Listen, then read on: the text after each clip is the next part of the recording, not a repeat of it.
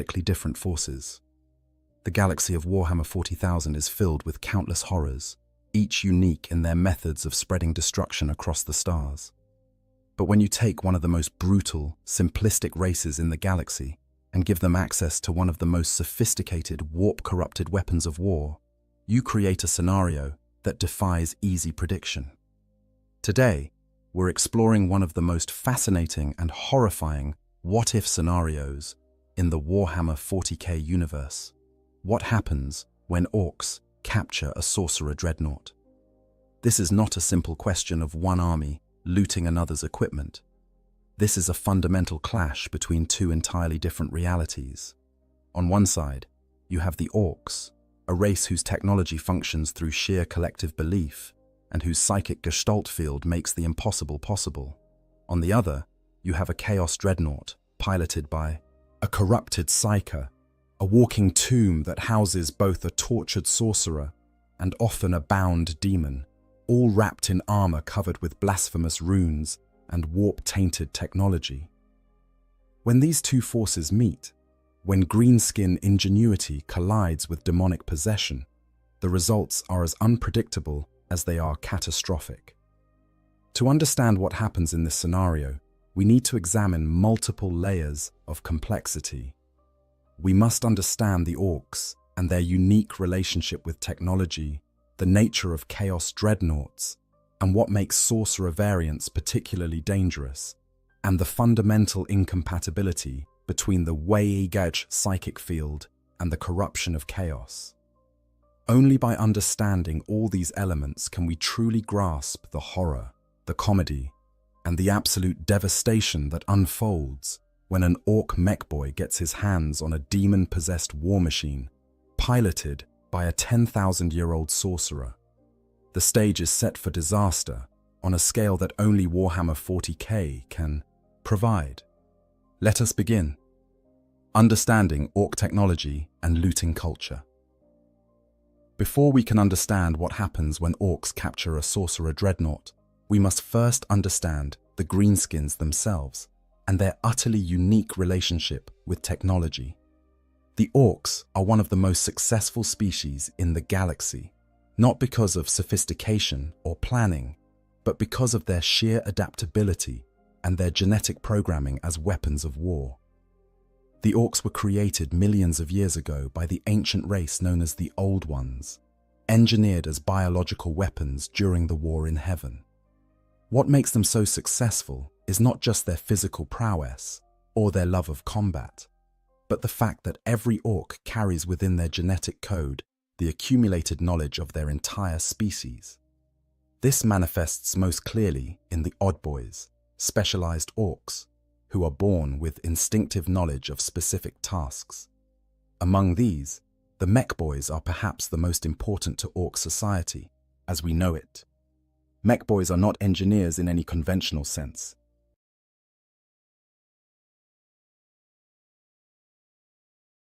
Study, they do not learn through trial and error in the way other races might. Instead, they simply know how to build things.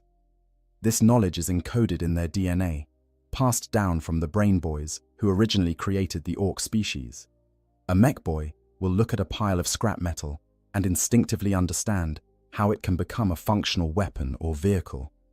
They work by feel, by intuition, hammering and welding and bolting pieces together until they have created something that, by all rights, should not work at all. And here is where things get truly strange.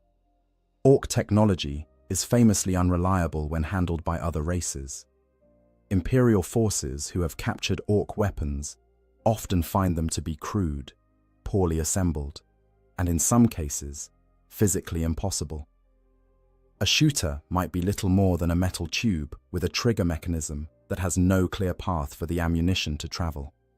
A truck might have an engine that is missing critical components, or wheels that are not properly attached to any drivetrain. By all logic, by all physical laws, these things should not function, yet they do. And they function because of the way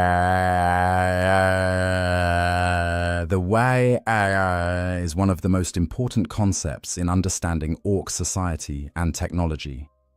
It operates on three levels simultaneously.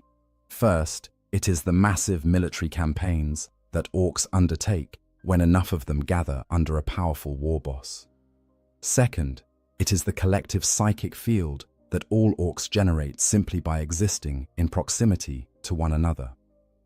Third, it is the reality warping effect that this psychic field creates. This third aspect is crucial to understanding orc technology. The Wei-Jish field does not simply make orcs stronger or more aggressive, though it does do both of those things. It actually alters reality itself to match orc expectations. If enough orcs believe that red vehicles go faster, then red vehicles do go faster. If orcs believe that a particular gun should work, then it works, regardless of whether its construction actually makes any sense. The Adeptus Mechanicus has studied this phenomenon extensively, and their findings are both fascinating and deeply disturbing to their religious sensibilities. During the War of the Beast, tech priests observed that orc weapons would only function when held by orcs themselves. When a human tried to fire a looted orc weapon, it would often fail to operate entirely. The same weapon, in the hands of an orc, would function perfectly. This suggests that the Wei-Er field provides something that other races would call a machine spirit, a psychic animating force that makes the physically impossible into functional reality. This brings us to the orc practice of looting.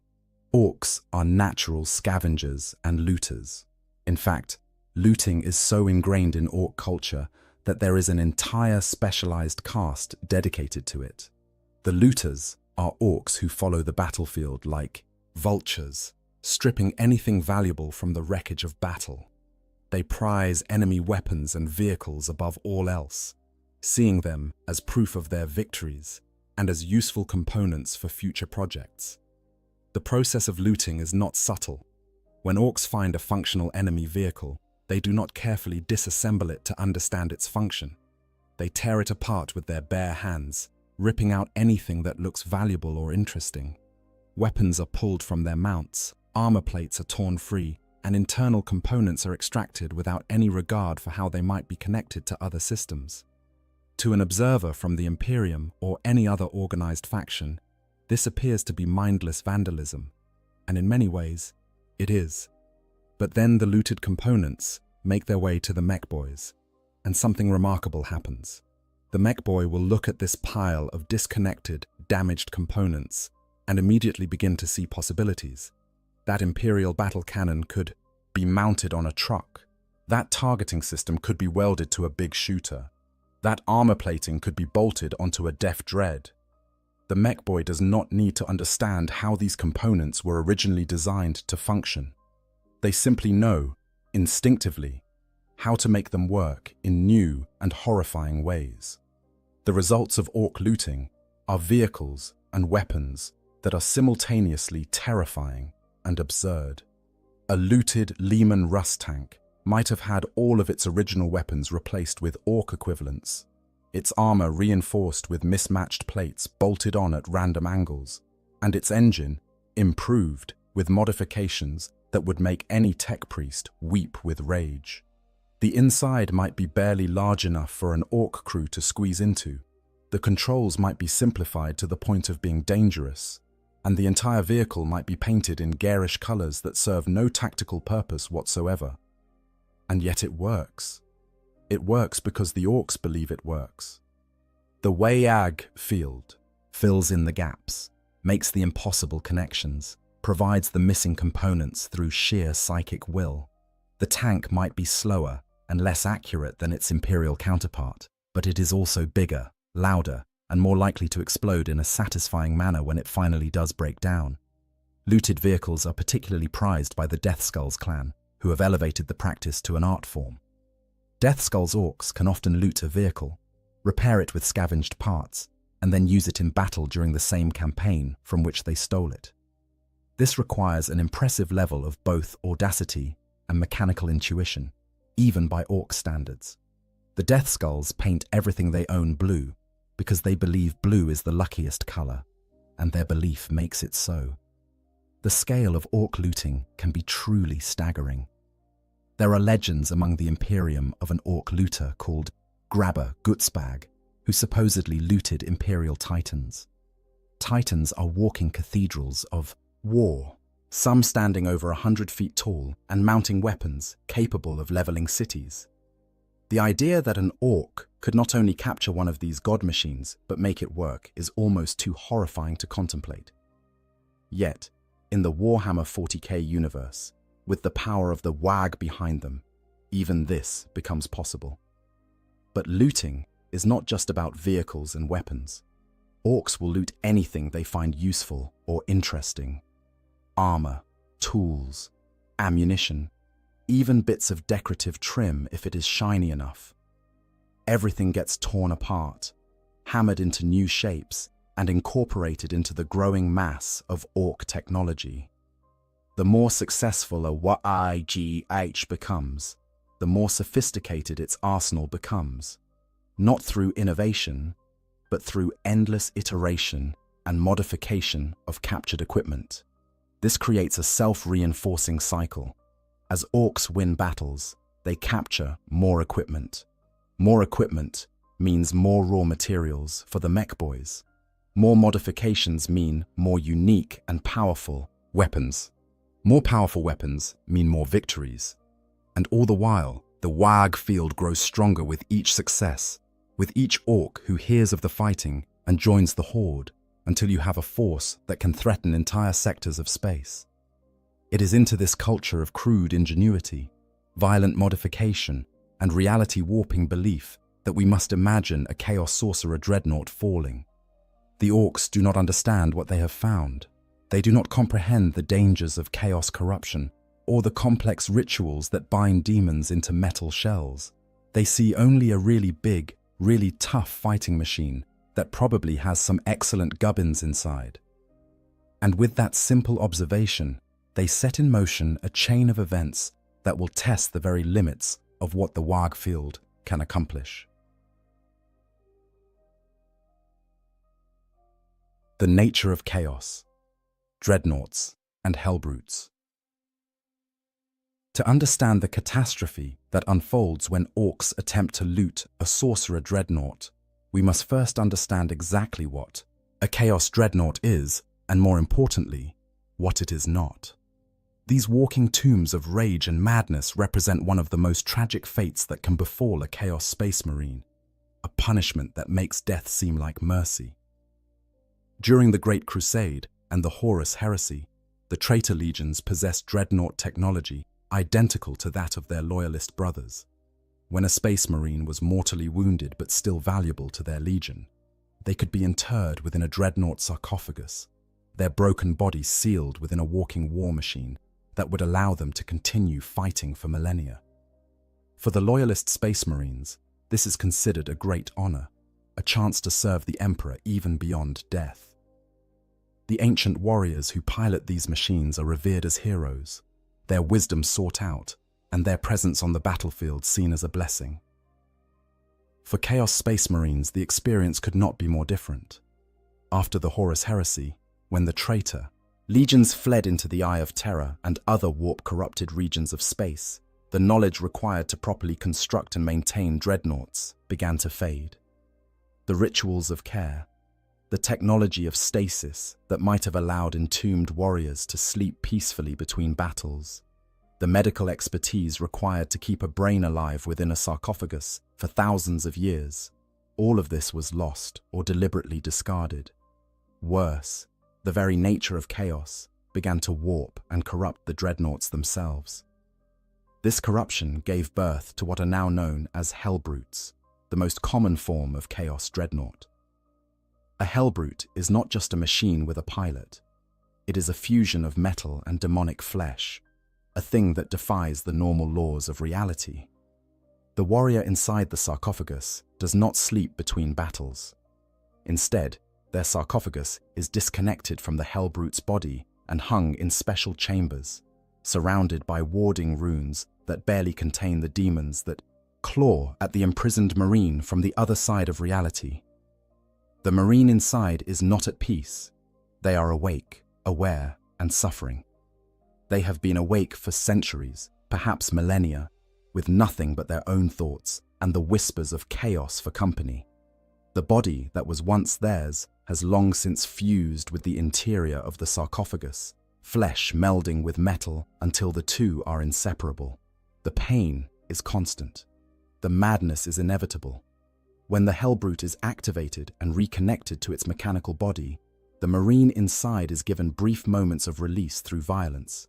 They fight with a fury born of desperation, knowing that when the battle ends, they will be returned to their isolation and torment. This makes Hellbrutes incredibly dangerous, but also unpredictable. They have been known to attack their own allies in the midst of battle, so consumed by rage and madness that they can no longer distinguish friend from foe. Unlike loyalist dreadnoughts, Hellbrutes are not honored relics to be preserved. They are manufactured in grotesque daemon forges by warpsmiths and the Dark Mechanicum. The sarcophagi used are parasitic in nature, designed to accelerate the fusion of flesh and metal, to enhance the suffering of the marine inside. This is not accidental cruelty, it is deliberate design. The more the pilot suffers, the more rage they can channel in battle, the more useful they become as weapons. The physical form of a Hellbrute reflects this corruption. Where loyalist dreadnoughts are noble and carefully maintained, Hellbrutes are twisted mockeries. Their armor plates might appear to be made of demonic flesh rather than metal. Faces might appear in the metal, screaming silently. The weapons might leak ichor or drip with warp-tainted energies. The entire machine exudes an aura of wrongness that can unsettle even hardened warriors. Older Chaos dreadnoughts, those that date back to the Horus Heresy itself, sometimes retain more of their original form. These Ferrum Infernus patterns are relics from an age when the traitor legions still possess the technology to create proper dreadnoughts. They are less overtly corrupted than Hellbrutes, but this does not make them less dangerous. The Marines inside have been conscious for 10,000 years. They have witnessed the long decline of their legions, the slow descent into madness and desperation. Some have maintained their sanity through sheer force of will, becoming tactical geniuses whose experience spans millennia.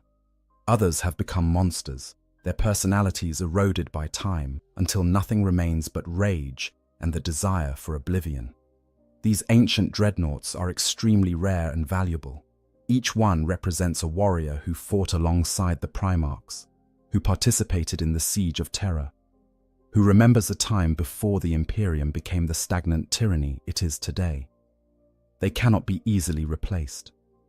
When one is destroyed, it represents a permanent loss to whichever warband possessed it. And then there are the Sorcerer Dreadnoughts, the rarest and most dangerous variant of all. Sorcerer Dreadnoughts, psychic power entombed. The creation of a Sorcerer Dreadnought represents one of the greatest technical and occult achievements of the traitor legions, particularly the Thousand Suns. For centuries after the Horus Heresy, the problem seemed insurmountable. How do you preserve the psychic powers of a mortally wounded sorcerer when you seal them within a dreadnought sarcophagus? The difficulty is multifaceted. A psyker's connection to the warp is deeply tied to their physical brain and body. When you reduce a human being to little more than a brain and a few organs suspended in amniotic fluid, you risk severing or damaging that connection. The intense trauma of the injuries that necessitate dreadnought internment, combined with the psychological horror of being sealed in a metal tomb, could easily drive a psyker insane or burn out their powers entirely. For a regular space marine, this is merely tragic. For a sorcerer of the Thousand Suns or another psychic-focused legion, it represents the loss of their most valuable asset. The solution came from Magnus the Red himself, the Daemon Primarch of the Thousand Suns. Magnus, who had delved deeper into the mysteries of the warp than perhaps any being save the Emperor himself, developed what he called the Osiren device. This psychometric barrier lattice was designed to crown the sarcophagus, protecting the sorcerer's brain, while simultaneously enhancing and focusing their psychic abilities. The technology was incredibly difficult to construct, and based on principles that even the most learned psi-arcanists of the Imperium could barely comprehend. The Osiren device essentially created a protected psychic resonance chamber. The sorcerer's consciousness remained fully functional and fully connected to the warp, but the barriers prevented the worst effects of corruption and madness that normally accompanied dreadnought internment. More than that, the device actually amplified the sorcerer's powers, using the dreadnought's reactor and systems to boost psychic abilities beyond what they had been capable of in their mortal flesh. The result was the Osiren Pattern Contemptor Dreadnought, a war machine that combined all the firepower and durability of a Contemptor chassis with the reality-warping abilities of a powerful sorcerer. These dreadnoughts could wield force weapons, massive blades that channeled psychic energy with devastating effect. They could cast the full range of psychic powers, from bolts of warp lightning to mind-crushing telepathic assaults. They were, in every sense, mobile psychic artillery platforms wrapped in tons of ceramite armor. Magnus, generous in his scholarly enthusiasm, shared the design of the Osiren device with other legions. The Blood Angels, with their own tradition of psychically gifted warriors, made use of it. The Grey Knights, when they were founded, incorporated similar technology into their own sacred dreadnoughts. But it was the Thousand Sons who made the most extensive use of these machines, seeing them as the perfect way to preserve their most powerful sorcerers. After the Thousand Sons turned to chaos and became embroiled in the machinations of Tzeentch, these sorcerer dreadnoughts took on an even more sinister aspect. The psychometric barriers that had once protected against madness now contained and focused corruption. The sorcerers inside were no longer merely powerful psychers. They were conduits for the raw energies of the warp, channels through which demonic entities could exert influence on reality.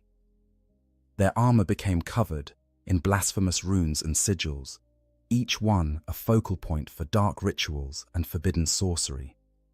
A Chaos Sorcerer dreadnought is not simply a pilot in a machine. It is a walking convergence of multiple dangerous elements. The sorcerer inside is often ancient beyond mortal comprehension, having existed since the Horus Heresy or before. They have spent thousands of years studying forbidden lore, making pacts with demons, and delving into mysteries that would shatter the minds of lesser beings. They are no longer entirely human, if they ever were. Their consciousness has been stretched and warped by millennia of exposure to chaos, until they are as much warp entity as mortal. The dreadnought chassis itself is corrupted. The metal is not simply metal anymore. It has been exposed to the warp for so long that it has taken on properties that defy physics. It might be harder than it should be, lighter than its mass suggests, or respond to the pilot's thoughts in ways that normal machinery never could. The armor is covered in runes that serve multiple purposes. They enhance the sorcerer's powers. They provide protection against enemy psychers. They bind demonic entities to the chassis, and they serve as focuses for ritual magic. And in many cases, there is a daemon bound within the machine itself. Sorcerer dreadnoughts, particularly those of Tzeentch, often have lesser warp entities imprisoned within their systems. These demons might power certain weapons, enhance the machine's speed or strength, or provide additional psychic abilities. They are bound by complex rituals and warding runes, forced into service against their will. This makes the dreadnought not just a vehicle with a pilot, but a prison containing at least two sentient entities, one mortal and one demonic, existing in a state of permanent conflict and cooperation. The weapons of a sorcerer dreadnought reflect this dual nature. A force blade, already a weapon that channels psychic energy, becomes something else entirely in the hands of a millennia-old sorcerer bound to a demon. It does not simply cut through physical matter, it slices through reality itself. It can sever souls from bodies, open rifts to the warp, or channel bolts of warp lightning that can melt through the heaviest armor. The combi weapons and heavy weapons mounted on the chassis are similarly enhanced, their ammunition often inscribed with curses or soaked in warp-tainted energies. The psychological impact of encountering a sorcerer dreadnought on the battlefield cannot be overstated. Even before it begins to fight, it radiates an aura of wrongness. Reality seems to bend around it. Shadows fall in directions that make no sense. Temperature fluctuates without reason. Those with even minor psychic sensitivity feel physically ill in its presence. And when it speaks, which it rarely does, its voice carries the weight of the warp itself, sometimes speaking in multiple voices simultaneously, as if the demon within is contributing to the conversation. In combat, a sorcerer dreadnought is a terrifying sight. It might stride forward through enemy fire, its force blade crackling with eldritch energy, while simultaneously casting psychic bolts at distant targets. It could summon warp phenomena, creating zones of unreality where the laws of physics no longer apply. It might perform ritual magic in the midst of battle, speaking words of power that cause reality to tear and demons to manifest, all while shrugging off weapons fire that would destroy normal vehicles. The Thousand Sons in particular prize their sorcerer dreadnoughts, seeing them as honored repositories of knowledge and power. When one of these ancient warriors falls in battle, it is a loss that cannot easily be replaced. The sorcerer inside possessed wisdom accumulated over thousands of years. The dreadnought chassis itself was a masterwork of forbidden technology. The rituals and bindings that held the whole thing together were unique, crafted specifically for that individual sorcerer's needs and abilities. This is what makes the prospect of orcs capturing one of these machines so particularly horrifying. They have no understanding of what they are dealing with. They do not comprehend the psychometric barriers, the warding runes, the bound demons, or the psychic resonance chambers. They see a big, tough fighting machine with lots of dakka and some spiky bits that look quite flash. And they immediately set about improving it with orc technology, utterly oblivious to the catastrophe they are about to unleash. The moment of capture, how it happens. For an orc warband to capture a chaos sorcerer dreadnought, a very specific set of circumstances must align. These war machines are rare, precious to their owners, and extraordinarily difficult to disable without destroying them entirely. Yet in the vast, chaotic galaxy of Warhammer 40,000, impossible events happen with surprising regularity, and orc ingenuity combined with sheer bloody-minded persistence can overcome obstacles that would stop more sophisticated races in their tracks. The most likely scenario for such a capture begins with a three-way battle. Orcs thrive in chaos, and nowhere is there more chaos than when multiple factions collide in the same war zone. Imagine a chaos warband assaulting an imperial world, their forces including a precious sorcerer dreadnought, an ancient relic of the Thousand Sons piloted by a sorcerer who has walked the galaxy for 10,000 years. The Imperials fight desperately, throwing everything they have at the traitors. And then the orcs arrive. Orcs are drawn to war like moths to flame. The psychic resonance of large-scale combat calls to them across the void, the wag field pulling them toward battles that promise the kind of excitement they crave. When they detect a major engagement, they do not carefully assess the tactical situation or determine which side they should support. They simply attack whoever looks like they will provide the best fight. In a three-way battle, this usually means attacking everyone. The sorcerer dreadnought, ancient and powerful, carves through Imperial lines like a scythe through wheat. Its force blade splits tanks in half. Its psychic powers tear through ranks of guardsmen, making their heads explode or driving them insane with visions of horrors beyond comprehension. Its heavy weapons reduce bunkers to rubble. For thousands of years, this warrior has fought in battles across the galaxy, and its experience shows in every movement, every shot, every swing of its massive blade.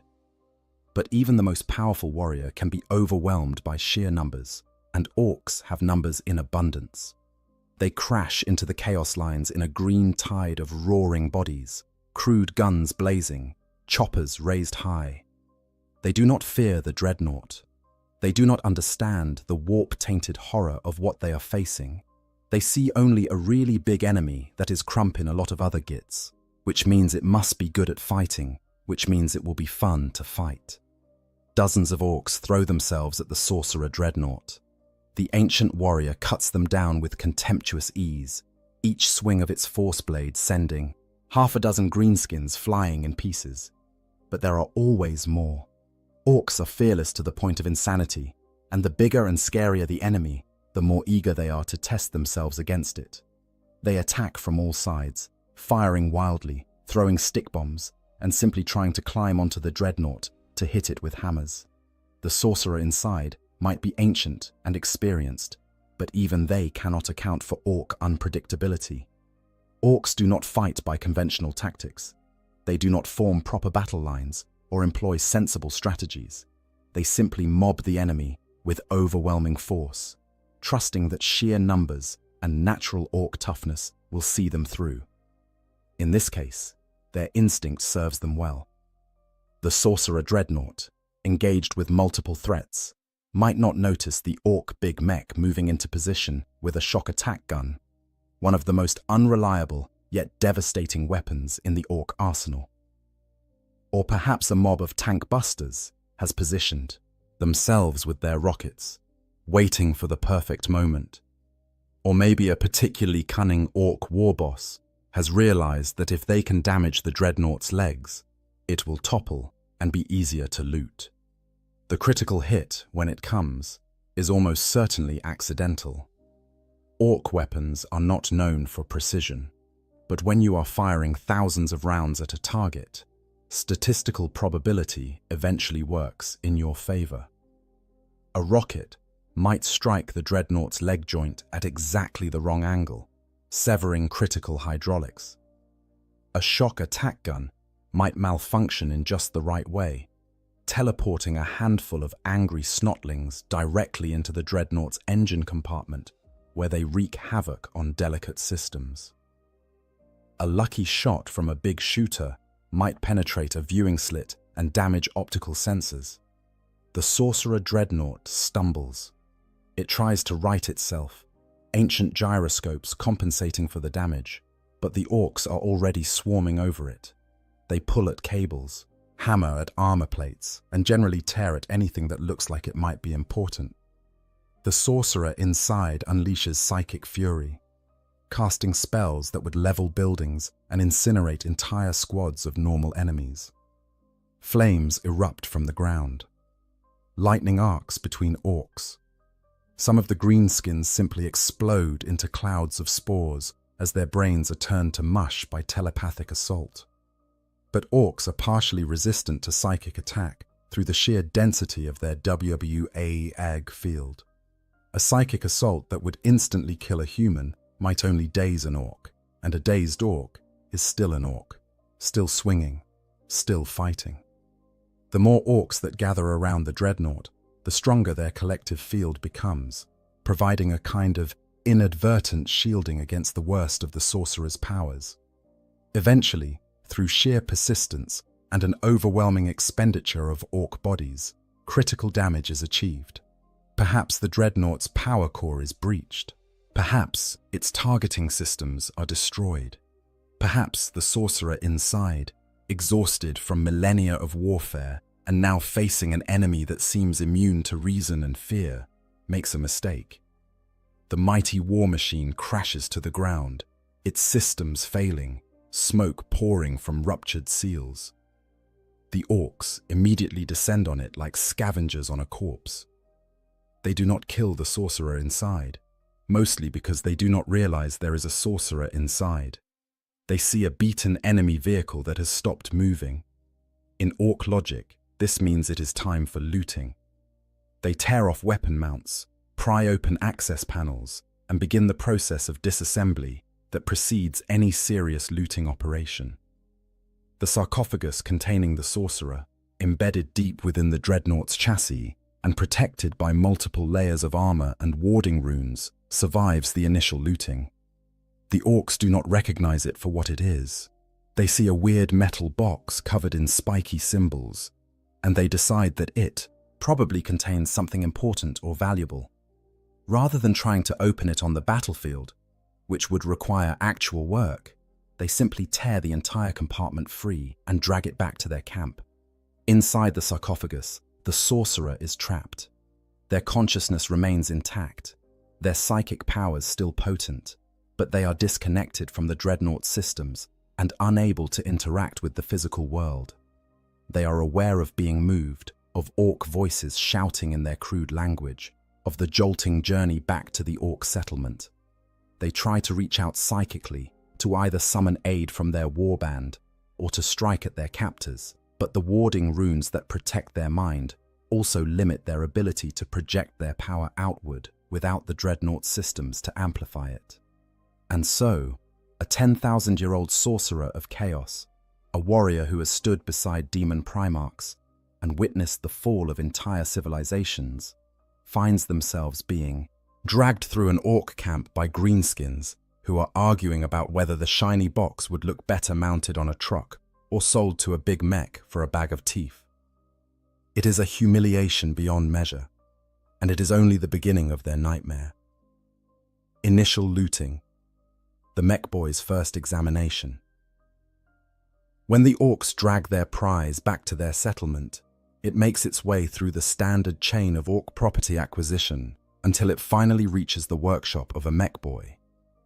This journey itself might take days or even weeks, during which the sarcophagus containing the ancient sorcerer is kicked, dropped, used as a seat, and generally treated with all the care one might give to a particularly heavy piece of scrap metal.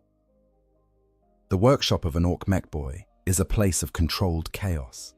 To an outside observer, it appears to be nothing more than a massive junkyard, with piles of scavenged components, broken vehicles, and half-finished projects scattered everywhere. The air is thick with smoke from forges and the stink of promethium. Gretchens scurry about, some carrying tools, others desperately trying to avoid being stepped on by their larger cousins. The sound is constant, hammering, welding, the roar of engines being tested, and the occasional explosion when an experiment goes wrong. The big mech, who receives the dreadnought sarcophagus, is, by orc standards, something of a genius. They have an instinctive understanding of mechanical systems that borders on supernatural. This understanding comes not from study or learning, but from genetic memory encoded by the brain boys millions of years ago. The mech looks at machines and simply knows how they work, or at least how they can be made to work in an orky fashion. When the sarcophagus is brought before them, the mech's first reaction is excitement. This is clearly high-quality loot, the kind of thing that does not come along every day. The metal is strange, harder than normal ceramite, and it is covered in symbols that even the mech cannot decipher. More importantly, it is clearly from a very big, very tough fighting machine, which means it probably contains very good components. The mech begins their examination by circling the sarcophagus, studying it from all angles. They tap it with a wrench, listening to the sound it makes. They poke at the runes with a metal rod, trying to determine if they are decorative or functional. They identify various connection ports and cable housings where the sarcophagus would have interfaced with the rest of the dreadnought, and they begin to form a rough understanding of its purpose. "This here is where the pilot sits," the mech might explain to gathered orcs who have come to watch. "And all these cables, they connect the pilot to the big walkie-killy thing. And these weird spiky symbols, they're probably just for show, make it look scary-like." This assessment is, of course, catastrophically wrong. The runes are not decorative. They are warding symbols, carefully inscribed, ritual protections that contain the psychic power of the sorcerer inside and keep bound demons from escaping. But the mech has no context for understanding such things. In their experience, symbols are usually just painted on to make things look flashier. They have no concept of warp corruption, no understanding of psychic resonance, and no idea that the box they are examining contains a conscious, malevolent intelligence that is currently contemplating ways to destroy them all. Inside the sarcophagus, the sorcerer is fully aware of what is happening. They can hear the orcs, though understanding their language is difficult without access to psychic powers for translation. They can feel the vibrations as the mechs hammer and pry at their prison. They are enraged at the indignity of their situation, but they are also calculating, They have survived for 10,000 years by being clever as well as powerful. They begin to plan. The first thing the sorcerer tries is reaching out, psychically, to any nearby chaos forces. Surely their warband is searching for them. Surely rescue is coming. But their efforts are stymied by two factors. First, the warding runes that protect their mind also limit their ability to broadcast psychic signals. Second, and more critically, the Way-Age field generated by the Orc settlement interferes with warp communications in ways the sorcerer has never encountered before. The WAG field is not like normal psychic interference. It does not block or absorb psychic energy in the way that a psychic null or a Geller field might. Instead, it warps and redirects it in unpredictable ways. When the sorcerer tries to send out a distress call, they find their psychic message bouncing around inside the WAG field like a ball in a closed room, unable to escape but also unable to dissipate. It is frustrating and deeply unsettling. This is not an experience they have ever had before. Meanwhile, the mech has moved on to the practical problem of opening the sarcophagus. There are sealed access panels and what appear to be locking mechanisms, all covered in more of those confusing symbols. The mech could try to carefully unlock these systems, following the proper procedures. But that would require patience and attention to detail, two qualities that orcs are not known for possessing. Instead, the mech takes a more direct approach. They grab the biggest power tool in their workshop, a device that might charitably be called a plasma cutter, and begin trying to cut through the sarcophagus's outer shell. The tool roars to life, sending a jet of superheated plasma against the ancient metal. The metal, forged in the demon forges of the Eye of Terror, and harder than adamantium, resists the cutting beam. But the mech is persistent, and they begin to make progress, slowly burning through layers of armor. As the mech cuts, they inadvertently begin damaging the warding runes. Each rune served multiple purposes: protection for the Shetsis, sorcerer's mind; containment for psychic energy; binding for any demons associated with the machine. As the runes are cut through or burned away, these protections begin to fail. It is not a catastrophic failure, not yet, but cracks are forming in the system. The sorcerer feels the wards weakening and sees an opportunity. If they can time this correctly, if they can wait for the right moment, they might be able to break free and wreak havoc on these green-skin primitives. They begin gathering their psychic power, preparing to unleash it the moment the sarcophagus is opened. But the mech, following orc logic, does not actually open the sarcophagus in any conventional sense. Instead, having cut through what they believe is enough of the outer shell, they simply grab the whole thing and start hitting it with a hammer. Specifically, they start hitting it with a big hammer, a weapon roughly the size of a small tree that would crush a normal human flat. The impacts are tremendous, shaking the sarcophagus and rattling the sorcerer inside. Each impact sends shockwaves through the carefully balanced systems that keep the sorcerer alive. Amniotic fluids slosh in their tank. Life support systems strain against the violence being done to their housing. The sorcerer, who has endured millennia of suffering, who has survived battles that would break lesser beings, finds themselves being literally beaten like a stubborn piece of machinery that will not cooperate. And here is where things get truly bizarre. The WAG field begins to interact with the sorcerer's own psychic emanations in unexpected ways. The sorcerer is radiating frustration, anger, and malevolent intent, all of which are psychic energies. The WAG field, which responds to orc expectations and beliefs, begins to incorporate these energies into its reality-warping effects. The result is that the sarcophagus does not respond the way it should to the mech's efforts. Systems that should have failed catastrophically under such abuse somehow keep functioning. Seals that should have ruptured hold just long enough. The whole contraption remains intact through sheer, improbable luck, which is exactly what the orcs expect to happen because, of course, good loot does not break that easily. Finally, after what feels like an eternity of being hammered on, cut, pried at, and generally abused, the sarcophagus's outer casing gives way. The mech triumphantly pulls away a large section of armor plating, revealing the inner workings of the system. They peer inside, expecting to find valuable components, interesting gubbins, or possibly a pile of shiny loot. Instead, they find a nightmare.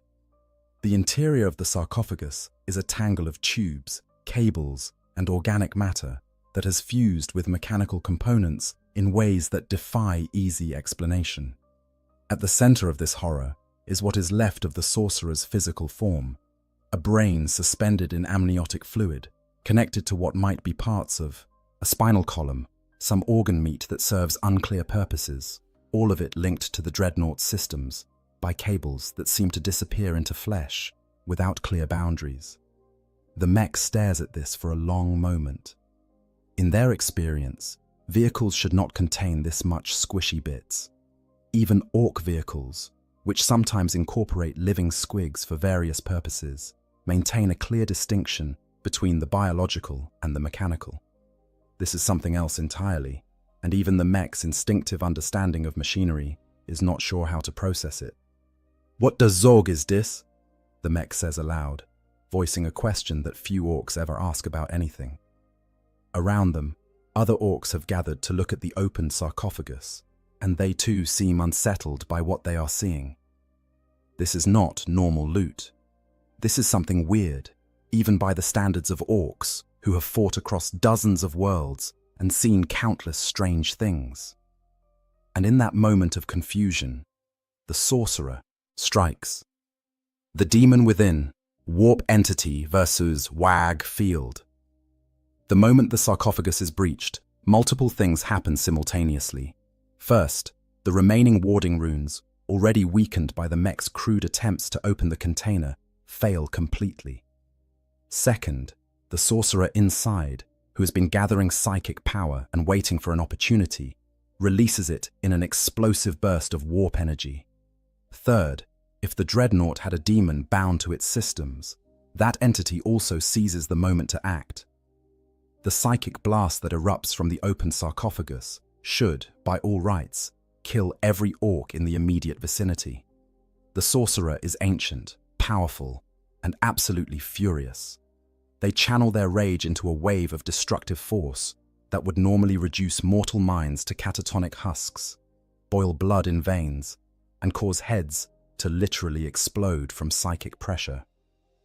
This is the full might of a chaos sorcerer who has studied forbidden lore for 10,000 years, unleashed without restraint or mercy. But something unexpected happens. The Wag field interferes. The psychic blast hits the Wag field like a wave hitting a wall. Except the wall is not solid. It is more like a thick gel that absorbs and disperses energy. The Wag field does not block the psychic attack in the way a Geller field or a psychic null might. Instead, it warps and redirects it, diluting its potency across hundreds or thousands of orc minds, rather than focusing it on a few targets. The orcs in the immediate vicinity of the sarcophagus do feel something. Their heads hurt. Some of them see strange flashing colors or hear voices that are not there. A few of the smaller orcs, Gretchen mostly, collapse unconscious or begin babbling incoherently. But none of them die. None of them go catatonic. The effect is uncomfortable and confusing, but it is survivable. This is not what the sorcerer expected. In their entire existence, going back thousands of years, they have never encountered a psychic defense quite like this. It is not a defense at all in the traditional sense. It is more like their power is being spread too thin to be effective, diluted across too many targets to achieve the concentration needed to kill. It is as if they are trying to stab someone with a knife, but the knife keeps bending away from the target no matter how hard they thrust. The demon, if one is present, faces a different problem. Demons are creatures of the warp, beings of pure psychic energy, given form and purpose by the emotions and beliefs of mortal creatures. They exist in real space only through tremendous effort, either by possessing a physical form or by being bound into one through sorcerous rituals. The bound demon in a chaos dreadnought is typically imprisoned within the machine's systems, forced to power weapons or enhance capabilities against its will. When the warding runes fail and the demon finds itself suddenly free, its first instinct is to manifest in real space and wreak havoc. But the WAG field interferes with this process as well. The demon tries to draw on the warp to give itself physical form, but the WAG field is already saturating the local area with psychic energy. It is like trying to pour water into a glass that is already full. The demon's essence simply will not fit in the available psychic space. Worse, from the demon's perspective, is that the WAG field has its own peculiar flavor. Demons are sustained by specific emotions. Khorne by rage and bloodlust, Nurgle by despair and entropy, Tzeentch by hope and ambition, Slaanesh by excess and sensation. The WAG field, by contrast, is generated by the orc desire for a good fight and the belief that they will win. It is not an emotion that easily translates to demonic sustenance. The demon tries to manifest anyway, forcing itself into reality through sheer will. It begins to take form, perhaps as a creature of writhing tendrils and too many eyes. If it serves Tzeentch, hot bloated horror if it serves Nurgle. The orcs, who moments ago were confused and unsettled by the sorcerer's psychic attack, now see something they understand much better. A weird monster that needs to be crumped.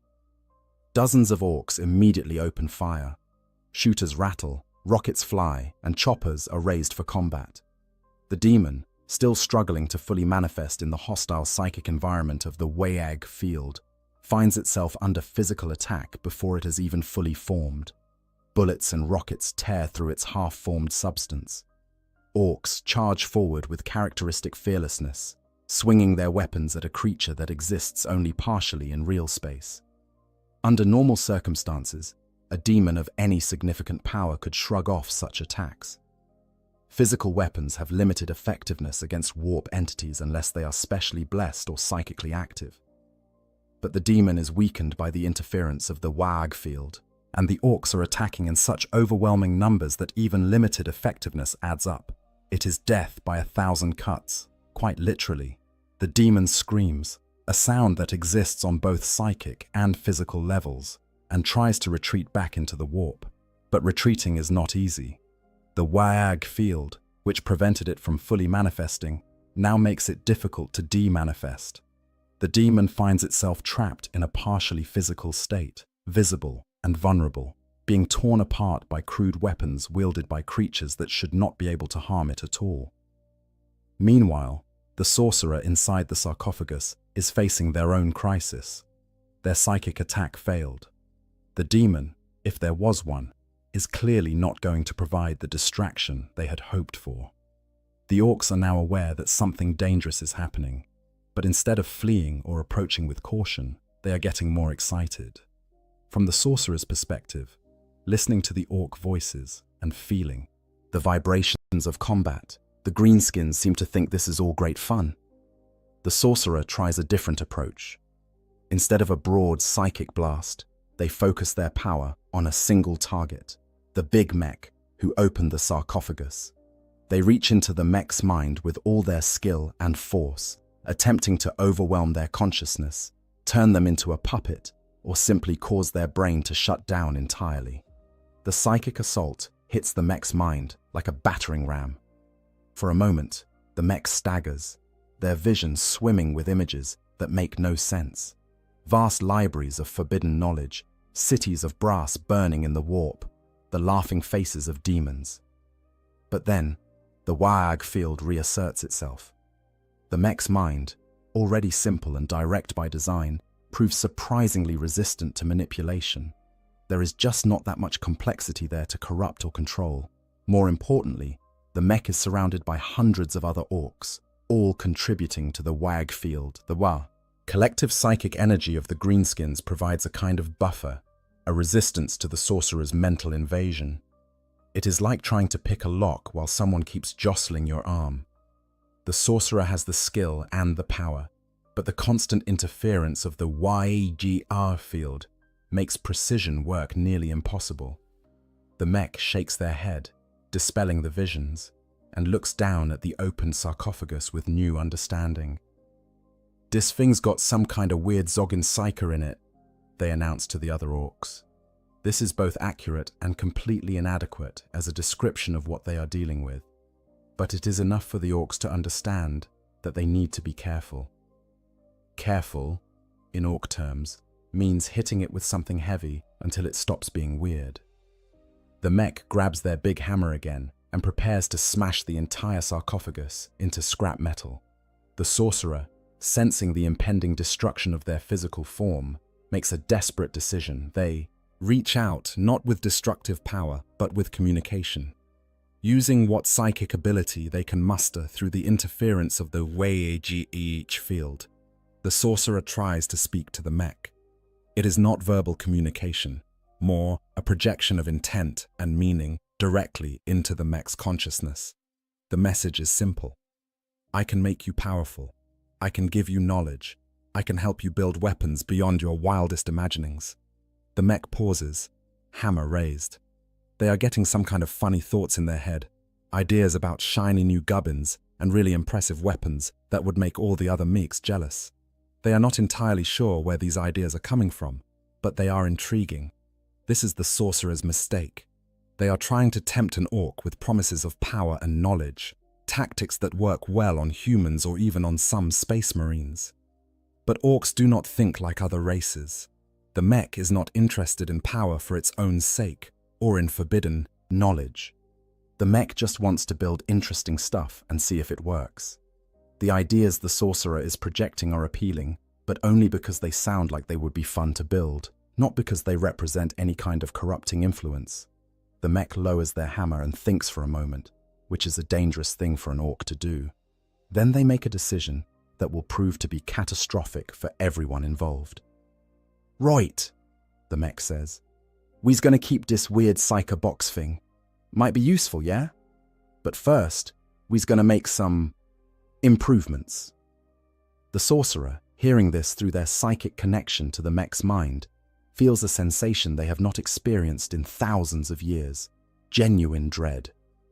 Not the theatrical dread of horror at corruption, or the religious dread of facing the divine, but the simple, visceral dread of knowing that something terrible is about to happen and being completely powerless to stop it. The orcs drag what is left of the dreadnought sarcophagus with its psychically screaming occupant deeper into the mech's workshop. The demon, if it survived the initial assault, is likely being chopped into pieces and used as raw material for some unrelated project. The warding runes that protected the sorcerer are gone. The psychometric barriers that preserved their sanity are damaged. And now, a bunch of orcs who think they are helping are about to start modifying their prison with power tools and enthusiastic ignorance. For a being who has studied the intricacies of the warp for millennia, who has bargained with demon princes and stood in the presence of chaos gods, this is the ultimate nightmare. To be entirely at the mercy of creatures who have no concept of mercy and who think that hitting things with a hammer is an acceptable solution to every problem.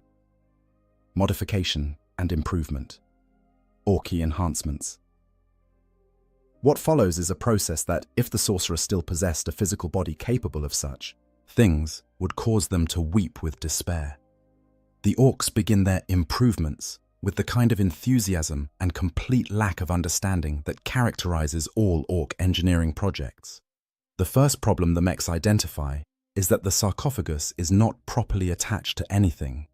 In its original configuration, it would have been integrated into the dreadnought's chassis, connected by dozens of cables and support systems. Now, it is just a heavily damaged box containing a brain in a jar and a lot of weird tubes. This will not do. The mechs decide that if they are going to use this thing, they need to mount it on something useful. The question becomes, what should they mount it on? The original dreadnought chassis is in pieces, scattered across the battlefield, or already looted for parts. The mechs have several options available in their workshop. A partially completed Def Dread, a looted Lehman Russ tank with its turret blown off, a converted truck that is missing most of its roof, or a completely scratch-built vehicle that the mechs have been working on that defies easy categorization. After much discussion and a few brief fistfights, the mechs decide to mount the sarcophagus on the Def Dread. This decision is based on sound Orky logic. The Def Dread is also piloted by an orc in a box, so it makes sense that this weird, Humy psyker in a box would work the same way. The fact that Def Dreads are piloted by orcs who have been driven insane and wired into their machines against their will seems, to the mechs, like a point of commonality rather than a warning sign. The process of mounting the sarcophagus to the Def Dread involves a lot of cutting, welding, and creative use of rivets. The mechs cut away portions of the Def Dread's original pilot compartment, which contained an orc who was too crazy even by orc standards and who had been sealed in for his own safety. They unceremoniously dump this unfortunate orc out of his housing. He staggers away, babbling about enemies only he can see, and begin fitting the sorcerer's sarcophagus into the space. The sarcophagus does not fit. This is not surprising, as it was designed for a completely different chassis with completely different specifications. But orcs are nothing if not adaptable. When something does not fit, you make it fit. This is accomplished through the generous application of hammers, cutting torches, and the occasional explosion when a Gretchen welds something in the wrong place. The sorcerer, experiencing all of this from inside their prison, is forced to endure sensations that their mind cannot properly process. They feel cables being ripped out of connection ports. They feel new connections being forcibly jammed into interfaces that were never designed for them. They feel their life support systems being disconnected and reconnected in ways that should not work, but somehow do, because the WAG field insists that if the orcs think it should work, then it does. The psychometric barrier, already damaged, is being further degraded by the modifications. Portions of it are cut away to make the sarcophagus fit in its new housing. Other portions are accidentally reinforced when orcs weld random bits of armor plating to the exterior to make it more tough-like. The result is a psychic resonance chamber that is now wildly unstable, amplifying some psychic frequencies while dampening others in completely unpredictable ways. Next, the mechs address the problem of weapons. The Def Dread originally mounted two massive close combat weapons, a combination of drills, saws, and crushing claws designed to tear apart enemy vehicles and infantry. The mechs decide to keep one of these because it looks properly orky and violent. The other arm, however, they replace with a weapon salvaged from the original Chaos Dreadnought, a heavy flamer that is still inscribed with warp-tainted runes and that occasionally leaks demonic ichor. The installation of this weapon is done with no understanding of the rituals or protections that should accompany handling chaos-corrupted equipment. The mechs simply unbolt it from wherever they found it and bolt it to the Def Dread's arm assembly. The warp-tainted runes that cover the weapon begin to interact with the sorcerer's psychic emanations in ways that were never intended, creating feedback loops of corrupting energy. To make matters worse, the orcs decide that the Def Dread needs more Daka. This is the universal orc solution to any problem. If it does not have enough guns, add more guns. They mount additional shooters, rockets, and a big shooter to various points on the chassis, without regard for balance, firing arcs, or ammunition supply. Some of these weapons are aimed forward. Some are aimed to the sides. One is pointed almost straight up for reasons known only to the mech who installed it. The power supply is the next problem. The Def Dread's original reactor was designed to power orc systems, which have very different energy requirements than chaos-corrupted Imperial technology. The sorcerer's sarcophagus needs a steady supply of precisely regulated power to keep the brain alive and the psychic resonance systems functional. The Def Dread's reactor produces power in violent, irregular surges that would fry normal electronics. The solution, in orc logic, is to add more power. They bolt a second reactor to the Def Dread's back, this one looted from a destroyed Space Marine Rhino. They connect it to the first reactor with cables that spark ominously. They hook both reactors up to the sarcophagus through a junction box that one of the mechs claims probably regulates the zappy bits, yeah? The junction box is, in fact, just a metal box full of wires connected to other wires with no particular logic or protection systems. But here is where the WAG field performs its reality-warping magic. The mechs believe that this cobbled-together power system will work. They are confident that the cables they have installed will carry the power without exploding.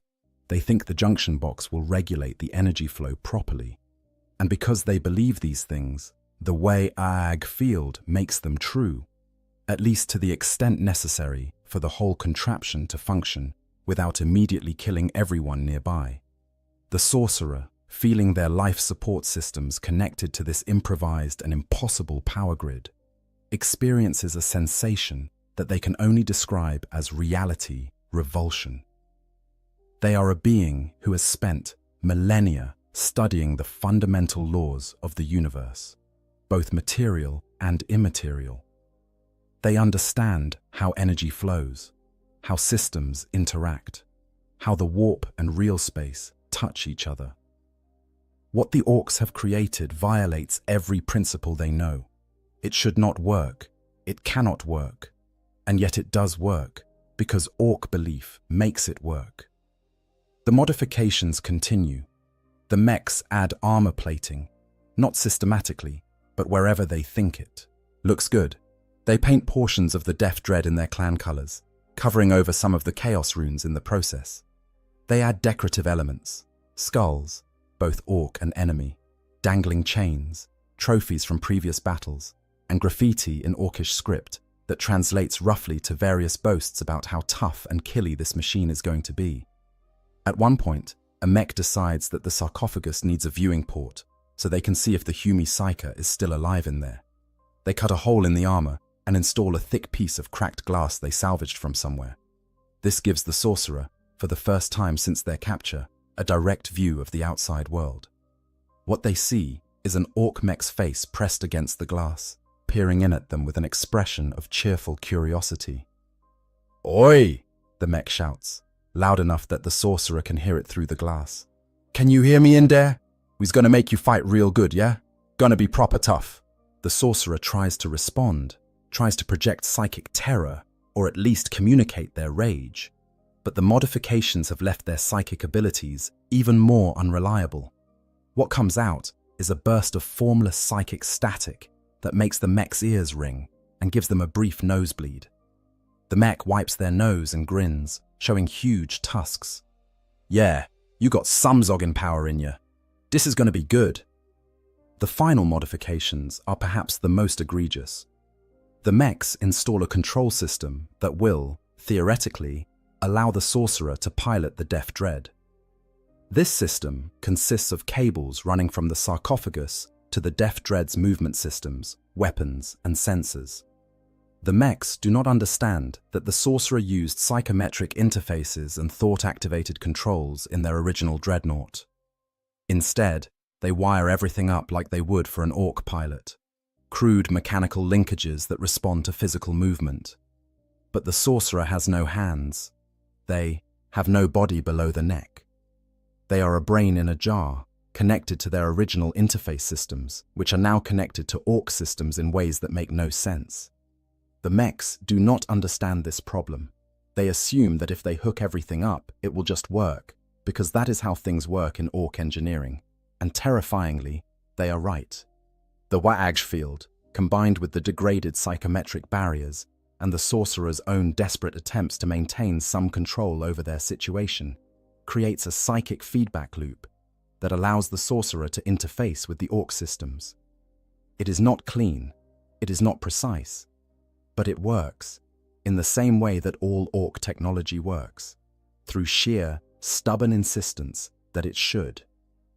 The entire process takes about 3 days, which is remarkably fast by orc standards for such a complex project. When it is done, the result is an abomination that defies easy description. It is part Death Dread, part Chaos Dreadnought, part random scrap metal, and part psychic impossibility. It should not exist. It should not function. And it certainly should not be piloted by a 10,000-year-old chaos sorcerer who is trapped inside a partially destroyed sarcophagus that has been bolted into a housing designed for an insane orc. The big mech stands back and admires their work, hands on their hips. Right, they say with satisfaction. Time to see if it works. Grot, go press the big red button and start her up. A nearby Gretchen, looking terrified, approaches what might be the control panel and presses what might be the activation switch. And then things get really interesting.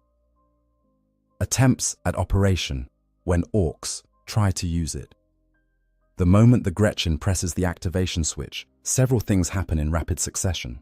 First, power flows from the dual reactor system into the sarcophagus through the improvised junction box. The energy surge is massive, irregular, and completely wrong for the delicate life. Support systems. Second, the control interfaces activate, sending signals to the Death Dread systems in patterns that make no logical sense. Third, the sorcerer inside, feeling their prison coming to life around them, tries to seize control of the situation. The result is catastrophic in a uniquely orky way. The Death Dread lurches to its feet, servos screaming in protest. It takes 2 steps forward, then 1 step back, then spins in a circle for no apparent reason. The weapon systems activate randomly, the heavy flamer spewing promethium fire across the workshop and forcing orcs to dive for cover. The shooter on top begins firing, bullets ricocheting off the ceiling and sending Gretchen scrambling for safety. The rocket launcher does not fire, but it does make a concerning grinding noise that suggests it is trying very hard to do so. The sorcerer, experiencing the Death Dread through the bizarre interface the orcs have created, feels like they are trying to control their body while extremely drunk and also experiencing severe nerve damage. The responses are delayed, imprecise, and sometimes completely contrary to their intentions. They try to take a step forward, and the machine lurches sideways. They try to aim the flamer, and it sprays fire in a completely different direction. They try to access the weapons systems in a controlled manner, and every gun on the machine fires at once. The mechs watching this display are delighted. "Look at that!" one of them shouts over the noise of weapons fire and servo motors. "It's working. Well, sorta. Needs a bit more tuning." The sorcerer screams psychically, a wordless expression of rage and frustration that ripples through the wag field.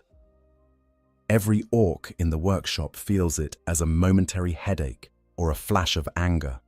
A few of the smaller orcs start fighting with each other, responding to the sudden surge of aggressive psychic energy. The mechs just think this is all very exciting and entertaining. The Death Dread continues to rampage around the workshop, smashing into walls, knocking over workbenches, and generally wreaking havoc. The sorcerer is trying to stop it, trying to gain control, but the interface is too alien, too unpredictable. It is like trying to pilot a vehicle when all the controls have been randomized and also you are blindfolded and someone is occasionally hitting you with a stick. Eventually, after what feels like an eternity, but is probably only a few minutes, the power systems overload and the Death Dread shuts down. It freezes in mid-step, 1 foot raised, weapons still pointed in random directions, smoke pouring from various joints and connections. In the sudden silence that follows, the mechs approach cautiously. "Well," says the big mech, "that was interesting. Clearly needs some work. And maybe we should put it outside before we turn it on again, yeah?" The sorcerer, exhausted from the attempt to control the machine and still reeling from the disorientation of the interface, would laugh if they had the capability. These primitives think that was interesting. They think the problem is just that the machine needs some adjustments. They have no concept of the fundamental incompatibility between what they have created and the laws of reality itself. Over the next several days, the mechs make various improvements to their creation. They adjust the power settings, though this mostly consists of randomly turning dials and seeing what happens. They recalibrate the control systems, which means hitting things with hammers until the responses seem less unpredictable. They add more armor to areas that got damaged during the test run, and they paint more sections of the machine in what they believe are lucky colors. The sorcerer, forced to endure all of this, begins to adapt to their new situation in ways that they would never have predicted. The psychometric barriers that once protected their sanity are almost completely gone now, destroyed by orc modifications. This should have driven them insane, but the constant exposure to the WAG field is having an unexpected effect. It is actually stabilizing them in a bizarre way. The WAG field does not discriminate. It takes all psychic energy in its area of influence and incorporates it into its reality warping effect. The sorcerer's psychic emanations, their rage and frustration and malevolent intent, are being absorbed by the field and redirected. Instead of the sorcerer corrupting the orcs, the WAG field is, in a sense, orcifying the sorcerer's consciousness. This does not mean the sorcerer is becoming an orc. They still have all their memories, all their knowledge, all their hatred of the Imperium, and devotion to the Chaos Gods. But their thought patterns are beginning to change in subtle ways. They are starting to think in more direct terms, in simpler cause and effect chains. Complex, multi-layered plans are giving way to more immediate, action-focused thinking. Most disturbingly, they are starting to understand orc logic. When the mechs explain that painting part of the machine red will make it go faster, the sorcerer's initial response would normally be to dismiss this as superstition. But now, experiencing the effect firsthand, feeling how the WAG field actually does make red things go faster, they begin to accept it as a fundamental truth of their new existence. This is deeply unsettling for a being who has spent millennia studying the immutable laws of sorcery and warp manipulation. The next test comes after the mechs have made what they consider sufficient improvements. They activate the Death Dread again, this time outside the workshop, and with all nearby orcs instructed to stay clear in case things get a bit explodey. This time, the sorcerer is ready. They have been practicing in their mind, trying to understand the orc control systems through trial and error and psychic intuition. They have been studying the patterns of the WAG field, learning how it flows and changes, and most importantly, they have accepted that they cannot fight this situation with their normal tools of subtlety and precise manipulation. They need to think like an orc. When the power flows in, the sorcerer does not try to carefully control every system. Instead, they just push forward with their will, demanding that the machine move, and it does. The Death Dread takes a step forward, then another. The movements are still jerky and unpredictable, but they are movements in a direction that the sorcerer intended. The watching orcs cheer. "Look at that, it's walking. The weird Humy Psyker box is working." Encouraged by this success, the sorcerer tries to turn the machine. They think about turning, visualize it happening, and demand that it occur. The Death Dread rotates, grinding gears, protesting, but accomplishing the turn. More cheers from the orcs. The sorcerer, feeling a surge of something that might be triumph, or might just be relief at not being completely helpless, tries to activate the weapons. They focus on the heavy flamer, the weapon they remember from their own dreadnought, and will it to fire. The flamer responds, sending a gout of promethium across the testing ground. The orcs whoop with excitement. But then the sorcerer makes a mistake. Emboldened by these successes, they try to do something more complex. They attempt to use their psychic powers directly, channeling warp energy through the degraded psychometric barriers and the orc systems. They try to cast a bolt of warp lightning, a simple spell that they have performed thousands of times. The spell manifests, but not in the way they intended.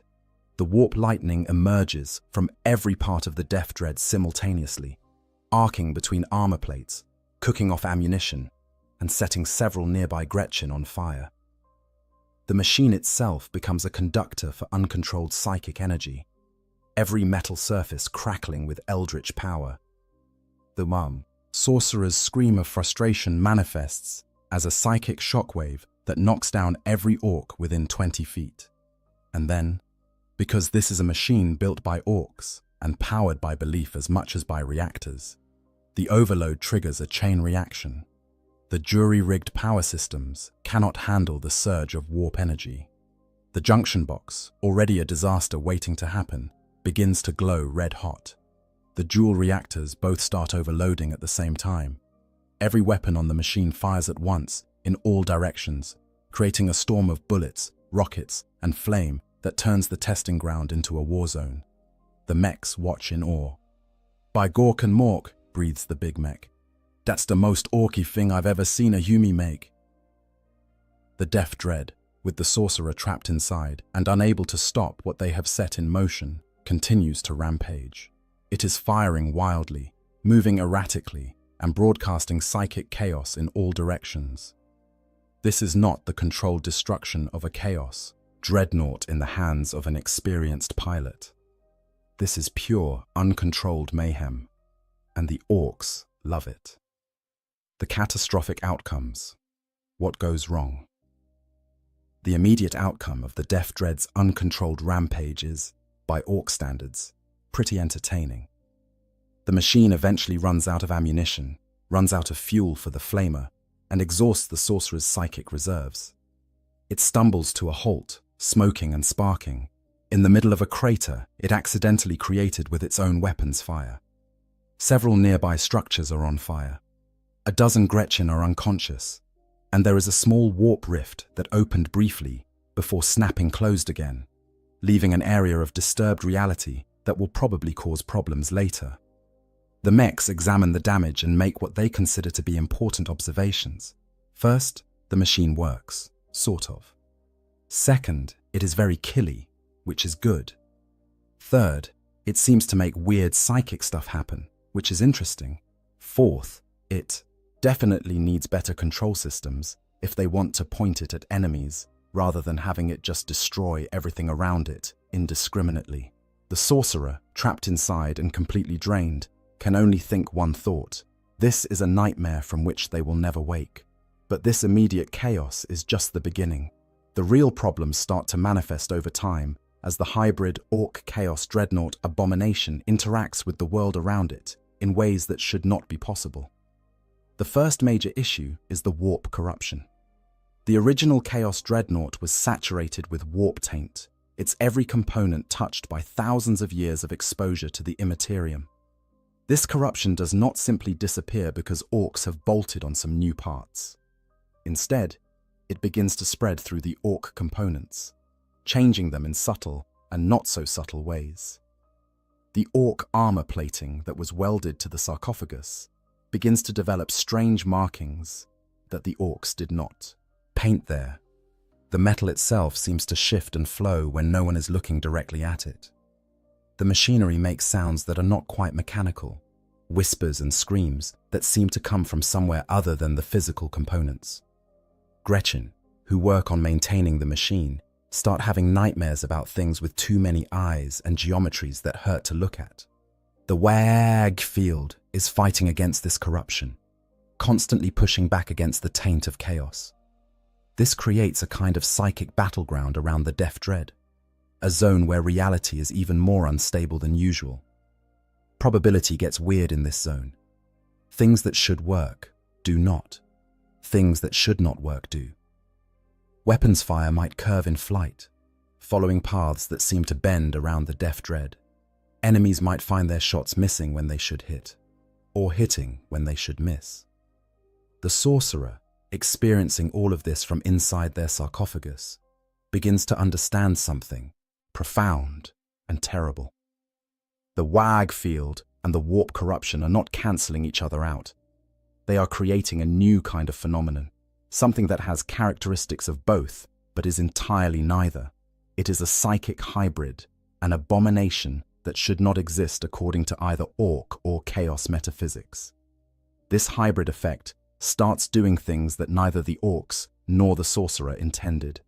The Death Dread develops a kind of semi-autonomous behavior, acting on impulses that seem to come from neither the sorcerer's will nor orc control systems. It will occasionally move on its own when powered down, taking single steps or turning to face perceived threats that no one else can see. It fires weapons when no one is at the controls, targeting enemies with uncanny accuracy that is completely at odds with normal orc marksmanship. The orcs think this is great. They interpret it as the machine spirit being really enthusiastic about fighting. They do not understand that what they are seeing is the confused amalgamation of a chaos sorcerer's will, demonic taint, and the Warhammer field, trying to reconcile three fundamentally incompatible realities. The second major problem manifests when the orcs actually try to use their creation in a real battle. The war boss, hearing about this amazing new fighting machine, demands to see it in action. A raid is organized against a nearby Imperial outpost, and the Death Dread is deployed alongside regular orc forces. The battle starts normally enough. Orcs charge across open ground, firing wildly and whooping with joy at the prospect of violence. The Death Dread advances with them, the sorcerer inside grimly accepting that they have no choice but to participate in this farce. Imperial guardsmen open fire, last bolts stitching across orc armor and dropping some of the greenskins, but failing to stop the momentum of the charge. And then things go very wrong in several different directions simultaneously. The sorcerer, seeing humans for the first time since their capture, reflexively tries to use their psychic powers to crush the minds of the enemy. But their powers, filtered through the orc systems and warped by the Warhammer field, manifest in completely unexpected ways. Instead of the precise telepathic attacks they intended, they create a wave of raw psychic pressure that causes guardsmen to see hallucinations of giant green monsters, even bigger and scarier than the actual orcs charging at them. This is helpful to the orcs, but it is not what the sorcerer meant to do at all. At the same time, the warp corruption that has been spreading through the orc components chooses this moment to manifest more dramatically. Parts of the Death Dread's armor begin to writhe and change, taking on characteristics of demonic flesh. Runes that the orcs painted over earlier burn through the new paint, glowing with unholy light. The heavy flamer starts spewing not just promethium, but warp fire, flames that burn in colors that should not exist, and that cause anything they touch to age rapidly or mutate in disturbing ways. The Warhammer field, concentrated by the presence of so many orcs in close proximity, pushes back against this corruption harder than ever. The result is that the Death Dread becomes the epicenter of a localized reality storm. The ground around it cracks and reforms, gravity fluctuates, and time itself seems to stutter. An Imperial guardsman fires his laser gun. The beam hits the Death Dread, and then the beam appears to reverse, flowing backward through the air to return to the gun before the trigger is even pulled.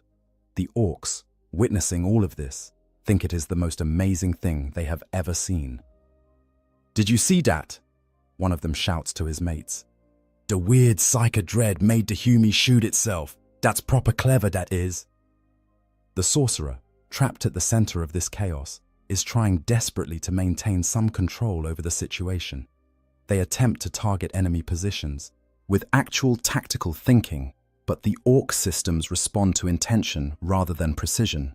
They think about shooting at an enemy fortification, and every weapon on the machine fires in roughly that direction, turning the area into a storm of explosions and shrapnel that kills as many orcs as it does Imperial guardsmen.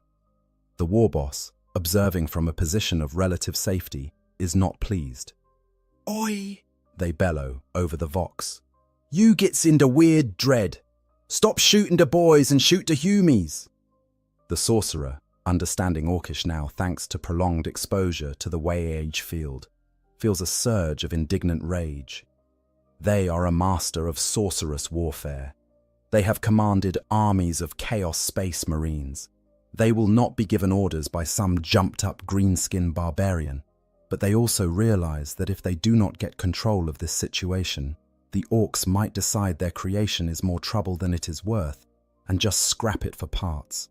So, swallowing what remains of their ancient pride, they try to focus their fire on actual enemies rather than everything in sight. This works, marginally.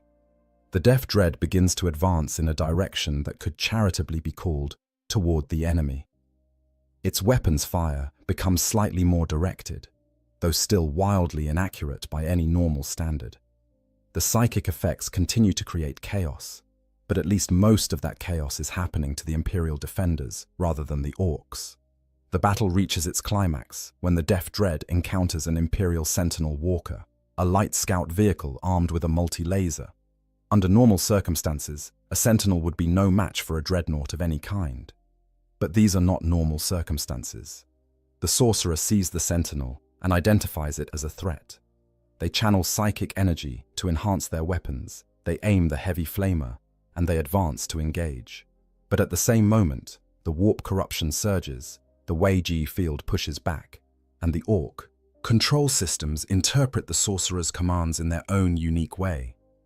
What follows is less a fight and more a cascade of improbable events. The Sentinel fires its multi-laser, but the beams curve around the Death Dread as if repelled by some invisible force. The Death Dread's heavy flamer shoots a gout of warp fire that should incinerate the Sentinel, but the flames instead spiral upward in a corkscrew pattern before dissipating into non-existence. The Sorcerer tries to use telekinesis to simply crush the Lightwalker, but the psychic energy manifests as green lightning, very orky lightning, that makes the Sentinel's metal frame magnetic, causing it to attract every bit of loose metal debris in the area until it is buried under a pile of scrap. The Sentinel's pilot, trapped under tons of metal and completely unable to explain what just happened, ejects from their vehicle in a panic. The Death Dread, mission accomplished in the most confusing way possible, turns its attention to the next target. The Imperial forces, facing this abomination that seems to warp reality itself with its mere presence, do the sensible thing. They call for an immediate tactical withdrawal. The Orcs, delighted by their victory, chase the fleeing guardsmen and loot everything that is not nailed down, and several things that are. After the battle, the war boss approaches the Death Dread. Not bad, they concede. Still a bit wobbly, and you shot the boys a few times, but you crumped the Humies good. We's gonna keep ya, I think. The Sorcerer, exhausted and reeling from the experience, can only think that they have somehow managed to survive another day in this bizarre existence. They are becoming effective at fighting alongside Orcs, which is perhaps the most humiliating realization they have ever had in 10,000 years of existence. But the problems are only going to get worse, because every battle damages the already fragile systems holding the Sorcerer and the machine together. Every engagement spreads more warp corruption through the Orc components, and every day spent in proximity to the Wei-Ji field erodes more of the Sorcerer's identity and sanity. The catastrophic outcome is not a single dramatic explosion. It is a slow-motion disaster that threatens to consume everyone involved. Broader implications and known examples. While the specific scenario of Orcs capturing a Sorcerer Dreadnought is rare, the broader pattern of greenskins looting Chaos equipment and creating dangerous hybrid abominations has precedent in Warhammer 40k lore. Understanding these parallels helps us grasp just how catastrophic the consequences of such looting can become. The fundamental problem is that Chaos corruption and Orc technology operate on completely opposite principles. Chaos corruption is about the deliberate, carefully controlled channeling of warp energies for specific purposes. It requires rituals, discipline, and an understanding of the symbolic and metaphysical significance of every component. Orc technology, by contrast, works through collective belief and aggressive simplicity. The two approaches are so incompatible that bringing them together should result in immediate catastrophic failure. Should, but does not. Because the Wei-Ag field has its own rules, and those rules sometimes override even the fundamental laws of Chaos corruption. There are recorded instances of Orcs looting Chaos vehicles and weapons, with results that range from darkly comedic to genuinely terrifying.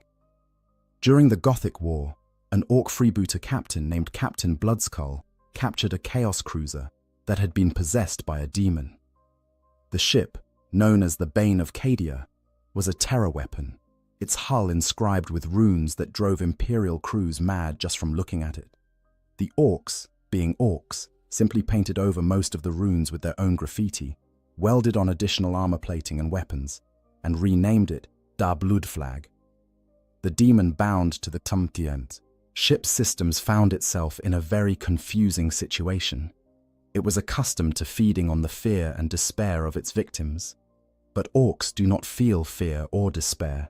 They feel excitement and the desire for a good fight.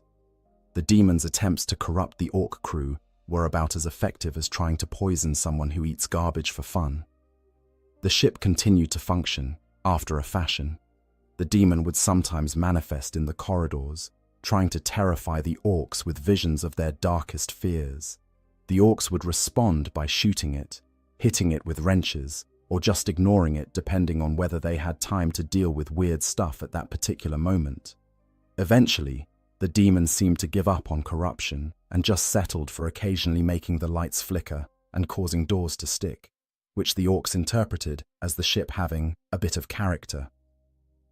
This example illustrates an important principle. Chaos entities are sustained by specific emotions and belief patterns. When they encounter orcs, who have completely different emotional responses and belief systems, the normal rules of corruption simply do not apply. The demon in the ship wanted terror. It got curiosity and mild annoyance. It wanted souls to devour. It got greenskins whose souls are so tied up in the wag field that separating one for consumption is nearly impossible. A sorcerer dreadnought represents an even more complex version of this problem. You have not just a demon, but also a conscious, intelligent sorcerer who has spent millennia studying how to manipulate the warp.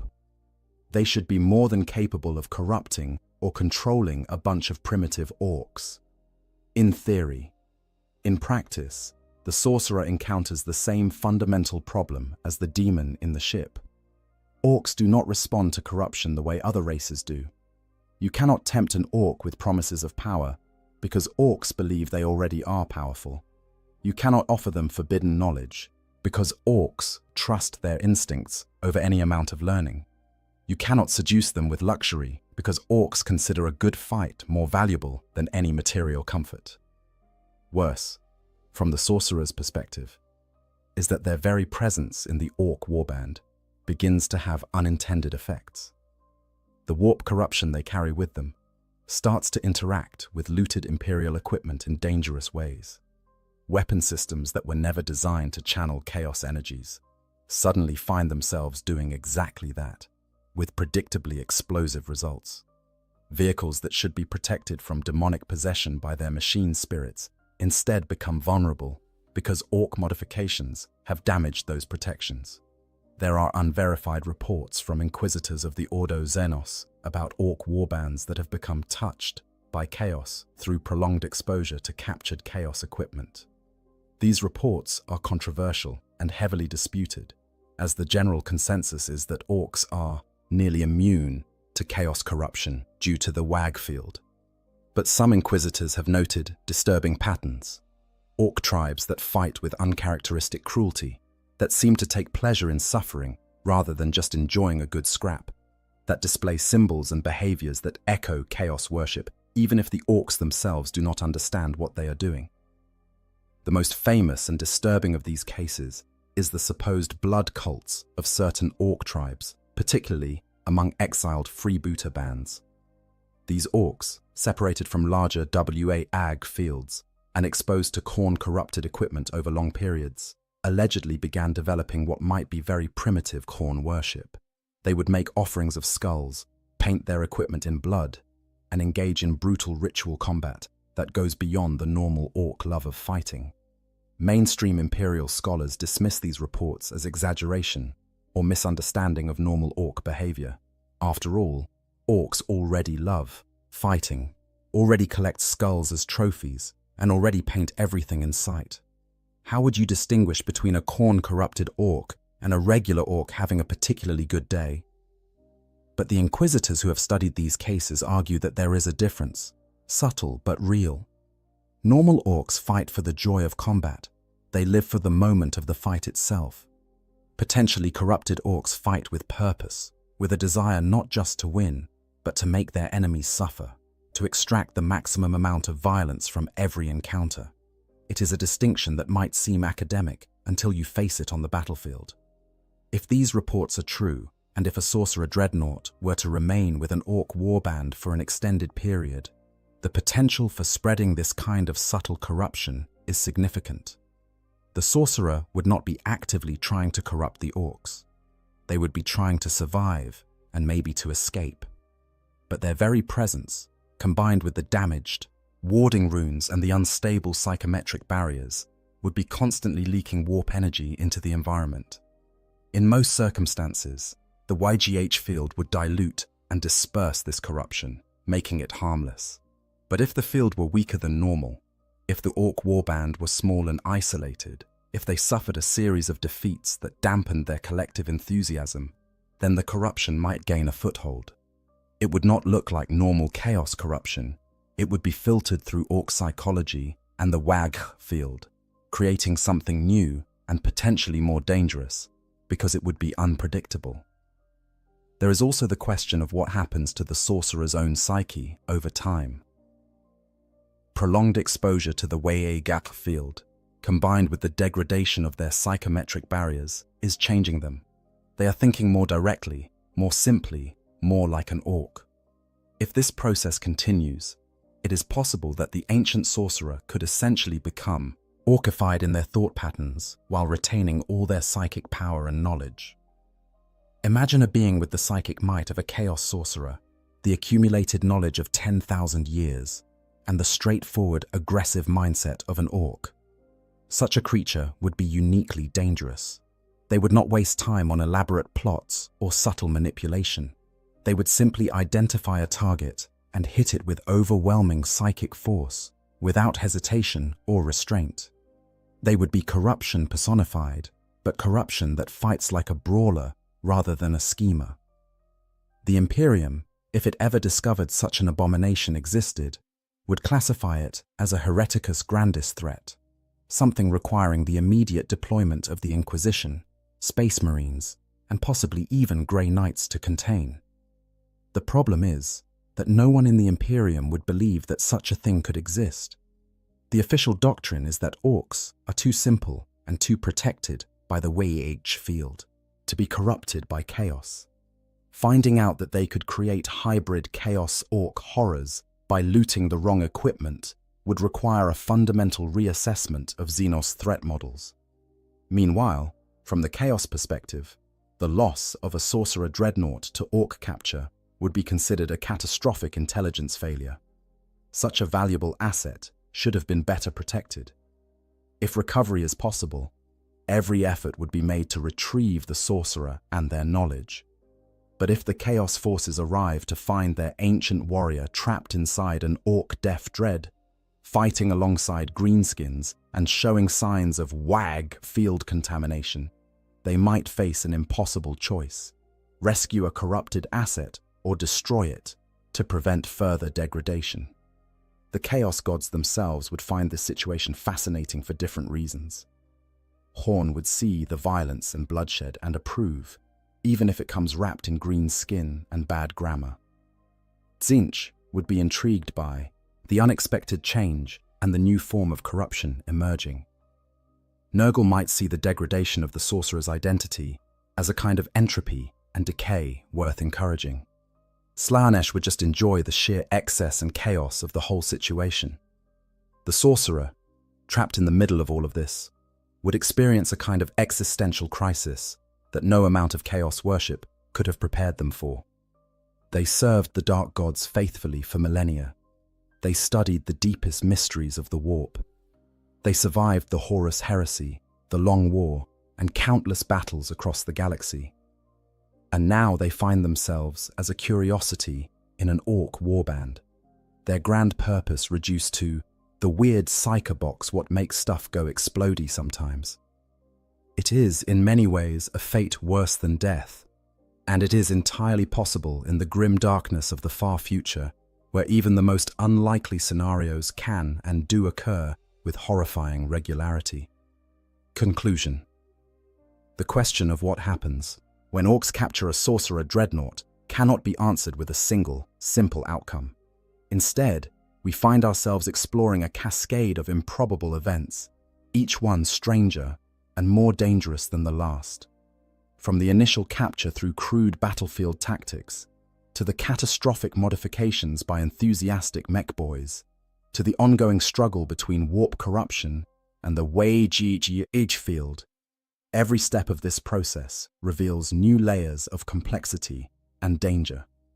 What we see is a fundamental collision between two of the galaxy's most potent forces, the reality-warping power of chaos and the collective belief system of the orcs. Neither can fully overcome the other. The wage field prevents the sorcerer from unleashing their full psychic might or spreading corruption in the normal ways. The warp taint prevents the orc modifications from functioning purely on orky logic, introducing elements of unpredictability even beyond the normal unreliability of orc technology. The result is something that should not exist, a hybrid abomination that combines the worst aspects of both chaos and orc engineering. It is dangerous not just because it is powerful, but because it is unpredictable in ways that even the most experienced warriors cannot anticipate. Imperial forces trained to fight chaos dreadnoughts, or orc death dreads, would find themselves facing something that responds to neither set of tactics effectively. For the sorcerer trapped inside, the experience represents a slow erosion of everything they once were. Their identity is being stripped away, not through the deliberate corruption of chaos, but through the involuntary transformation induced by the wag field. They are becoming something new, something that has never existed before in the long history of the galaxy. Whether this transformation is a kind of death or a kind of rebirth is a philosophical question that the sorcerer probably does not have time to contemplate while being shot at by Imperial guardsmen and accidentally shooting their orc allies. The broader implications for the Warhammer 40k universe are equally disturbing. If orcs can capture and repurpose chaos equipment with some degree of success, and if this creates new forms of corruption that can spread back to orc populations, then the assumption that greenskins are immune to chaos may need to be reconsidered. The Imperium's defensive strategies rely on certain fundamental truths about how different threats operate. Learning that orcs can become vectors for chaos corruption, even accidentally and imperfectly, would require a complete reassessment of threat priorities. What we learn from examining this scenario is that in Warhammer 40k, the most dangerous threats often come from unexpected combinations. It is not enough to understand how orcs fight or how chaos corrupts. You must also understand what happens when these forces collide, when the unstoppable force of the Warhammer meets the immutable corruption of the warp. When the crudest technology in the galaxy is applied to the most sophisticated demonic machinery. The answer, ultimately, is chaos. Not chaos with a capital C, the realm of the dark gods, but chaos in its most fundamental sense, unpredictability, disorder, and outcomes that no amount of planning or wisdom can anticipate. In a galaxy already drowning in war and madness, the idea that orcs could make things even worse, simply by being themselves, is both darkly comedic and genuinely terrifying.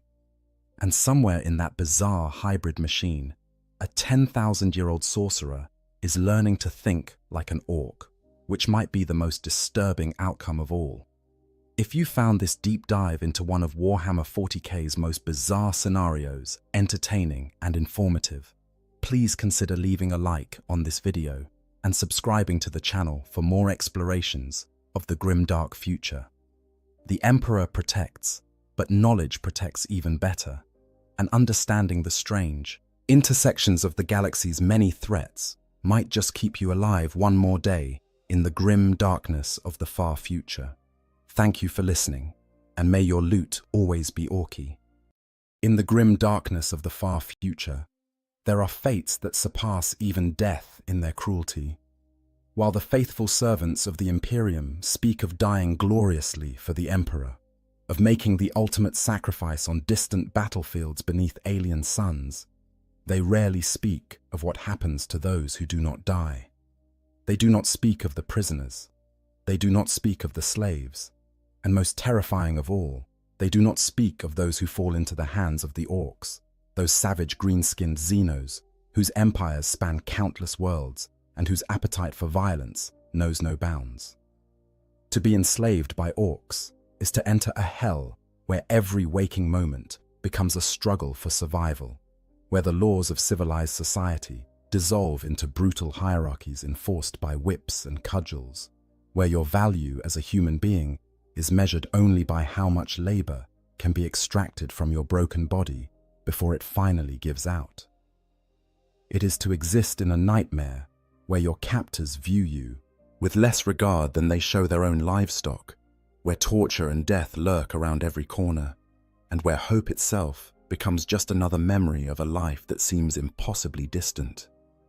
The orcs are one of the most successful species in the entire galaxy, outnumbering perhaps every other intelligent starfaring race, even humanity itself. They are creatures engineered for war by the ancient Old Ones during the War in Heaven, designed to be the ultimate soldiers. Their biology is a fusion of animal and fungus, making them incredibly resilient and nearly impossible to eradicate from any world they infest. Their psychology is utterly alien, dominated by an insatiable need for violence and combat. They reproduce through spores released throughout their lives, and especially at death, meaning that any world touched by orc presence will be plagued by them for generations to come. But what makes the orcs truly terrifying is not just their combat prowess or their overwhelming numbers. It is the fact that they see the entire universe through the lens of violence. Every interaction, every relationship, every moment of their existence revolves around the concept of strength and domination. They live in a rigid hierarchy where the biggest and strongest orc rules absolutely, and this worldview extends to how they treat those who fall into their power. To an orc, you are not a person. You are not even really a slave in the traditional sense. You are a grot, their word for servant or lesser being, occupying the same social position as the small Gretchen who scurry around their settlements performing menial tasks. The tangible rewards orcs fight for in their endless wars are simple: loot and slaves. Anything not destroyed during battle is looted. Any opponent not slain in battle is made a slave. This is not a complex system of bondage with laws and regulations. This is raw, brutal domination enforced through casual violence and the ever-present threat of death. Labor camps are a common sight in orc territory, filled with the broken remnants of conquered populations forced to toil endlessly in service to the orc war machine. When possible, orcs will enslave the entire population of a world, transforming planets into vast prison camps where millions labor under the green-skinned Xenos' merciless oversight. The experience of being an orc slave varies depending on which orc clan captures you, which war boss claims ownership of your labor, and what role you are forced to fill in their society. Some slaves work in mines, extracting the raw materials that feed orc industry. Others toil in fields and farms, growing food to sustain the massive appetites of their masters. Still others are forced to work in the crude factories and workshops where orc technology is cobbled together, assembling weapons and ammunition for the next battle. And then there are those whose fate is darker still, kept in pens like livestock, bred for the sole purpose of providing food for their orc masters. What follows is an examination of what it truly means to be enslaved by orcs. This is not a story of heroic resistance or dramatic escape, though we will touch on those elements. This is an unflinching look at the daily reality of orc slavery, at the physical torment and psychological horror that defines every moment of existence under their brutal rule. It is a journey through one of the darkest corners of the Warhammer 40,000 universe, where the words on imperial recruitment posters about glorious service are revealed as comforting lies in the face of a truth far more terrible. For those who fall into orc captivity, there is no glory, there is no honor, there is only survival, measured in hours and days rather than weeks or months, and the gnawing knowledge that death, when it finally comes, will likely be a mercy. The capture. How humans become orc slaves. The moment your world falls to the orcs, your life as you knew it ends. The transition from free, imperial citizen to orc slave can happen with shocking speed, often in the span of a single day or even hours. Understanding how this process unfolds is crucial to grasping the full horror of what awaits those who survive the initial orc assault. Orc invasions follow a pattern, though the specifics vary depending on the size of the attacking force and the nature of the target world. When a Wei-Aiki arrives in a system, it announces itself with overwhelming violence. Orc attack craft pour from crude spacecraft and space hulks, their numbers so vast that they can darken the skies of entire continents. The initial assault is characterized by an orgy of destruction as the orcs indulge their primary instinct, the pure joy of combat. During these first hours and days of invasion, survival is largely a matter of chance. The orcs are not discriminating in their violence. They kill with gleeful abandon, cutting down anyone who stands before them simply because they enjoy the act of killing. Soldiers, civilians, the young, the old, none of these distinctions matter to the greenskins in the heat of battle. Their crude weapons, massive compared to human firearms, tear through flesh and bone with horrifying efficiency. Their physical strength allows them to literally rip humans apart with their bare hands when ammunition runs low or when the mood strikes them. But not everyone dies in the initial assault. As the battle progresses and organized resistance crumbles, the nature of orc behavior begins to shift. Once the immediate thrill of combat starts to wane, the orcs remember the other reward of war: slaves. Those who surrender, those who flee but are captured, those who hide but are discovered, all become potential additions to the orc workforce. The Second War for Armageddon provides a stark example of this process. When the orc warlord, Gazgkul Mag-Uruk Thraka's forces overwhelmed the defenses of Hive Infernus, the demoralized officer in charge shamefully surrendered the entire Hive city without a fight. Refugee columns formed, stretching for hundreds of kilometers across the desert wastelands of Armageddon.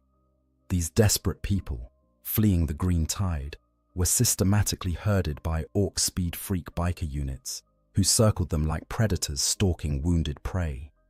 The bikers did not simply kill the refugees. Instead, they drove them back toward Hive Infernus, back toward their new masters, where they would be put to work as slaves in the orc war machine. This herding process is typical of how orcs handle large numbers of potential slaves. They lack the organizational skills to conduct orderly prisoner processing, but they understand the basic concept of driving groups of humans toward designated areas. Speed freaks on bikes and buggies, orc boys on foot with crude weapons. Even trained squigs and other creatures may be used to corral fleeing populations. Those who try to break away from the group are often killed as examples, their deaths serving to keep the others compliant through sheer terror. The actual moment of capture is often arbitrary and chaotic.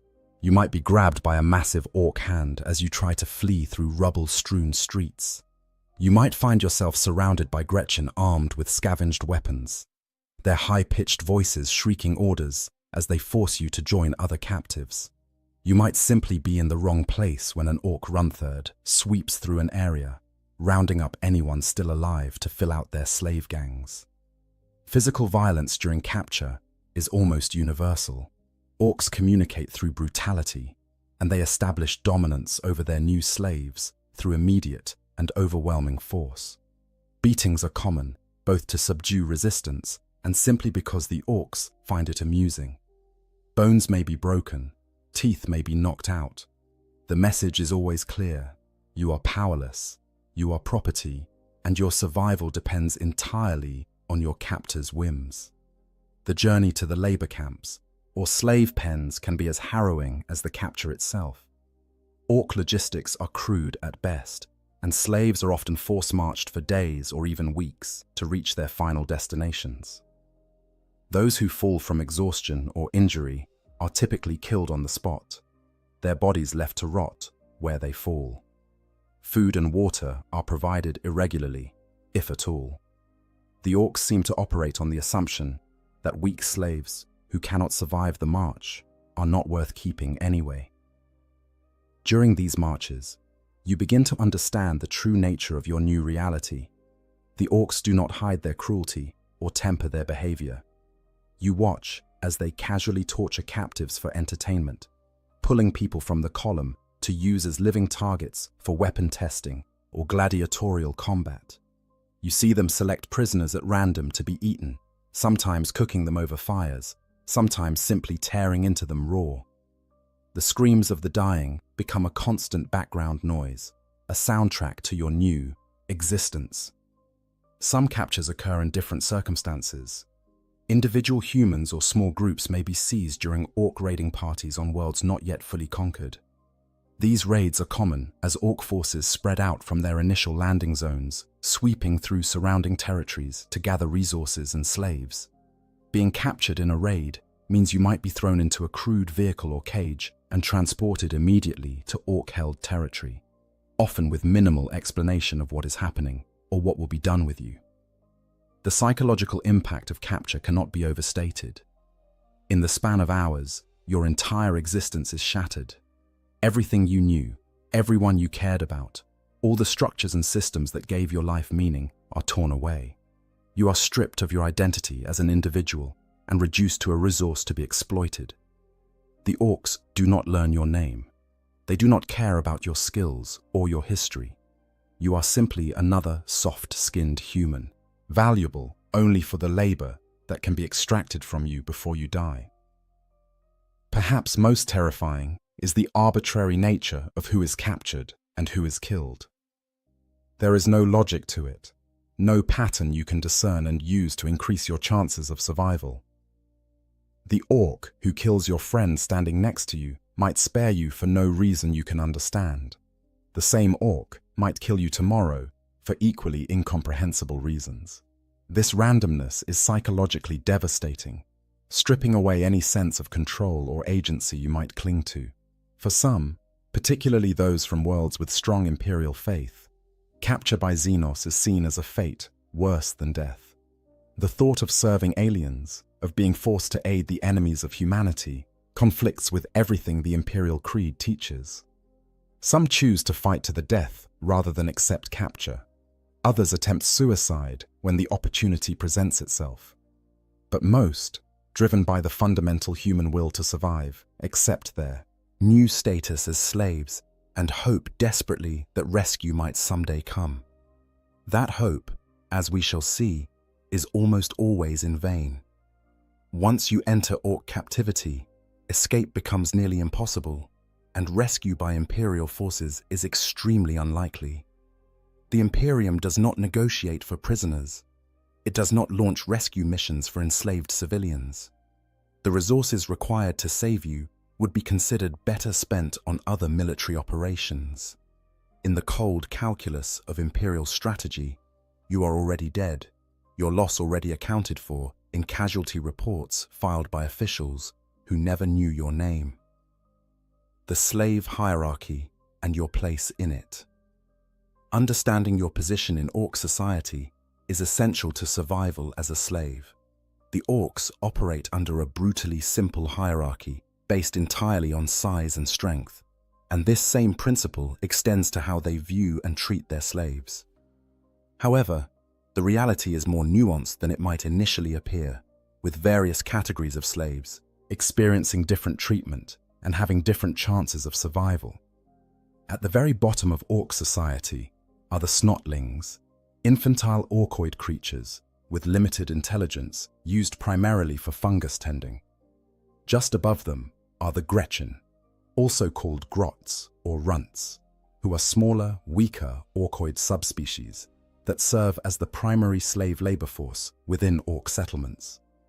Gretchen perform all the menial tasks that orcs consider beneath them, from food preparation to message delivery to general organization and maintenance work.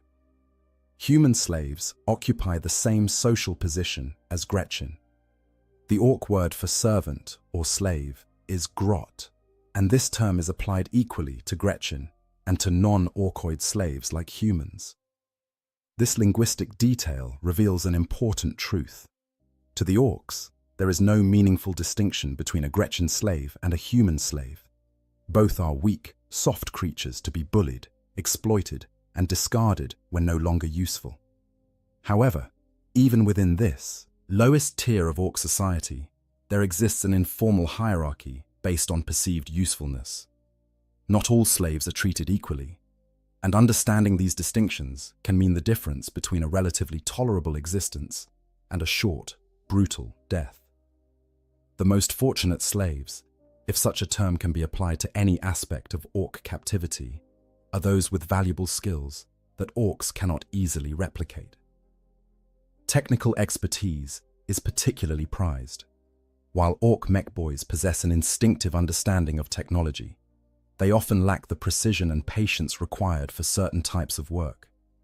Human slaves with engineering knowledge, the ability to operate complex machinery, or expertise in manufacturing processes may find themselves assigned to relatively stable positions in orc workshops and factories. These skilled slaves can sometimes achieve a level of status that affords them marginally better treatment. Some even become trusted advisors to war bosses or mech boys, though this trust is always conditional and can evaporate in an instant if the orc decides the slave is no longer useful or amusing. The freebooter known as Uzgul the Magnificent, for instance, has been known to keep technical experts from various species as permanent members of his crew, valuing their expertise in maintaining and operating captured technology. Language skills can also provide a small measure of protection. Humans who learn to speak the orc language, or who can translate between different species, may be kept alive longer than others because they serve a useful function in communication. Commissar Sebastian Yarrick famously learned the orc language from a captured raider in his youth, knowledge that would later prove crucial in understanding and fighting orc invasions. Below the skilled slaves are the general laborers, the vast majority of human slaves in orc territory. These are the men, women, and children forced to toil in mines, fields, factories, and construction sites. They have no special skills that set them apart, nothing that makes them individually valuable to their masters. They are interchangeable parts in the orc industrial machine, worked until they can no longer perform their assigned tasks, then discarded like broken tools. General laborers are organized into work gangs, large groups supervised by runthards who ensure compliance through constant threats and occasional acts of violence. The size of these gangs can vary dramatically, from a few dozen slaves to thousands, depending on the scale of the project and the size of the orc settlement. You might find yourself working alongside people from a dozen different worlds, all thrown together by the random chance of capture. Within work gangs, informal hierarchies often develop among the slaves themselves. Those who have survived longer may have learned tricks for avoiding the worst treatment or for securing slightly better working conditions. They might share this knowledge with newcomers, or they might hoard it jealously, viewing every other slave as competition for the limited safer positions. Trust between slaves is difficult to establish when the orcs deliberately foster an environment of constant fear and competition. At the very bottom of the slave hierarchy are those kept as livestock. These unfortunate souls are not workers at all, but food sources. When an orc civilization grows to sufficient size and complexity while maintaining adequate resources, they may begin breeding imprisoned populations of humans for the sole purpose of being used as food. These human livestock are kept in complete darkness, in communal pens where they can barely move. The only time they see light is when water or food is brought to their enclosures. The conditions in the breeding pens are beyond description. The humans kept there are often modified by orc painboys, altered until they are barely recognizable as human. During the War of the Beast, in the 32nd millennium, Imperial forces discovered that orcs on the planet Prax had been feeding captured humans steroids and farming them like cattle. The lucky ones had their teeth punched out, were shaved and branded, and then pushed into battle as auxiliary cannon fodder. Those not deemed fit for even this grim purpose were kept as breeding stock, their humanity slowly eroded by genetic manipulation until they were born as insensate, cowering creatures existing solely to be eaten. Understanding your place in this hierarchy is crucial because it helps you navigate the daily realities of slave life. If you possess skills that might be valuable to the orcs, demonstrating them quickly could move you from general labor to a slightly more secure position. If you are assigned to a work gang, learning to read the moods of your run-third overseer and understanding the informal power dynamics among fellow slaves might help you avoid the worst punishments. But there is no safety anywhere in this hierarchy. Even the most valued technical expert can be killed on a whim if an orc finds their work unsatisfactory or simply grows bored with them. The distinction between skilled slave and livestock is not a permanent one. Injuries, age, or simply being in the wrong place at the wrong time can see you demoted to more dangerous work or thrown into the breeding pens without warning. The orcs do not have formal slave markets or organized systems for buying and selling captives. Slaves within the grot slave class do not tend to have any particular owner. Instead, any orc can force any slave into work through cudgels and whips. There are usually no chains or fences keeping slaves confined.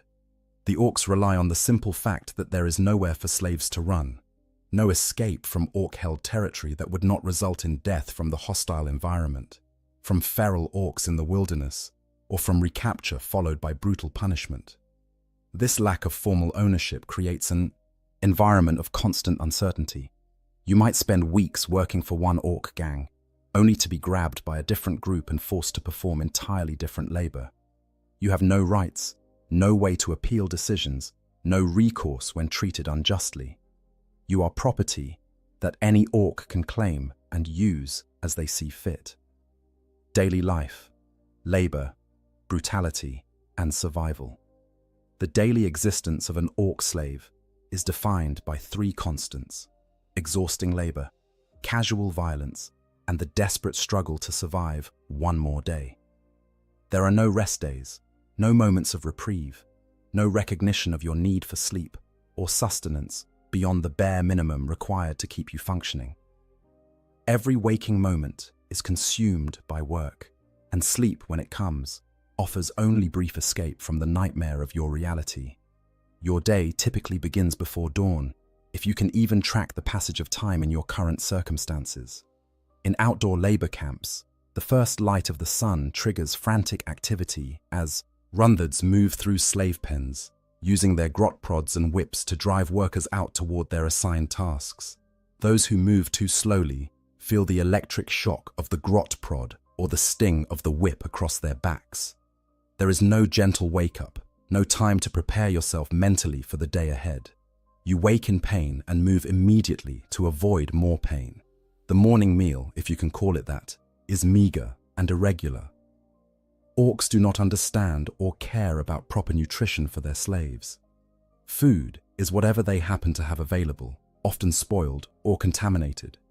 You might receive a watery gruel made from fungus, a piece of hard bread that tastes like cardboard, or scraps from the orc's own meals. Water is similarly unpredictable, sometimes available in sufficient quantities, other times dangerously scarce. The quality is rarely good, often contaminated with various substances that cause illness among the slave population. Competition for food can be fierce. The Kazi orcs typically dump food into communal areas and let the slaves fight over it. The strong take what they want, while the weak go hungry. This deliberate creation of scarcity serves multiple purposes for the orcs. It reduces the amount of food they need to provide. It keeps the slaves weak and divided, and it provides entertainment as they watch the humans desperately scramble for sustenance. Once work begins, it continues without pause until the orcs decide the day is done. There are no scheduled breaks, no lunch hours, no consideration for exhaustion or injury. You work until you are told to stop, and if you slow down or attempt to rest without permission, punishment comes swiftly.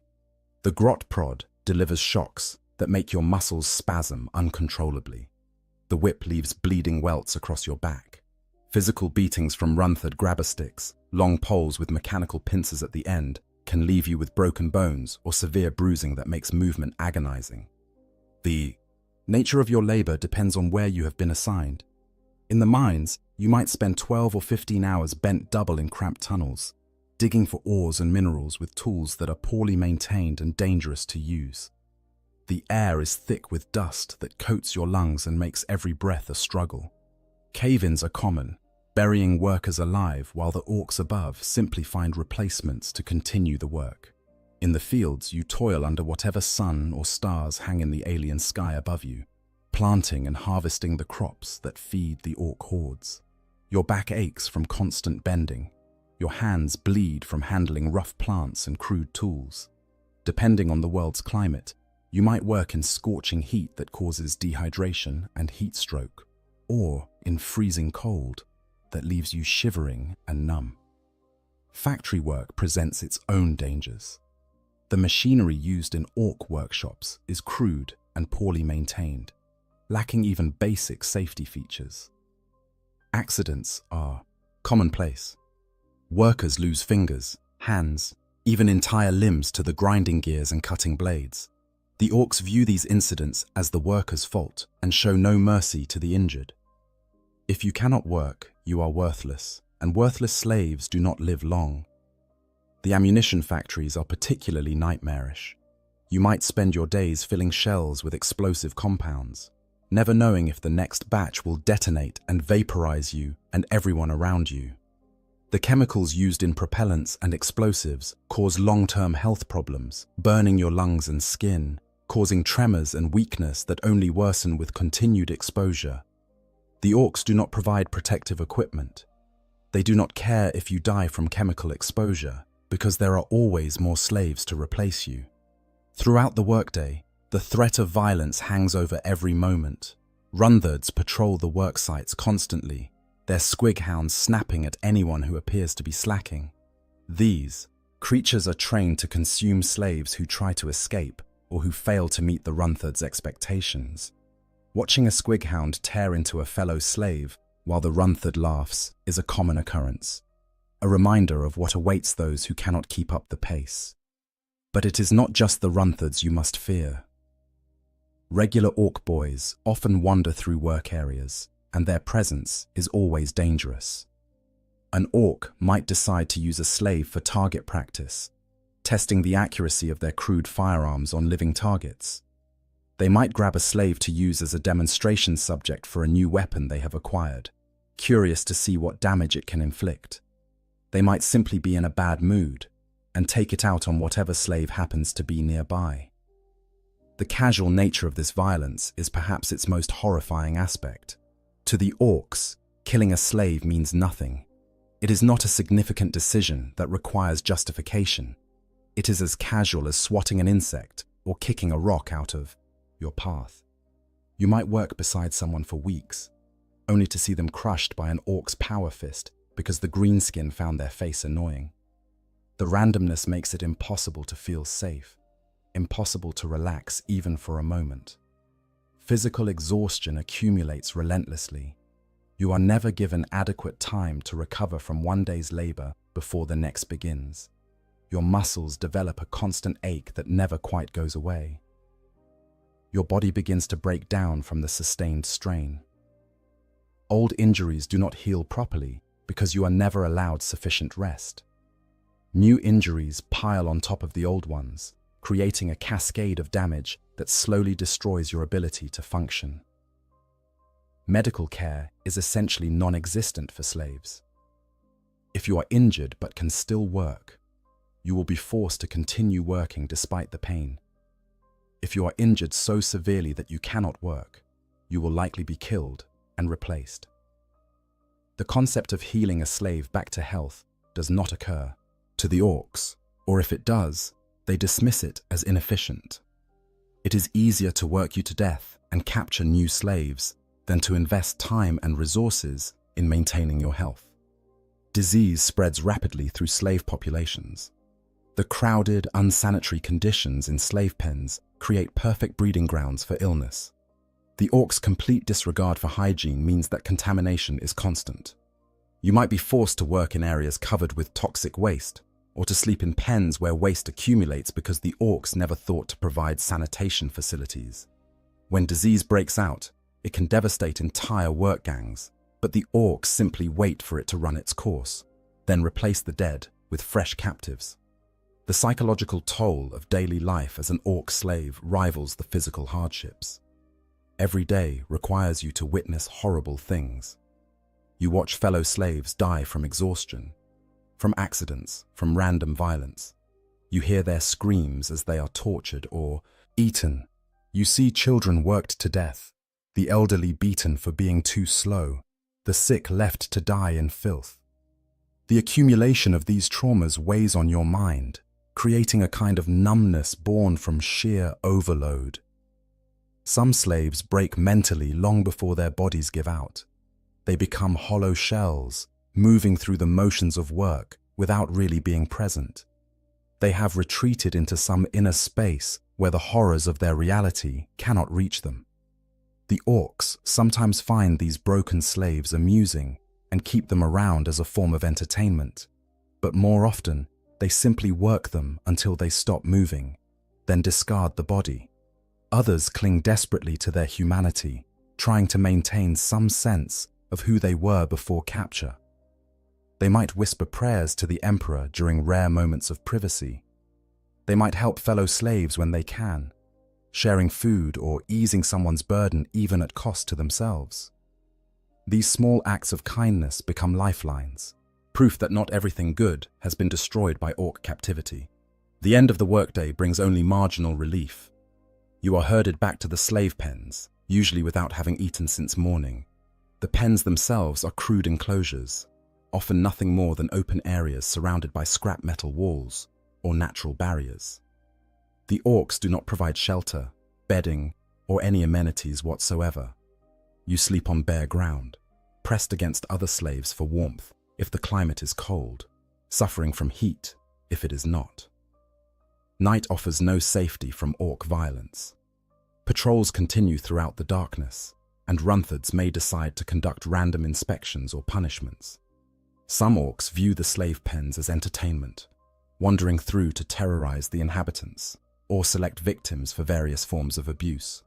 The screams that echo through the night make sleep difficult, even when exhaustion should make it inevitable. The overseers, Runthards, and their methods of control, the Faun.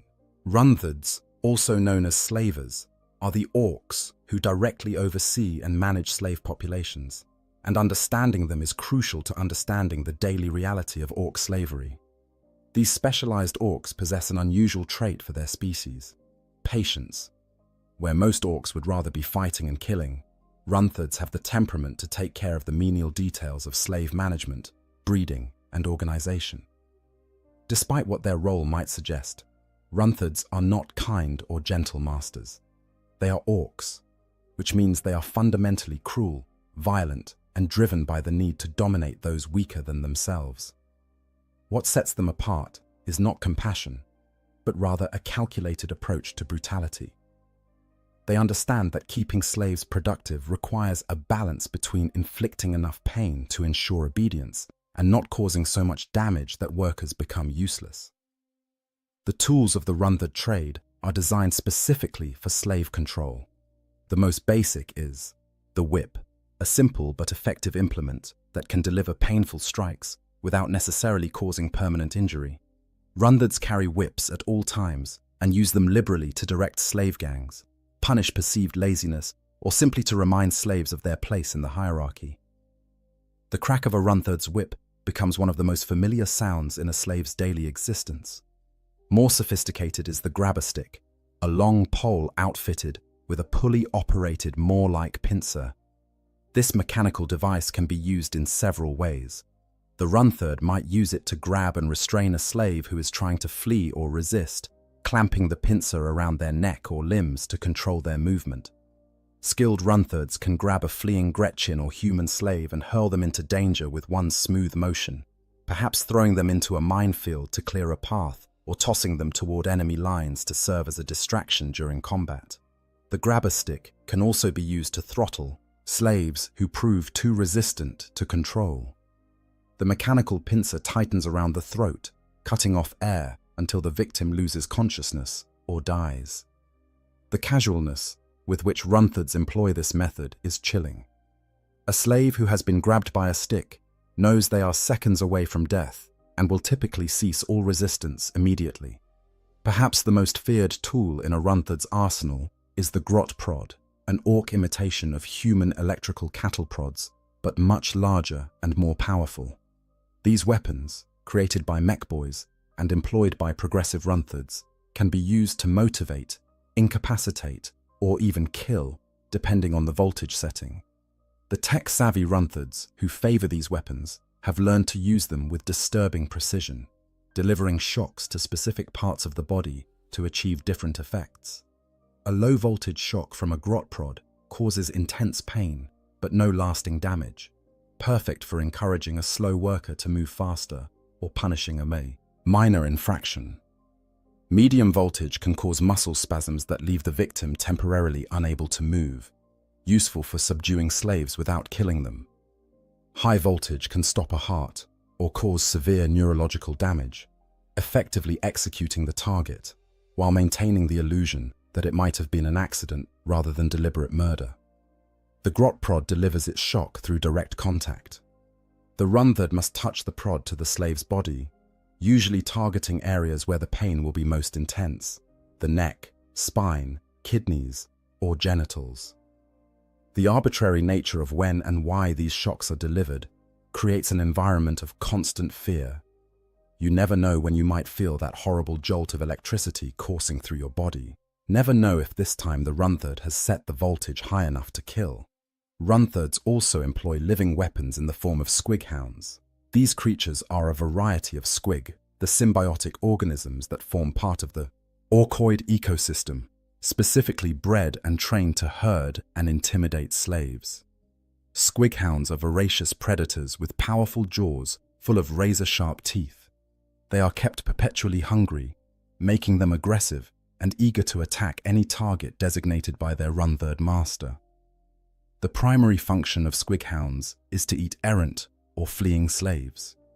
When a slave attempts to escape from a work gang or tries to hide during a labor assignment, the Runtherd releases the squighounds to hunt them down.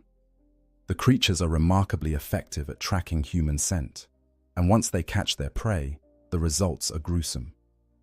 The squighound literally devours the escapee alive, often while other slaves are forced to watch.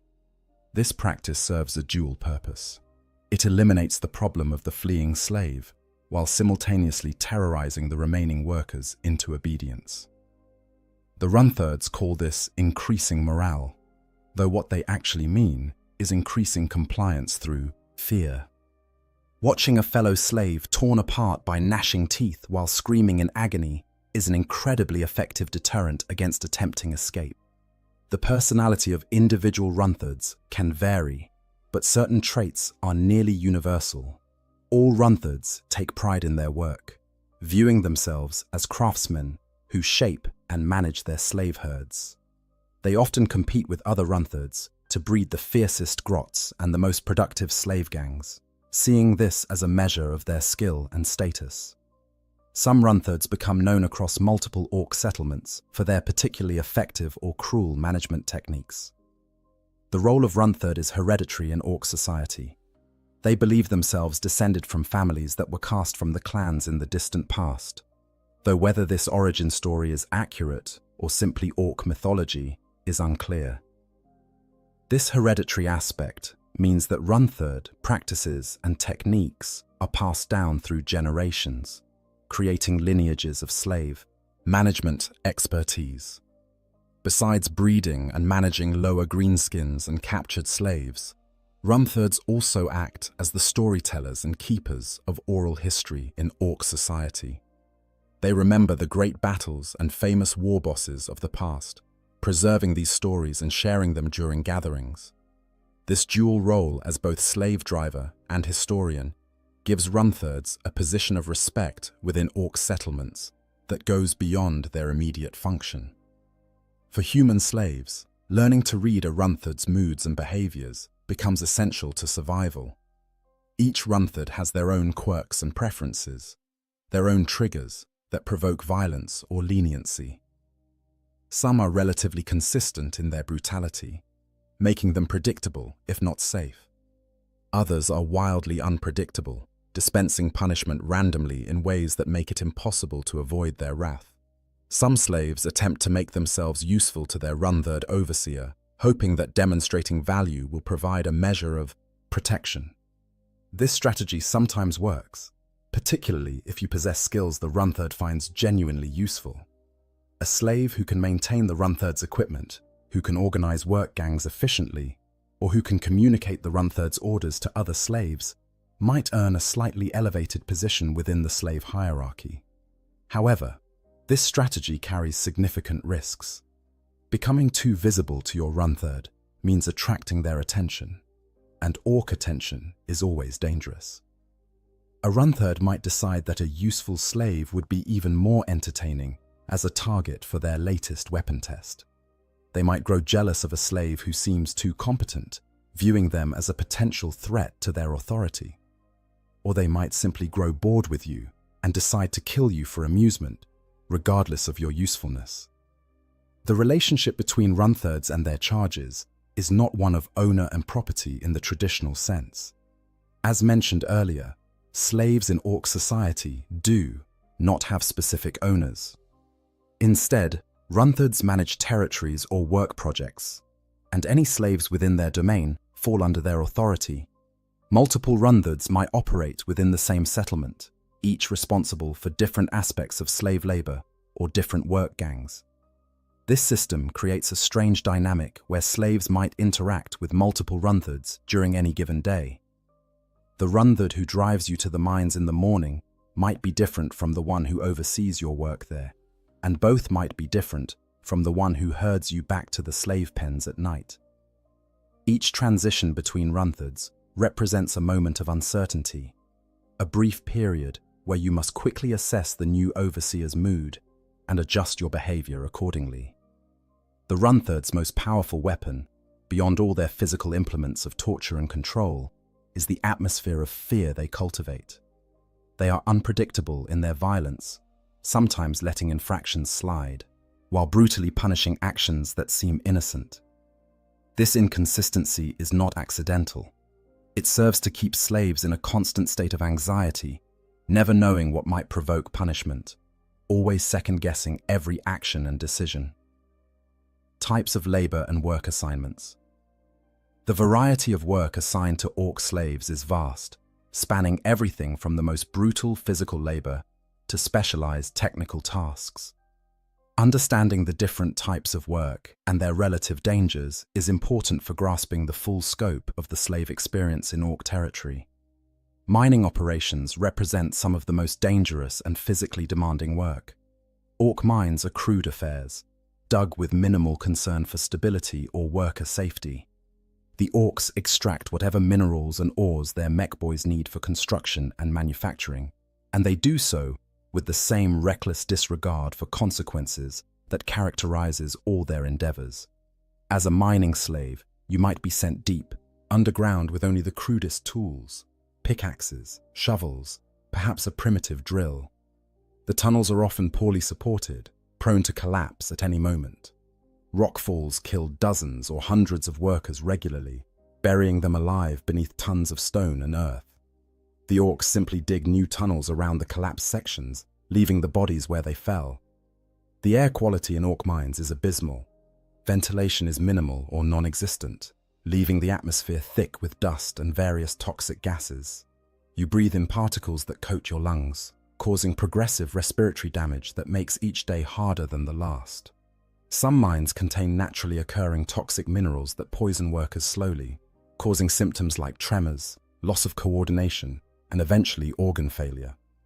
Lighting in the mines comes from crude torches or bioluminescent fungus, creating pools of dim illumination separated by vast stretches of darkness. Working in these conditions means you can barely see what you are doing, increasing the risk of accidents and injuries.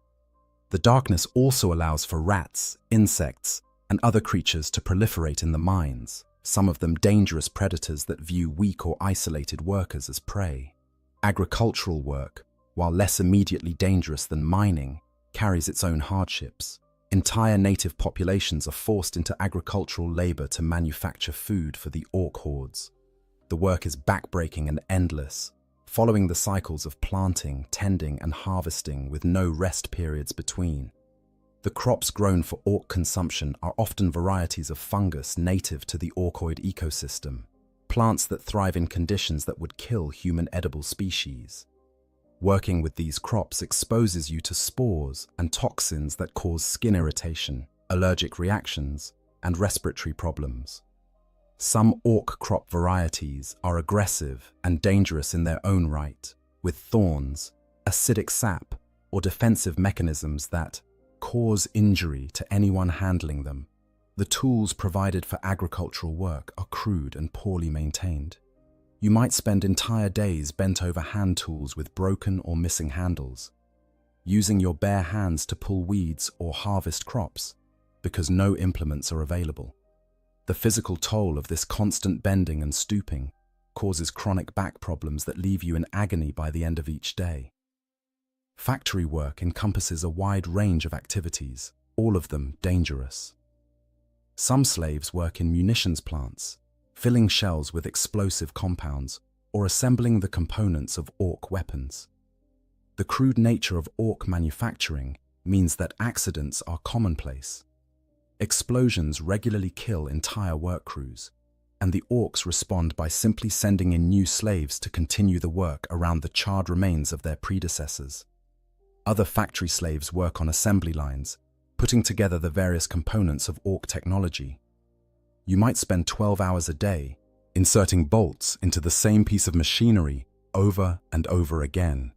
Your hands developing calluses and repetitive stress injuries from the monotonous motion. The machinery around you operates without safety guards or emergency stops, and workers who get caught in the gears are simply pulled into the mechanism and crushed, their blood and tissue becoming part of the industrial waste. Chemical work is particularly nightmarish. Some slaves are assigned to work in facilities where propellants, explosives, and other dangerous compounds are manufactured. The exposure to these chemicals causes immediate burns and long-term health problems. Your skin develops rashes and lesions. Your lungs burn with every breath. Your vision deteriorates as the fumes damage your eyes. There is no protective equipment, no ventilation systems, nothing to mitigate the constant exposure to substances that are slowly killing you. Construction work sees slaves building or expanding orc settlements. This might involve hauling massive stones, assembling crude fortifications, or constructing the ramshackle buildings that orcs use for shelter and storage. The work is physically exhausting, requiring you to lift and move objects far heavier than what a healthy human should safely handle. Injuries are constant: crushed fingers, broken bones, hernias from excessive strain. Some slaves are assigned to maintaining orc vehicles and war machines. This can actually be one of the relatively less dangerous assignments, as the orcs need their vehicles functional and may therefore provide slightly better conditions for the mechanics and technicians. However, orc technology is inherently unstable and prone to catastrophic failures. Working on a vehicle that might explode, catch fire, or simply collapse on top of you creates constant stress and frequent casualties. Ammunition manufacturing deserves special attention due to its particularly high fatality rate. Slaves in ammunition plants work with volatile explosives all day, every day. You might be filling shells with unstable compounds, assembling fuses that could detonate at any moment, or packing gunpowder into casings that leak and create explosive dust throughout the facility. One spark, one moment of static electricity, one defective component, and the entire facility can detonate, killing everyone inside. The orcs find this risk acceptable because ammunition is essential to their war machine, and they can always capture more slaves to replace those killed in explosions. From the slave's perspective, working in munitions is essentially a slow-motion death sentence. It is not a question of whether you will die in an explosion, but rather when and how many others will die with you. Waste management, such as it exists in orc settlements, is another assignment that slaves might receive. This involves dealing with the enormous amounts of garbage and refuse that orc society produces. You might spend your days sorting through toxic waste, trying to identify anything that can be recycled or reused while exposed to all manner of hazardous materials. The smell alone is overwhelming, and the health effects of constant exposure to rotting organic matter and chemical waste are devastating. Some slaves are assigned as personal servants to individual orcs, particularly knobs or important mech boys. This role can range from marginally better to catastrophically worse than general labor, depending entirely on the temperament of the orc you serve. A slave serving a knob might have access to better food and shelter, but they are also constantly in close proximity to an orc who could kill them casually at any moment. The arbitrary nature of orc violence means that personal servants often have shorter lifespans than general laborers, despite their seemingly elevated status. The constant threat of death. In orc captivity, death is not a distant possibility that might someday occur. It is a constant companion, present in every moment of every day, manifesting in countless forms, both sudden and gradual. Understanding the many ways you might die as an orc slave is essential to grasping the full horror of your situation. The most common cause of death is simple exhaustion and overwork. The orcs push their slaves to the absolute limits of physical endurance and beyond. You are worked for 12, 15, sometimes 20 hours a day without adequate food, water, or rest. Your body accumulates damage faster than it can repair itself. Eventually, something critical fails. Your heart gives out from the strain, or your body can no longer maintain basic functions, and you simply collapse. When slaves die from overwork, the orcs rarely even notice immediately. You might fall where you were working, your body left there until someone trips over it, or until the smell becomes noticeable. Then the corpse is dragged away and dumped in whatever area serves as the settlement's mass grave or feeding ground for scavengers. The work continues without pause, your former position in the labor gang filled by the next available slave. Industrial accidents claim vast numbers of slaves. The crude and poorly maintained machinery used throughout orc settlements is inherently dangerous. Safety features are non-existent. Warning systems are absent. Emergency stops do not exist or do not function. When something goes wrong, workers are simply caught in the machinery and destroyed. You might be feeding materials into a processing machine when your sleeve gets caught on a moving part, pulling you in before you can react. The machine grinds on, crushing and mangling your body while you scream, until you stop moving and become just another piece of debris that needs to be cleared away. Your fellow slaves continue working around your remains, unable to help, knowing they might be next. Explosions are another frequent killer, particularly in ammunition plants and certain types of factories. The volatile materials being handled, combined with poor quality control and crude manufacturing processes, create conditions where catastrophic failures are almost inevitable. A batch of propellant might detonate, vaporizing everyone within the blast radius. A fuel storage tank might rupture and ignite, creating a fireball that consumes entire buildings full of workers. These explosions can kill dozens or hundreds at once, but the orcs view them as acceptable losses. The ammunition needs to be manufactured, the work must continue, and there are always more slaves to replace those killed. You might work in a munitions plant, knowing that similar facilities have exploded multiple times before, knowing that the same fate almost certainly awaits you, yet having no choice but to continue your assigned tasks. Disease and infection kill more slaves than most people would suspect. The unsanitary conditions, lack of medical care, and constant exposure to toxins and contaminants create perfect conditions for illness to spread. A simple cut that becomes infected can become a death sentence when there is no treatment available. Dysentery from contaminated water or food kills slowly and painfully, leaving you weak and dehydrated as you continue to be forced to work. Epidemics can sweep through slave populations with devastating speed. Crowded pens where hundreds of slaves are pressed together in filth, sharing the same contaminated water and breathing the same disease-filled air, allow illnesses to spread rapidly. The orcs do not quarantine sick slaves or attempt to stop disease transmission. They simply let the epidemic run its course, then replace the dead with fresh captives. Starvation is a slower but equally certain killer. The orcs provide minimal food to their slaves, just enough to keep most of them functional for a while. But most is not all, and there are always slaves who receive less than even this meager ration. Competition for food means some slaves are simply outcompeted by stronger individuals and slowly starve to death over weeks or months. The physical effects of prolonged starvation are horrible. Your body consumes its own tissues for energy, breaking down muscle and organ tissue to keep your brain and heart functioning. You become skeletal, your skin stretched tight over bones, your eyes sunken into your skull. Even basic tasks become monumentally difficult as your strength fails.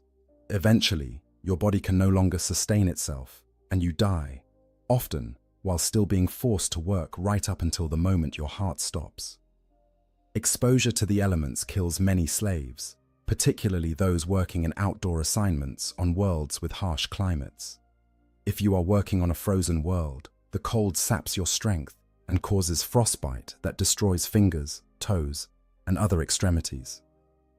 Hypothermia sets in when you are no longer able to maintain your core temperature, causing confusion, loss of coordination, and finally death as your body systems shut down. On hot worlds, heatstroke and dehydration are constant threats. The orcs do not provide adequate water or shade. You work under the blazing sun hour after hour, your body's cooling mechanisms overwhelmed by the temperature.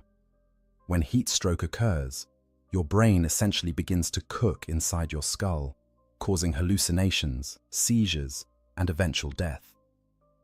Random orc violence is perhaps the most psychologically devastating cause of death because of its complete arbitrariness. An orc might kill you because they are testing a new weapon and want to see what it does to a human body. They might kill you because you looked at them wrong, or because they are in a bad mood, or because they find your suffering entertaining.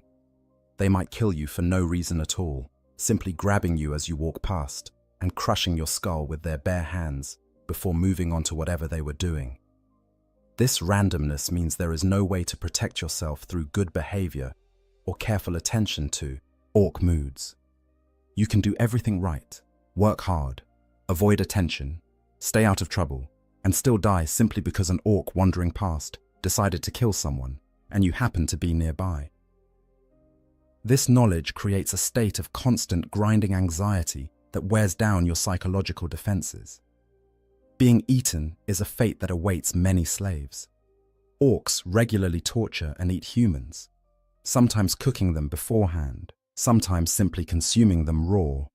This can range from an orc picking one slave to eat when they feel hungry, to industrial-scale food production, where entire facilities are dedicated to processing human flesh as food. The process of being selected for consumption is terrifying. The orcs might simply grab whoever is nearest, or they might make a game of it, having slaves fight each other with the loser being eaten. Sometimes they cook their victims slowly over fires while they are still alive, finding the screams entertaining.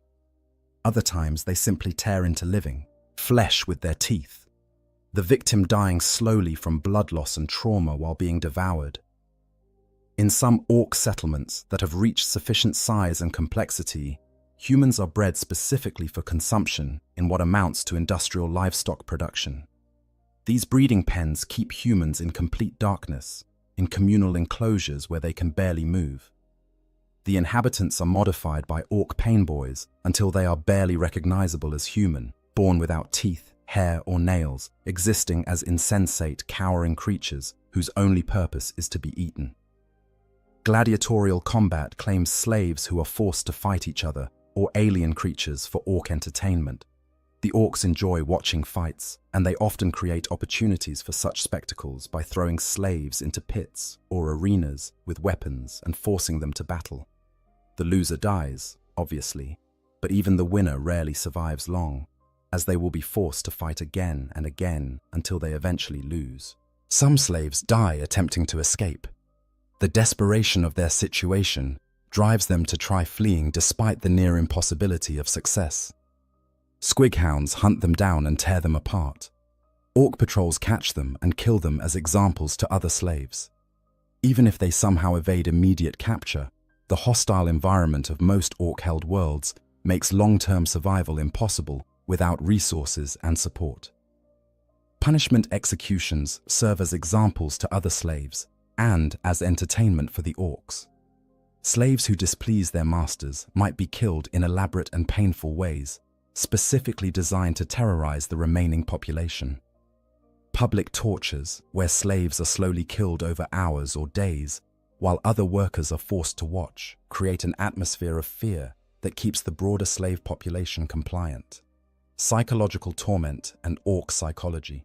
The physical hardships of orc slavery are matched and perhaps exceeded by the psychological torture inherent in every aspect of the experience.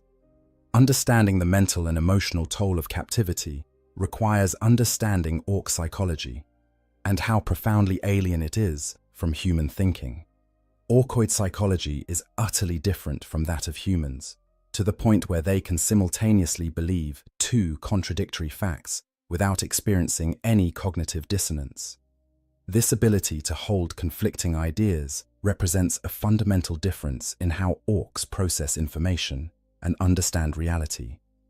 It makes them unpredictable and incomprehensible to human slaves trying to anticipate their behavior or find logical patterns in their actions.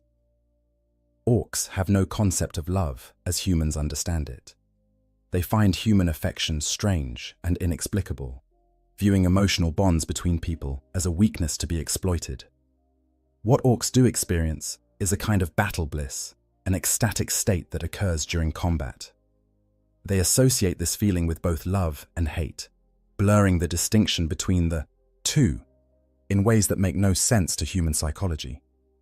This absence of empathy or emotional connection means that orcs literally cannot understand why their treatment of slaves might be wrong. They do not recognize the suffering they inflict as suffering in any meaningful sense. To them, humans are weak creatures whose screams and pleas are merely noise, no more significant than the sounds made by malfunctioning machinery. Your pain means nothing to them because they are incapable of recognizing it as something that matters. The arbitrary nature of orc behavior creates constant psychological stress for slaves. There is no pattern to discern, no rules to learn that might help you avoid punishment or death. An orc might walk past you 100 times without incident, then crush your head on the 101st time for no reason you can perceive. This randomness makes it impossible to develop coping mechanisms based on understanding and predicting your captor's behavior. Orc humor, such as it is, often involves the suffering of weaker beings. They find it entertaining when slaves are injured, when accidents occur, when torture produces particularly creative screams. To witness something horrible happening to a fellow slave and see your orc overseers laughing about it creates a profound sense of helplessness and despair.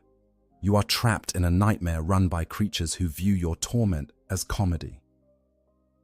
The linguistic and cultural barrier between humans and orcs adds another layer of psychological difficulty. Even if you learn some of the orc language, which few slaves manage, the fundamental differences in worldview make true communication nearly impossible. Orcs express themselves primarily through violence and displays of strength. Nuanced concepts like mercy, fairness, or justice do not exist in their vocabulary or their thinking. This inability to communicate or reason with your captors means there is no avenue for appeal, no way to advocate for better treatment or to negotiate for any improvement in your circumstances. You are completely at their mercy, and they have no mercy to give. Every interaction is dictated purely by their whims and their assessment of whether you are useful enough to keep alive at that particular moment. The loss of identity is one of the most devastating psychological effects of orc slavery. The orcs do not learn your name. They do not care about your history, your skills, your relationships, anything that made you who you were before capture. You are reduced to a generic grot, interchangeable with every other slave, valuable only for the labor you can perform. This erasure of identity undermines your sense of self at a fundamental level. Without anyone acknowledging who you are or who you were, it becomes harder to maintain that sense of self internally. Some slaves cling desperately to memories of their former lives, rehearsing them mentally to keep them alive. Others find those memories too painful and try to suppress them, focusing only on immediate survival. Both strategies carry psychological costs. The constant witnessing of atrocity takes an accumulating toll. Every day brings fresh horrors: slaves killed in accidents, executed for minor infractions, tortured for entertainment, selected for consumption. You watch children worked to death, see the elderly beaten until their bones break, witness pregnant women forced to labor until they miscarry. The human mind is not designed to process this level of sustained trauma, and the psychological damage builds over time. Some slaves develop a kind of emotional numbness, a dissociative state where they function mechanically without really being present. They have retreated so far inside themselves that the external horror cannot reach them anymore. This psychological strategy allows them to continue functioning, but at the cost of losing connection to their own humanity. They become shells, moving through the motions of survival without really living. Others maintain their emotional connection to what is happening around them, feeling the full weight of every horror they witness. This keeps them more psychologically present and human, but the cost is enormous. The grief, rage, and despair that come from truly feeling the scope of what is being done to them and their fellow slaves can be overwhelming. Many slaves in this state eventually reach a breaking point where they simply give up, ceasing to care whether they live or die. The absence of hope is perhaps the most psychologically devastating aspect of orc slavery. There is no realistic prospect of rescue. The Imperium does not negotiate for prisoners or launch rescue missions for enslaved civilians. Your world has fallen, your people are scattered or dead, and the vast machinery of Imperial governance has already written you off as a loss. Even if Imperial forces eventually retake the territory where you are held, you will likely be long dead by then, or so broken that recovery is impossible. Escape is nearly impossible for reasons both practical and psychological.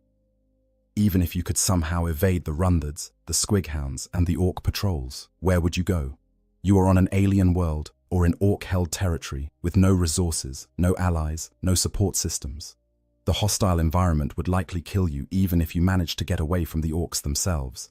And after weeks or months of slavery, your body is so damaged and weakened that you lack the physical capacity for the demands of escape and survival in the wilderness.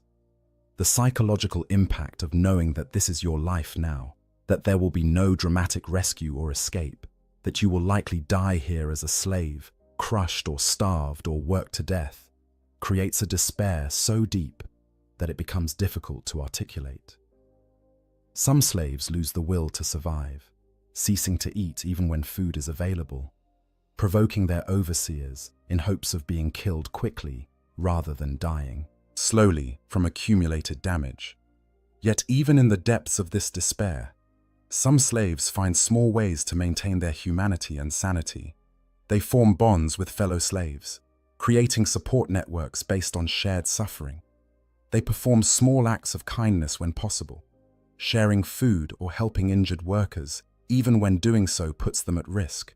They whisper prayers to the Emperor during rare moments of privacy, maintaining whatever faith they can in the face of evidence that suggests they have been abandoned by both the Imperium and the divine. These small acts of resistance and humanity become crucial to psychological survival. They are proof that the orcs have not completely destroyed everything good, that some portion of human dignity and compassion persists even in the worst circumstances imaginable. For some slaves, maintaining these connections and behaviors becomes their primary purpose, the thing that keeps them going when pure survival instinct might not be enough.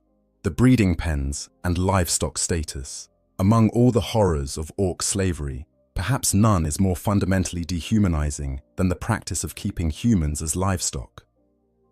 When orc civilizations grow to sufficient size and complexity while maintaining adequate resources, they sometimes begin breeding imprisoned populations of humans for the sole purpose of being used as food.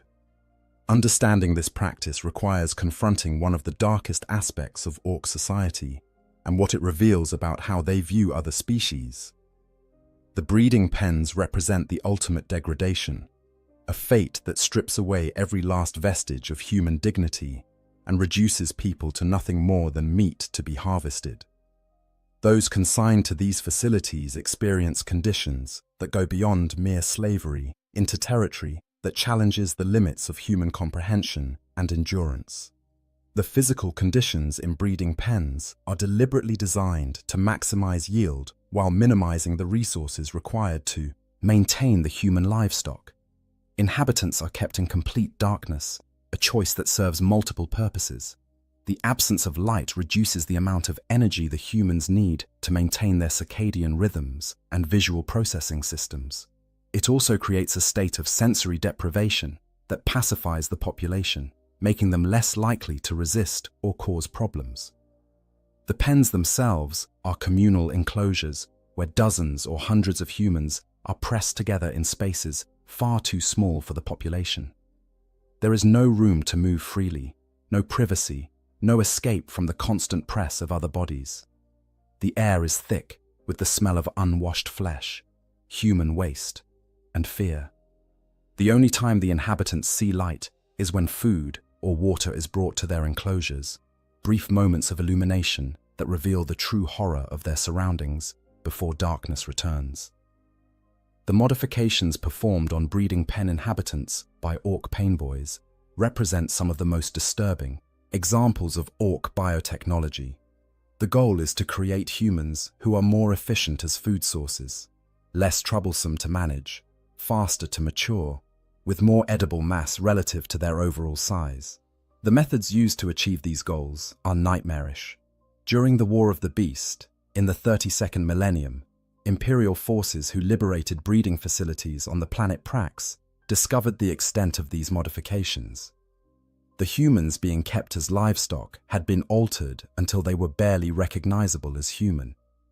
They were born without teeth, hair, or nails, their development arrested at a stage where these features had not yet formed. Their minds had been similarly stunted, leaving them as insensate, cowering creatures incapable of complex thought or resistance. The modifications extend beyond mere appearance. The musculature and metabolism of breeding pen humans are altered to promote rapid weight gain and to convert nutrients into edible tissue more efficiently. Their digestive systems are simplified, allowing them to survive on the cheapest possible feed.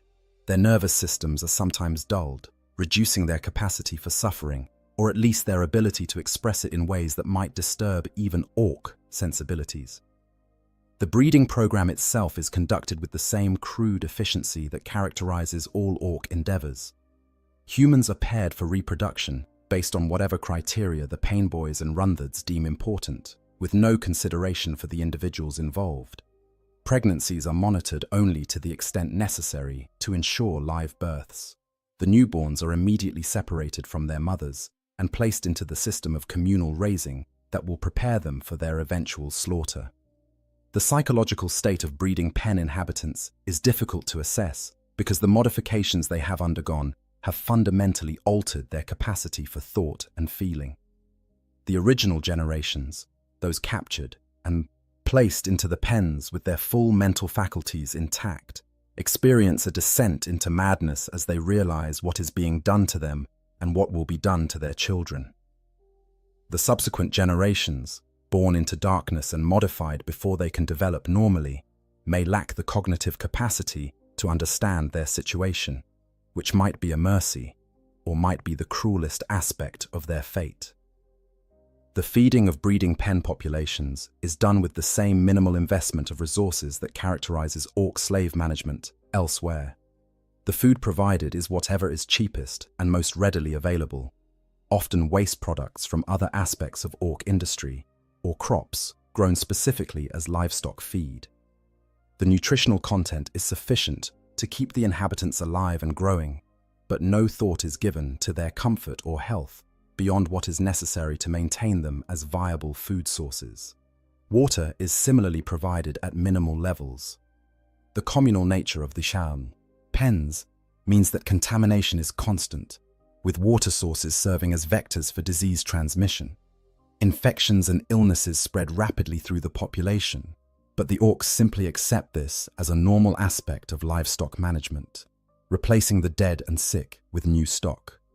The eventual slaughter of breeding pen inhabitants is conducted with the same casual brutality that characterizes orc behavior toward all slaves. Some are taken individually as needed, selected at random or based on size and weight. Others might be processed in larger numbers if the orc population is preparing for a major campaign and needs to build up food stores. The methods of slaughter vary, but they rarely include any consideration for minimizing suffering or ensuring quick death. Not all humans kept as livestock are confined to breeding pens. Some orc settlements practice a more dispersed form of human cattle ranching, where groups of humans are kept in outdoor enclosures or designated areas and raised under slightly less horrific conditions than the breeding pens. These humans might be used for different purposes, some for meat, some for leather, and other products derived from human tissue, some for experimental subjects in painboy surgeries. The fortunate individuals in these more traditional livestock arrangements still face a grim existence, but they at least maintain some connection to sensory experience and the outside world. They can see the sky, feel the weather, interact with other humans in ways that allow for the development of relationships and social structures. Their eventual fate remains the same as those in the breeding pens, but the journey to that fate is marginally less horrific. During the War of the Beast, some humans kept as livestock were given a different purpose. After being fed steroids and other substances to increase their muscle mass, they had their teeth punched out, were shaved, branded, and then pushed into battle as auxiliary cannon, fodder. This represents a variation on the livestock theme, where the meat is used for a different purpose before slaughter, sent to fight and die in orc battles rather than simply being processed for consumption. The existence of breeding pens and human livestock operations reveals important truths about orc psychology and society. It demonstrates their complete lack of empathy or moral consideration for other species. Humans are not enemies to be fought honorably, not even slaves to be worked until exhaustion. They are resources to be exploited, no different from the fungus the snotlings cultivate, or the squigs the orcs raise for various purposes. Resistance, escape, and their consequences. In the face of overwhelming oppression and seemingly impossible odds, some slaves attempt to resist their orc masters or escape from captivity. Understanding these efforts and their almost universal failure is essential to grasping the complete picture of orc slavery and why it represents such an absolute form of bondage.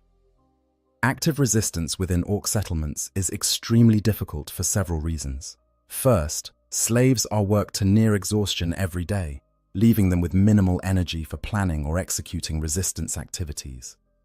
Second, the constant presence of runthirds and orc patrols makes secret meetings or organization nearly impossible.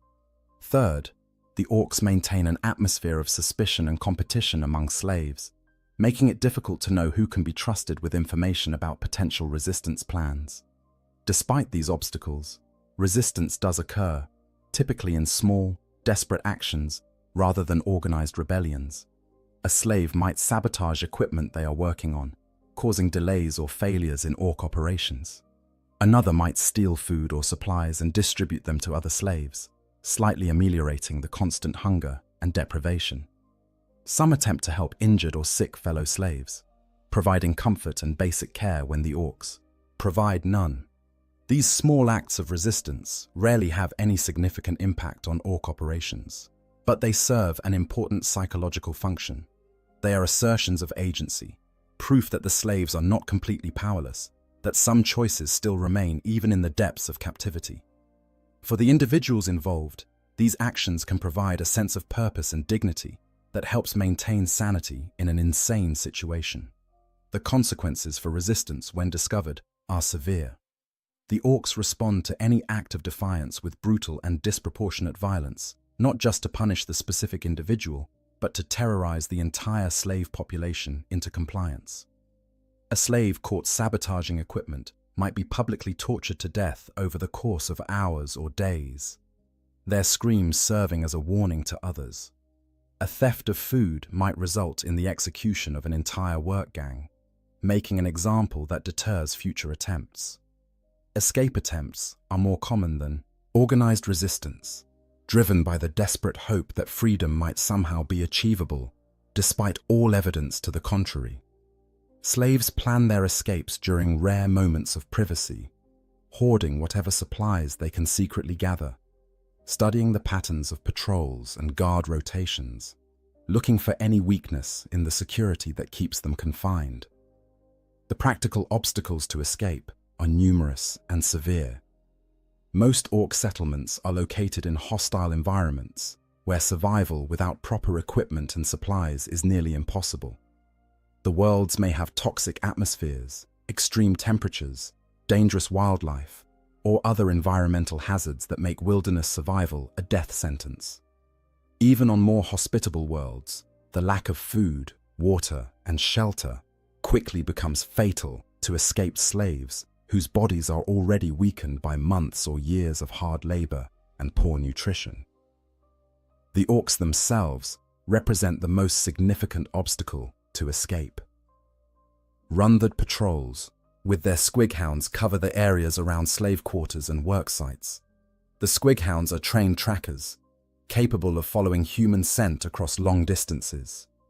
Once they pick up the trail of an escapee, they pursue relentlessly until they catch and kill their prey.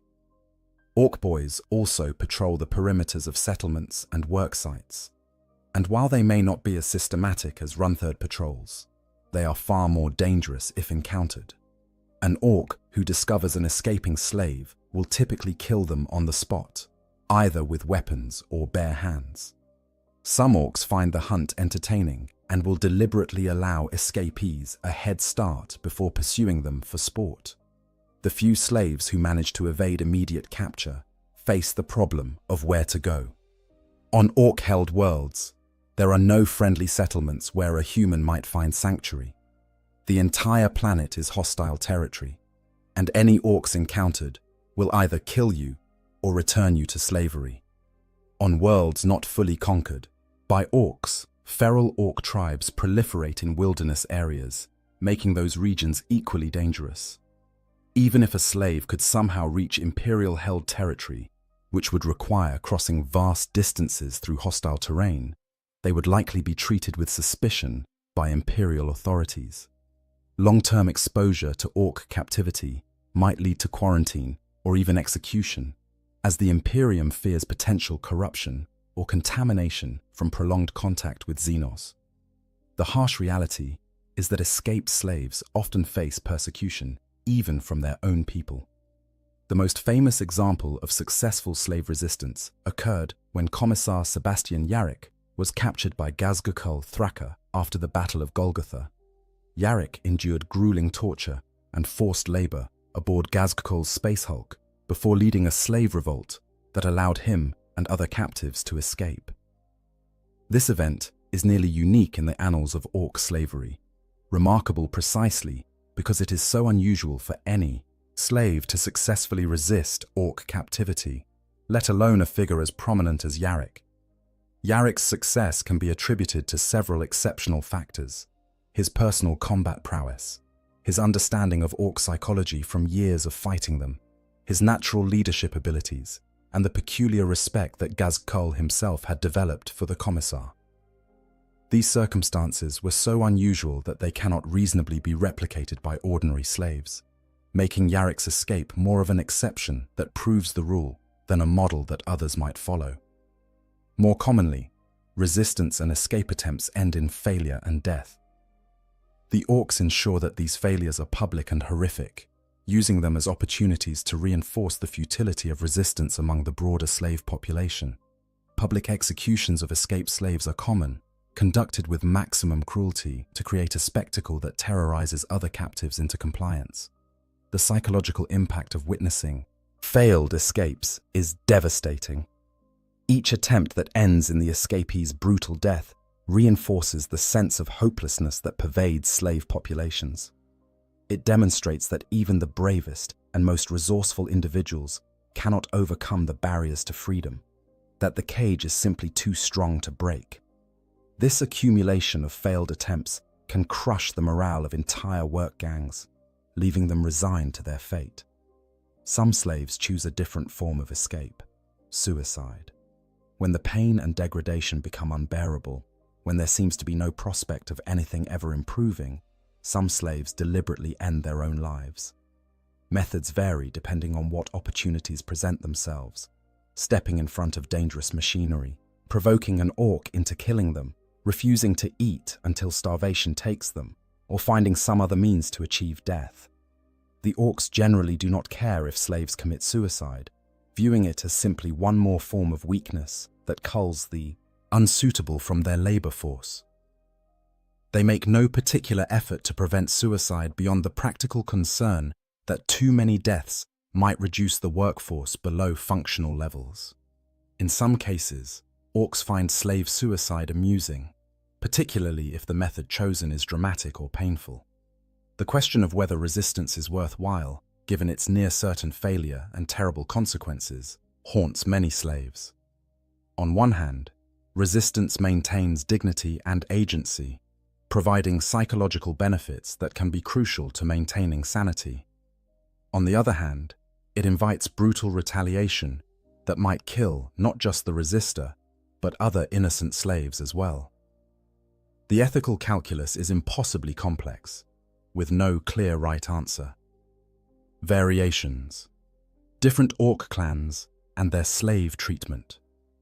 The experience of orc slavery can vary significantly depending on which orc clan holds you captive.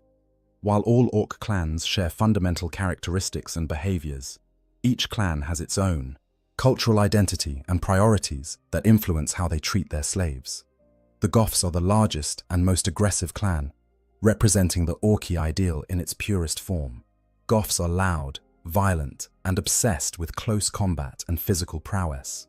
For slaves, being held by Goths generally means being subjected to particularly brutal treatment, as these orcs have the least patience for anything they perceive as weakness. Goth slaves are often used as sparring partners or practice targets, forced into fights with each other or with other creatures purely for orc entertainment. The Bad Moons are the richest orc clan, obsessed with accumulating wealth and displaying it ostentatiously. They have more teeth, the orc currency, than any other clan, which means they can afford to maintain larger slave populations and more extensive operations. Bad Moon slaves might find themselves working in more organized operations than those under other clans, as the Bad Moon's relative wealth allows, for slightly more systematic exploitation. However, this organization does not translate to better treatment, merely more efficient extraction of labor. Blood axes are the most willing to learn from other species and adopt their tactics. They are viewed with suspicion by other orcs because they will even work as mercenaries for non-orcs, though they typically betray their employers eventually. Blood axe slaves might encounter slightly more predictable treatment patterns, as these orcs have adopted some aspects of military discipline and organization from observing human armies. However, they are still fundamentally orcs, and their treatment of slaves remains brutal by any civilized standard. Death Skulls believe that blue brings luck and are known for looting and stealing from everyone, including other orcs. They are the most likely to scavenge and repurpose everything they can find, which extends to their use of slaves. Death Skull slaves often work in salvage operations, picking through battlefields and ruins for anything that might be valuable. The work is dangerous, as unexploded ordnance and unstable structures are common in such environments, but it can sometimes offer brief moments of relative freedom as slaves spread out across salvage sites. Evil Sons are obsessed with speed and vehicles, believing that red makes everything go faster. They favor massive numbers of bikes, buggies, and other fast-moving transports. Slaves under Evil Sons might find themselves working primarily in vehicle maintenance and manufacturing, or they might be used as pit crews for orc races.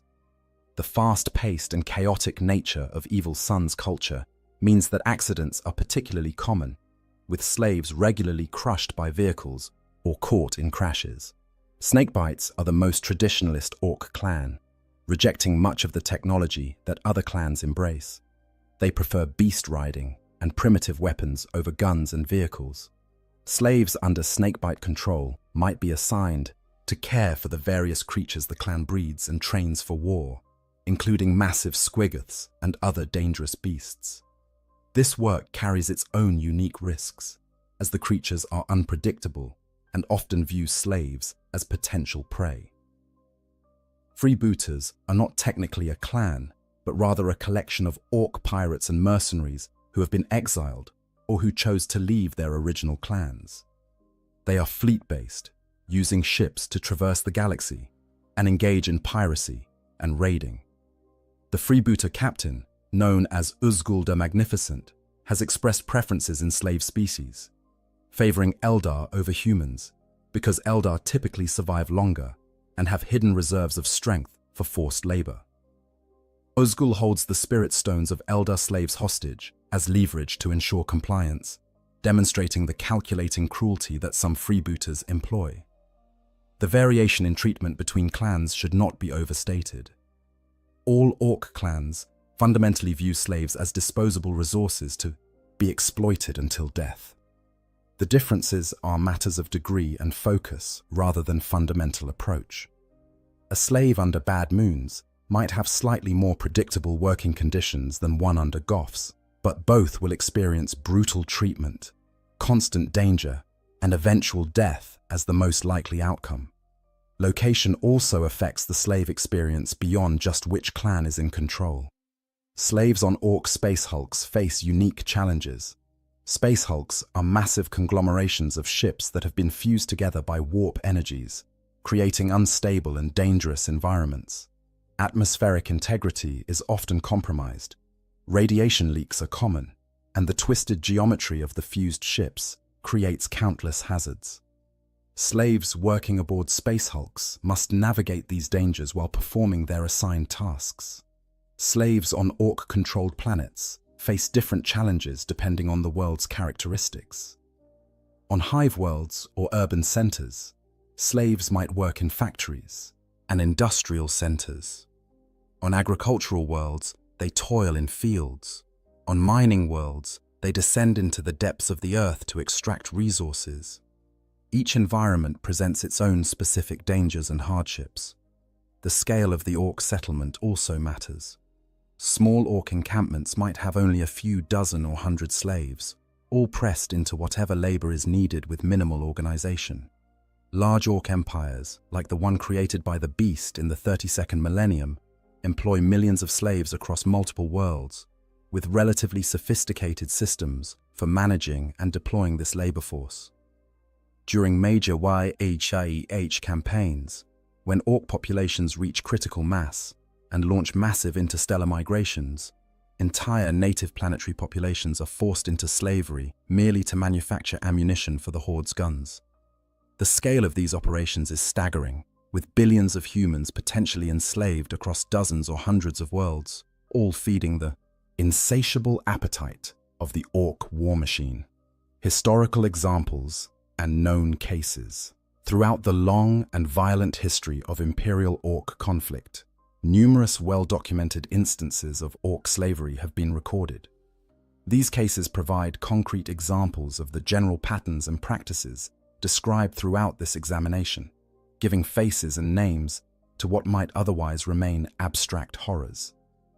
The Second War for Armageddon provides one of the most thoroughly documented examples of orc enslavement of human populations. When warlord Ghazghkull Thraka's forces overwhelmed Hive Infernus in 941, the subsequent surrender delivered hundreds of thousands of humans directly into orc captivity. The refugee columns that stretched across Armageddon's desert wastelands, harried by speed freak biker units, represented one of the largest forced migrations of the modern imperial era. These refugees were driven back to Hive Infernus to work as slaves in the orc war machine, the Worm. Industrial capacity of the Hive was turned toward producing munitions, weapons, and supplies for Ghazghkull's continuing campaign. Human slaves operated the foundries, assembled the weapons, and loaded the ammunition that would be used against their own people in the defense of Hades' Hive and other imperial strongholds. The psychological torture of being forced to aid in your own civilization's destruction added another layer to the physical suffering of slavery. Commissar Yarrick's own capture and enslavement aboard Ghazghkull's Space Hulk 3 years after the Second War demonstrates that even the most formidable imperial heroes are not immune to the horrors of orc captivity. After his defeat at Golgotha in 944, Yarrick endured grueling torture and forced labor alongside other captured humans. His eventual leadership of a slave revolt and escape represents an extraordinary achievement that has entered into imperial legend, but it also illustrates just how exceptional such outcomes are. The planet Letum in the Calixis sector provides a more recent example of orc slave practices.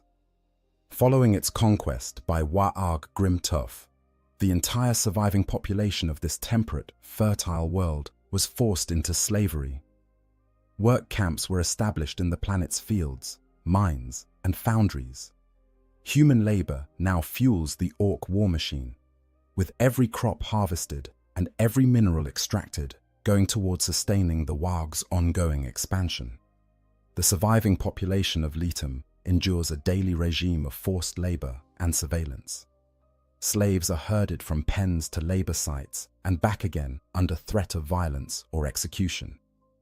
Constant supervision by orc forces and their underlings prevents any organized resistance or communication beyond the planet. The complete isolation of these slaves, cut off from imperial contact or hope of rescue, represents a common pattern in orc-held territories. The War of the Beast, in the 32nd millennium, represents perhaps the largest and most organized example of orc slavery in recorded history.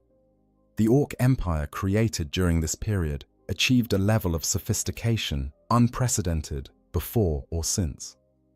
On the planet Prax, imperial forces discovered extensive evidence of industrial-scale human slavery and livestock production. The orcs on Prax had been evolving faster than anticipated, developing their own society with specialists and organization. They actively conquered and enslaved humans, feeding them steroids and farming them like cattle. Some were kept as breeding stock, modified until they were barely recognizable as human. Others had their teeth punched out, were shaved and branded, then pushed into battle as auxiliary cannon fodder. The scale and systematic nature of these operations shocked even hardened imperial forces used to the horrors of war. The war boss, Hruk Teef Splinter of the Snakebites clan, provides another notable example. Hruk enslaved the entire population of the binary, System Corva, his old stomping grounds. He forced his captives to build him spacecraft, with holds cavernous enough to accommodate his beloved mega menagerie of creatures. This represents a case where slave labor was employed for a specific, large-scale construction project at the whim of an individual war boss. Throughout the Armageddon conflicts, smaller-scale enslavements occurred constantly. Thousands of imperial citizens who attempted to flee advancing orc forces were captured by speed cults, the fast attack units that circle hive cities like buzzards waiting for prey. These captives were distributed among various orc mobs for use in different capacities, from mine workers to factory laborers to personal servants for orc nobs. The freebooter Uzgul the Magnificent's admitted preference for Eldar slaves over human ones provides insight into how some orcs think about the relative value of different species as labor sources. Uzgul notes that humans typically survive for only a short time and need to be replaced frequently, while Eldar slaves have a greater will to live and hidden strength for forced labor work. His practice of holding Eldar spirit stones hostage as leverage demonstrates a level of psychological manipulation unusual among orcs, but not unique. Lesser-known cases exist throughout imperial records, brief mentions in military reports or administrative documents that hint at the broader scope of orc slavery. References to liberated slaves found in reclaimed territories, their minds and bodies shattered by their experiences. Reports of work camps discovered and destroyed during imperial offensives, the emaciated survivors barely recognizable as human. Accounts from interrogations of captured orcs that casually mention slaves as just another resource they manage alongside ammunition and fuel. These historical examples collectively paint a picture of slavery as a fundamental and enduring aspect of orc civilization. It is not an aberration or an occasional practice, but rather a core component of how orcs organize their societies and conduct their wars. Wherever orcs conquer, slavery follows, as inevitable as the spores they release and the violence they perpetuate. Conclusion: to be enslaved by orcs in the grim darkness of the far future is to experience a form of suffering that challenges the limits of human endurance and comprehension. It is a descent into a hell where every day brings fresh horrors, where survival is measured in hours rather than weeks, and where death, when it finally comes, is often welcomed as a mercy. The physical torments are immense, the back-breaking labor that continues until your body fails, the constant beatings and casual violence, the inadequate food and water, the complete lack of medical care or basic sanitation. Your body accumulates damage faster than it can heal, slowly breaking down under the relentless strain until some critical system fails and you die. Another statistic in the endless churn of orc slavery. But perhaps even worse than the physical suffering is the psychological torture. The complete erasure of your identity and dignity, the reduction of your existence to nothing more than a resource to be exploited and discarded. The constant witnessing of atrocity, the accumulation of trauma that no human mind was designed to process. The crushing despair that comes from understanding that rescue will not arrive, that escape is impossible, that this nightmare is your life now until death finally releases you. The arbitrary nature of orc violence, the complete absence of rules or patterns you might use to protect yourself, creates an environment where psychological defense mechanisms break down. You can do everything right and still die randomly because an orc happened to walk past in a bad mood.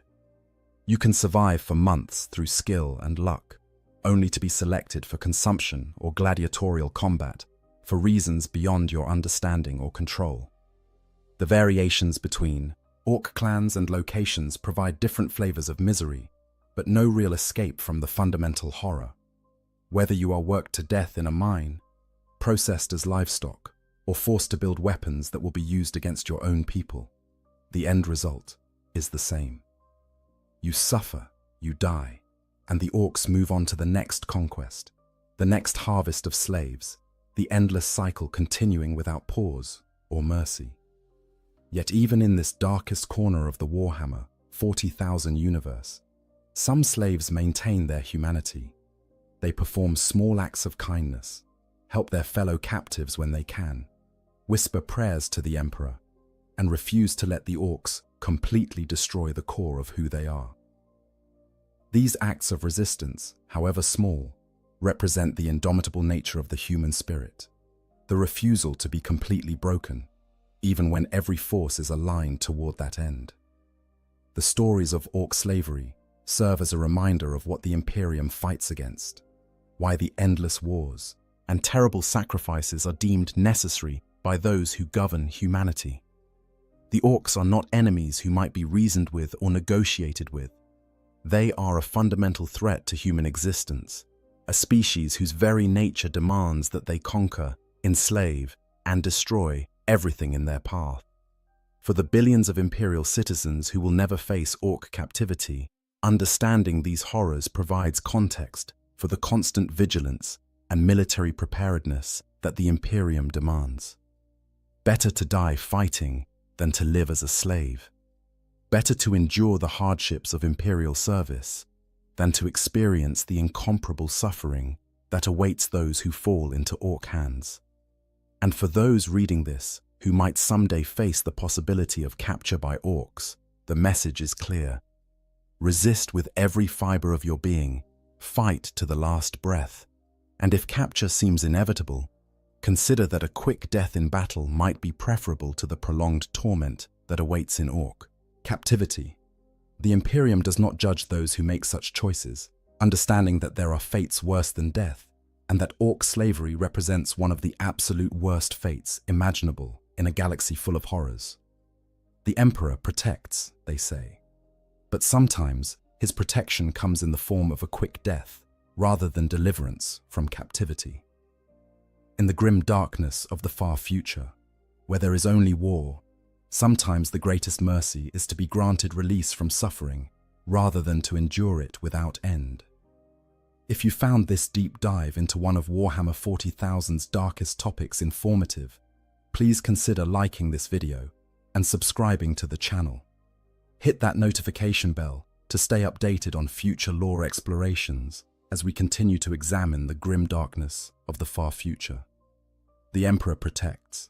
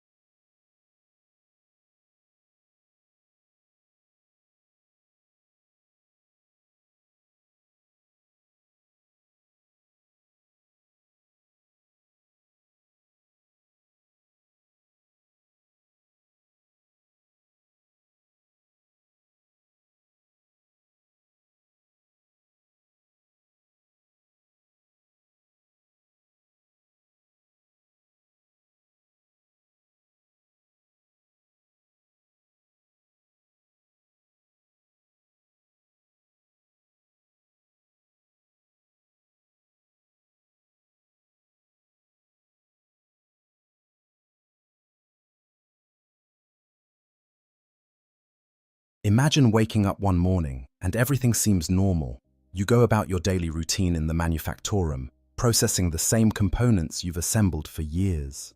The prayers to the Emperor echo through the hab blocks at dawn, just as they always have. The Arbites patrol the streets with their usual stern efficiency. The planetary governor's face stares down from propaganda posters, promising prosperity through labor and devotion. Everything is as it should be. Everything is as it has always been. But something has changed. You can't quite put your finger on it, but there's a wrongness in the air. A neighbor you've known for 20 years won't make eye contact anymore. The servitors in your sector have been malfunctioning more frequently, their monotone voices occasionally stuttering into sounds that almost seem like screaming. The water from the reclamation systems tastes different. At night, you hear sounds that don't belong in an imperial hive city, sounds that make your skin crawl and your heart race for reasons you cannot explain. You tell yourself it's nothing. You have to believe it's nothing. Because the alternative, the possibility that something fundamental has gone wrong, is too terrifying to consider. So you pray harder. You work longer shifts. You avoid asking questions. You do what good imperial citizens are supposed to do. You have faith in the Emperor's protection. You don't yet realize that faith alone won't save you. You don't know that your world has already begun its descent into something far worse than death. You don't understand that chaos has taken root in your world, and nothing will ever be the same again. In the grim darkness of the far future, there are fates worse than simple death. One of the most horrifying is to watch your entire world slowly consumed by the forces of chaos, to see reality itself twist and corrupt around you, to witness friends and family transform into monsters, and to face a choice between a quick death or eternal damnation. This is not a quick annihilation by Xenos raiders or a clean execution by the Arbites. This is a slow, inexorable slide into madness and corruption that can take months or even years to complete. Chaos corruption is insidious. It doesn't announce itself with fanfare or obvious signs at first. It begins in the shadows, in whispered conversations, in secret meetings held in the deepest parts of underhives and behind the closed doors of noble estates. It spreads like a disease, but not one that simply kills. Instead, it transforms, corrupts, and ultimately consumes everything it touches. The Chaos Gods hunger constantly for mortal souls, and when they turn their terrible attention to a world, that world's doom is all but assured, unless swift and brutal action is taken. The Imperium of Man spans 1,000,000 worlds across the galaxy, and on countless thousands of these worlds, chaos cults work in the darkness, preparing for the day when their gods will reward them with power and transformation. Most of these cults are discovered and purged before they can cause catastrophic damage. The Inquisition's agents work tirelessly to root out heresy. The Arbites maintain order through fear and violence, and the ecclesiarchy preaches the Emperor's divinity to billions upon billions of souls. But sometimes, through incompetence, bad luck, or the sheer determination of the cultists, a world falls too far before anyone in authority realizes what's happening. When that occurs, the inhabitants of that world experience something that defies description. They watch as their reality crumbles piece by piece. The laws of physics that govern their existence begin to fail. The dead don't stay dead. The sky changes color. Time itself becomes unreliable. And through it all, they must make impossible choices about survival, about morality, about what they're willing to do to protect themselves and those they love. The seeds of corruption, how it starts. Chaos corruption doesn't begin with demons materializing in the town square or reality tearing apart. It begins much more quietly, much more insidiously. It begins with people who are desperate, angry, afraid, or simply curious about powers beyond the Imperium's rigid doctrine. It begins in the dark corners where the Emperor's light doesn't quite reach, where his protection seems like an empty promise rather than a tangible reality. The Imperium of Man is a deliberately oppressive regime. It has to be. With 1,000,000 worlds to govern and countless threats both internal and external, the Imperium maintains control through fear, faith, and overwhelming force. Life for the average Imperial citizen is one of grinding labor, minimal comforts, and constant surveillance.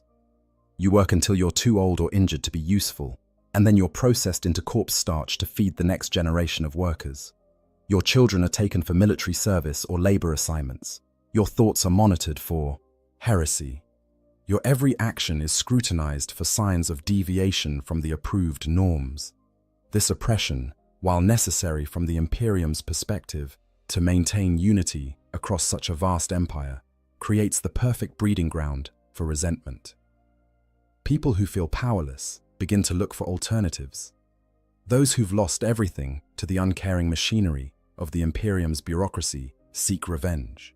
The ambitious, who are denied advancement through legitimate means, are tempted by promises of power through other avenues. And into this fertile ground of discontent, chaos plants its seeds. The four major chaos gods each offer something different, something tailored to human weakness and desire. Khorne, the blood god, appeals to those consumed by rage and the desire for martial prowess. In a galaxy where violence is constant and life is cheap, Khorne's promise of strength through bloodshed resonates with soldiers tired of watching their comrades die, with workers brutalized by their overseers, with anyone who's been made to feel weak and wants the power to strike back. His cultists don't necessarily understand they're worshipping a chaos god at first. They might think they're praying to a warrior saint or an aspect of the emperor himself.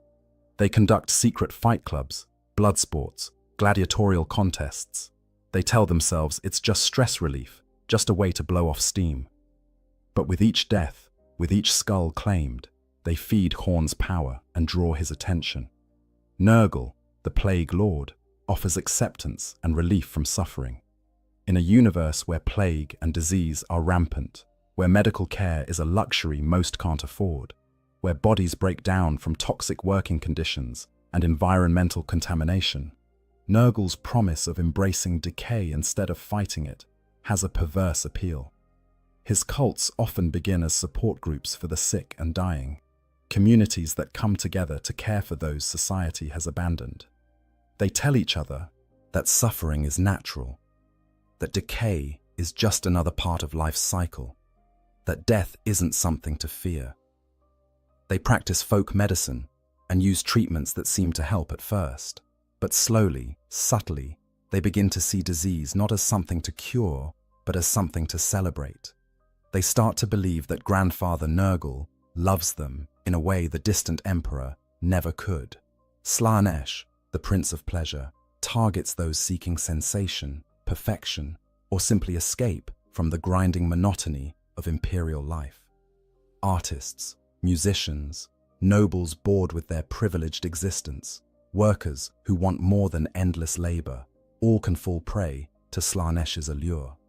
The cult might begin as a philosophical society discussing banned literature, an art collective exploring forbidden aesthetics, or simply a group seeking pleasure through drugs, music, and sensual experiences.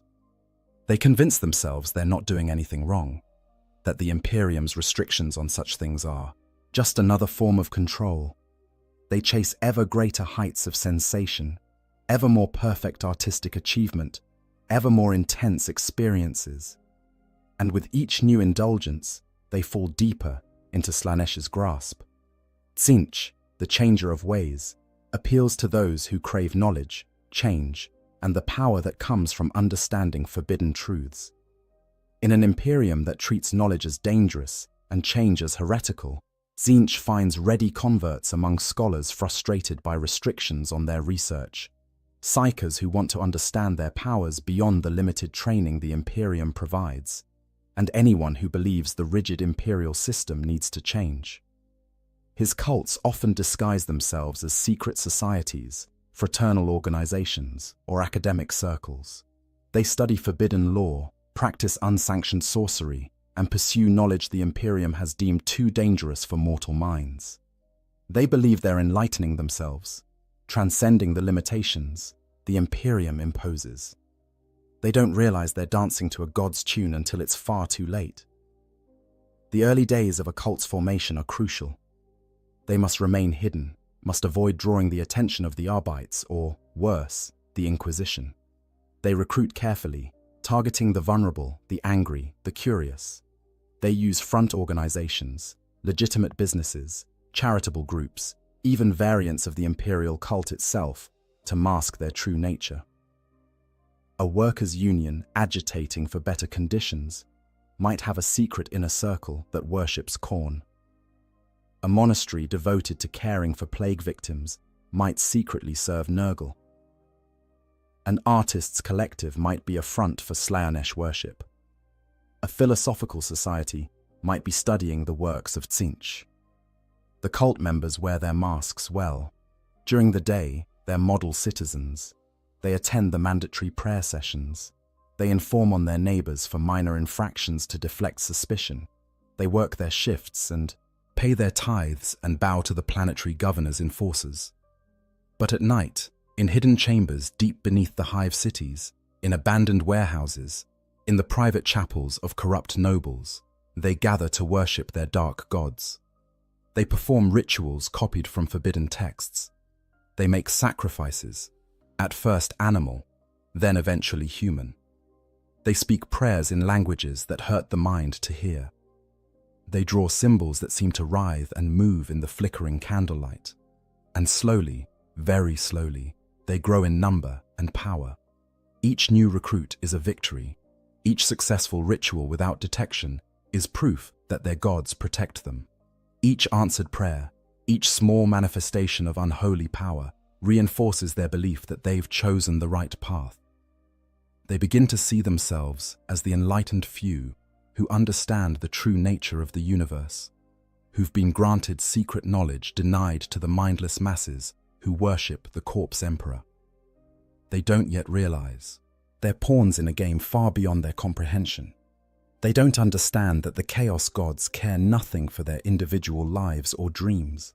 They're tools to be used and discarded, fuel for powers that view mortal existence as barely more significant than we might view the lives of bacteria.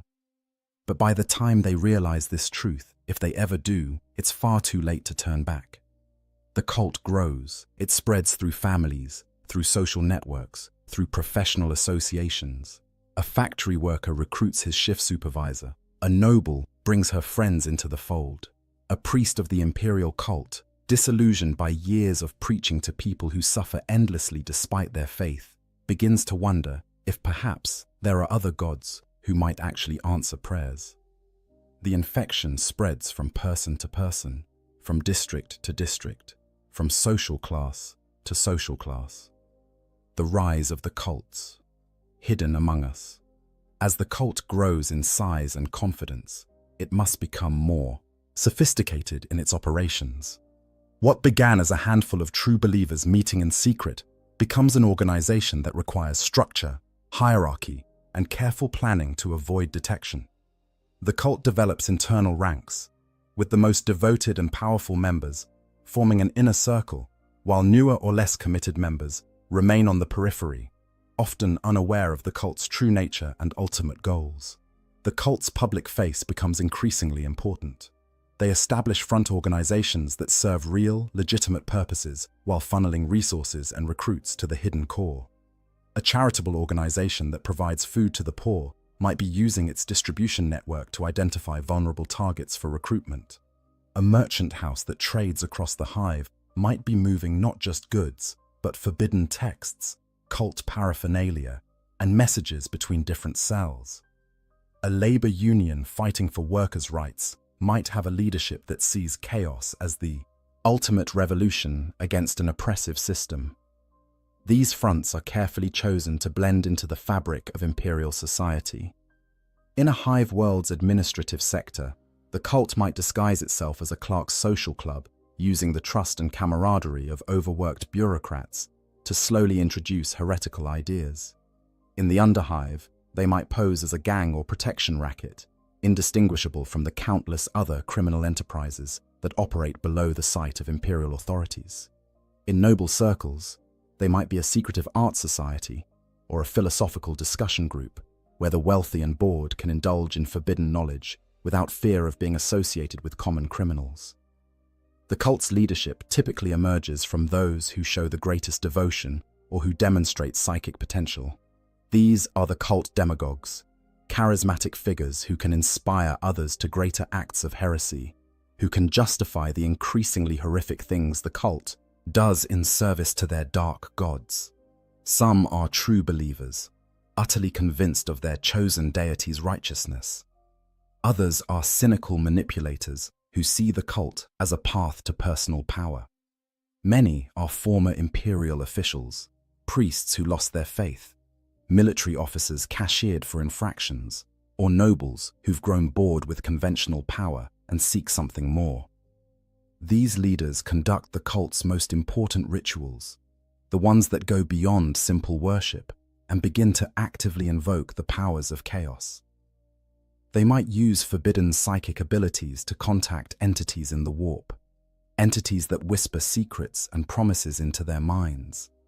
They conduct increasingly elaborate sacrifices, sometimes of animals, sometimes of unwilling victims, kidnapped from the streets or taken from the ranks of the cult's enemies. They study ancient texts recovered from Xenos ruins or passed down through generations of cultists, learning rituals that were old when humanity first reached for the stars. As the cult's power grows, strange things begin to happen. Small at first, easily dismissed or ignored. A cultist who should have died from injuries survives through what seems like a miracle. Another develops the ability to influence people's thoughts, subtly at first, then more overtly. Objects in the cult's shrines seem to move on their own or whisper in languages no human should understand. The cult's leaders begin to display physical changes, marks of favor from their patrons, though they hide these carefully from outsiders. The cult also begins to infiltrate positions of real authority. A cultist who works in the administratum might alter records to hide the cult's activities or make their enemies disappear on paper. One who joins the Arbites can warn of upcoming raids or misdirect investigations. A cultist in the Planetary Defense Force can arrange for weapons to be lost in inventory, only to end up in the cult's hands.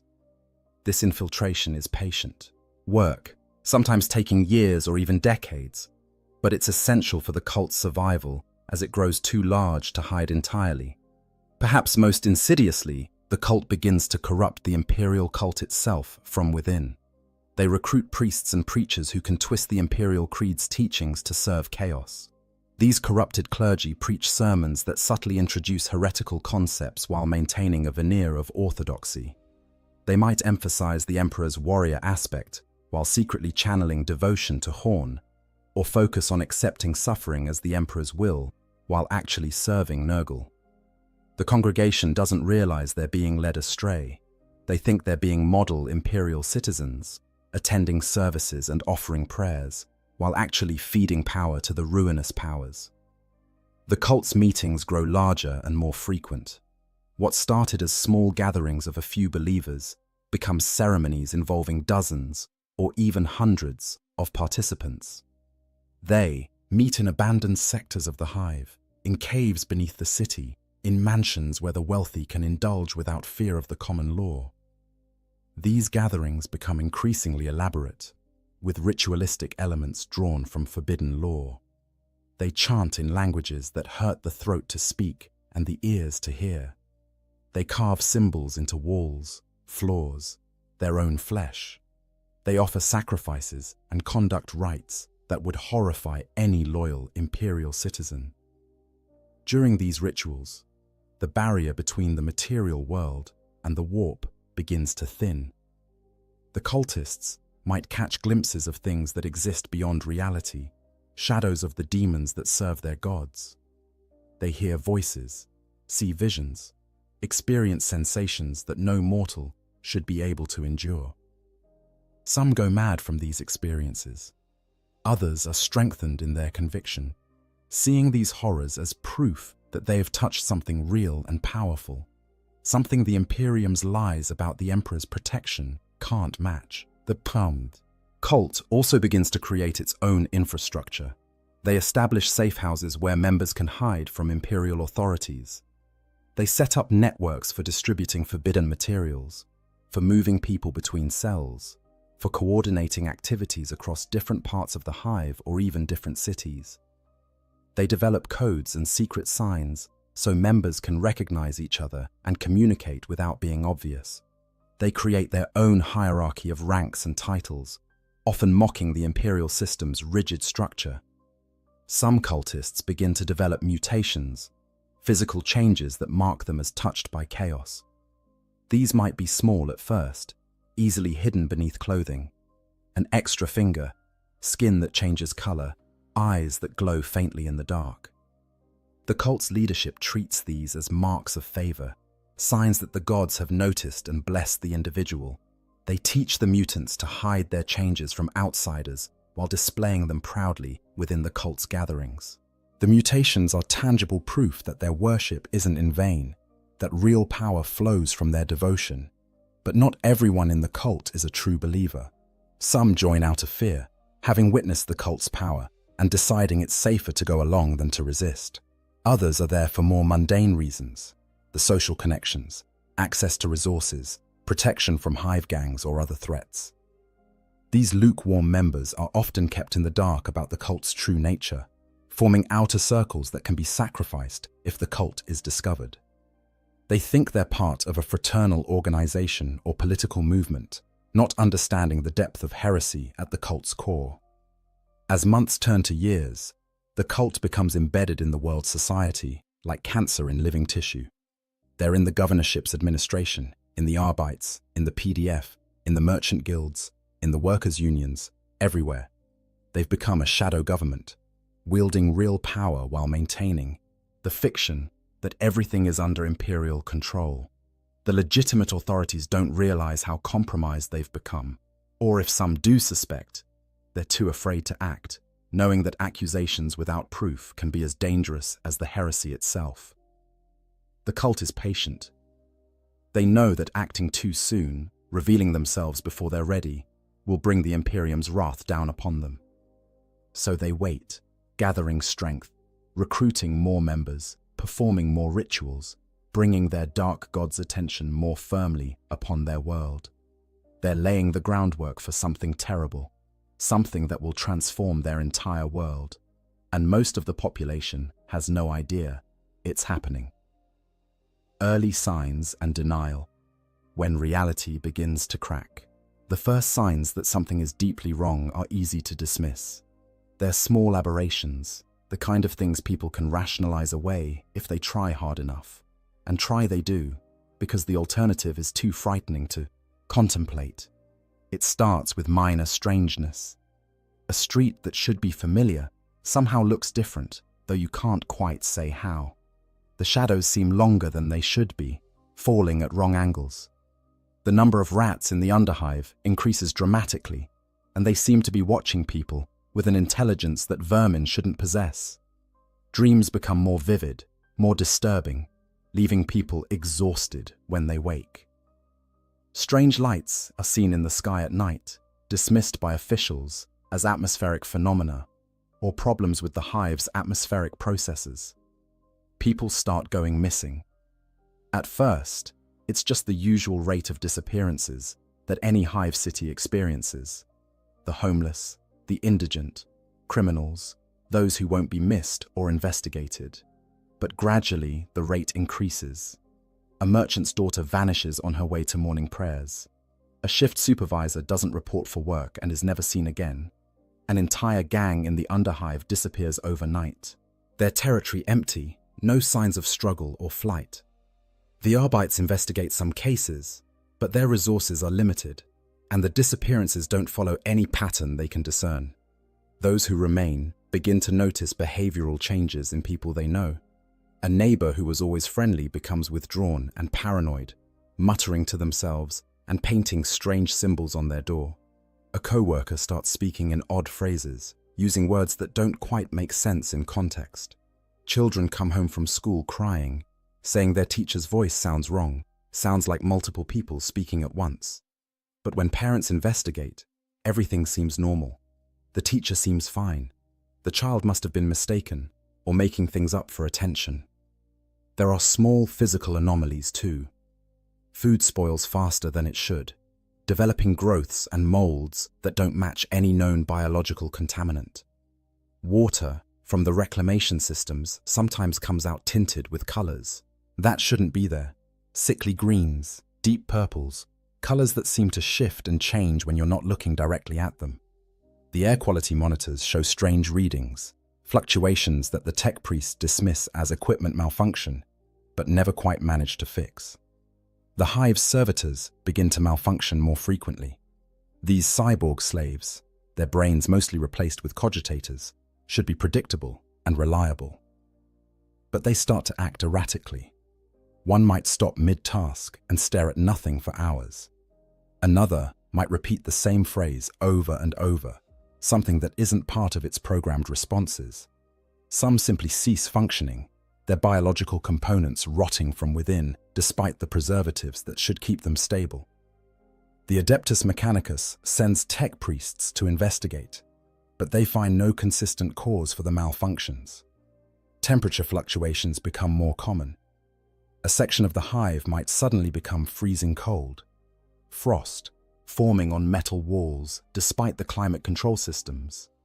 Then hours later, that same area might be sweltering hot, hot enough that workers collapse from heat exhaustion.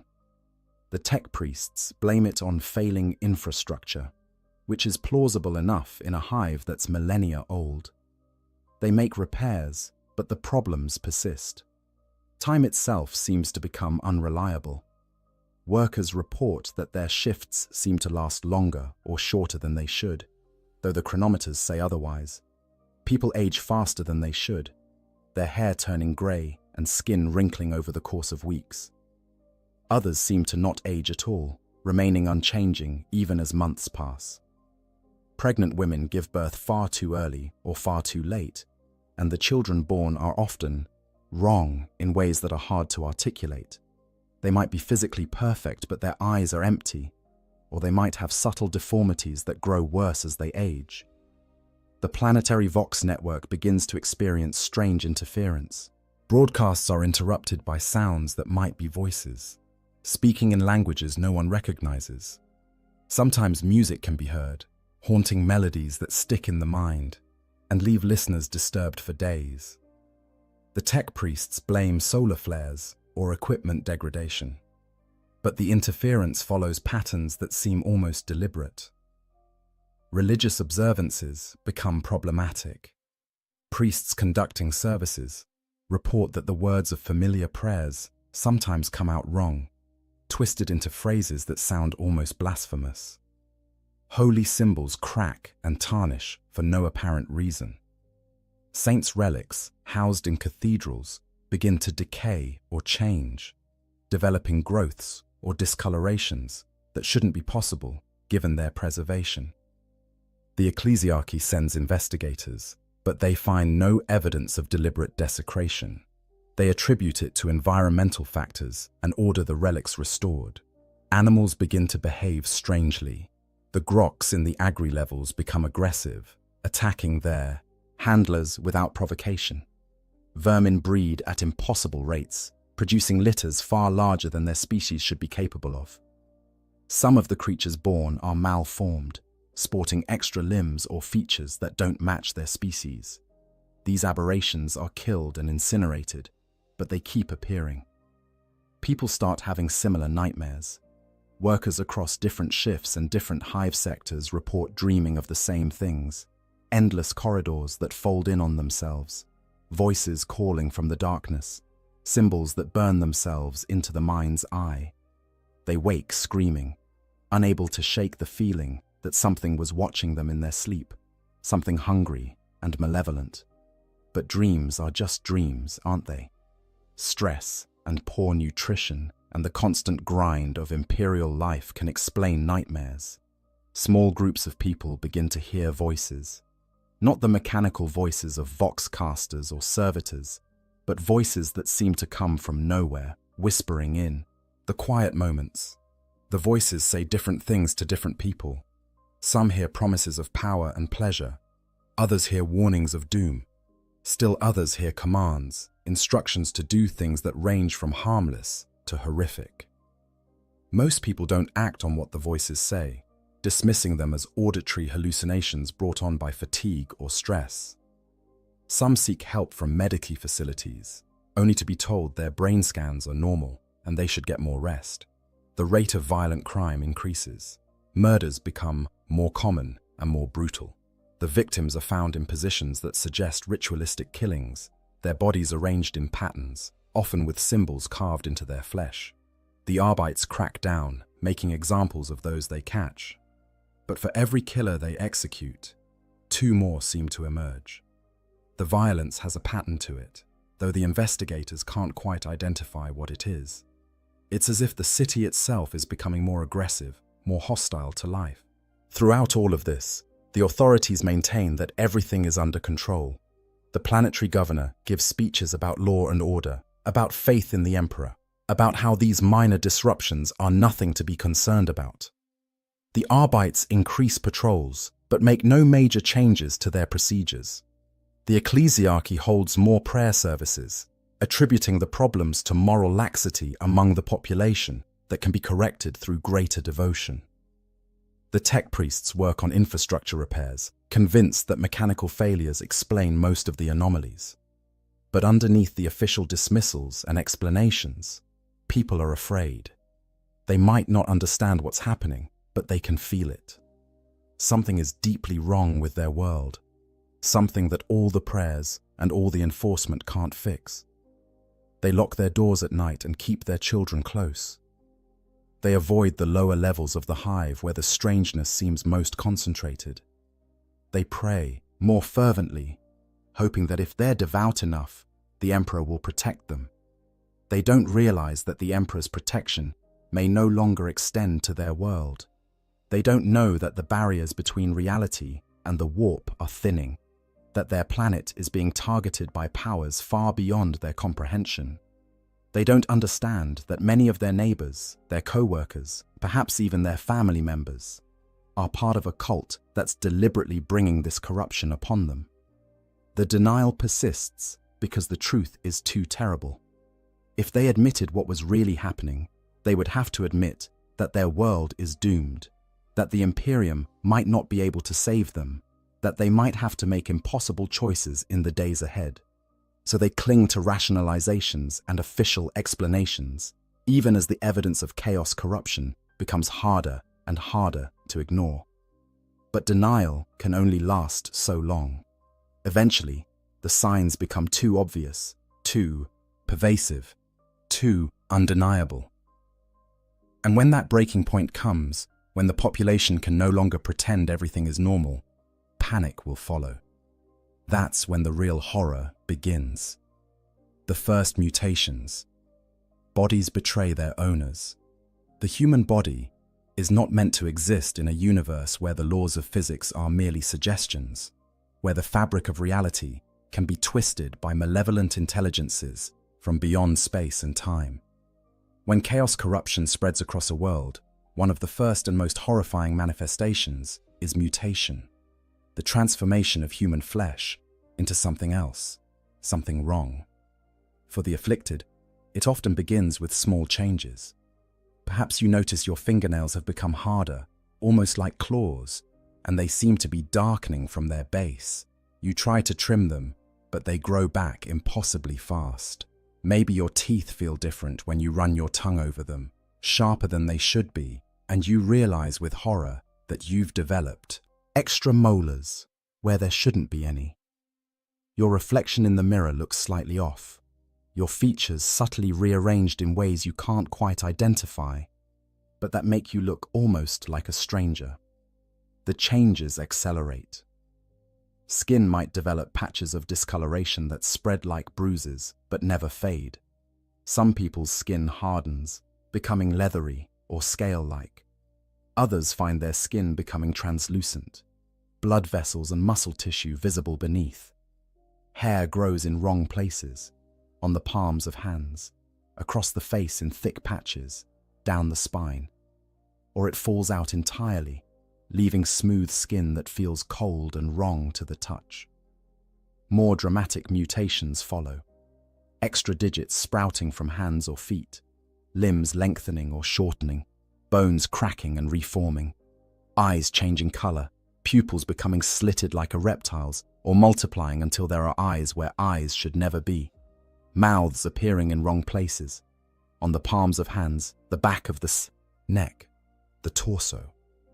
These mouths might whisper constantly in voices too quiet to understand, or they might scream, or they might try to bite anyone who comes close. For some, the mutations are tied to their emotions or to the particular chaos power they've been exposed to. Those touched by Horn might find their muscles bulking up grotesquely, their body becoming a weapon even as their mind becomes consumed with rage. Their skin might turn red or develop brass-colored scales. Horns might erupt from their skull, growing painfully over days or weeks. They become more aggressive, more violent, finding it harder and harder to control their anger. Nurgle's touch brings corruption of a different sort. Flesh becomes swollen and pustulant, covered in boils and lesions that never heal. The body begins to rot while still alive, skin sloughing off to reveal muscle and bone beneath, yet somehow the victim continues to function. They might develop parasites, worms burrowing beneath their skin, flies laying eggs in their flesh that hatch into maggots. They should die from these afflictions, but Nurgle's blessing keeps them alive, keeps them suffering, keeps them spreading disease to everyone around them. Slaanesh's mutations are often beautiful at first, seductively attractive changes that make the afflicted more alluring, more perfect. Their features become symmetrical, their bodies lithe and graceful, but this perfection curdles into excess. Extra limbs sprout to better experience sensation. Skin becomes hypersensitive to the point of agony. Sensory organs multiply or mutate. Tongues split into multiple appendages. Noses develop dozens of nasal passages. Eyes gain new spectrums of vision that show horrors invisible to normal sight. Tzeentch's gifts are perhaps the most unpredictable. The god of change delights in transformation for its own sake. A victim might wake up to find their left arm has become tentacles, writhing with their own intelligence. Their eyes might see, through time, catching glimpses of possible futures that drive them mad. Their flesh might become unstable, shifting and changing constantly, never settling into a single form. Colors that don't exist in normal reality might emanate from their skin. They might develop psychic abilities they can't control, their thoughts accidentally broadcasting to everyone nearby, or reaching into the warp and pulling back things that should stay buried. The psychological impact of mutation is devastating. You look in the mirror and a monster stares back. The person you were, the human being with thoughts and feelings and relationships, is being consumed by this thing you're becoming. Some mutations are painful, constant agony as bones reshape and organs relocate. Others are simply wrong, violations of how a body should work, that your mind rebels against, even as your flesh accepts. Many of the mutated try desperately to hide their changes. They wear heavy clothing to conceal deformities. They avoid social contact to keep others from seeing what they've become. They mutilate themselves, cutting off extra digits or gouging out mutated eyes, only to have the changes return within days or hours. Some manage to hide their mutations for weeks or even months, living in constant fear of discovery, because discovery means death. The Imperium has no mercy for mutants. The official doctrine is clear. Mutation is a sign of chaos taint, and the mutant must be destroyed before they can spread their corruption. It doesn't matter if the mutation was unwilling, if the victim never sought out chaos, if they're horrified by what's happening to them. The Imperium can't risk allowing the taint to spread. Better to kill 1,000 innocents than let one true cultist escape. When mutants are discovered, the response is swift and brutal. The Arbites round them up and burn them publicly, making examples to terrify the population into vigilance. Neighbors are encouraged to inform on family members. Children are taught to report their parents if they see signs of mutation. The atmosphere becomes one of paranoid suspicion, everyone watching everyone else for telltale signs of physical corruption. Some mutants flee to the Underhive, seeking refuge in the depths where imperial authority is weakest. They form communities of the outcast, groups of mutated humans trying to survive in the darkness. But even there, they're not safe. Gangs hunt them for sport or out of superstitious fear. Other mutants, further gone in their corruption, might attack them. And sometimes chaos cults find these refugees and recruit them, offering acceptance in exchange for service to dark gods. The mutations don't stop. Once they begin, they typically accelerate. A small change leads to larger ones. The victim finds themselves transforming more rapidly, their human form becoming less and less recognizable. Their mind begins to change too, thoughts becoming alien urges rising up from somewhere deep inside. The boundary between human and monster blurs and eventually disappears. Some of the mutated embrace what's happening to them. They see their changes as blessings, gifts from gods that the Imperium denies exist. They join chaos cults willingly, offering themselves for further transformation, seeking to become something greater than human, even if that means losing their humanity entirely. They display their mutations proudly at cult gatherings, competing to show who has received the most dramatic blessings from their patron deity. But even among chaos worshippers, there's a limit to acceptable mutation. Those who transform too much, who accumulate too many changes too quickly, risk becoming chaos spawn, mindless, shapeless things that are barely alive, all intelligence and personality consumed by endless transformation. The chaos gods discard these failed servants, and even other cultists fear and avoid them. To become a spawn is considered a fate worse than death, proof that you failed to control the powers you sought to master. The appearance of mutations across the population is a clear sign that chaos has infected the world deeply. When the Inquisition investigates worlds suspected of corruption, one of the first things they look for is mutation rates above the baseline. Too many mutants means warp influence, and warp influence means the world is a candidate for extreme measures. But by the time mutations are common enough to be obvious to investigating authorities, it's often too late to save the world through conventional means. For the non-mutated population, living among the afflicted is a nightmare. You don't know who might be hiding mutations. Your spouse might be changing in ways they're concealing from you. Your children might be transforming in the night. Every person you encounter might be secretly corrupted, their human appearance a mask over something monstrous. The social fabric tears apart as trust evaporates and fear takes hold. And, through it all, the mutations spread. More people wake up to find themselves changing. More families are torn apart as members reveal their afflictions or are discovered and taken away. More communities in the underhive swell with refugees who have nowhere else to go. The world's population is dividing into the human and the post-human, and the line between them grows thinner with each passing day. The thinning veil, warp phenomena, manifests. As chaos corruption deepens its hold on a world, the barrier between reality and the warp begins to fail. This barrier, maintained in normal space by the natural laws of physics and the coherent beliefs of its inhabitants, starts to thin and crack. When this happens, the phenomena that manifest are beyond anything the human mind evolved to comprehend.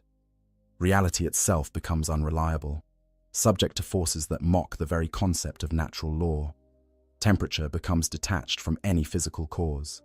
A room might suddenly plunge to freezing, temperatures that cause frost to form on walls and make breath steam in the air, despite heating systems functioning perfectly. Moments later, that same room might become stiflingly hot, hot enough to blister skin, with no change in any environmental controls. These fluctuations don't follow patterns or make physical sense. A corridor might be comfortable, while the rooms on either side swing wildly between extremes. Workers trying to maintain the hive's systems find their instruments giving contradictory readings, saying the temperature is normal, even as people are suffering from heat stroke or hypothermia. Time begins to behave strangely. Chronometers that should be precisely synchronized show different times. People working side by side experience time at different rates. One person's hour might be another's minute or day. Workers enter rooms and emerge what feels like moments later to find hours or days have passed. Others work through what seems like an interminable shift, only to find they've been gone for mere minutes according to external time. Appointments become meaningless when no one can agree on when they occurred. The very concept of schedules breaks down as time becomes subjective and unreliable. The dead don't stay dead.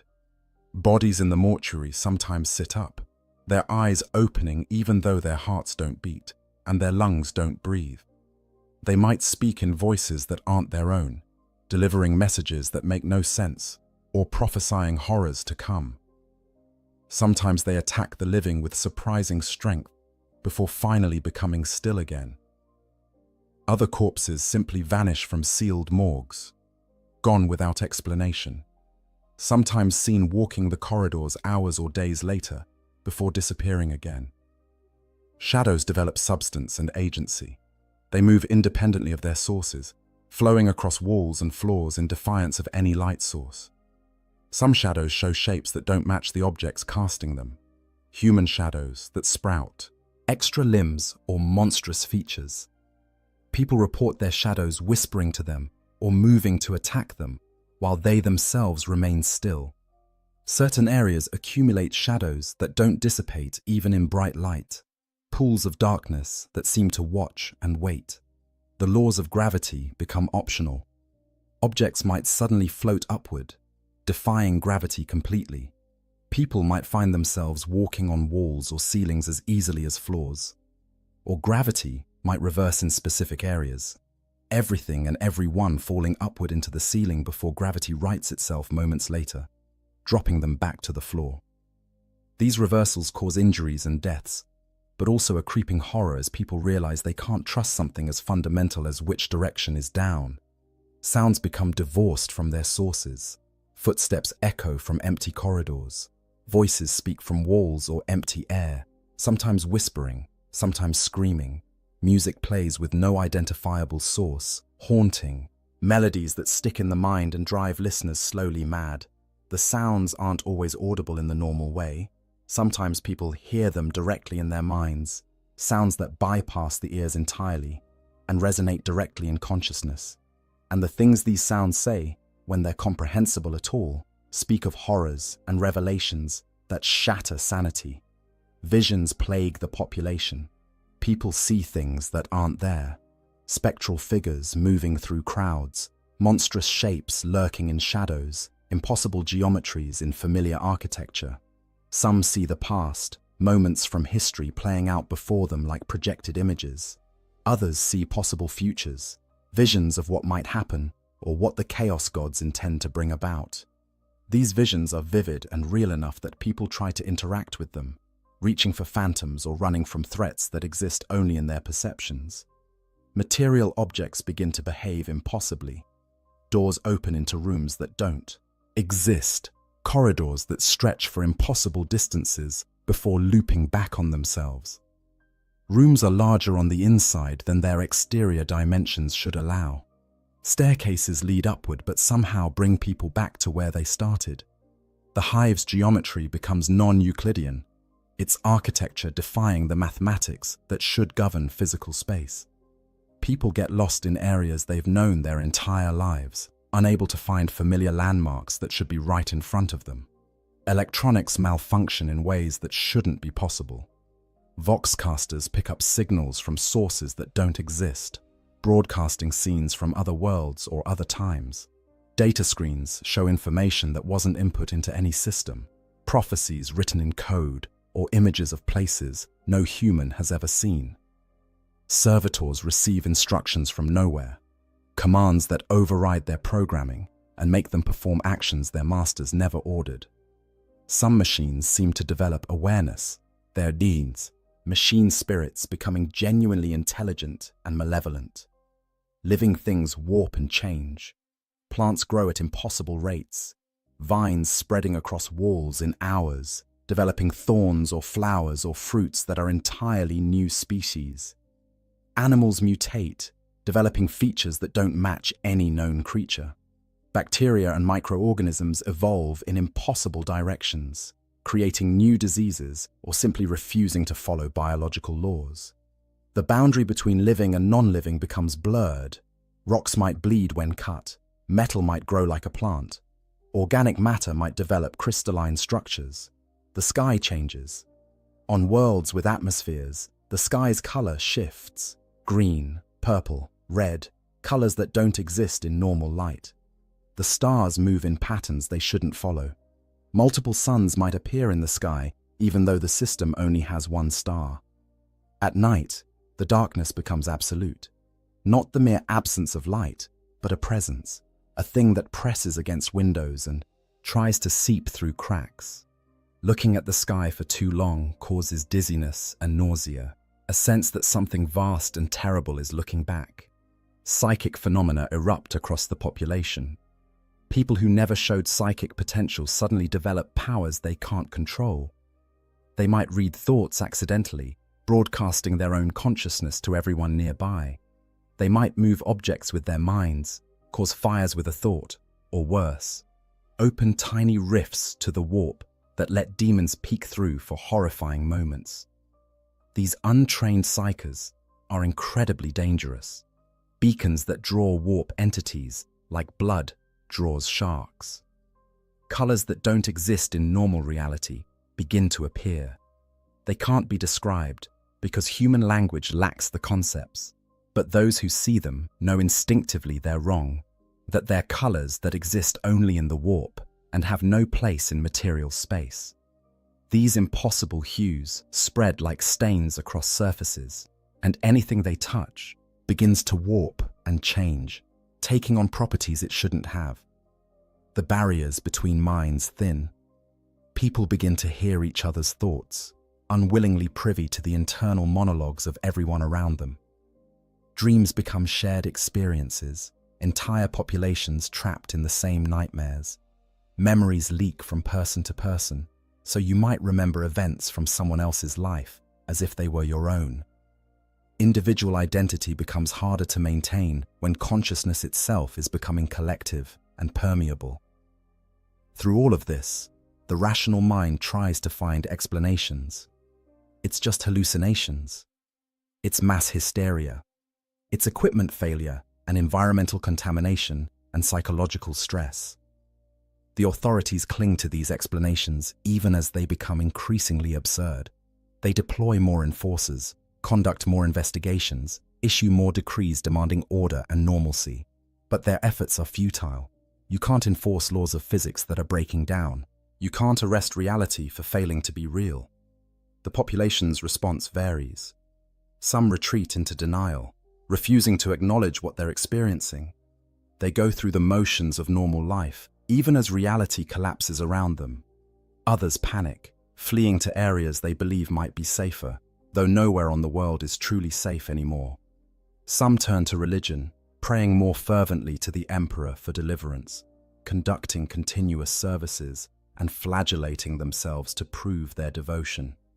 And some, seeing the Imperium's faith failing to protect them, begin to wonder if perhaps the chaos cults were right all along, if the dark gods might offer salvation where the emperor cannot. The cultists, of course, rejoice.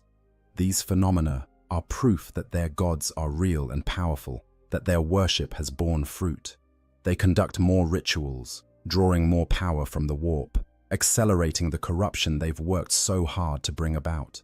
They see themselves as midwives to a new reality, helping their world transition from the lies of the Imperium to the truth of chaos.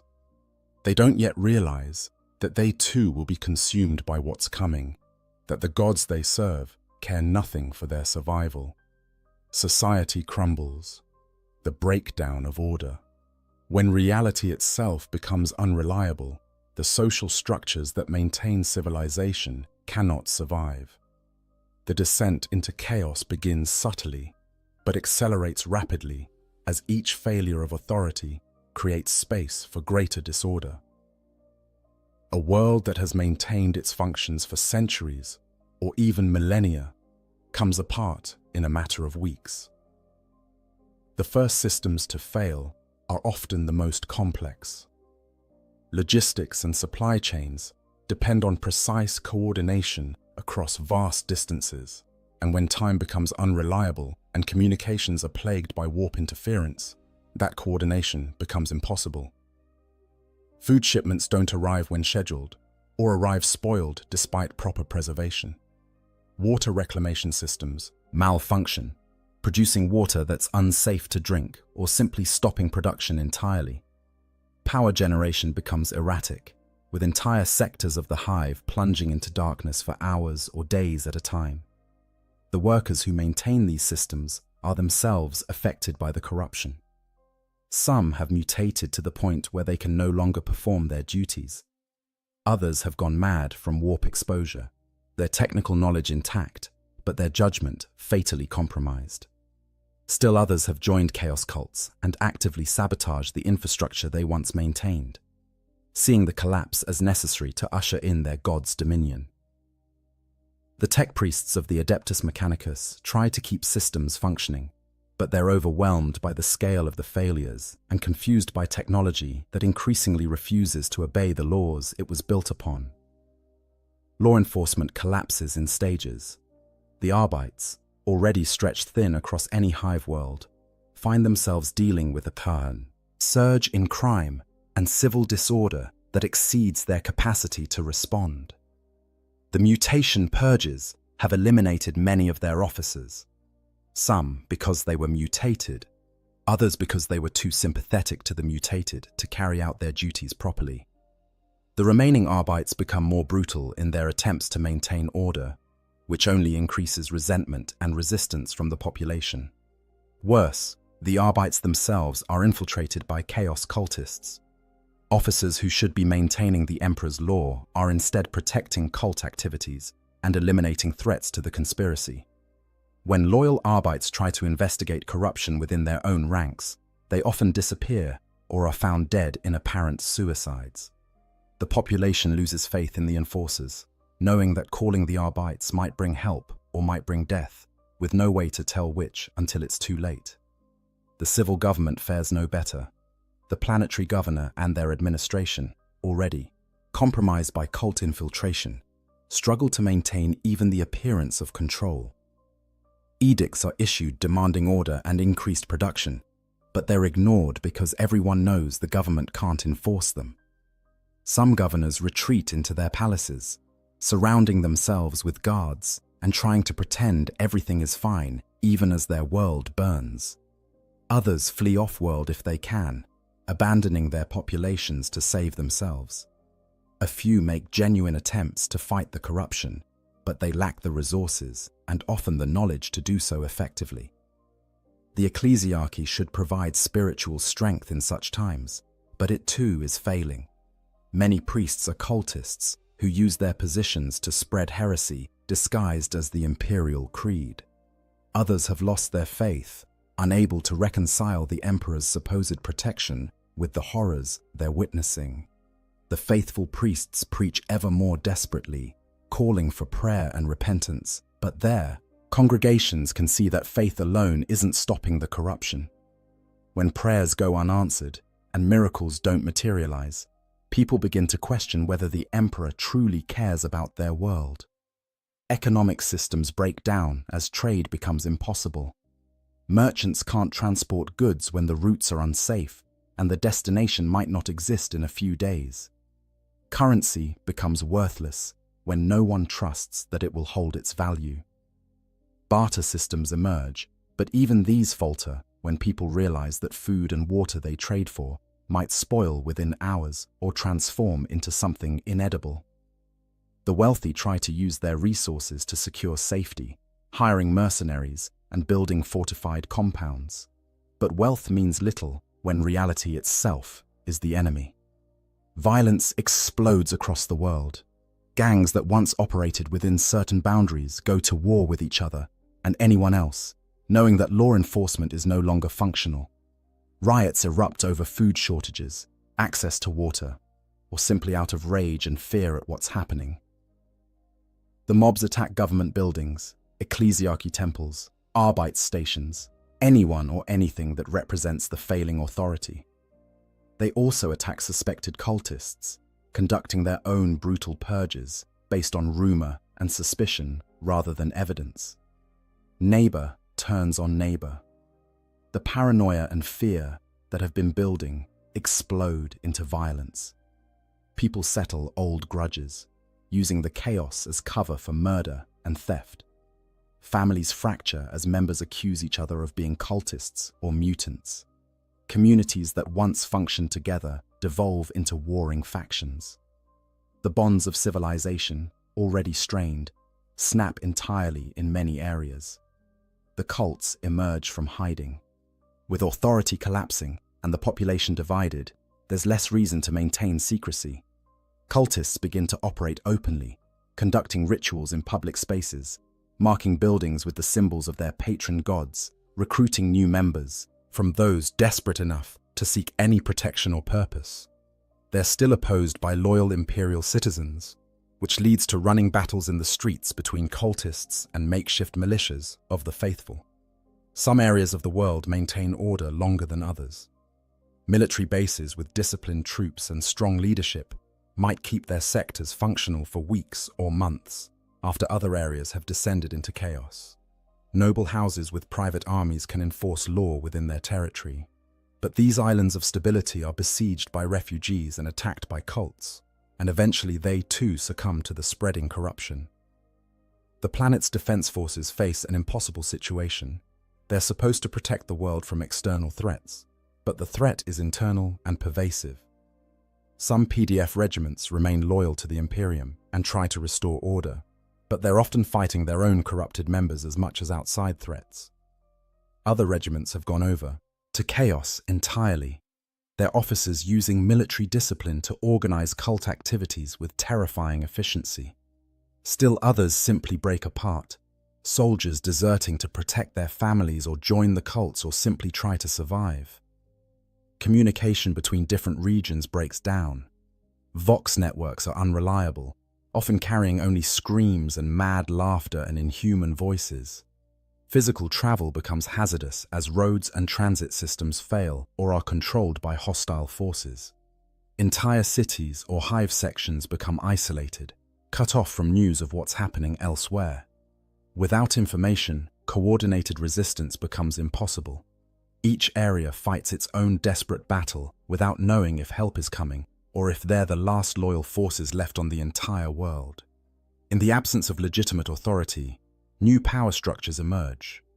Warlords take control of sections of the hive, ruling through force and establishing their own brutal order. Some are loyal to the Imperium, in their way, maintaining the Emperor's law as they understand it. Others are cult leaders who have achieved temporal power along with spiritual authority. Still others are simply opportunists who see the chaos as a chance to seize power for themselves, caring nothing for either the Imperium or chaos. The infrastructure of daily life collapses completely in many areas. Water stops flowing. Power fails permanently. Waste disposal systems back up, flooding lower levels with sewage and toxic runoff. Ventilation fails, making areas uninhabitable as air becomes too toxic to breathe. Thousands die from these failures, deaths that have nothing to do with violence or corruption, but simply from the breakdown of the systems that make hive life possible. Food becomes the most precious resource. The agricultural levels stop producing as workers flee or die or join cults. Distribution networks are destroyed. Stores are looted and emptied within days. People turn to increasingly desperate measures to eat, raiding corpse starch processing plants, eating vermin, even consuming the dead. This malnutrition makes the population more susceptible to disease and mutation, creating a feedback loop that accelerates the collapse. Disease runs rampant through the population. The normal plagues of hive life are bad enough, but now they're compounded by mutations that create new diseases, and by Nurgle-influenced contagions that spread with supernatural speed. Medici facilities are overwhelmed within days, and then abandoned as their staffs succumb to plague or flee. The sick die in the streets, their bodies left to rot because there's no one to deal with them. The stench of decay permeates everything, and survivors who breathe it know they might be the next to fall ill. In some areas, particularly the Underhive, order never existed, and chaos is simply business as usual, but amplified. The difference is that now the chaos isn't contained anymore. The violence and disorder spread upward, through the hive, no longer held in check by imperial authority. The Underhive's gangs and mutant communities pour into the mid and upper levels, bringing their wars with them. Entire sectors become battlegrounds between forces that have no loyalty to anything but their own survival. The mental health of the survivors deteriorates rapidly. Constant fear, lack of sleep, malnutrition, exposure to warp phenomena, and the trauma of watching their world collapse all take their toll. People hear voices that aren't there. They see threats everywhere, becoming paranoid to the point of madness. Some retreat into catatonia, simply shutting down mentally in the face of horrors they can't process. Others become manic, laughing hysterically at the absurdity of their situation, or engaging in violence with gleeful abandon. Children suffer, especially. They don't have the context to understand what's happening, only that the adults who should protect them are terrified, or gone, or transformed into monsters. Many are orphaned when their parents die or mutate or join cults. These children form feral packs, surviving however they can in the ruins of their world. Some are recruited by cults, molded into faithful servants of chaos from a young age. Others simply try to survive day to day, aging far too quickly as they witness horrors no child should see. Through all of this collapse, there are still those who resist. Imperial loyalists who maintain their faith despite everything that's happening. Soldiers and Arbites who continue to fight for order even when it seems hopeless. Civilians who organize to protect their communities and help the vulnerable. Their courage is admirable, but ultimately futile. The forces arrayed against them are too great, too fundamental. They're trying to hold back the tide with their bare hands, and the cultists watch the collapse with satisfaction, seeing it as the necessary destruction that must precede their god's triumph. They don't realize that they, too, will be consumed by what they've unleashed. The Chaos Gods care nothing for the survival of their mortal servants. When the time comes, the cultists will be devoured along with everyone else. But for now, in their ignorance, they celebrate the end of the Imperium's control and prepare to welcome their dark masters into the material world. The Imperial response, when help becomes horror. When word of a world's corruption reaches Imperial authorities, the response is supposed to be swift and decisive. The Inquisition dispatches agents to investigate. The Imperial Navy mobilizes warships. Regiments of the Astra Militarum are diverted from other campaigns. Help is coming. Salvation is at hand. Or so the desperate population believes. The reality is far more terrible. The Imperial response to chaos corruption is not rescue but quarantine and purge. The Imperium's doctrine is clear: better to destroy a world than risk the corruption spreading. When an Inquisitor arrives to assess the situation, they're not looking for ways to save the population. They're determining how far the taint has spread and whether exterminatus is necessary. The first forces to arrive are often reconnaissance elements, inquisitorial agents, special operations units, or Space Marine scouts sent to gather intelligence. What they find in their investigations determines everything that follows. If the corruption is contained to certain areas and the planetary government is still functional, there might be hope for a conventional purge. If the warp's influence has spread too far, if demons have manifested, if the very fabric of reality is failing, then there's only one solution. For the population, the arrival of Imperial forces initially brings hope. They've prayed for deliverance, and here it is. The God Emperor's angels of death come to save them. In cities where order still exists, people gather to welcome the arriving troops. They offer what information they have about cult activities. They point out neighbors they suspect of corruption. They pledge their loyalty and beg for protection. The Imperial response to this welcome is terrifying in its efficiency and brutality. The forces don't distinguish between the innocent and the guilty. Anyone who has survived on a corrupted world is suspect. Anyone who has witnessed chaos manifestations has been tainted by that knowledge, even if they remained loyal. The doctrine is clear: kill them all and let the Emperor sort out the innocent. The purge begins with quarantine. No one is allowed to leave the world. Any ships attempting to flee are destroyed by the blockading fleet. Vox transmissions are jammed or monitored, preventing any communication with the outside galaxy. The world is sealed, its population trapped with the horrors they've experienced and the new horrors the Imperial forces will inflict. Then comes the sorting.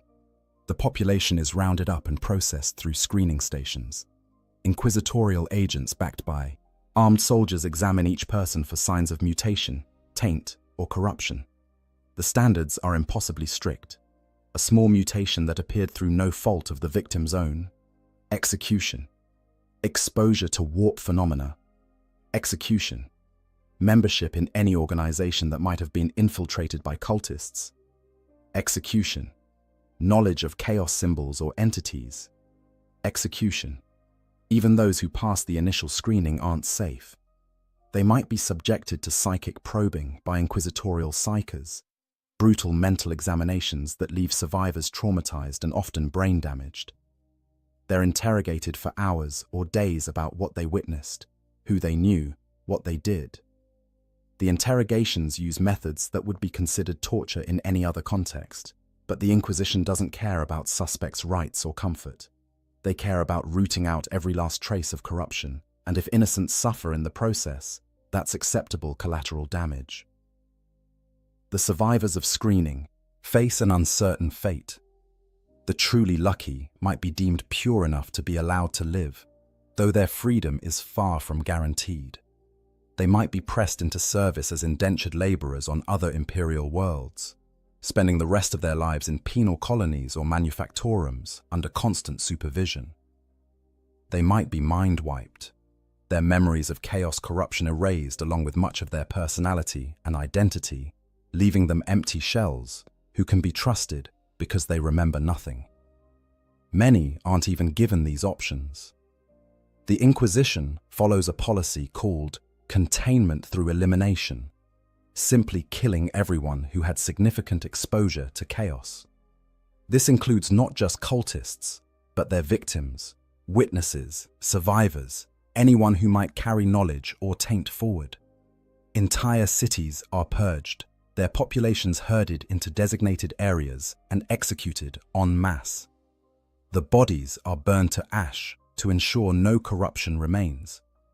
For those areas where overt chaos activity is occurring, the response is even more extreme. Space Marines deploy in force, conducting surgical strikes against cult strongholds. These operations aren't about capturing cultists for interrogation. They're about extermination. The Adeptus Astartes shows no mercy, killing everyone in affected areas, regardless of whether they're cultists or simply people trapped in the wrong place at the wrong time.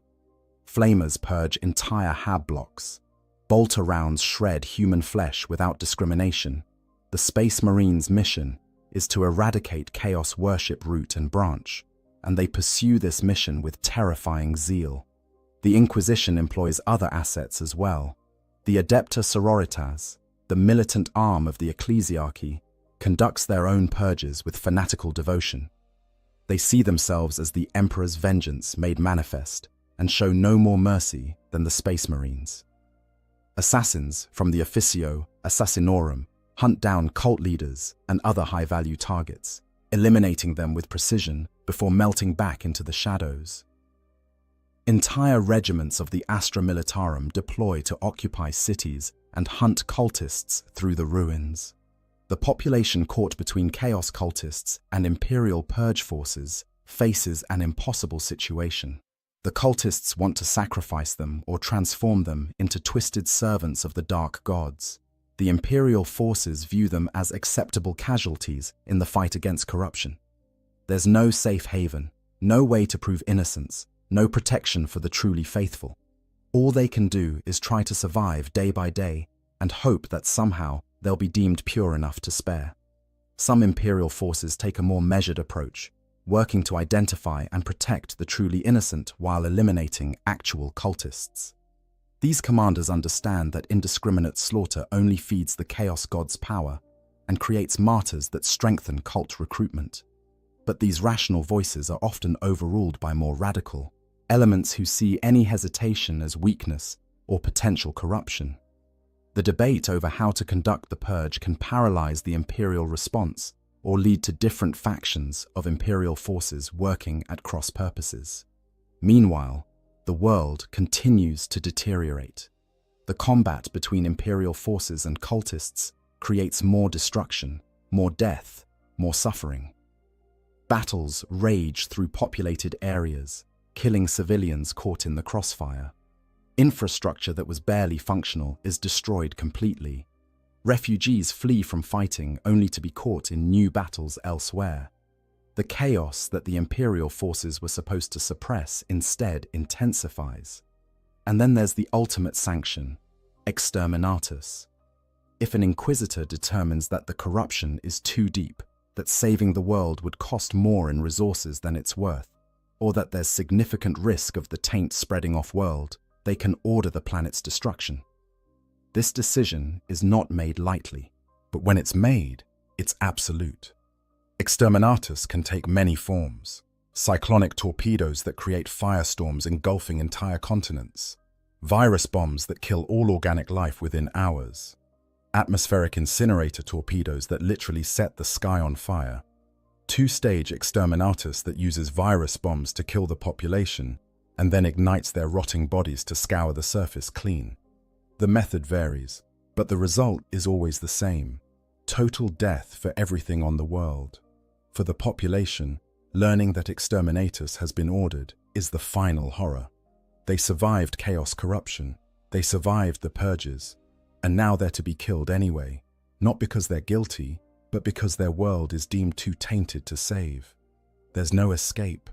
The orbital blockade ensures no one gets off the planet. There's no reprieve. Once exterminatus is ordered, it will be carried out. All they can do is wait for the end, which comes as fire from the sky that consumes everything. Some try to flee underground, seeking shelter in the deepest parts of the underhive or in ancient bunkers. But exterminatus is thorough. The heat penetrates deep into the planet's crust. The atmosphere burns away, leaving nothing but airless rock. Those who thought themselves safe in shelters die of suffocation or are cooked alive as their refuges become ovens. A few might survive in exceptionally deep and well-sealed bunkers, but they emerge to find a dead world where nothing lives and nothing grows, condemned to a slow death by starvation on the barren rock their home has become. Not all worlds reach the point of exterminatus. Some are deemed salvageable after sufficient purging. But even these saved worlds are forever changed. Their populations are decimated, their infrastructure destroyed, their history erased. The Inquisition scrubs all records of what happened, leaving only sanitized accounts that teach future generations nothing useful. The survivors are relocated or mind-wiped.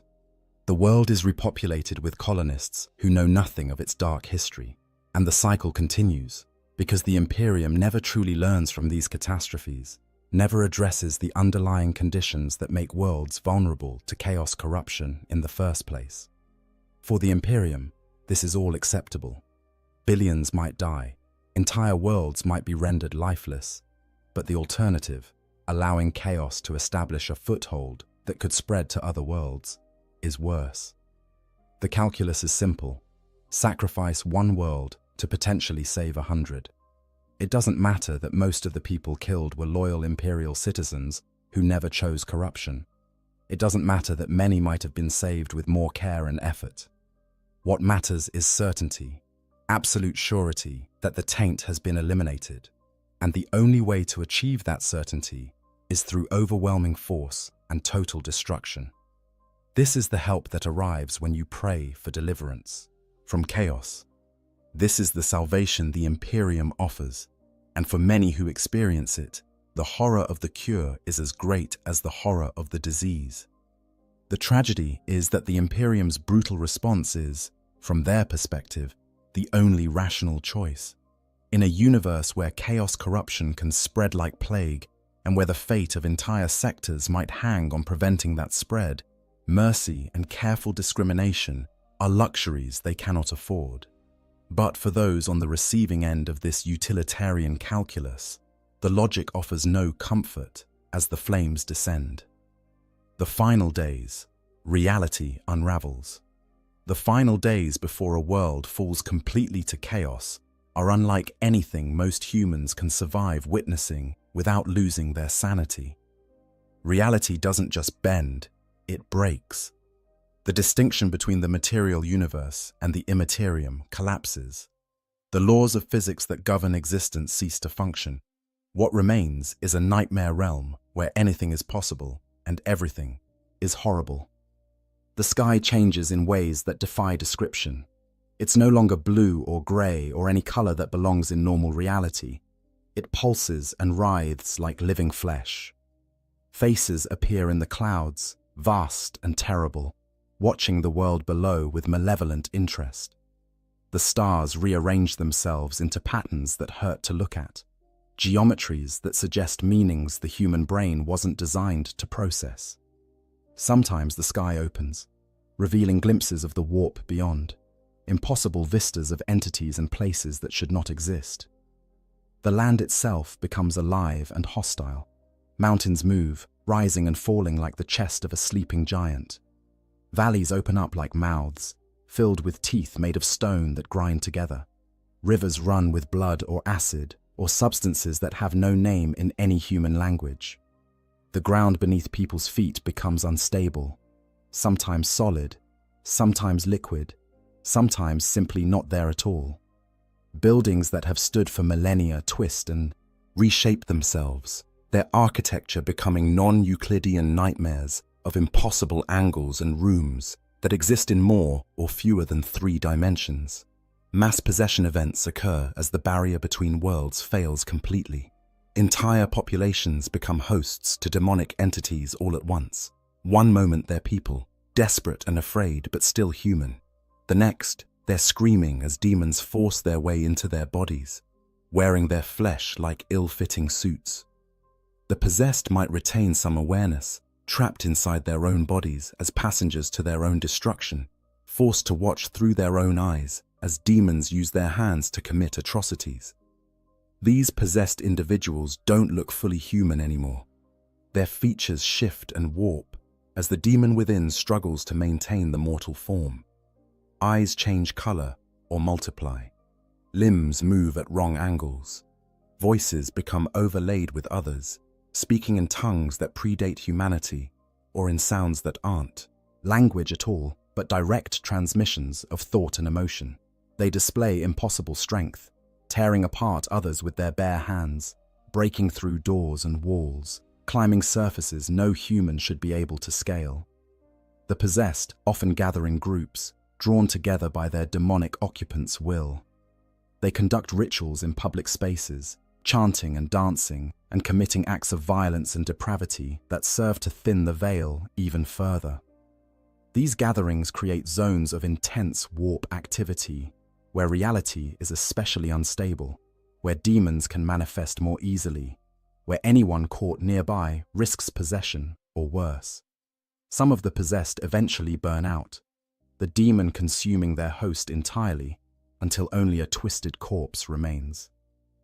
Others are transformed into something stable but monstrous, demon-human hybrids that retain a parody of life but no longer resemble the person they once were. Still, others simply vanish, pulled entirely into the warp along with their possessors, their screams echoing from nowhere as they're dragged into a realm of eternal torment. For those not yet possessed, survival becomes a matter of pure luck. There's no pattern to who gets taken and who doesn't, no way to protect yourself beyond avoiding areas of obvious warp activity. But as more and more of the world becomes saturated with corruption, avoiding such areas becomes impossible. Everywhere is dangerous. Nowhere is safe.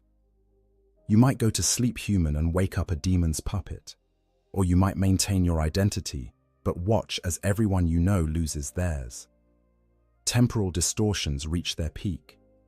The same minute might repeat endlessly, people trapped in a loop they're helplessly aware of. Or time might accelerate wildly, years passing in what feels like hours.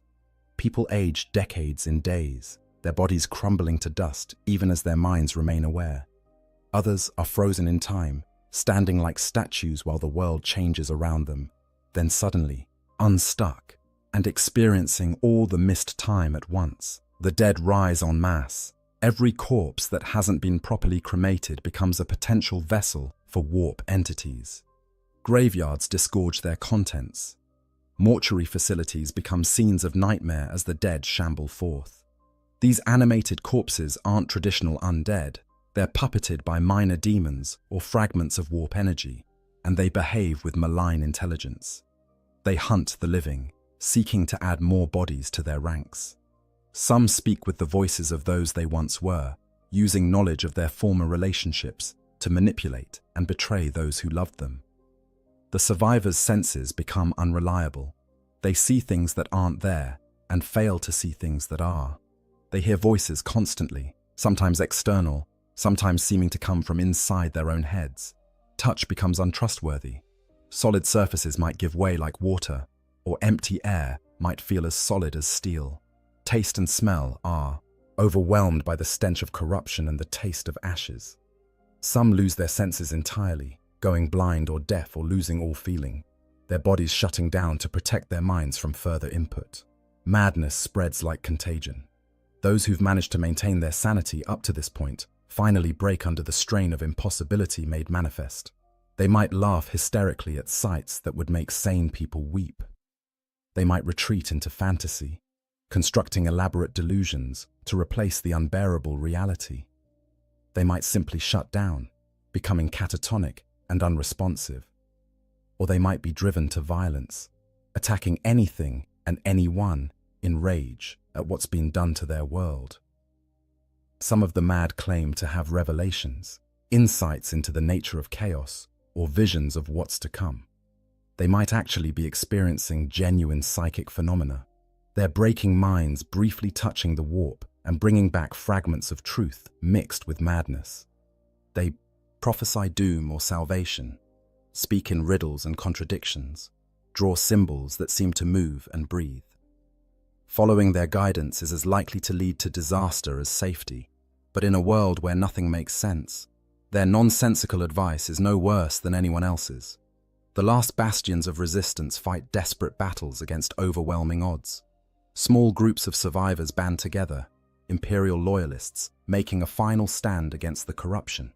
They fortify whatever positions they can, arm themselves with whatever weapons they find, and prepare to die fighting rather than surrender to chaos. Some are military personnel still trying to fulfill their duty. Others are civilians who refuse to give up. A few are even former cultists who finally understand what they've unleashed and seek redemption through resistance. These pockets of resistance can't win. They lack the numbers, the resources, and most critically, they're fighting an enemy that can't be defeated with conventional weapons. But they fight anyway, because fighting gives them purpose, because dying in battle is preferable to transformation or possession, because some part of them still believes that if they can hold out just a little longer, help might arrive. It doesn't, of course. Help isn't coming. The Imperium has already written this world off. The landscape continues to transform. Familiar landmarks disappear or change beyond recognition. New geography appears, towers of bone, forests of crystallized screams, rivers of time that flow backward. The boundaries between locations become fluid. A door might open into a different city or a different world entirely. Maps become useless as roads lead to destinations that change with each journey. The concept of distance loses meaning when places can be adjacent one moment and separated by impossible gulfs the next. Certain areas become even more corrupted, transforming into demon worlds in miniature. These zones exist partially in both reality and the warp simultaneously, operating under whatever rules the controlling demon decides to impose. Gravity might work sideways. Light might cast darkness instead of illumination. The inhabitants might find themselves repeating the same actions forever, trapped in cycles of torment specifically designed by sadistic entities. These zones expand slowly, consuming more of the world, and anyone caught in their expansion is trapped forever. Animals and plants undergo final transformations. Creatures that were merely mutated before become something entirely new, species that have never existed in nature and violate every principle of biology. Plants develop awareness and malice, their thorns becoming weapons, their pollen carrying not just allergies but madness. Some organisms merge together into chimeric horrors that combine the worst aspects of multiple species. The entire ecosystem becomes hostile to human life, as if the planet itself is rejecting its former inhabitants. The few remaining functional technologies fail completely.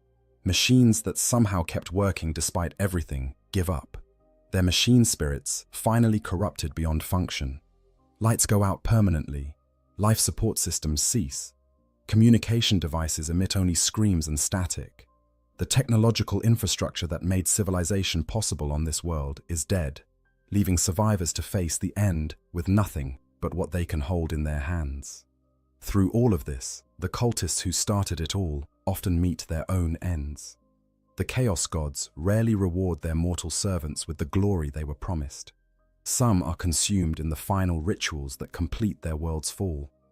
Others are sacrificed by their cult leaders to gain favor with the Dark Gods.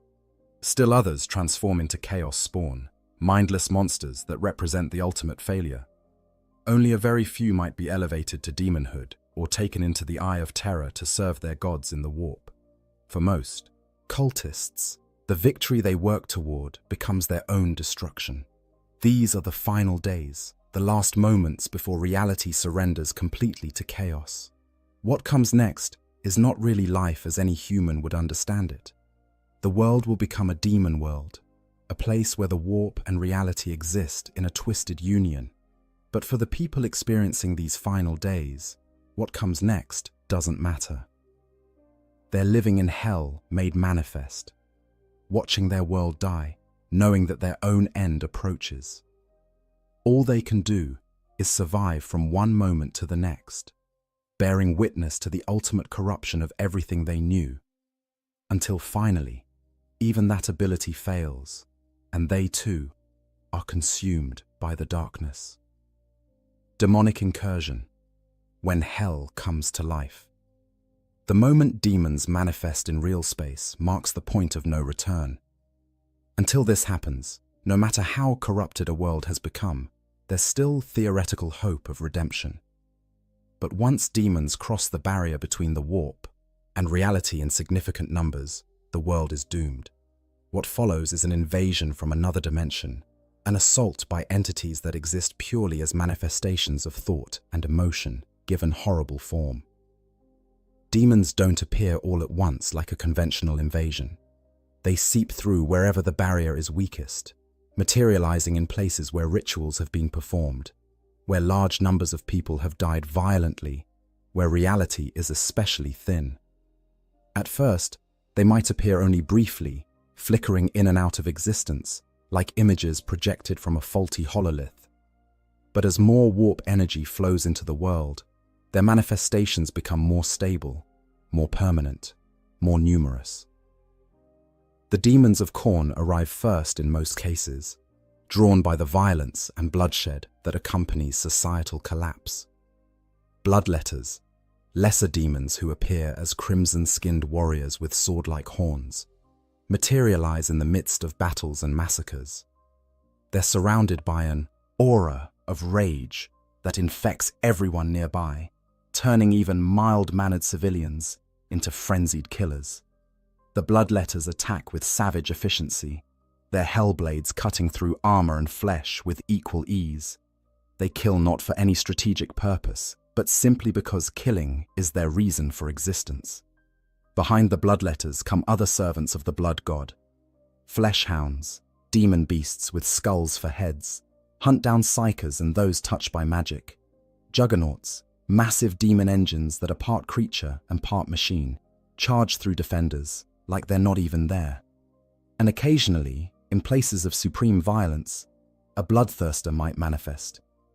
A greater demon of Khorne, a towering engine of destruction that can lay waste to entire armies single-handedly.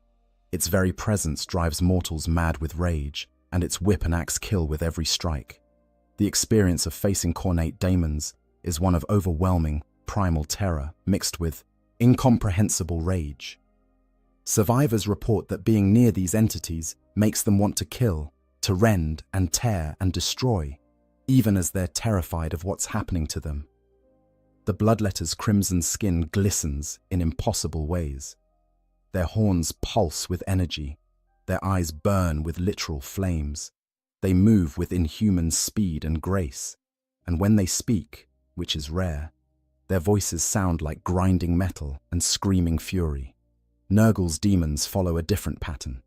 They manifest in places of disease and decay, emerging from piles of corpses or pools of toxic waste. Plague-bearers shuffle forward in organized ranks, their rotting bodies crawling with disease, their single eyes staring with dull malevolence. They're methodical rather than frenzied, counting each blow they strike, tallying the deaths they cause in service to their master's endless calculations. They spread contagion simply by existing. The air around them becomes thick with flies and spores, and anyone who breathes it risks succumbing to supernatural plagues. Nurgle's greater demons, the great unclean ones, are obscenely corpulent giants that embody decay and entropy. They're strangely jovial, laughing at the horror they cause, offering blessings to those they kill. Their bodies are hosts to countless diseases, and they shed plagues like humans shed skin cells.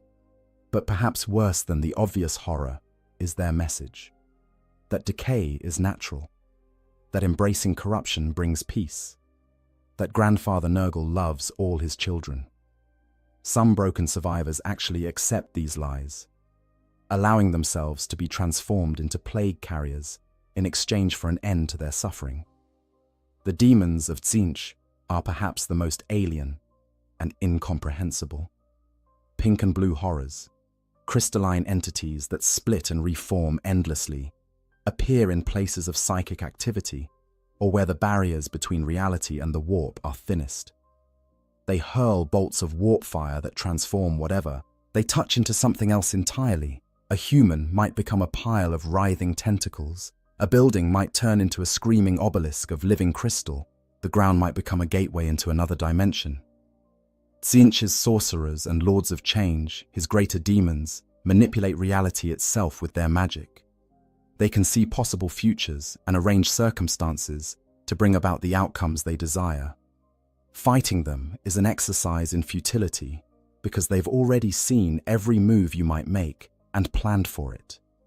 They speak in riddles and prophecies, their words carrying multiple layers of meaning, some of which won't be understood for years or centuries. They're the architects of the world's fall, not just enabling it, but actively orchestrating it according to plans, within plans, within plans. Slaanesh's demons are beautiful and terrible in equal measure.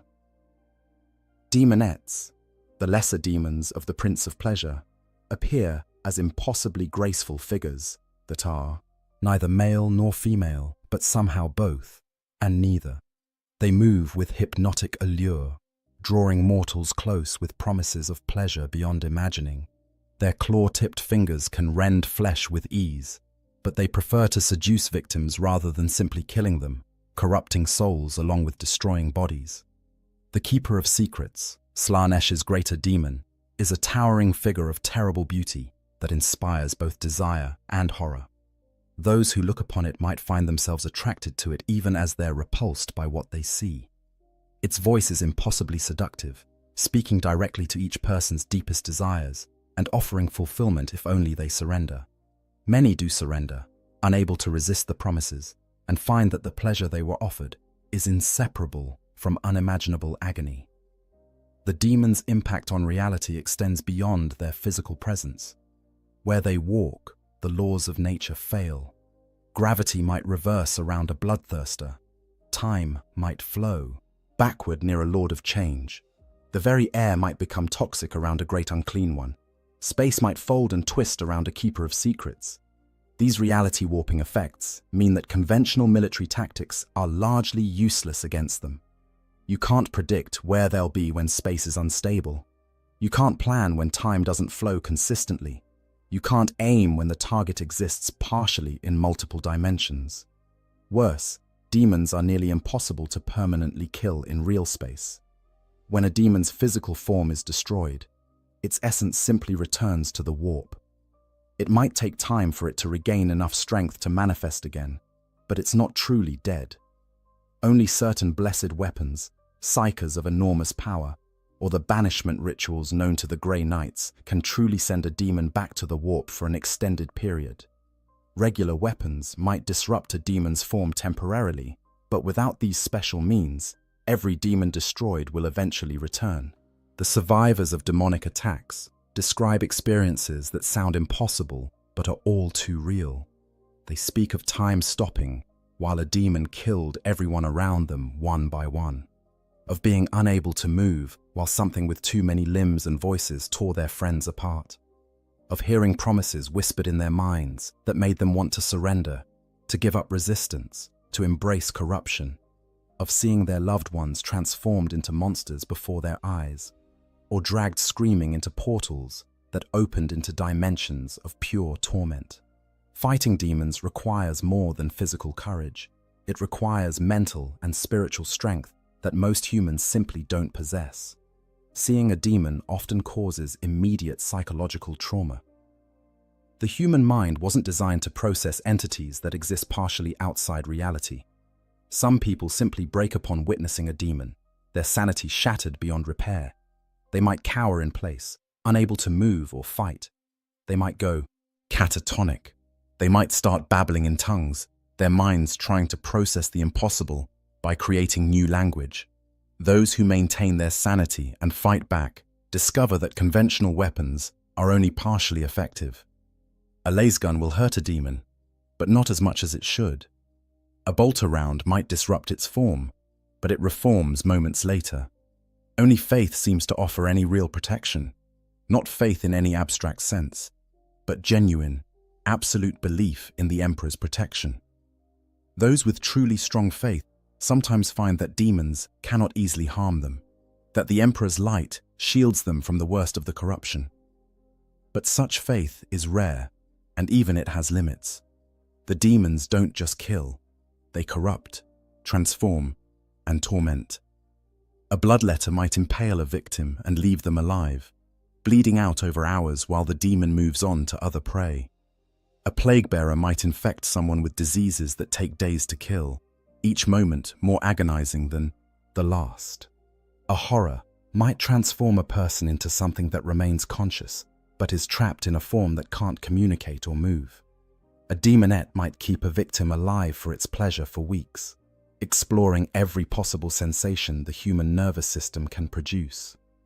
Some demons take particular interest in certain victims. They might stalk a psyker for days, whispering to them, showing them visions, slowly driving them mad before finally possessing them. They might target a military leader, undermining their decisions with subtle suggestions that only they can hear. They might fixate on a child, seeing in their innocence something to corrupt and twist. These focused attentions are often worse than simple death would be. The presence of greater demons is especially catastrophic. These powerful entities can alter reality across entire regions simply by existing in them. A bloodthirster's arrival might cause every piece of metal in a city to become burning hot.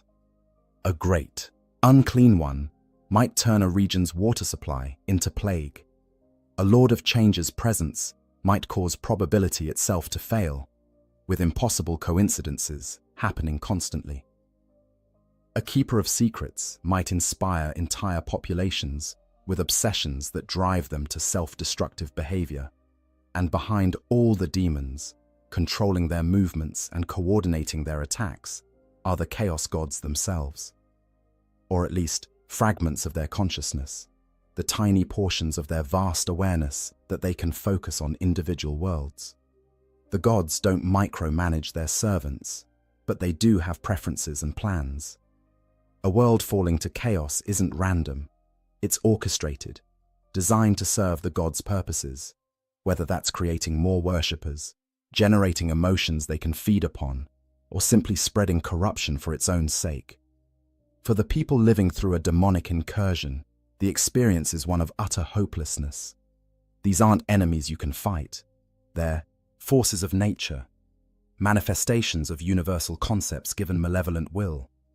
You can't negotiate with rage incarnate. You can't reason with entropy made flesh. You can't appeal to the better nature of entities that exist as pure malice and corruption. All you can do is survive as long as possible, knowing that every moment you continue to exist is borrowed time, that eventually the demons will find you, and that when they do, your fate will be worse than any death the natural world could offer. The choice, death or damnation. In the final hours of a world's fall to chaos, those who remain alive face an impossible choice. They can die fighting, maintaining their humanity and their loyalty to the Emperor until the very end. They can die by their own hand, choosing when and how they leave existence, rather than waiting for worse fates. Or they can surrender to chaos, accepting transformation and corruption in exchange for survival, or at least a parody of it. For the loyal, the choice is agonizing but ultimately simple. They would rather die as humans than live as monsters. They've watched friends and family fall to corruption. They've seen what chaos does to those who embrace it. They know that any promises of power or pleasure or relief from suffering are lies, that the chaos gods consume their servants as readily as their enemies. So they choose resistance, even knowing it's futile. These final defenders gather in whatever strong points they can fortify. They might be in cathedral remains, the Emperor's holy spaces offering what little spiritual protection still functions. They might be in military installations, soldiers maintaining discipline and duty even as their world ends. They might simply be in homes, families barricading doors and windows, determined to protect each other as long as possible. They arm themselves with whatever weapons they can find: laser guns, stub pistols, knives, improvised clubs. They pray to the Emperor for strength and deliverance, even though deliverance is not coming. When the demons come for them, they fight. Not because they believe they can win, but because fighting is what human beings do when faced with extinction. They shoot and stab and bludgeon entities that shouldn't exist. Some land telling blows, disrupting demon forms enough to buy precious minutes. Others die in seconds, torn apart by forces far beyond their ability to resist. But in dying, they deny chaos their soul's willing corruption. They die human, and in that universe of horrors, that's a kind of victory. Some choose suicide rather than waiting for the end to come to them. They might use weapons on themselves, quick shots to the head or heart. They might ingest poison. They might jump from high places. They might simply open veins and bleed out quietly. This choice is not made out of cowardice, but out of a desire to control something, anything, in a situation where control has been stripped away. They choose the moment of their death, rather than letting chaos choose it for them. They choose to die uncorrupted, rather than risk transformation or possession. There's debate within the Imperium about whether suicide is acceptable under these circumstances. The ecclesiarchy traditionally teaches that suicide is a sin, a rejection of the Emperor's gift of life. But even the most rigid theologians acknowledge that there are situations where death is preferable to the alternative. Some saints and heroes of the Imperium have chosen death rather than face corruption, and they're celebrated rather than condemned for it. So the survivors who choose this path can do so believing they're making a choice the Emperor would understand, if not approve of. But not everyone chooses death. The alternative, accepting chaos, has its own terrible logic. If you're going to die anyway, why not survive? If transformation is inevitable, why not embrace it and gain whatever benefits it offers? The chaos gods promise power to those who serve. Them, relief from suffering, continuation of existence in some form.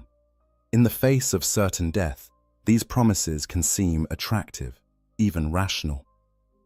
The seduction of chaos works differently on different people. For some, it's a gradual process. They start with small compromises, accepting a mutation they can't remove anyway, speaking a prayer to a dark god when prayers to the emperor go unanswered, performing a small ritual that seems harmless.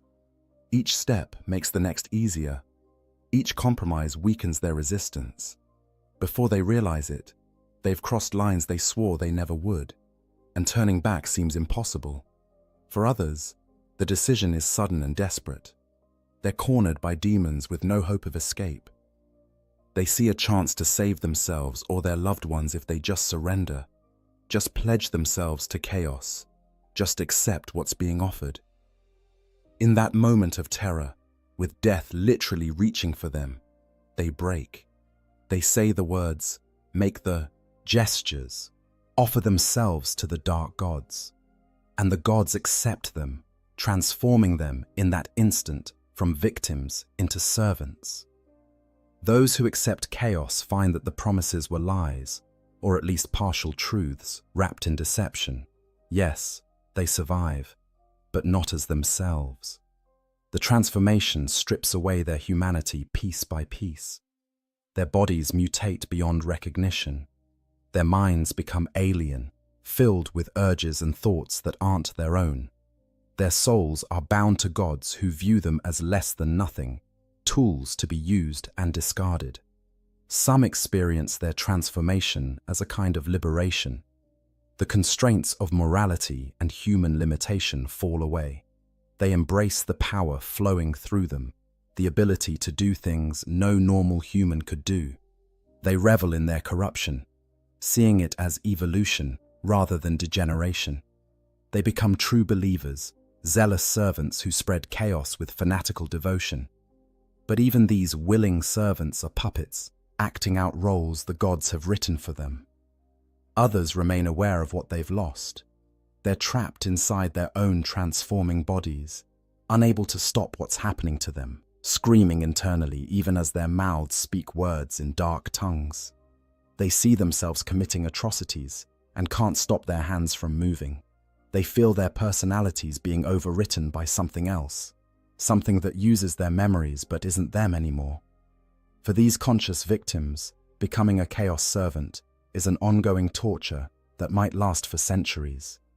There's a third path, though fewer take it, trying to hide, to survive without choosing either loyalty or corruption. These survivors retreat to the deepest, most isolated places they can find. They hide in bunkers, in caves, in forgotten sectors of dead hives. They avoid both demons and imperial forces, trying to wait out the apocalypse and somehow emerge when it's over. They subsist on whatever they can scavenge, drinking contaminated water and eating food that might be mutated or diseased, because it's still better than the alternatives. Most of these attempts at neutrality fail. The world is becoming a demon world, and there are no neutral zones in such a place. The corruption seeps into even the deepest shelters. The warp's influence penetrates every crack and crevice. Those trying to hide eventually must emerge, and when they do, they find a world so transformed that survival isn't meaningful anymore. Or they're discovered by demons who can sense life even through meters of rock and steel. Or they slowly starve or succumb to disease, dying in their hidden places with no one to mark their passing. A very few might actually survive in hiding long enough to see the world stabilize into its new form as a demon world. These survivors emerge into a nightmare realm where reality operates under rules the chaos gods have written. They might become slaves to demon princes or cultists. They might be hunted for sport. They might be transformed despite their resistance. Or they might simply try to continue existing in a place hostile to human life. Their survival, a prolonged agony in service to nothing. For the children, the choice is even more cruel, because they often don't understand what's happening well enough to make an informed decision. They might be too young to grasp the concept of choosing death over corruption. They might trust adults who've themselves been corrupted and follow them into damnation. They might survive through pure luck, their innocence somehow protecting them, or simply making them uninteresting to the demons and cultists hunting bigger prey. Some parents make the choice for their children. They kill their sons and daughters, rather than let them fall to chaos, then kill themselves immediately after.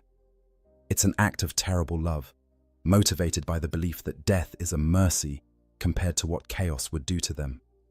Whether this choice is righteous or monstrous is debated by imperial theologians, but in the moment, the parents making it believe they're saving their children's souls, even as they end their children's lives. The Imperium's doctrine on these matters is absolute. Resist until death. Never surrender to chaos under any circumstances. But the Imperium's theologians and commanders who preach this doctrine have never stood on a world falling to chaos, never watched demons tear through their homes, never had to make these impossible choices. For those actually living through it, the decision is far more complicated than doctrine allows. The human survival instinct is powerful, and when death is the only alternative to corruption, many find that they're not as willing to die as they thought they'd be. What's tragic is that neither choice offers salvation. Dying denies chaos your service, but doesn't save your soul. It simply releases it into the warp, where it's likely to be consumed by demons anyway. Accepting chaos preserves existence but destroys everything that makes you human, and trying to hide or escape just delays the inevitable choice. In the end, everyone on a world falling to chaos faces the same ultimate fate: consumed, corrupted, or killed, with no fourth option available. The only comfort, if it can be called that, is that the choice at least belongs to you. In a situation where you've lost control of everything else, your world, your safety, your future, deciding how you face the end is the last fragment of autonomy you possess. Whether you choose to die fighting, die on your own terms, or surrender to forces beyond comprehension, that choice is yours. And in the grim darkness of the far future, where the gods themselves play with mortal lives like toys, even that small freedom is precious. Aftermath: worlds lost and lessons unlearned. The aftermath of a world's fall to chaos takes different forms depending on how completely the corruption consumed it. Some worlds are quarantined, their populations either purged or evacuated, the planet left to decay as a warning to others. Some are subjected to exterminatus, reduced to lifeless rocks floating in space. And some transform completely into demon worlds, becoming permanent anchors for warp influence in real space, staging grounds for future invasions and monuments to the Chaos God's power. The Imperium maintains records of countless worlds lost to chaos corruption over its 10,000 years of history. These records are heavily restricted, accessible only to inquisitors and the highest echelons of Imperial command, because knowledge of how worlds fall is itself considered dangerous. But certain examples are known widely enough to serve as cautionary tales, even if the full truth of what happened is hidden behind layers of censorship and propaganda. Vrax Prime is perhaps the most documented example of a world's fall, detailed in extensive reports that the Ordo Malleus uses for training purposes. Once a vital Imperial armory world in the Segmentum Obscurus, Vrax fell to corruption through the machinations of an apostate cardinal named Zaphan. This madman, influenced by a demon posing as an advisor, declared independence from the Imperium and fortified the world with its own weapons stockpiles. What followed was a 17-year siege that cost 14 million Imperial Guard lives. The siege began as a conventional military campaign to retake a rebellious world. But as the fighting dragged on, chaos corruption spread through both defenders and attackers. Daemon princes manifested. Traitor legions sent forces to support the rebels. The world itself became corrupted, reality warping in areas of intense fighting. By the time Imperial forces finally broke the rebellion, Vrax Prime was so contaminated that it was declared perdita, forever lost to Imperial use. The entire world was quarantined, its 8 million inhabitants dead or executed for taint, its vast weapons stockpiles either destroyed or sealed away. The Siege of Vrax demonstrates several patterns common to worlds falling to chaos. It began with religious corruption, a high-ranking ecclesiarchy official led astray by promises of power and spiritual enlightenment. It was enabled by isolation. Vrax was distant enough from major imperial presence that the corruption had years to spread before intervention came. It was accelerated by violence. The fighting of the siege itself generated the deaths and suffering that fed chaos power. And it ended in total loss. Even after victory, the Imperium gained nothing but a dead world and millions of casualties. Istvan III represents a different pattern, a world that fell quickly and completely during the Horus heresy.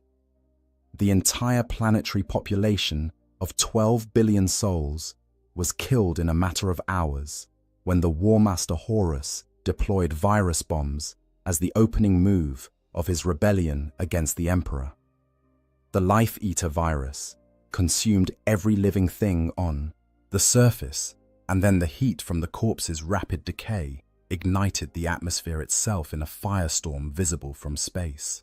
The world became a crematorium, and the space marines who landed on its surface fought across fields of ash that had once been people. Istvan III's fate illustrates the Imperium's willingness to destroy what it claims to protect. Horus could have simply conquered the rebellious world through conventional military means. But he chose annihilation, setting a precedent that the Imperium itself has followed countless times since. When a world rebels or becomes corrupted, the response is increasingly to simply eliminate it rather than risk the resources needed for reclamation. Billions die, not because they were guilty, but because they were potentially tainted, their murders justified by the calculus that preventing chaos spread is worth any cost. Cadia's fall in the closing days of the 41st millennium marked a catastrophic shift in the balance between the Imperium and chaos. For 10,000 years, Cadia had stood as a fortress world guarding the Cadian Gate, the only stable route out of the Eye of Terror. Its people were born soldiers, its entire civilization oriented toward military readiness. Every child learned to field strip a lasgun before they learned to read. The planet's very bedrock contained ancient Necron pylons that helped stabilize reality against warp intrusion.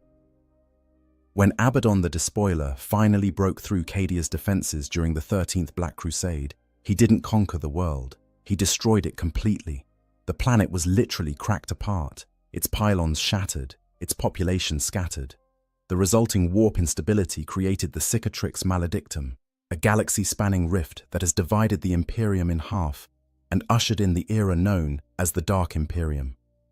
Cadia's fall proves that no world is truly safe, that even 10 millennia of faithful service and military excellence can end in total destruction.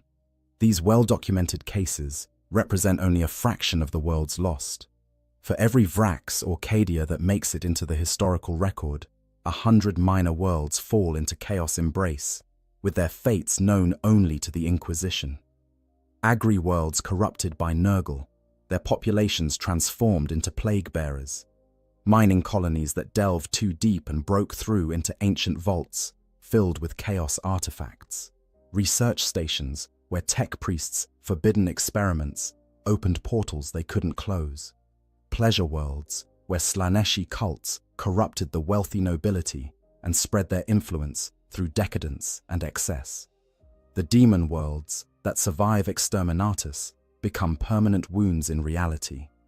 The Eye of Terror contains thousands of such worlds, each ruled by a demon prince or powerful champion of chaos, each a twisted mockery of natural law. Some are constantly at war, their populations forced into eternal battle to feed Khorne's hunger. Others are plague gardens where Nurgle's diseases evolve in infinite variations. Still others are constantly changing, transformed by Tzeentch's whims, or devoted to endless experiences of sensation and suffering in Slaanesh's honor. Life on a demon world is sustainable in a technical sense. Populations exist, reproduce, continue. But it's so far removed from human experience that calling it life seems inappropriate. The inhabitants might live for centuries, sustained by warp energies, but their existence is one of constant torment or transformation, or servitude to masters who view them as less than livestock. They might have children, but those children are born mutated, twisted from birth, and will grow up knowing nothing but the corruption that surrounds them. They might have some form of society, but it's organized around worship and service to dark gods, all other concerns secondary or non-existent. The question that haunts imperial scholars who study these cases is whether anything could have been done differently. Could Vrax have been saved if the Imperium had intervened earlier? Could Istvan III's population have been spared if Horus had been discovered and stopped before his rebellion began? Could Cadia have held if different strategies had been employed? The answer in most cases is probably not. Chaos corruption is insidious and patient. By the time it's obvious enough to trigger Imperial response, it's usually too late for anything but damage control. This raises uncomfortable questions about the Imperium's entire approach to chaos. The policy of keeping the population ignorant about the ruinous powers means that people don't recognize corruption when they encounter it. The rigid social hierarchy and oppression create the discontent that cults exploit. The emphasis on faith over understanding means that people can't distinguish between genuine devotion and heretical manipulation. In trying to protect humanity from chaos, the Imperium has created conditions that make humanity more vulnerable to it. But the Imperium learns nothing from these failures, because learning would require admitting fault, would require changing strategies that have been sanctified by 10,000 years of tradition. The response to each world's fall is to purge harder, to be more vigilant, to execute more potential heretics, to crack down more severely on any deviation from orthodoxy. The system that created the conditions for the fall in the first place remains unchanged, guaranteeing that more worlds will follow the same pattern. The survivors of these fallen worlds, the tiny fraction who escape or are evacuated before the end, carry their trauma with them. They're scattered across the Imperium, relocated to other worlds, often mind-wiped to remove their memories of chaos corruption. But even mind-wiping isn't perfect. Dreams persist, nightmares return. A sense of wrongness, of having experienced something terrible, even if the details are gone, haunts them. And if they were tainted at all by chaos exposure, that taint might lay dormant for years before expressing itself, making every survivor a potential vector for future corruption. The worlds themselves, whether destroyed or transformed, stand as monuments to chaos power and the Imperium's failure. Dead rocks floating in space where billions once lived. Demon worlds pulsing with malevolent energy at the edges of real space. Quarantined zones that no Imperial vessel will approach. Each represents countless lives lost, souls consumed, potential extinguished. Each is a tragedy on a scale almost beyond comprehension.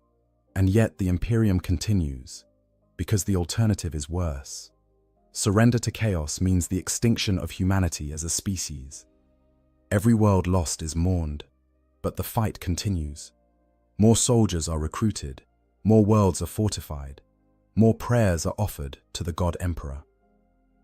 The machine of the Imperium grinds forward, powered by faith and fear and the blood of its citizens, because stopping would mean letting the darkness win. For the citizens of worlds not yet fallen, these tales serve as warnings. Remain vigilant, report suspicious activity, pray to the Emperor, trust in the Imperium's protection, don't ask questions, don't seek forbidden knowledge, obey the authorities, live in fear, because fear keeps you alert, and alertness keeps you alive. The message is clear. Chaos is always waiting, always watching, always seeking opportunities to corrupt and destroy. Only through absolute loyalty and constant vigilance can humanity hope to survive. But beneath the propaganda and the warnings, a darker truth persists. In the grim darkness of the far future, vigilance isn't enough. Worlds fall despite the best efforts of their defenders. Chaos finds ways to corrupt even the most faithful. And when your world is chosen as the next target, when the cultists begin their rituals and the barriers start to thin, no amount of prayer or loyalty will save you. You'll face the same impossible choices, the same horrors, the same inevitable doom as all the billions who came before you. And the Imperium will respond the same way it always has, with fire and death, and the cold calculation that some sacrifices are acceptable if they slow chaos advance. Conclusion: living on a world falling to chaos is an experience beyond the scope of normal human suffering. It's watching everything you know dissolve into nightmare. It's seeing the laws of reality fail. It's facing choices between death and damnation with no third option available. It's witnessing the fundamental corruption of existence itself. The transformation of your home into a staging ground for forces that exist purely to spread suffering and entropy. The psychological impact of this experience cannot be overstated. You start as a normal person, perhaps working in a manufactorum or serving in the PDF, or simply trying to raise your family. You have routines, relationships, hopes for the future. Then, slowly or suddenly, depending on how the corruption manifests, all of that is stripped away. The future becomes measured in hours instead of years. Your relationships are destroyed by death or mutation or betrayal. Your routine becomes simple survival, and even that offers no certainty. You watch your neighbors become monsters. You see your children change into things that shouldn't exist. You experience phenomena that your mind can't properly process. Time flowing backward, space folding in on itself, entities appearing that have no place in the material universe. You realize that the Imperium you trusted to protect you has either abandoned you or plans to kill you, along with the actual heretics. And through it all, you must make impossible decisions about how to respond, knowing that every choice leads to horror. The physical transformation of your world matches the psychological trauma. Familiar landmarks disappear or change beyond recognition. The sky becomes something alien and terrifying. The ground beneath your feet becomes unstable. Technology fails. Social structures collapse. The very air becomes toxic with warp energy. Your world is dying, transforming into something that can no longer support human life in any meaningful sense. And you're forced to watch it happen, while struggling simply to survive another day. What makes this experience especially cruel is that for most people, it wasn't their choice. They didn't seek out chaos corruption. They didn't perform forbidden rituals or worship dark gods. They were simply unlucky enough to live on a world where others made those choices, where cultists worked in secret to bring about corruption, where the barriers between reality and the warp were thin enough to fail under pressure. They're victims of circumstances largely beyond their control, punished for the sins of others, suffering for crimes they never committed. The Imperium's response, while logical from a certain perspective, offers no comfort to those experiencing it. Being told that your entire world will be purged or destroyed to prevent chaos spread is cold comfort when you're one of the people marked for death. Knowing that the Imperium will commemorate your world's fall as a lesson to others doesn't ease your suffering. Understanding that your sacrifice might save other worlds doesn't make facing demon incursions or execution by the Inquisition any more bearable. This is the reality of the Warhammer 40,000 universe, a setting where entire worlds can fall into darkness, where billions can die in cosmic wars that most of humanity will never even hear about, where the forces of chaos grind endlessly against the Imperium's defenses, and where individual lives matter only as statistics in a war that has no end. The grimdark nature of the setting isn't just aesthetic choice, it's the fundamental reality that makes every story told within it carry weight. If you've made it this far in the video, thank you for taking this journey into one of the most horrifying scenarios the 40K universe offers. Understanding what happens when a world falls to chaos helps us appreciate why the Imperium is as brutal and authoritarian as it is, even if we can't condone all its methods. It shows us why vigilance against chaos corruption is treated with such deadly seriousness, why knowledge of the ruinous powers is so restricted, why the Inquisition exists, and why they have such terrible authority. If you enjoyed this deep dive into the horror of chaos corruption and want to see more Warhammer 40K lore content, please consider subscribing to the channel and hitting that like button. Your support helps me create more of these in-depth explorations of the grim darkness of the far future. And if there are other topics from the 40K universe you'd like me to cover, leave a comment below and let me know. Whether it's other aspects of chaos, different factions, specific battles, or character studies, I'm always looking for new topics to explore. Remember, in the grim darkness of the far future, there is only war. But there are also stories worth telling, lessons worth learning, and universes worth exploring. Thank you for watching, and I'll see you in the next video. For the Emperor.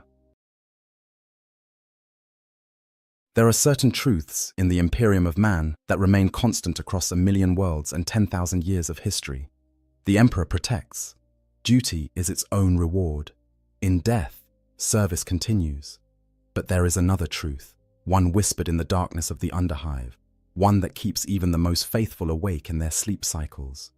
It is the truth that there are fates worse than death, horrors so complete and absolute that death would be a mercy long denied. To understand what it means to live on a hive world being consumed by tyrannids, you must first understand what it means to exist in one of humanity's greatest monuments and most terrible prisons. You must comprehend the scale of these towering arcologies, the billions upon billions of souls packed into structures that scrape the very clouds. You must feel the recycled air in your lungs, taste the corpse starch on your tongue, and know that everything you are exists only to feed the endless machine of imperial production. And then, when you understand what it means to barely survive in such a place, you must imagine something infinitely worse. You must imagine an enemy that sees your entire world not as a conquest, not as a prize to be taken, but as nothing more than food. Imagine an intelligence so vast and alien that it spans galaxies, directing countless billions of bioengineered horrors with a single purpose: to consume everything you are, everything you ever were, and everything you ever could be. This is the reality for those who find themselves on a hive world in the path of a tyrannid hive fleet. This is the slow descent into a nightmare from which there is no awakening, no rescue, and no escape. The tyrannids do not conquer, they do not occupy, they devour, and when they are finished, they leave behind only silence and stone. The Imperium catalogues approximately 32,380 hive worlds across its vast domain, though the actual number fluctuates as worlds are lost to Xenos invasions, warp storms, or simple bureaucratic oversight. Each of these worlds represents a crucial component in the Imperial war machine, producing not just weapons and materials, but the most valuable resource of all: human beings. Billions upon billions of potential soldiers, workers, and servants of the Emperor, all concentrated in massive urban sprawls that can be seen from orbit. When the tyrannids come to such a world, they come to a feast beyond imagining. Every single inhabitant represents biomass to be harvested. Every structure, though made of metal and stone, sits upon foundations of organic waste and accumulated biological matter. The very air in these hive cities, recycled through organic filtration systems and breathing plants, contains nutrients that can be extracted and consumed. A hive world is not just a target for the tyrannids. It is a buffet of such magnitude that entire hive fleets will alter their course to reach it. But before we can understand the consumption, we must understand what is being consumed. We must see the world as it exists before the shadow falls, before the sky fills with spores, before the screaming begins. The world that was Hive Primus stands 73 kilometers tall at its highest spire. From the viewing platforms reserved for the planetary governor and his immediate staff, you can see the curvature of the planet itself, the way the ash wastes stretch to the horizon in every direction, broken only by the distant peaks of other hive cities. The air at this altitude is thin but pure, filtered through 100 levels of atmospheric processes, scented with exotic flowers imported from agri-worlds light years away. But you are not standing on those viewing platforms. Few are. The population of Hive Primus numbers somewhere between 47 and 52 billion souls, and fewer than 10,000 of them will ever breathe air that has not passed through 10,000 other pairs of lungs. First, you work in Manufacturum Delta 779, 12 kilometers below the hive's crown and 18 kilometers above its foundations. Your shift began 14 hours ago and will continue for another 6. The work is simple, repetitive, and absolutely essential. You operate a press that stamps out shell casings for heavy bolter rounds, each one precisely calibrated to imperial specifications that were ancient before your grandfather's grandfather was born. The Manufactorum stretches for kilometers in every direction, a vast chamber carved from the bones of the hive itself. The ceiling disappears into shadows high above, marked only by the occasional flicker of lighting arrays that struggle against the darkness. The floor is a maze of assembly lines, each one tended by hundreds of workers who perform their designated tasks with the mindless efficiency that comes from a lifetime of repetition. The noise is constant, overwhelming, a symphony of industrial fury that makes conversation impossible and renders thought difficult. The clang of metal on metal, the hiss of hydraulics, the grinding of gears, the occasional scream when someone makes a mistake and loses a hand or arm to the machinery. These sounds are the soundtrack of your existence, as familiar as your own heartbeat. The air here is hot and thick with the smell of machine oil, ozone from welding torches, and the peculiar metallic tang of recycled atmosphere that has passed through too many filters without ever seeing the sky. You breathe it without thinking, just as you ignore the ache in your back from standing at your station, the burning in your eyes from staring at the same movement for hours on end, the hunger that gnaws at your belly because the last meal was 8 hours ago and the next is still 4 hours away. This is your life. This is the only life you have ever known, and the only life you will ever know unless injury or age renders you unable to work, at which point you will be recycled like everything else in the hive. Your corpse will be rendered down into corpse starch to feed the next generation of workers, and your bones will be ground into fertilizer for the few remaining food production facilities. Nothing is wasted in a hive city. Nothing can be wasted when billions must be sustained on a world whose surface has long since been rendered uninhabitable by industry. Above you, separated by kilometers of rockcrete and plasteel, the mid-hivers live in relative comfort. They are the administrators, the overseers, the minor nobles who manage the countless systems that keep the hive functioning. They have natural light, piped in through elaborate mirror systems from the surface. They have running water that comes from purification plants rather than condensation collectors. They have food that resembles actual food rather than the grey-brown nutrient paste that sustains the workers below. But even they are nothing compared to those who dwell in the spires, the nobility, the merchant princes, the high-ranking members of the Adeptus Administratum, who coordinate the hive's contribution to the imperial tithe. These privileged few live in a world of luxury that would seem fantastical to someone like you. They have gardens, actual growing things tended by armies of servants. They have windows that look out upon the world beyond the hive. They have access to off-world goods, exotic foods, and entertainments that the masses below can scarcely imagine. And below you, separated by another 18 kilometers of hive structure, lies the underhive. Here, the rule of imperial law has long since broken down, replaced by the brutal hierarchy of gangs and mutant tribes. Here, in the ruins of older construction, in the collapsed sectors and forgotten chambers, humanity reverts to its basest instincts. Here, the weak are prey, and the strong survive only until someone stronger comes along. The population of the Underhive is unknown, and probably unknowable. The Adeptus Arbites makes periodic sweeps, culling the numbers when they grow too large, but new inhabitants simply flood in to replace the dead. Some are criminals, fleeing justice in the levels above. Others are simply the unlucky, those who fell through the cracks of imperial society and found themselves in the darkness below. A few are mutants, their genetic corruption making them unwelcome in the higher levels, forced to eke out an existence among the ruins and refuse. This vertical segregation is the natural order of a hive city. Those at the top literally look down upon those below, and those below can only dream of ascending even a single level closer to the light. It is a system that has persisted for thousands of years, across thousands of worlds, brutal in its efficiency and absolute in its enforcement. But it is also a system built on a foundation that assumes the Imperium's protection, that takes for granted the relative stability that comes from being just one more world among millions. It assumes that life will continue as it always has, generation after generation, world without end.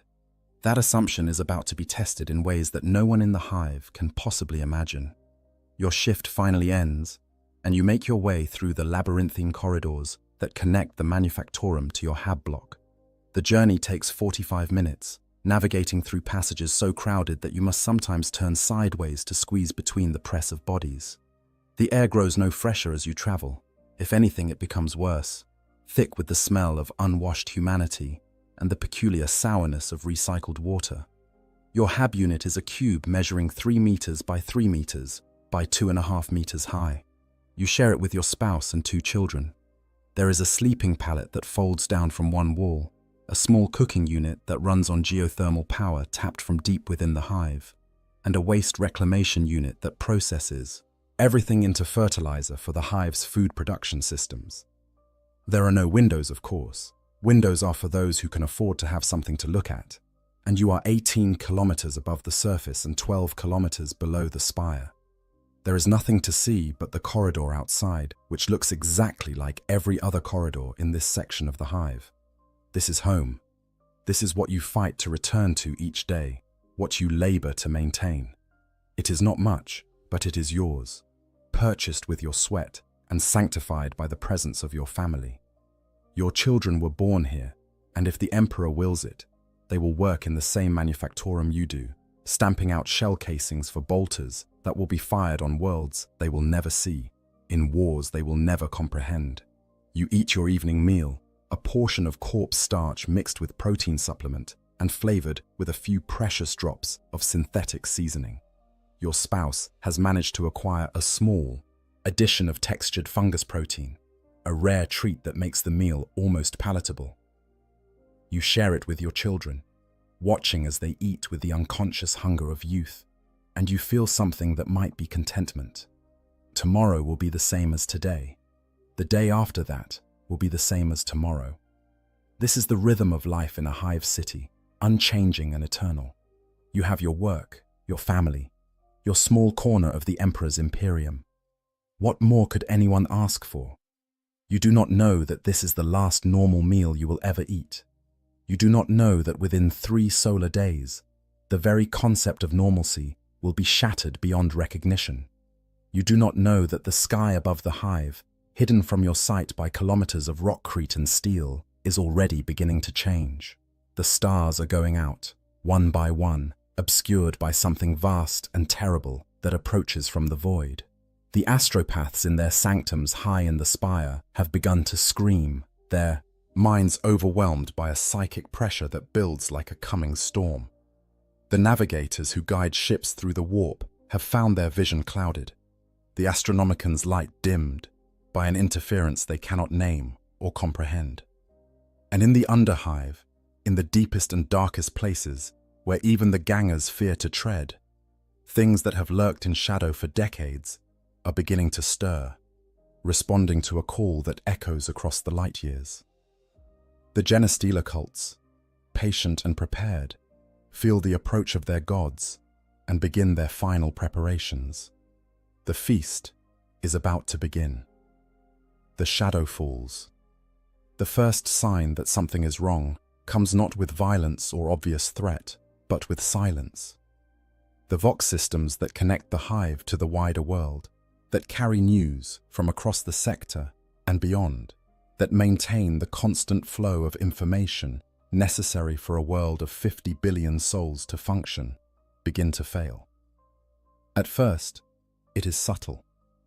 A delay in receiving the daily, astropathic transmissions from the sector capital, a slight degradation in the signal quality of off-world communications, the kind of thing that might be explained by solar flares or unusual warp currents.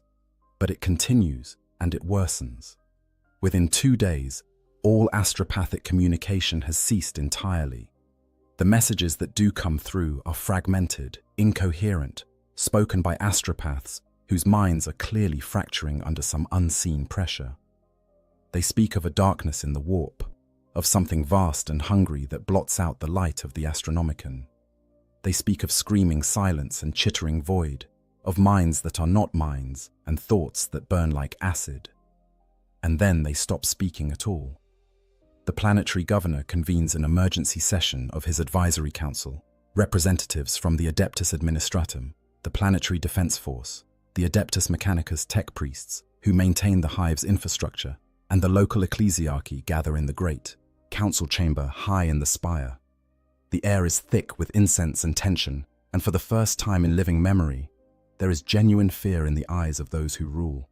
The chief astropath, when he is brought before the council, is barely recognizable as human. His eyes weep blood, and his hands shake with a tremor that speaks of neurological damage. When he speaks, his voice is a broken whisper that somehow carries through the chamber. "The stars are screaming," he says. "The warp is drowning in alien thoughts. Billions upon billions of minds, none of them human, all of them hungry. They are coming. Emperor, preserve us. They are coming, and there is nothing we can do to stop them." The governor demands clarification, demands specifics, demands to know what enemy approaches and when it will arrive. But the astropath can provide no useful intelligence. The psychic interference is too great, the shadow in the warp too complete. He knows only that something vast and terrible approaches, something that drowns out all other psychic signals like a scream, drowning out a whisper. And then, as the council debates and argues and struggles to understand what this means, the astropath begins to laugh. It is a horrible sound, broken and wrong, and it continues even as blood runs from his nose and ears. His laughter ends only when his heart stops, the strain of whatever he has experienced proving too much for his enhanced physiology to withstand. In the sanctums where the other astropaths dwell, protected by wards and psychic shields, similar scenes are playing out. Of the 17 astropaths assigned to the hive, 12 die within the first 3 days of the Shadow's arrival. The 5 who survive do so only by severing their connection to the warp entirely, rendering themselves useless for their intended purpose, but preserving their sanity and their lives. For the common people of the hive, these events are unknown. You go to work, you come home, you sleep and wake and work again. But there are small changes that begin to accumulate, details that individually mean nothing but collectively paint a picture of something wrong. The daily announcements that play through the hive's public Vox systems, usually filled with imperial propaganda and productivity quotas, become shorter and less frequent. The overseers in the manufactorums seem nervous, distracted, and more than usually harsh with those who fail to meet their quotas. There are whispers of supply shipments that have failed to arrive, of warehouses that are beginning to run low on essential materials. And then there are the dreams. You wake in the middle of your sleep cycle, your heart pounding, your mind filled with images that dissolve like smoke when you try to grasp them. You dreamed of hunger, vast and all-consuming, of teeth and claws and endless appetite. You dreamed of the sky falling, of walls melting like wax, of your children screaming as something unseen dragged them into darkness. You tell yourself it was just a nightmare, stress from increased quotas perhaps, or bad protein supplement in your last meal. But when you speak to your spouse, you learn that they too had troubled dreams. And when you arrive at work, you overhear others speaking of similar experiences. The dreams are spreading through the hive like a disease, touching everyone, regardless of their station or position. The tech priests of the Adeptus Mechanicus have a different perspective on the changes occurring. Their augmetic sensors detect shifts in electromagnetic fields, unusual patterns in the hive's power distribution, subtle variations in the planet's magnetic field that have no natural explanation. Their most sensitive instruments pick up what they describe as background noise in every frequency, a kind of static that should not exist. Some of the more knowledgeable among them recognize the signs. They have read the reports from other worlds, other sectors, other times when the Tyranids came. They know what the shadow in the warp represents, what it means when the stars go silent and the warp becomes thick with alien thought. They make their recommendations to the planetary authorities, urging immediate mobilization of all military forces, evacuation of non-essential personnel, and a request for imperial assistance. But who can they ask? The astropaths are dead or useless. No ship can safely navigate the warp when the shadow falls so heavily. They are alone, cut off from the Imperium that is supposed to protect them, isolated on a world that has become a target for an enemy they cannot yet see. In the spires, the nobility begins to panic. Some make arrangements to flee off-world, bribing void ship captains to take them through the warp, despite the danger. A few succeed, their vessels disappearing into the immaterium and never being heard from again, their fate unknown and unknowable. Most find that the ships they had counted on have already departed, their captains unwilling to risk their vessels and crews for any price. Those who cannot flee begin to fortify. Private armies are expanded, security measures are enhanced, and stockpiles of food and water are secured behind reinforced doors.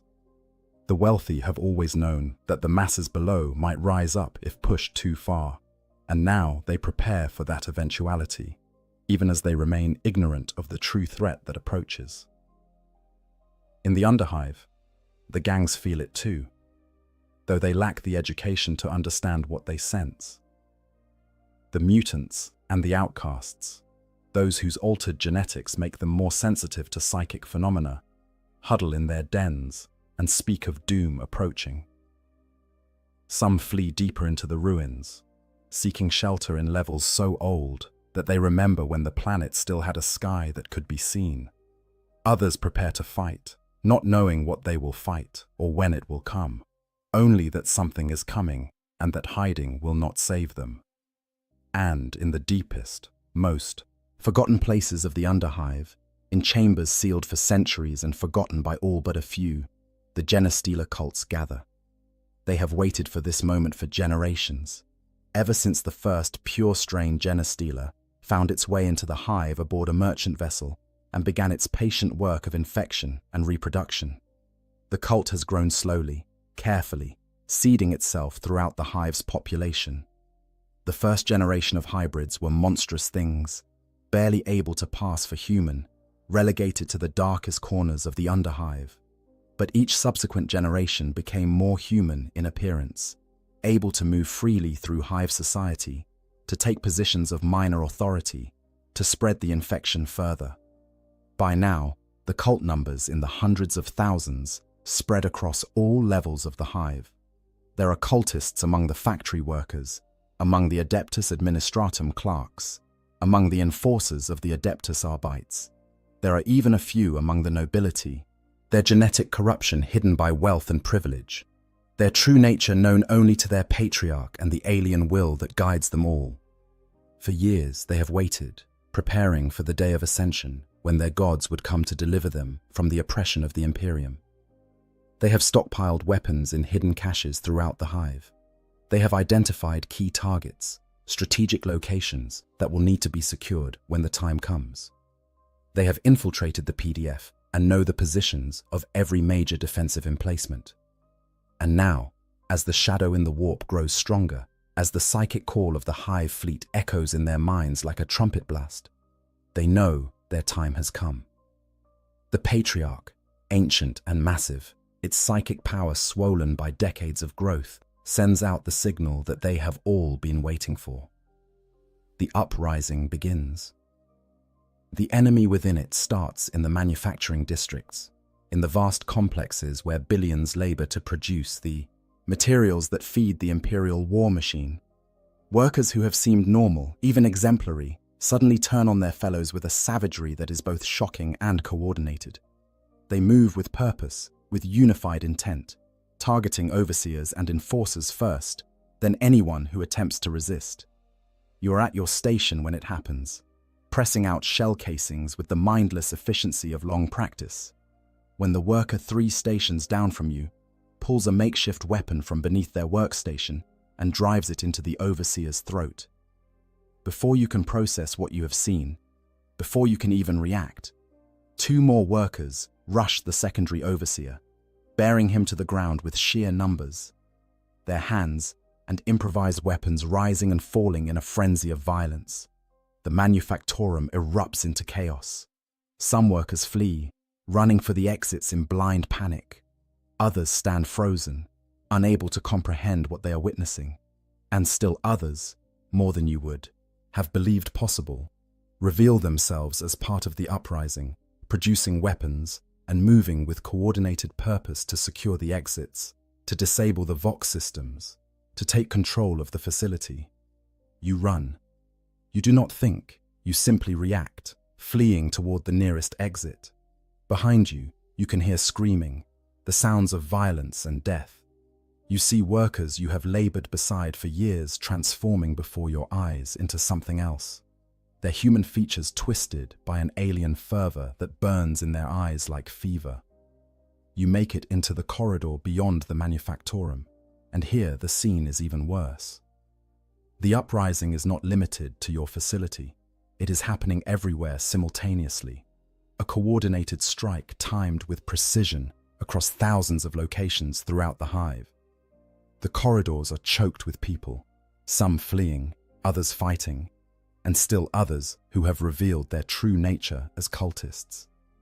And among the cultists, you see things that cannot be, should not be. Figures that are too tall, too thin, their movements fluid and wrong. You catch glimpses of extra limbs, of distended heads, of skin that seems to ripple and shift. These are the earlier generation hybrids, the ones who could not pass for fully human, now freed from their hiding places and eager to participate in the uprising they have dreamed of for so long. You think of your family, your spouse and children in your hab unit kilometers away, and you begin to fight your way through the chaos toward them. The journey that usually takes 45 minutes stretches into hours as you navigate through corridors that have become war zones. Enforcers of the Adeptus Arbites, those who have not already been killed or revealed as cultists themselves, fight desperate holding actions at key choke points, trying to maintain some semblance of order. You see an enforcer cut down by gunfire, his armor unable to withstand the concentrated fire of a dozen cultists armed with stolen lace guns. You see civilians torn apart by hybrid monstrosities that move with terrifying speed and strength. You see things that will haunt your dreams for the rest of your life, however long that may be. By the time you reach your hab block, it has already been overrun. The corridors are filled with the dead, and the walls are marked with strange symbols painted in blood, sigils that hurt to look at, that seem to writhe and shift when you try to focus on them. You find your hab unit, the door torn from its hinges, and inside.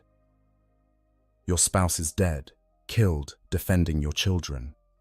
Your youngest child is dead too, their small body broken by violence you cannot bear to examine too closely. Your older child is gone, taken by the cultists, for purposes you dare not imagine. You fall to your knees in the ruins of your home, your hands covered in your spouse's blood.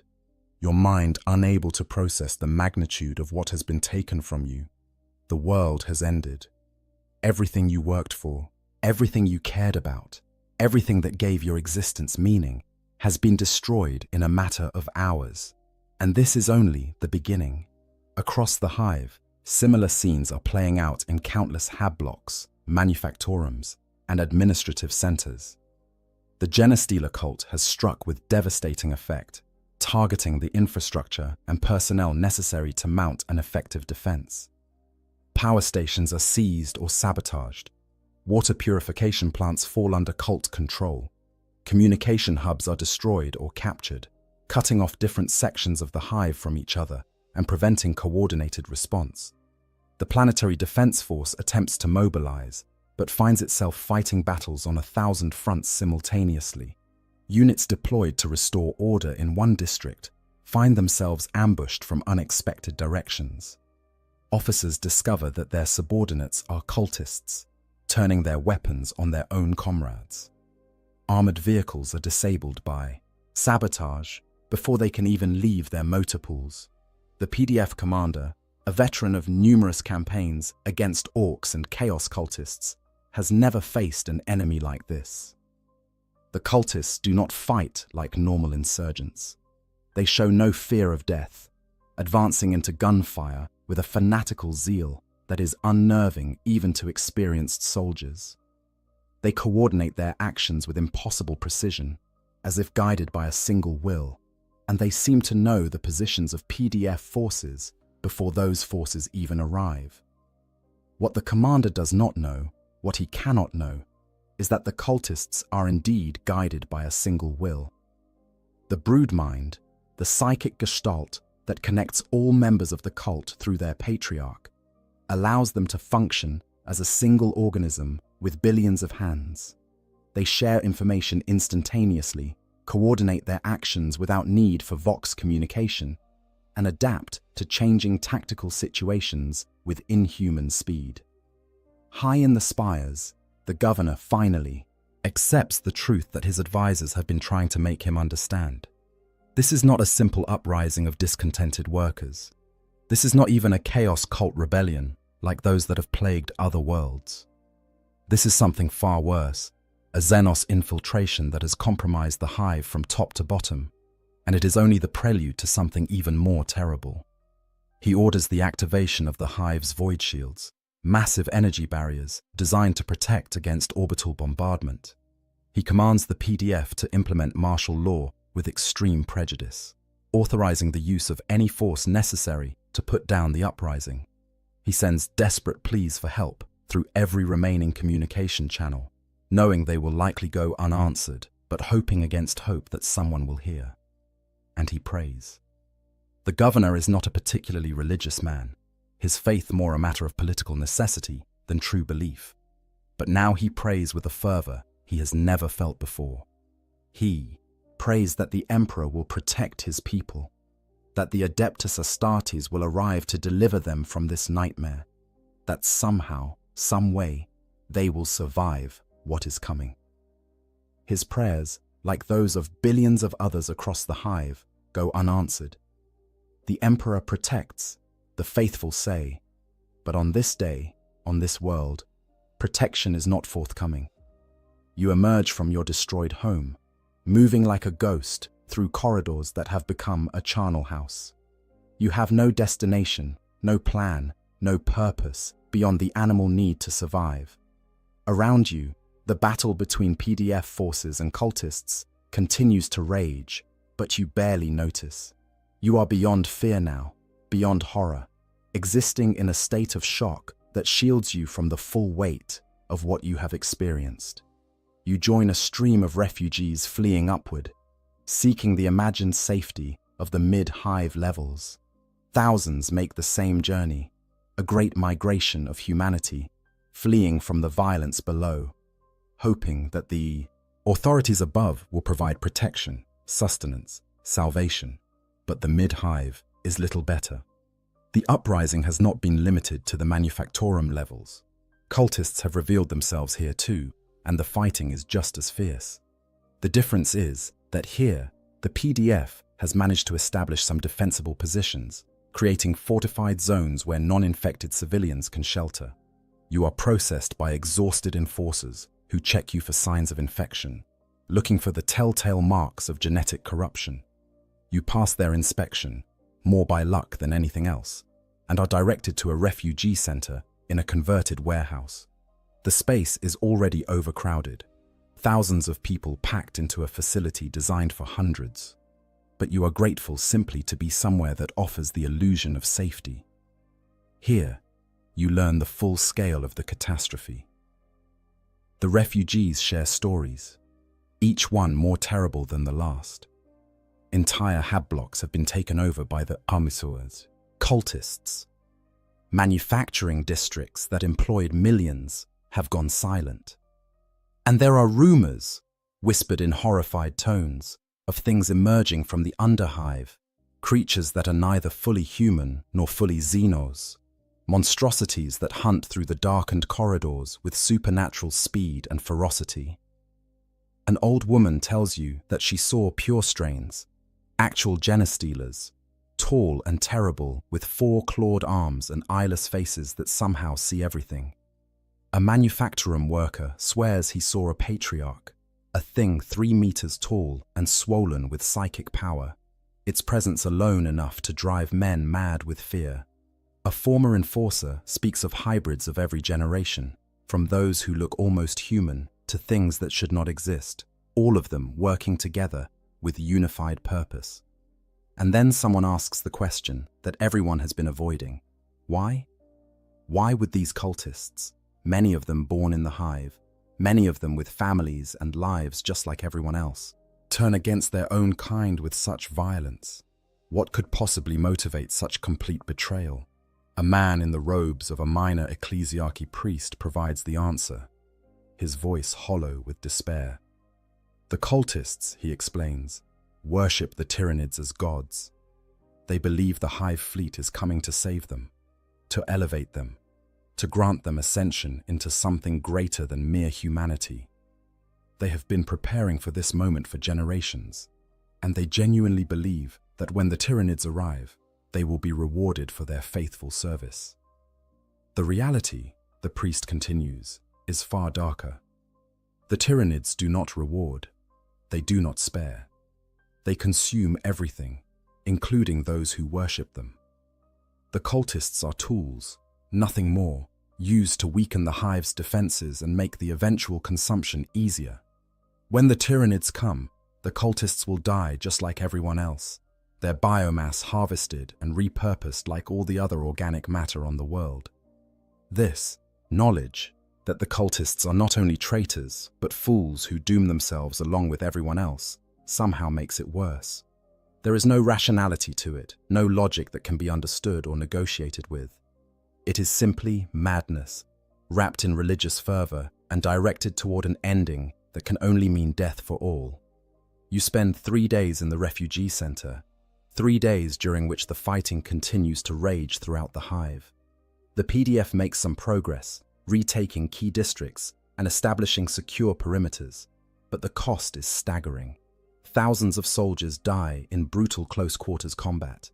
Millions of civilians are caught in the crossfire or fall victim to the cultists' knives. And then, on the 4th day, everything changes.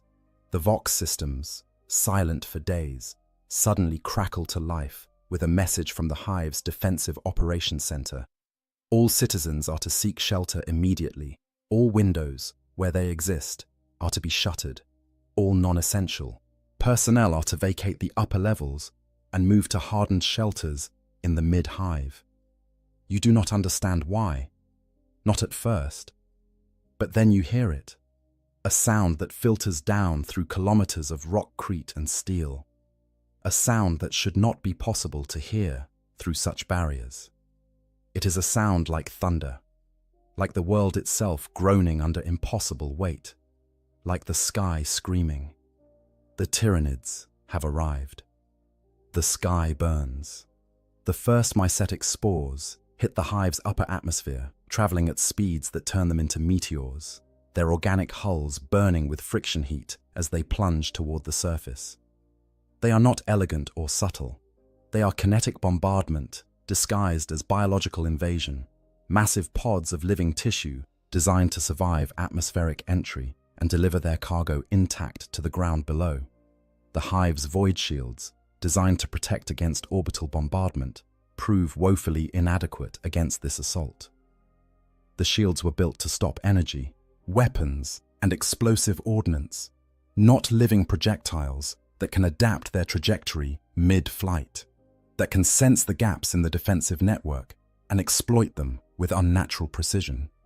The first wave consists of hundreds of spores, each one the size of a transport vehicle, each one containing either smaller organisms ready to spread throughout the hive or specialized bioforms designed to assess the defenses and identify weaknesses.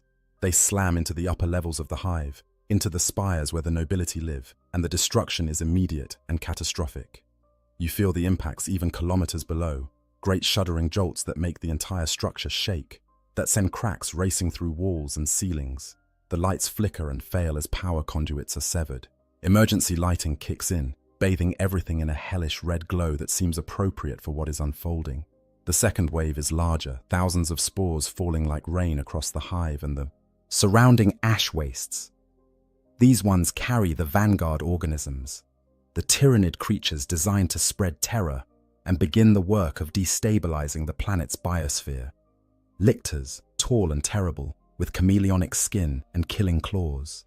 Gargoyles, winged horrors that fill the sky with their screeching cries. Hormagaunts, scuttling nightmare creatures that move with insectile speed and attack with mindless ferocity. But it is what the spores release into the atmosphere that is truly terrible. Microscopic organisms, billions upon billions of them, designed to begin the process of transforming the planet into something more suitable for tyrannid consumption. They are xenophagic viruses and bacteria, designer organisms that can survive in almost any environment and reproduce at frightening speed. These microscopic invaders have multiple purposes. Some attack the planet's native plant life, wherever such things still exist, altering their genetic structure to make them grow faster, larger, drawing nutrients from deep in the soil and concentrating them in easily harvested biomass. Others begin to change the atmospheric composition, breaking down complex molecules and releasing compounds that will eventually make the air unbreathable for humans, but perfect for tyrannid organisms. Still others are designed to attack animal life directly, including humans. They enter through the lungs with every breath, multiply in the bloodstream, and begin to break down cellular walls. The effects are not immediate, but within days, those exposed will begin to experience hemorrhaging, organ failure, and a slow, agonizing death as their bodies are literally dissolved from within. The hive's defensive batteries, massive laser cannons, and missile arrays, positioned on the upper levels, open fire at the descending spores with everything they have. The sky becomes a light show of lasfire and exploding ordnance, and many spores are destroyed before they can reach the surface. But there are too many. For every spore that is shot down, 5 more make it through, and each one that survives releases its cargo into the hive. In the refugee center where you have taken shelter, panic spreads as the structure shudders from repeated impacts. The ceiling cracks, and you can see daylight through the breach, actual sunlight that you have not seen since childhood, filtered through a sky that has turned the sickly purple-green of tyrannid corruption. An enforcer tries to maintain order, shouting that everyone must remain calm, that the PDF has the situation under control, that reinforcements are coming. But his voice is lost in the screaming, and when part of the ceiling collapses, crushing dozens of refugees beneath tons of falling debris, what little order remained breaks down completely. You flee with the crowd, a stampede of terrified humanity pouring into the corridors beyond. You have no destination, no plan. You simply run because running feels like the only thing you can do. Around you, others do the same, and the corridors become choked with people pushing and shoving and trampling those who fall. You emerge into a larger chamber, some kind of cargo transfer station, and here you see your first tyrannid. It is a hormigaunt, standing 3 meters tall on reverse-jointed legs, its body a nightmare fusion of insect and reptile, and something else entirely alien. Its head is eyeless, but somehow it sees you, turning in your direction with predatory focus. Its scything claws, each one longer than your forearm, gleam with some kind of organic secretion that steams in the air. The hormigaunt screams, a sound that is not quite animal and not quite anything else, and charges. It covers the distance between you in heartbeats, moving with a speed that seems impossible for something its size. You throw yourself to the side, more by instinct than plan, and the creature's claws miss you by centimeters, close enough that you feel the wind of their passage. The refugees behind you are not so lucky. The hormigaunt crashes into the crowd like a scythe through wheat, its claws rising and falling in a frenzy of killing. Blood sprays in arcs across the walls. Screams fill the air, and still more refugees pour into the chamber, fleeing from other horrors in other corridors, running straight into the killing zone. You scramble to your feet and run, not looking back, not thinking, just running. Behind you, the screaming continues, joined by more alien shrieks as additional hormigaunts enter the chamber. You can hear the wet sounds of tearing flesh, the crack of breaking bones, the gurgling cries of the dying. You find yourself in a maintenance shaft, some kind of access tunnel for the hive's infrastructure. It is cramped and dark, but it leads away from the killing, and right now, that is all that matters. You crawl through the tunnel, your hands and knees scraping on metal grating, your breath coming in ragged gasps. The tunnel opens into a service bay, and here you find other survivors, perhaps 20 people huddled in the darkness, trying to stay quiet, trying to stay hidden. They have barricaded the entrances with whatever they could find, creating crude fortifications from cargo containers and industrial equipment. An older man, his uniform marking him as some kind of mid-level administrator, takes charge with the kind of authority that comes from a lifetime of managing others. He organizes watch rotations, inventories the meager supplies they have, and tries to establish some kind of plan for survival.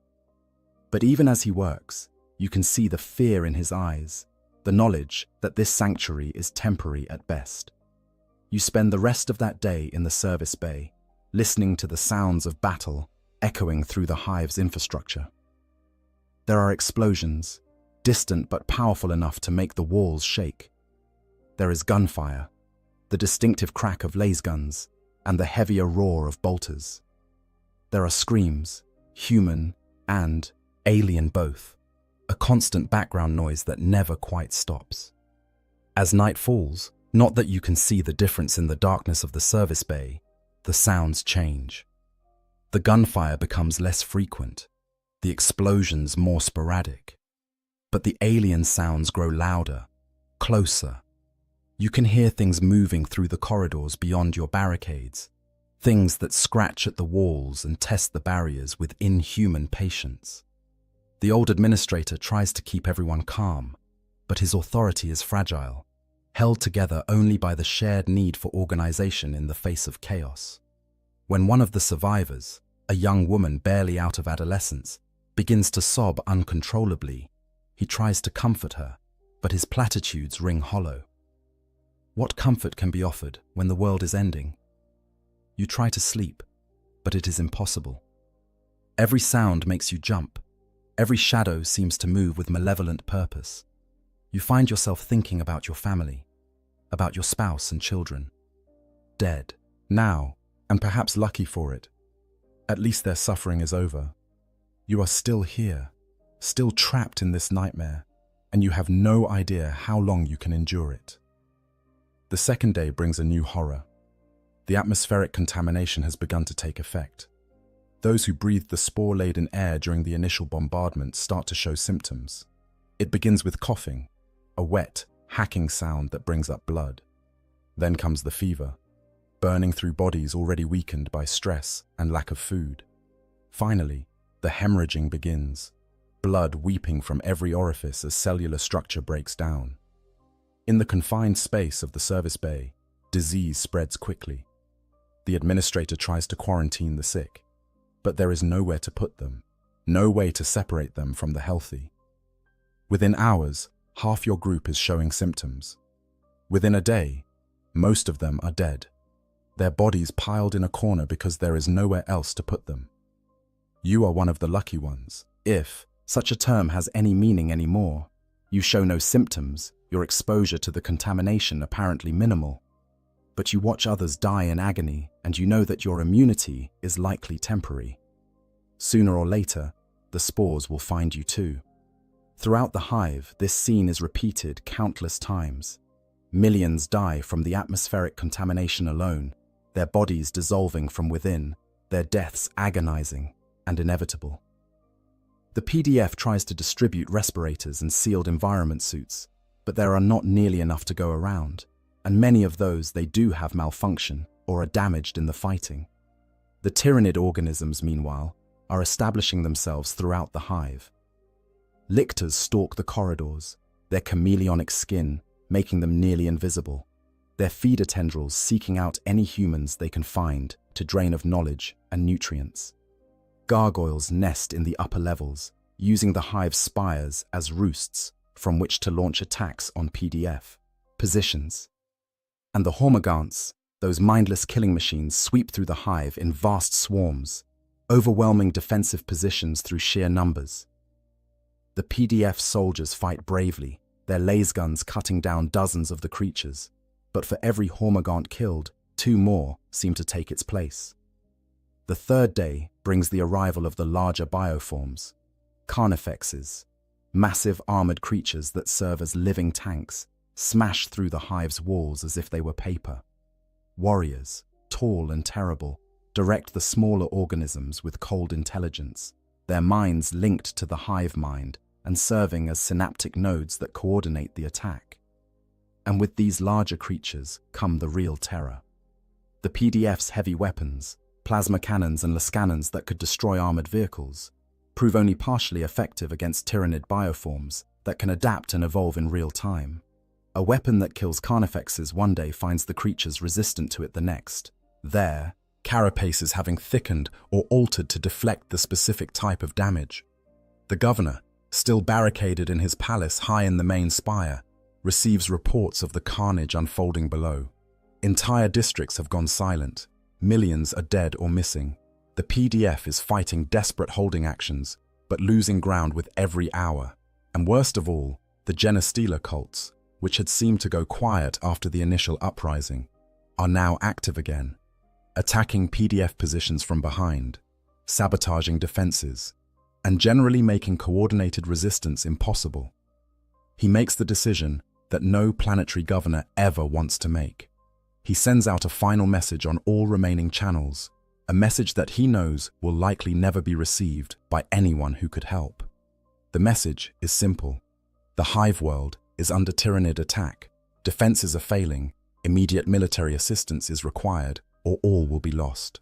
The message repeats on an endless loop, broadcast into the void on the fight. Slim hope that some passing vessel might receive it, that some Imperial Navy patrol might be close enough to intervene. But in his heart, the governor knows the truth. They are alone. The shadow in the warp blocks all astropathic communication. Even if a rescue force was dispatched immediately, it would take weeks to arrive, and they do not have weeks. They probably do not even have days. The desperate defense.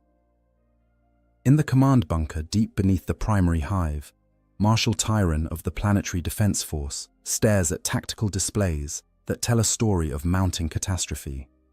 The hololithic projections show the hive in cross-section, and nearly a third of it is highlighted in red, indicating areas that have fallen to the tyrannid advance or are no longer in contact with command. Marshal Tyron is a career soldier, a man who has spent 40 years in the PDF, rising through the ranks through a combination of competence and political acumen.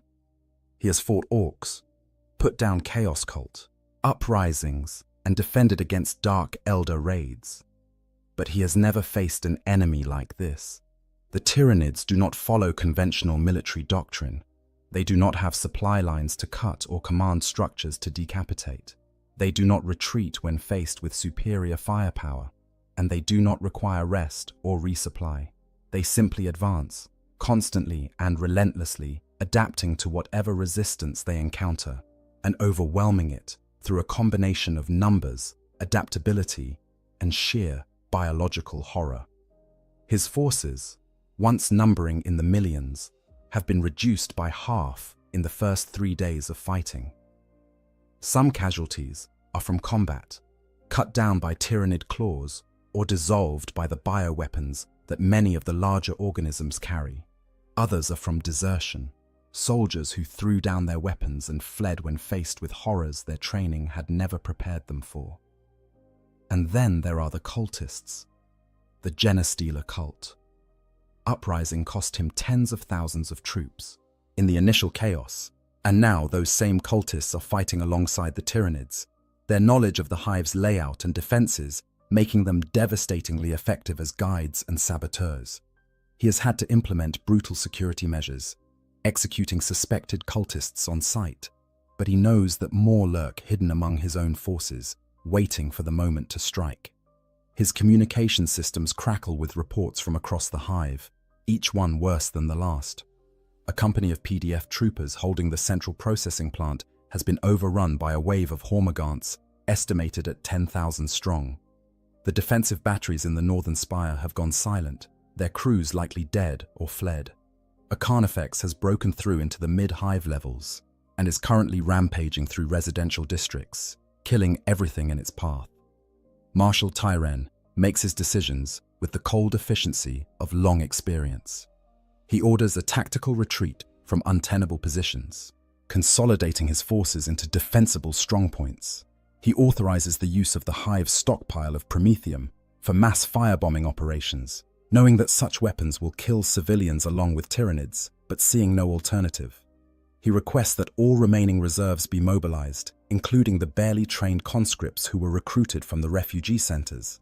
But he knows, even as he gives these orders, that they are buying time at best. The Tyranids are not being defeated.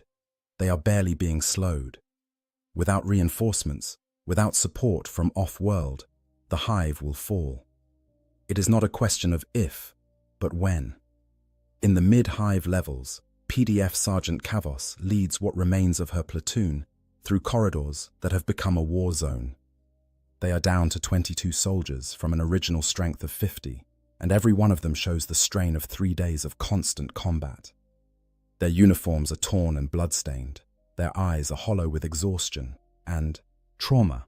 Their hands shake when they reload their laser guns, but they are still fighting, still trying to hold the line, still attempting to create safe zones where civilians can shelter. Kavos is proud of them, even as she knows that their efforts are probably futile. They are moving through what was once a commercial district, shops and small businesses that catered to the mid-hive's middle class. Now, it is a ruin. The shops have been looted or destroyed. Bodies lie everywhere, civilians who were caught in the crossfire or targeted by cultist attacks. The air is thick with smoke from fires that burn unchecked, and the distinctive smell of death is everywhere. Kavos's Vox unit crackles with a report from the scout she sent ahead. He has found a group of civilians barricaded in a warehouse, perhaps 200 of them, but there are Tyranids nearby, a pack of Hormagaunts that seems to be hunting through the district methodically. The civilians need evacuation, but attempting it will draw the Hormagaunts' attention. She makes the decision without hesitation. They will extract the civilians. It is what they are here for, what they have sworn to do. She orders her platoon into defensive positions, setting up overlapping fields of fire, placing her heavy weapon team in a position where they can provide covering fire. The evacuation begins, civilians streaming out of the warehouse and moving toward a safer location several hundred meters away. Everything goes smoothly for the first few minutes. Then, the Hormagaunts arrive. They come around the corner in a wave of chitin and claws, moving faster than seems possible, their eyeless faces somehow tracking the humans with perfect precision. Kavos's platoon opens fire, laser guns cutting through the air in precise volleys. The first rank of Hormagaunts goes down, their bodies smoking from Lars burns, but the ones behind simply leap over their fallen kin and continue the charge. The heavy weapon team fires its autocannon, the heavy shells tearing massive holes in the Tyranid ranks. But there are so many of them, more than Kavos has ever seen in one place. She realizes with sickening certainty that this is not a hunting pack. This is a proper swarm, and her platoon has walked into the middle of it.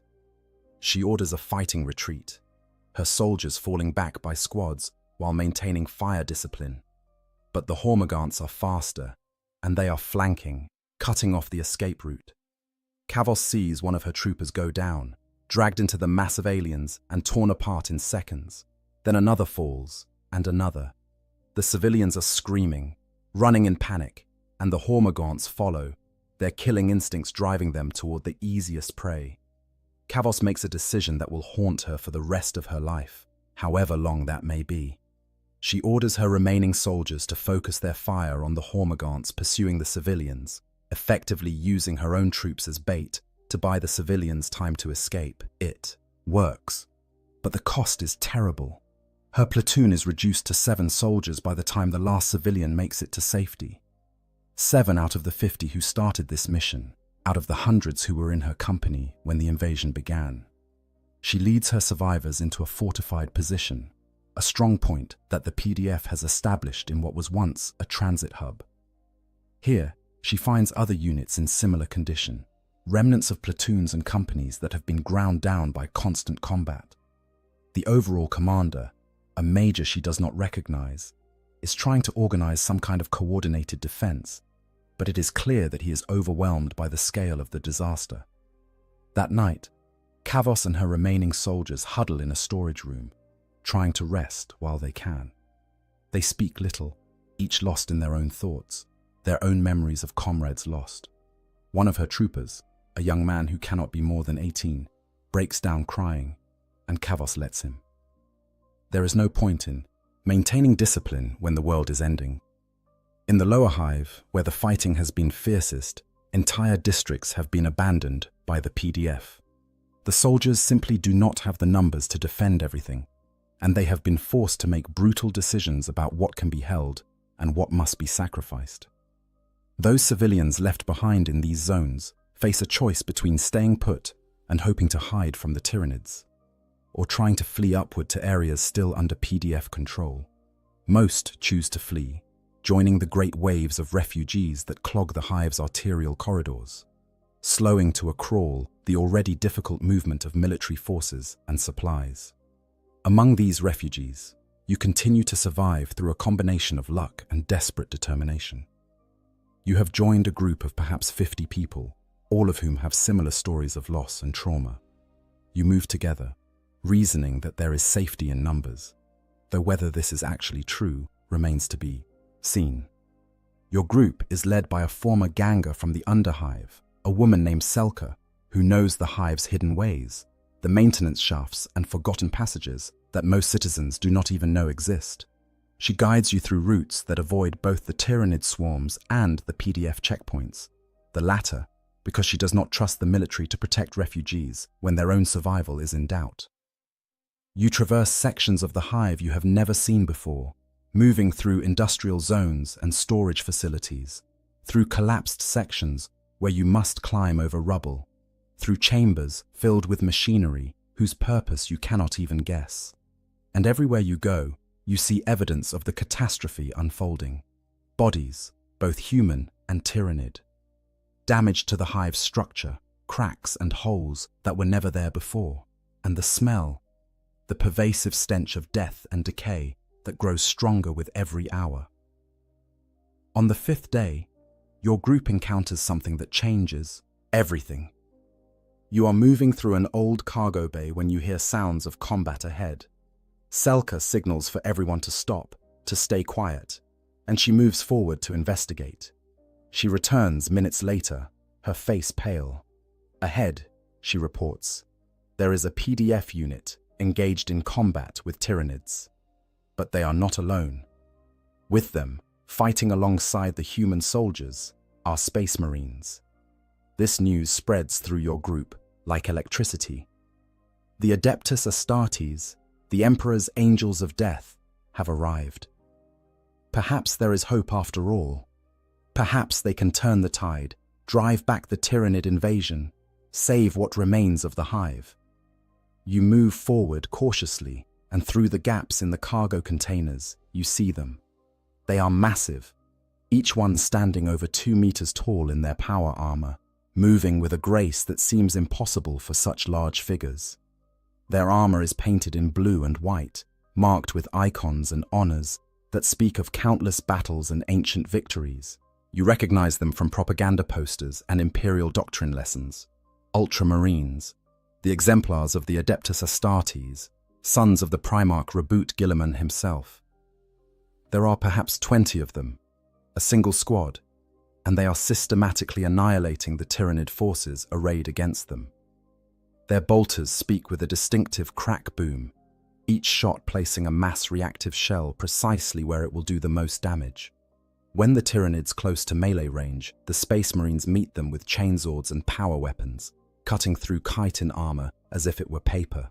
You watch a Carnifex, one of the massive armored creatures that you have seen smash through rockcrete walls, charge a Space Marine. The Marine does not retreat or even seem concerned. He plants his feet, raises his bolter, and puts 3 shots into the creature's head at point-blank range. The Carnifex's head explodes in a shower of gore, and the massive body crashes to the ground at the Marine's feet. He steps over it without pausing and continues firing at the next target.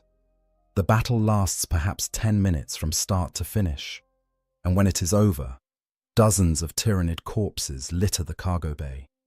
Not a single Space Marine has fallen. They begin to reload their weapons with mechanical efficiency, and their squad sergeant notices your group watching from behind the cargo containers. He approaches, and up close, he is even more intimidating. His armor is scarred from countless battles, his helmet displaying a stern death's head insignia. When he speaks, his voice is amplified by his armor's vox systems, resonating with authority. He identifies himself as Sergeant Marius of the Ultramarines' 3rd Company. His squad was deployed to the Hive when the invasion began, part of a larger force that is attempting to evacuate key personnel and establish defensive strongpoints. He informs you that there is an evacuation zone being set up in the upper mid-hive, that civilian refugees are being gathered there for potential off-world evacuation. He provides specific coordinates and directions, then warns that time is short. The Tyranids are advancing faster than anticipated, and the window for evacuation is narrowing rapidly. His squad must continue their mission, but he advises you to reach the evacuation zone as quickly as possible. With that, the Space Marines are gone, moving with purpose toward their next objective. You are left staring after them, struck by the contrast between their power and confidence and your own helplessness. But Sergeant Marius's words have given you something you had lost: purpose. There is an evacuation zone. There is a chance, however slim, of getting off this doomed world. Selka immediately begins planning the route to reach the coordinates the Space Marine provided. It will require moving back upward, traversing some of the most dangerous sections of the Hive, areas where Tyranid presence is likely to be heavy. But what choice do you have? Staying here means certain death. At least if you try to reach the evacuation zone, you have a chance. Your group sets out immediately, moving as quickly as they dare through the Hive's labyrinthine passages. You see more signs of the Space Marine presence, areas where defensive positions have been established, where Tyranid corpses are piled like cordwood. But you also see evidence that even the Adeptus Astartes cannot be everywhere.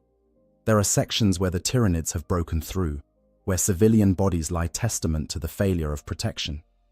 As you climb higher into the Hive, the nature of the destruction changes. Here, in the mid-Hive levels, the damage is from more than just combat. The atmospheric contamination has taken a severe toll.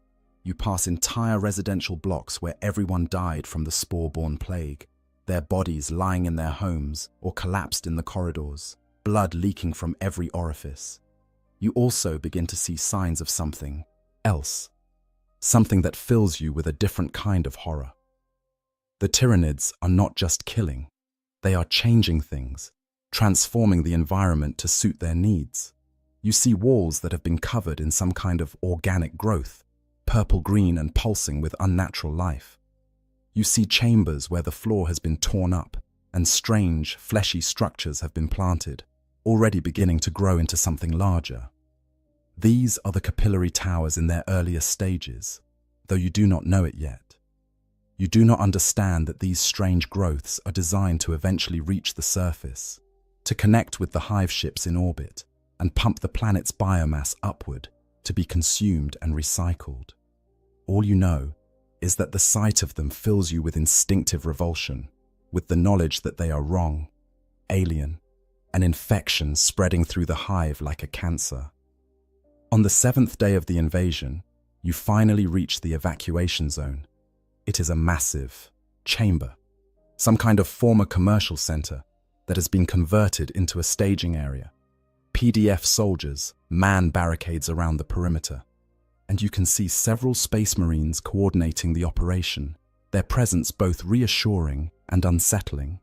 There are thousands of civilians already here, perhaps tens of thousands, all waiting for transport off-world.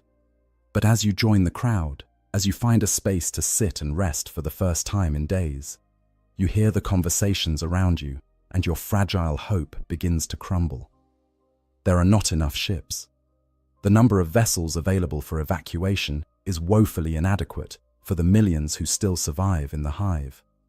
At best, perhaps 10% of those who make it to the evacuation zone will actually be able to leave. The rest will be left behind when the Tyranids break through the defenses. The selection process, you learn, is being managed by the Space Marines and senior PDF officers. They are prioritizing based on usefulness to the Imperium. Those with critical skills, those with genetic markers indicating compatibility for Space Marine recruitment, those from noble families who might have political value, they will be saved. The rest, the common workers and refugees who have no particular value beyond their existence, will likely be abandoned. You realize with sick certainty that you fall into that second category. You were a manufactorum worker, replaceable, one of billions doing the same job on thousands of worlds. There is no reason to save you. There is no reason to give you a place on one of those precious ships.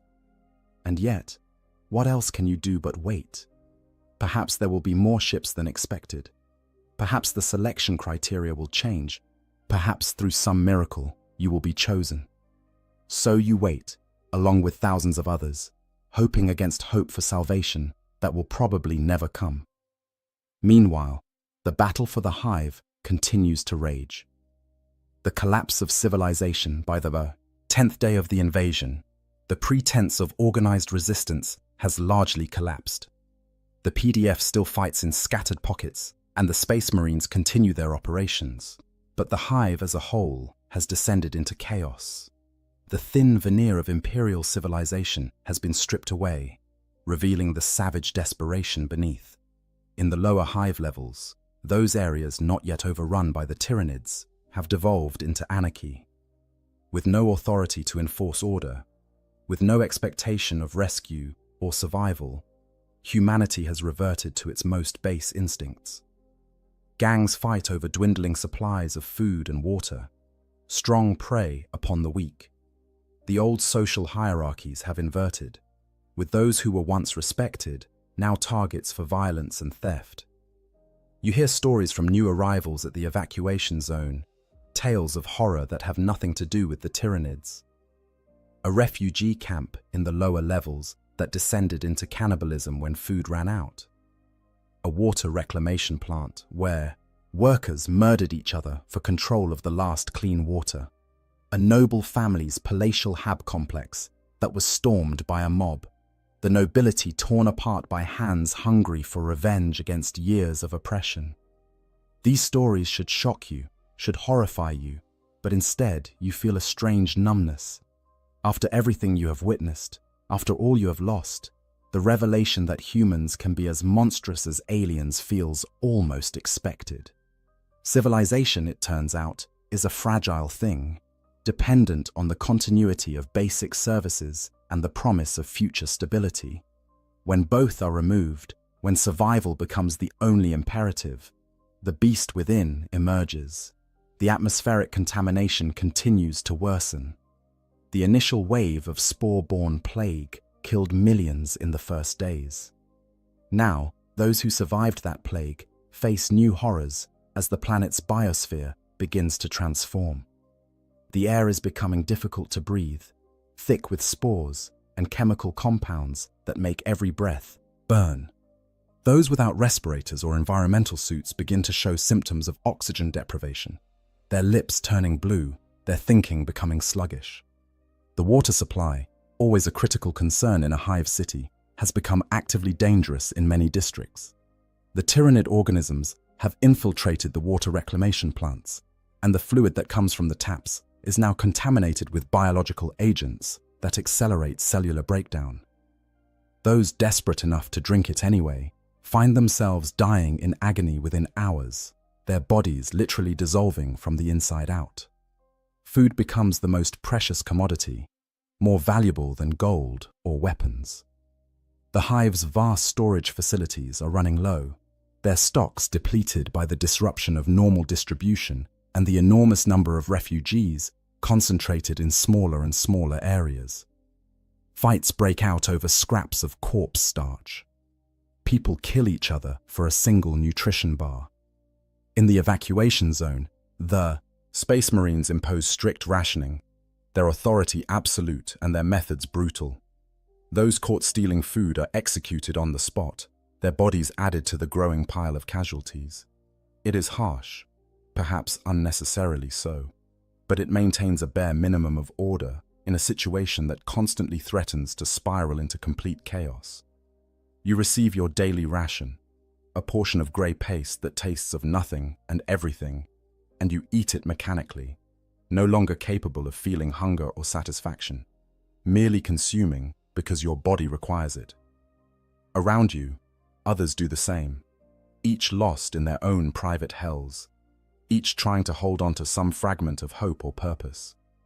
In the upper levels of the hive, in the spires where the wealthy once lived in luxury, the situation is different but no less terrible.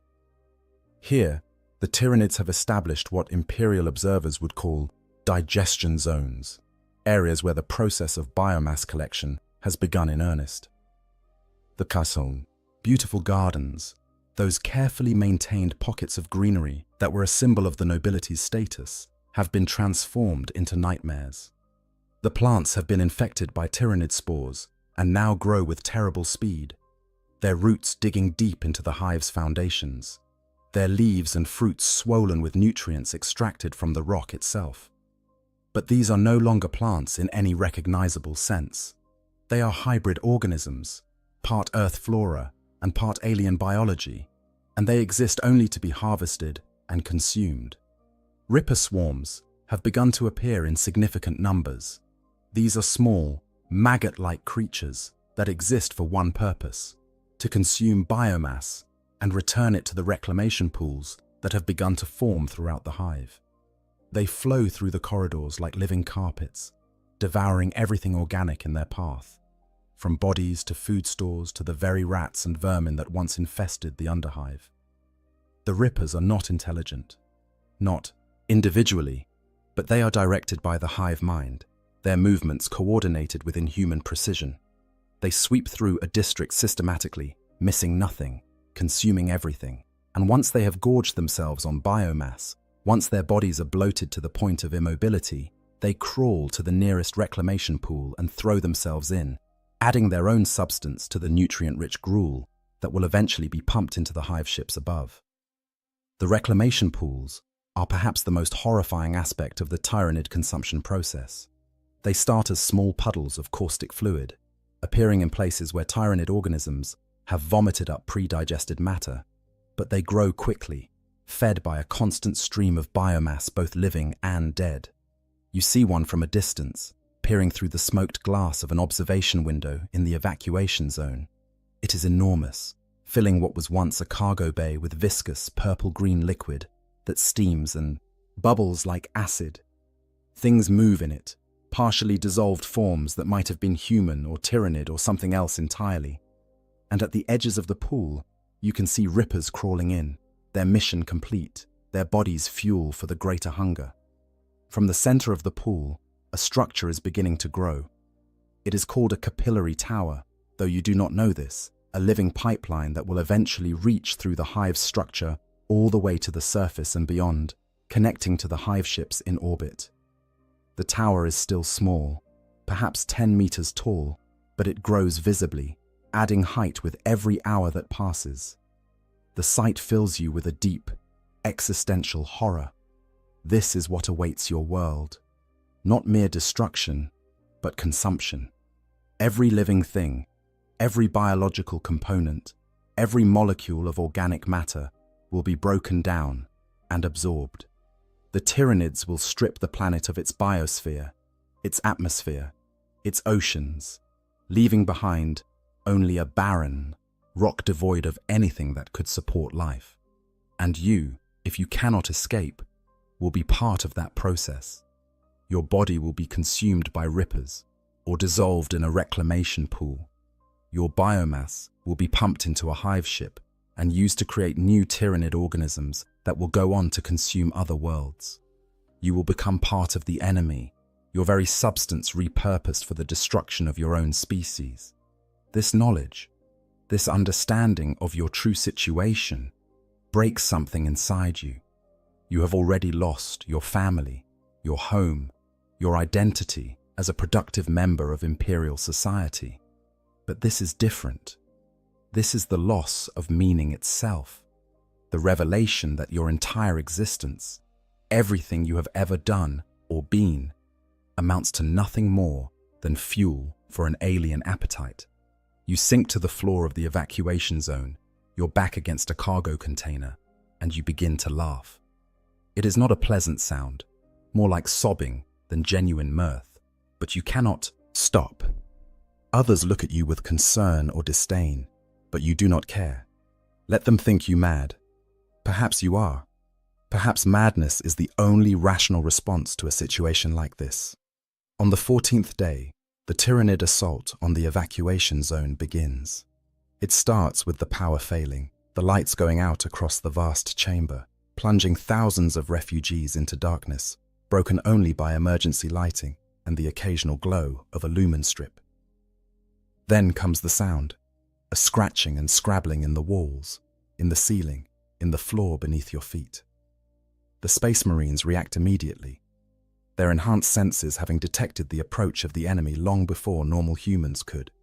They begin organizing the PDF soldiers into defensive positions, establishing kill zones and overlapping fields of fire. But you can see the tension in their movements, the way they check and recheck their weapons, and you understand that even they are concerned about what is coming. The first breach occurs in the eastern wall, a section of rockcrete that simply explodes inward as a carnifex crashes through it. The massive creature is followed by a tide of smaller organisms, hormagaunts and termagants pouring through the gap like water through a broken dam.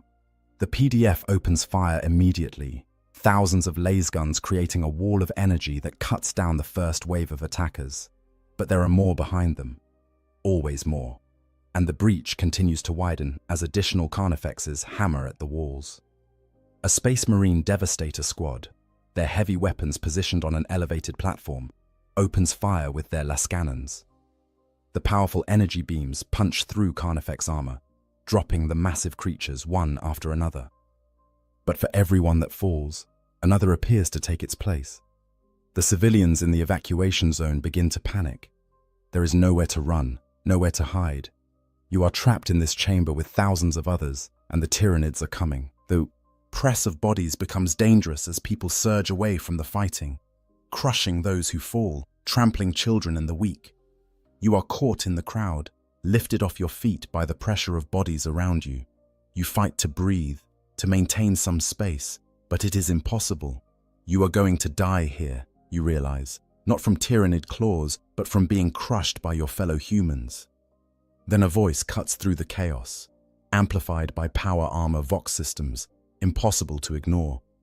Civilians, Hold your positions. Do not panic. The Emperor protects. It is Sergeant Marius, the ultramarine you encountered days ago. He stands in the center of the chamber, his blue armor marked with fresh damage from recent fighting, his bolter held at the ready. Around him, other Space Marines have taken up positions, creating a line of armored giants between the civilians and the Tyranid assault. There is something about his presence, about the absolute confidence in his voice, that cuts through the panic. People stop running. The crowd begins to settle, though the fear remains palpable. You find yourself able to breathe again, able to move, and you work your way toward the center of the chamber where the Space Marines are organizing the defense. The battle continues for hours. The Tyranids attack in waves, each one larger than the last, each one testing different approaches and tactics. The Space Marines and PDF hold them back through superior firepower and tactical positioning, but casualties mount on both sides. You see PDF soldiers dragged into the mass of Tyranids, see Space Marines forced to fall back as their ammunition runs low, and still the Tyranids come, an endless tide of chitin and claws, driven by a hunger that knows no satiation, guided by an intelligence that spans light years. The consumption. By the 18th day, most of the hive has fallen. The lower levels are completely overrun, transformed into grotesque feeding zones where Ripper swarms methodically consume everything organic. The mid-levels are contested territory, where desperate last stands are fought by PDF remnants and Space Marine squads. And the upper levels, including most of the spires, have become Tyranid nesting grounds, where larger organisms have established themselves. The evacuation zone has been relocated twice, each time retreating to a more defensible position as the previous location became untenable. The number of civilians has decreased dramatically, both from Tyranid attacks and from the simple fact that supply shipments from orbit have been intermittent at best. Without food and water, thousands have simply died, their bodies adding to the biomass that the Tyranids harvest. You have survived this long through a combination of luck and the pragmatic ruthlessness that emerges when survival is all that matters. You no longer feel guilt or remorse. You no longer question the morality of taking food from those too weak to defend it, or pushing past the injured to reach safety first. You have become what the situation demands, a survivor stripped of everything except the animal will to continue existing. The Space Marines have been reduced in number as well. Sergeant Marius and his squad are gone, their last reported position in a section of the hive that has since gone dark.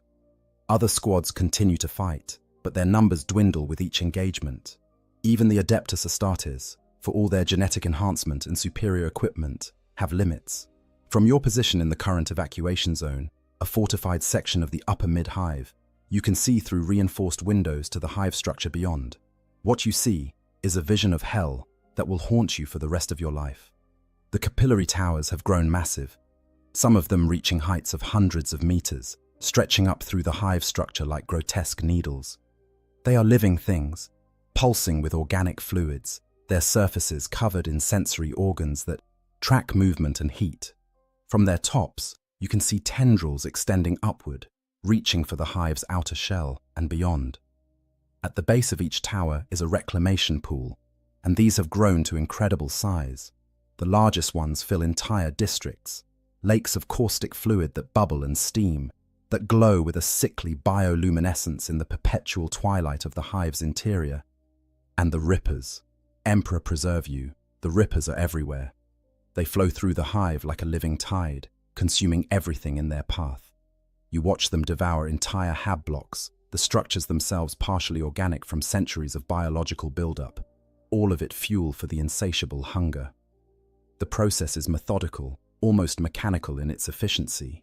The Rippers consume, they gorge themselves until they can barely move, and then they crawl to the reclamation pools and throw themselves in.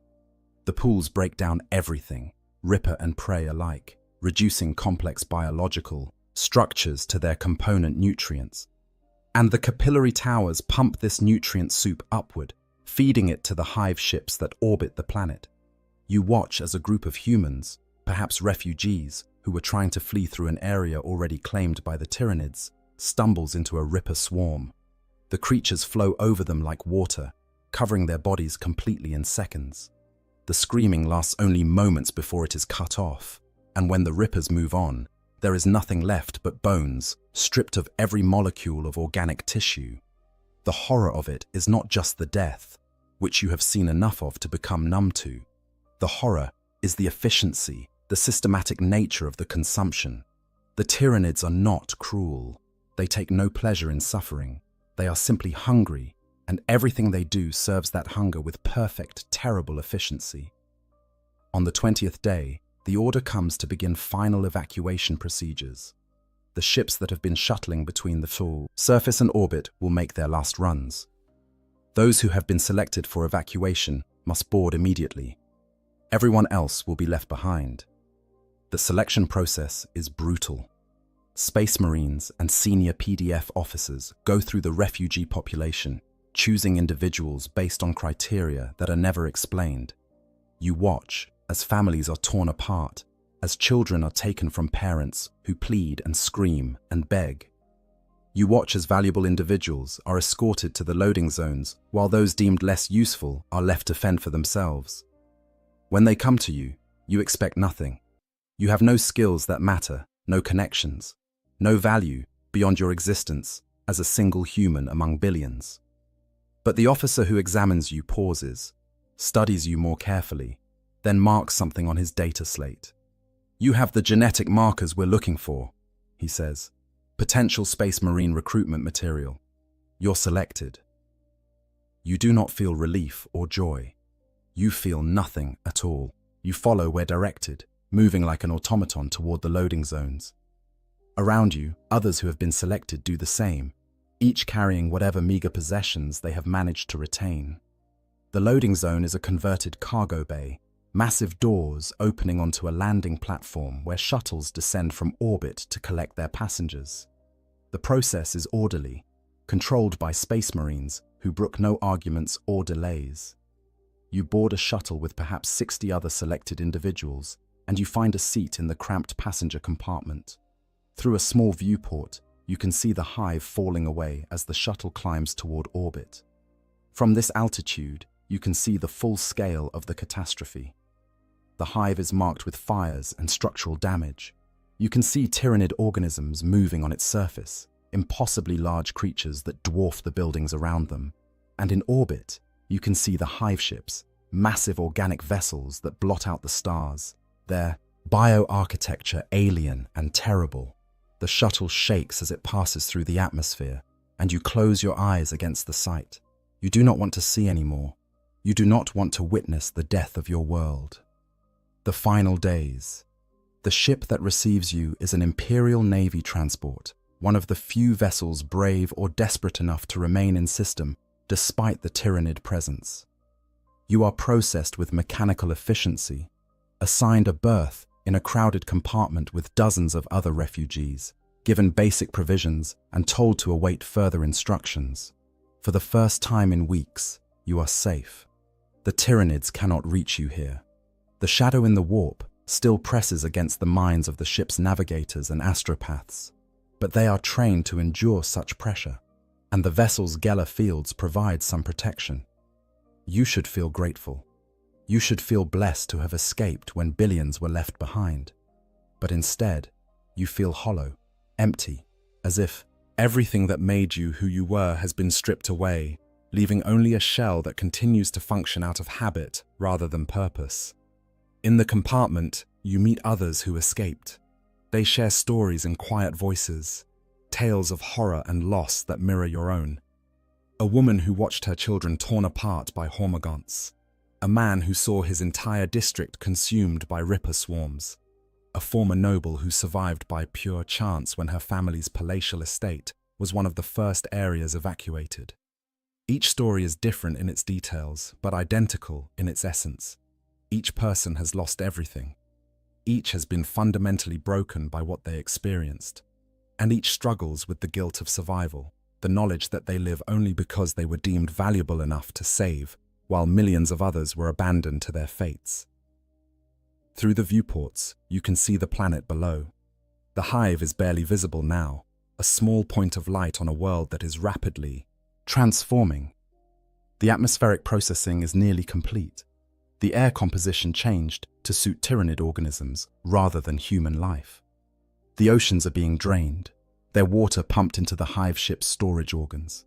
Even from orbit, you can see the massive capillary towers, grown so large that they pierce the atmosphere entirely, connecting the surface directly to the fleet above. A Navy officer provides briefings on the situation, though the information is heavily censored to avoid panic. The tyrannid invasion of your hive world was not an isolated incident, he explains. Hive Fleet Leviathan has launched assaults across multiple sectors. Dozens of worlds have been attacked, and many have already fallen. The Imperium is responding, but the response is inadequate to the scale of the threat. Space Marine chapters are being deployed. Imperial Guard regiments are being redirected. Navy battle groups are engaging the Hive fleet in void combat. But the Tyrannids are endless.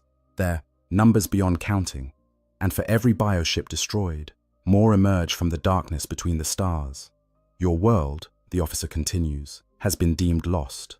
The evacuation was a limited operation designed to save valuable personnel and genetic material. The bulk of the population, those billions who remained in the hive when the evacuation ended, will be consumed.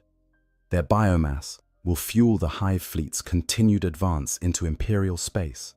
There is discussion of exterminatus, of using cyclonic torpedoes or virus bombs to sterilize the planet and deny its biomass to the Tyrannids.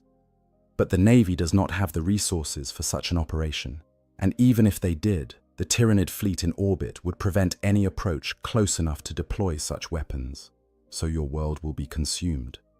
There is no rescue coming for those left behind.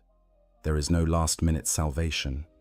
There is only the slow, methodical destruction of everything that existed on that planet, the reduction of billions of years of evolution and thousands of years of human civilization to nothing more than nutrients for an alien hunger. On the 27th day after the invasion began, the last capillary tower completes its growth, reaching from the deepest parts of the hive all the way through the atmosphere to connect directly with the largest hive ship in orbit. The biomass transfer begins in earnest, enormous quantities of organic material being pumped upward at terrifying speed. You watch from the transport ship as the planet begins to die. The atmosphere is stripped away first, sucked into the hive ship's storage organs to be broken down for its useful compounds. The oceans follow, visible even from orbit, as vast whirlpools form where the capillary towers draw water upward with impossible force. The hive itself begins to collapse as its foundations are consumed, as the rippers eat through support structures that have stood for millennia. You watch as entire spires topple, as kilometers-tall structures fall in clouds of dust and debris. You watch as the lights go out one by one, sections of the hive losing power as the infrastructure is devoured.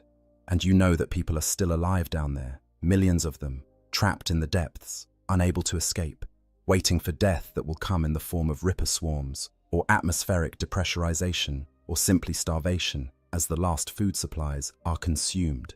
You think about the ones you left behind, not your family, who died in the initial uprising, but the others in the evacuation zone, those who were not selected, who watched you board the shuttle knowing they would never have that chance.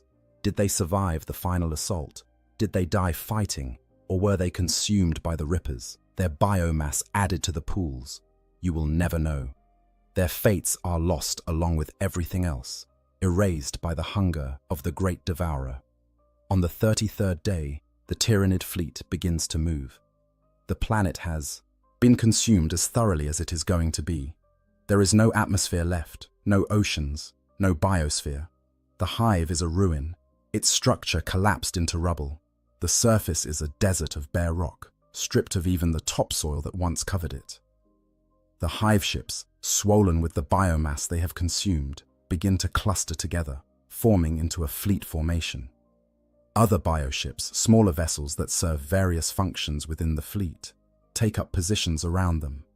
And then, as you watch from the transport's viewports, they begin to move. accelerating toward the edge of the system. They leave behind a dead world. A planet that once housed 50 billion souls now supports no life at all. The cities are gone. The people are gone. The very possibility of life is gone. What remains is a tomb, a monument to the Tyranid's hunger and the Imperium's inability to protect its citizens. The transport ship begins its own journey, preparing to enter the warp and flee to safer space, the Pole. Navigators report that the shadow in the warp is beginning to lift as the Hive fleet moves away, making warp travel possible again. The ship's commander announces that they will head for a nearby fortress world, where the refugees will be processed and assigned new roles within the Imperium. You listen to these announcements with the same hollowness that has become your constant companion. You have survived. You will live to serve the Emperor in some new capacity, on some new world. You should be grateful, but gratitude requires the capacity to feel, and you are not sure you possess that anymore. Everything you were, everything you cared about, is gone. You are a ghost, a shadow of your former self, kept alive by biological momentum rather than any desire to continue. Around you, other refugees react with similar numbness. Some pray, seeking comfort in faith. Others simply stare into nothing, their eyes empty. A few talk about revenge, about joining the Imperial Guard and fighting the Tyranids, making them pay for what they took. But these are empty words, spoken more to fill the silence than from any genuine intention. As the transport ship engages its warp drives and slips into the immaterium, as the dead world falls away behind you, you find yourself thinking about the worker you used to be, the one who stood at a manufactorum press and made shell casings for bolters. That person is gone, as dead as your family, as dead as your world. What remains is something else, something new and terrible. You are a survivor of a Tyranid invasion, a witness to the consumption of an entire planet. You have seen horrors that will haunt you until the day you die, and you carry knowledge that most Imperial citizens are spared. The knowledge of just how fragile civilization is, how easily it can be stripped away, how meaningless individual life becomes when faced with a threat of such magnitude. You do not know what the future holds. You do not know where you will be sent or what you will be asked to do. But you know one thing with absolute certainty. You will never forget what happened to your world. You will carry that memory like a wound that never heals, a reminder of what was lost and why the Imperium fights so desperately against the darkness that threatens it from every direction. The transport ship travels through the warp for weeks, its Geller fields straining against the chaotic energies that press against them. You spend the time in a fugue state, barely aware of the passage of days. You eat when food is provided. You sleep when exhaustion overwhelms you, but you do not truly live. Finally, the ship emerges from the warp near a fortress world designated in Imperial records as Cadia. No, that world fell years ago. You correct yourself mentally. The ship is heading for a different fortress world, one whose name you do not recognize, in a sector you have never heard of. The refugee processing is efficient and impersonal. You are catalogued, your genetic markers recorded, your skills assessed.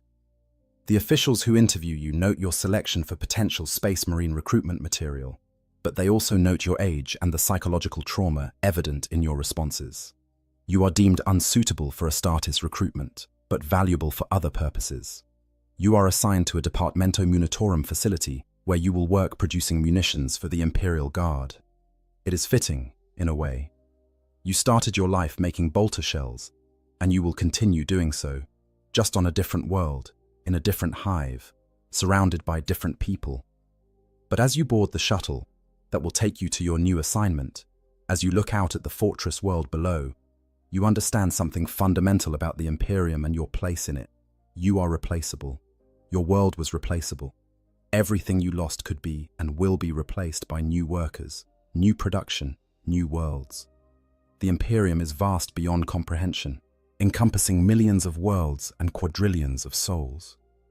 The loss of one hive world, however terrible it might seem to those who experienced it, is merely a statistic in the endless war for survival. New hives will be built, new workers will be born, and the machine will continue grinding forward, consuming lives and worlds in its desperate attempt to hold back the darkness. You are simply a cog in that machine, and if you break, another will take your place. This should fill you with despair, and perhaps it does. But it also provides a strange kind of comfort. Your suffering, your loss, your trauma, these things are individual and terrible, but they are also part of something larger. You are not alone in your grief. Across the Imperium, countless others have experienced similar losses, faced similar horrors, and continued to exist, continued to serve, because that is what is required of them. The Imperium protects, they say, but perhaps what they really mean is that the Imperium endures.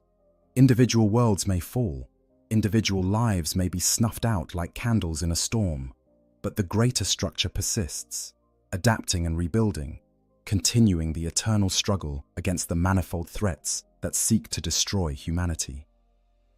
Your world is gone. Your family is gone. The person you used to be is gone, but you remain, and you will continue to serve because that is what the Imperium demands and what your existence requires. In the grim darkness of the far future, there is only war, and you are a soldier in that war, whether you chose to be or not. Conclusion. The story of a hive world consumed by Tyranids is, in many ways, the story of the Imperium itself in miniature. It is a tale of overwhelming threat, inadequate response, terrible sacrifice, and the brutal necessity of survival at any cost. It is a reminder that in the 41st millennium, there is no safety, no guarantee of protection, and no mercy for the weak or unlucky. The Tyranids represent perhaps the most existential threat that humanity faces in this dark age. They cannot be reasoned with or negotiated with.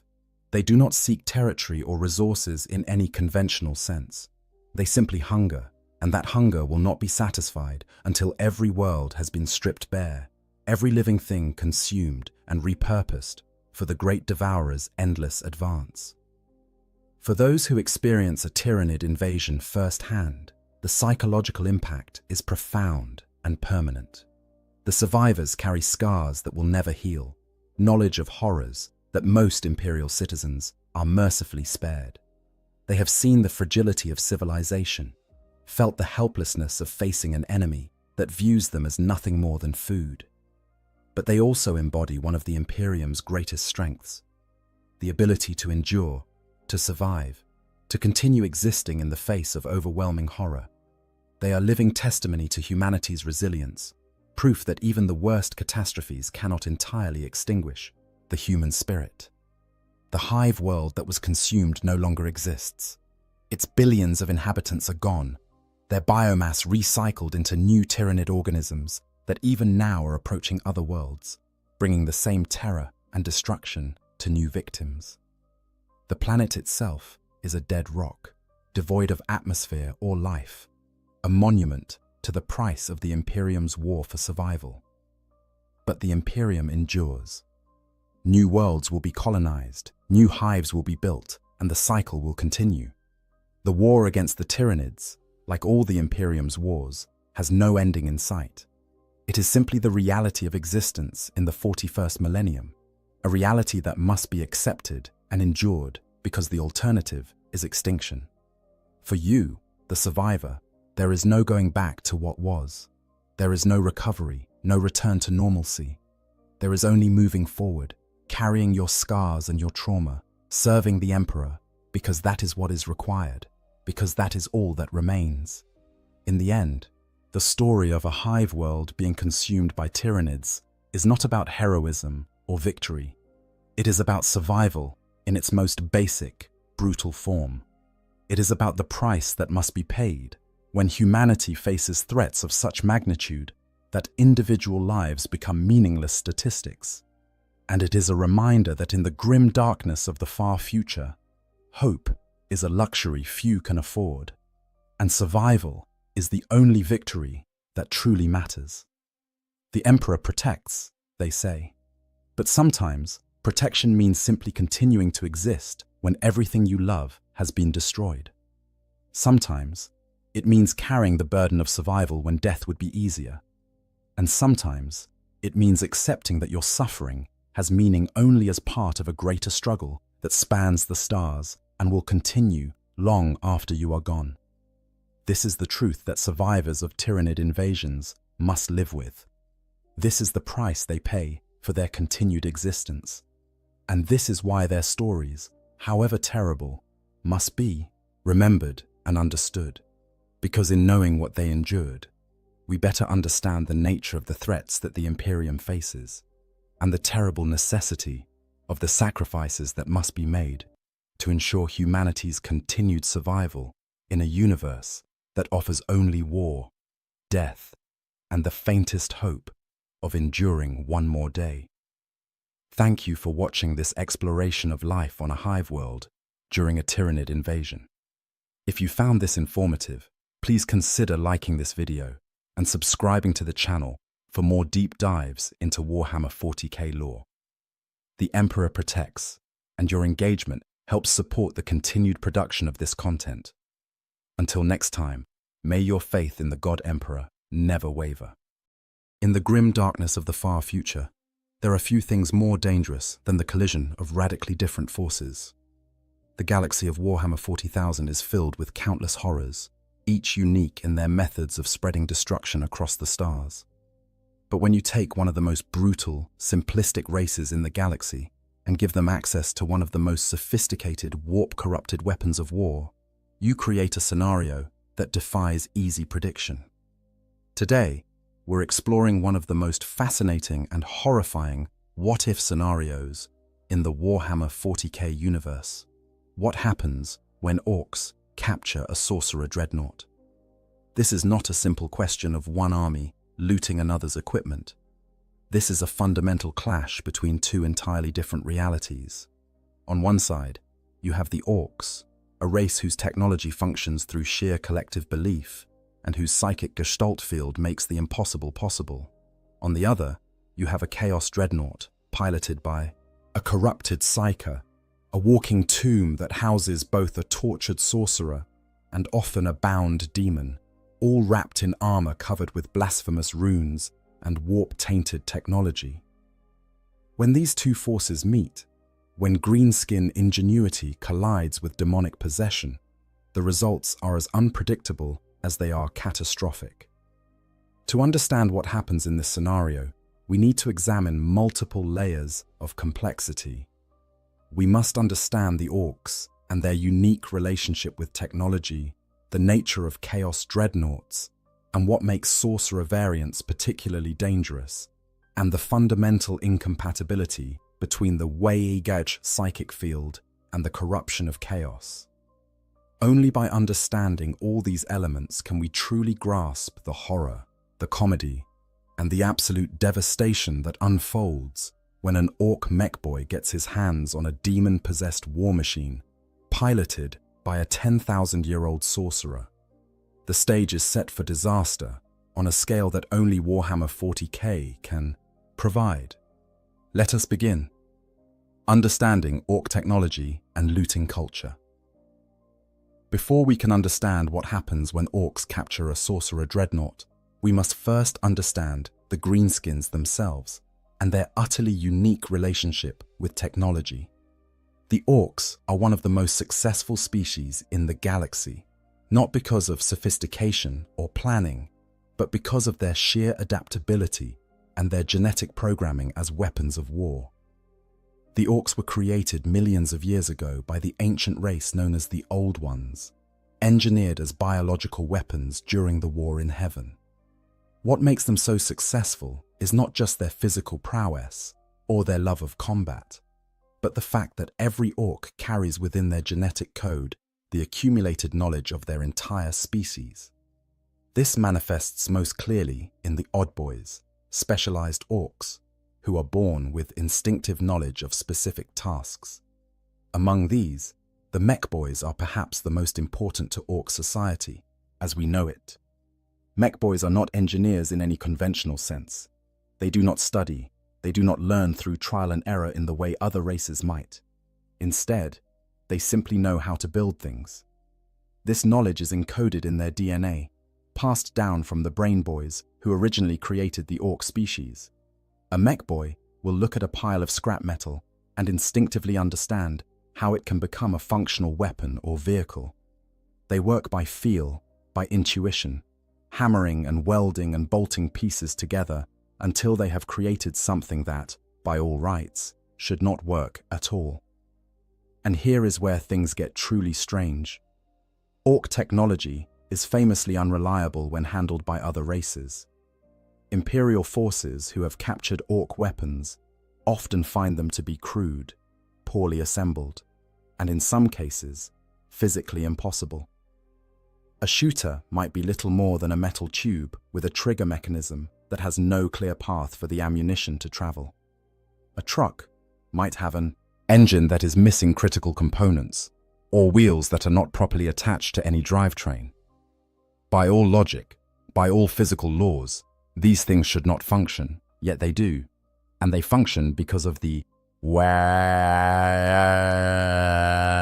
way is one of the most important concepts in understanding orc society and technology. It operates on 3 levels simultaneously. First, it is the massive military campaigns that orcs undertake when enough of them gather under a powerful war boss. Second, it is the collective psychic field that all orcs generate simply by existing in proximity to one another. Third, it is the reality warping effect that this psychic field creates. This third aspect is crucial to understanding orc technology. The Wei-Jish field does not simply make orcs stronger or more aggressive, though it does do both of those things. It actually alters reality itself to match orc expectations. If enough orcs believe that red vehicles go faster, then red vehicles do go faster. If orcs believe that a particular gun should work, then it works, regardless of whether its construction actually makes any sense. The Adeptus Mechanicus has studied this phenomenon extensively, and their findings are both fascinating and deeply disturbing to their religious sensibilities. During the War of the Beast, tech priests observed that orc weapons would only function when held by orcs themselves. When a human tried to fire a looted orc weapon, it would often fail to operate entirely. The same weapon, in the hands of an orc, would function perfectly. This suggests that the Wei-Er field provides something that other races would call a machine spirit, a psychic animating force that makes the physically impossible into functional reality. This brings us to the orc practice of looting. Orcs are natural scavengers and looters. In fact, looting is so ingrained in orc culture that there is an entire specialized caste dedicated to it. The looters are orcs who follow the battlefield like vultures, stripping anything valuable from the wreckage of battle. They prize enemy weapons and vehicles above all else, seeing them as proof of their victories and as useful components for future projects. The process of looting is not subtle. When orcs find a functional enemy vehicle, they do not carefully disassemble it to understand its function. They tear it apart with their bare hands, ripping out anything that looks valuable or interesting. Weapons are pulled from their mounts, armor plates are torn free, and internal components are extracted without any regard for how they might be connected to other systems. To an observer from the Imperium or any other organized faction, this appears to be mindless vandalism, and in many ways, it is. But then the looted components make their way to the mech boys, and something remarkable happens. The mech boy will look at this pile of disconnected, damaged components and immediately begin to see possibilities. That Imperial battle cannon could be mounted on a truck. That targeting system could be welded to a big shooter. That armor plating could be bolted onto a def dread. The mech boy does not need to understand how these components were originally designed to function. They simply know, instinctively, how to make them work in new and horrifying ways. The results of orc looting are vehicles and weapons that are simultaneously terrifying and absurd. A looted Lehman Russ tank might have had all of its original weapons replaced with Orc equivalents, its armor reinforced with mismatched plates bolted on at random angles, and its engine improved with modifications that would make any tech priest weep with rage. The inside might be barely large enough for an Orc crew to squeeze into. The controls might be simplified to the point of being dangerous, and the entire vehicle might be painted in garish colors that serve no tactical purpose whatsoever. And yet it works. It works because the Orcs believe it works. The Wayag field fills in the gaps, makes the impossible connections, provides the missing components through sheer psychic will. The tank might be slower and less accurate than its Imperial counterpart, but it is also bigger, louder, and more likely to explode in a satisfying manner when it finally does break down. Looted vehicles are particularly prized by the Death Skulls clan, who have elevated the practice to an art form. Death Skulls Orcs can often loot a vehicle, repair it with scavenged parts, and then use it in battle during the same campaign from which they stole it. This requires an impressive level of both audacity and mechanical intuition, even by Orc standards. The Death Skulls paint everything they own blue because they believe blue is the luckiest color, and their belief makes it so. The scale of Orc looting can be truly staggering. There are legends among the Imperium of an Orc looter called Grabber Gutsbag, who supposedly looted Imperial Titans. Titans are walking cathedrals of war, some standing over 100 feet tall and mounting weapons capable of leveling cities. The idea that an Orc could not only capture one of these god machines but make it work is almost too horrifying to contemplate. Yet, in the Warhammer 40k universe, with the power of the WAG behind them, even this becomes possible. But looting is not just about vehicles and weapons. Orcs will loot anything they find useful or interesting. Armor, tools, ammunition, even bits of decorative trim if it is shiny enough. Everything gets torn apart, hammered into new shapes, and incorporated into the growing mass of Orc technology. The more successful a WIGH becomes, the more sophisticated its arsenal becomes, not through innovation, but through endless iteration and modification of captured equipment. This creates a self-reinforcing cycle. As Orcs win battles, they capture more equipment. More equipment means more raw materials for the mech boys. More modifications mean more unique and powerful weapons. More powerful weapons mean more victories. And all the while, the WAG field grows stronger with each success, with each Orc who hears of the fighting and joins the horde, until you have a force that can threaten entire sectors of space. It is into this culture of crude ingenuity, violent modification, and reality-warping belief that we must imagine a Chaos Sorcerer dreadnought falling. The Orcs do not understand what they have found. They do not comprehend the dangers of chaos corruption or the complex rituals that bind demons into metal shells.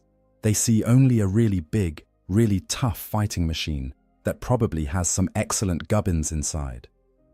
And with that simple observation, they set in motion a chain of events that will test the very limits of what the WAG field can accomplish. The nature of chaos, dreadnoughts, and hellbrutes.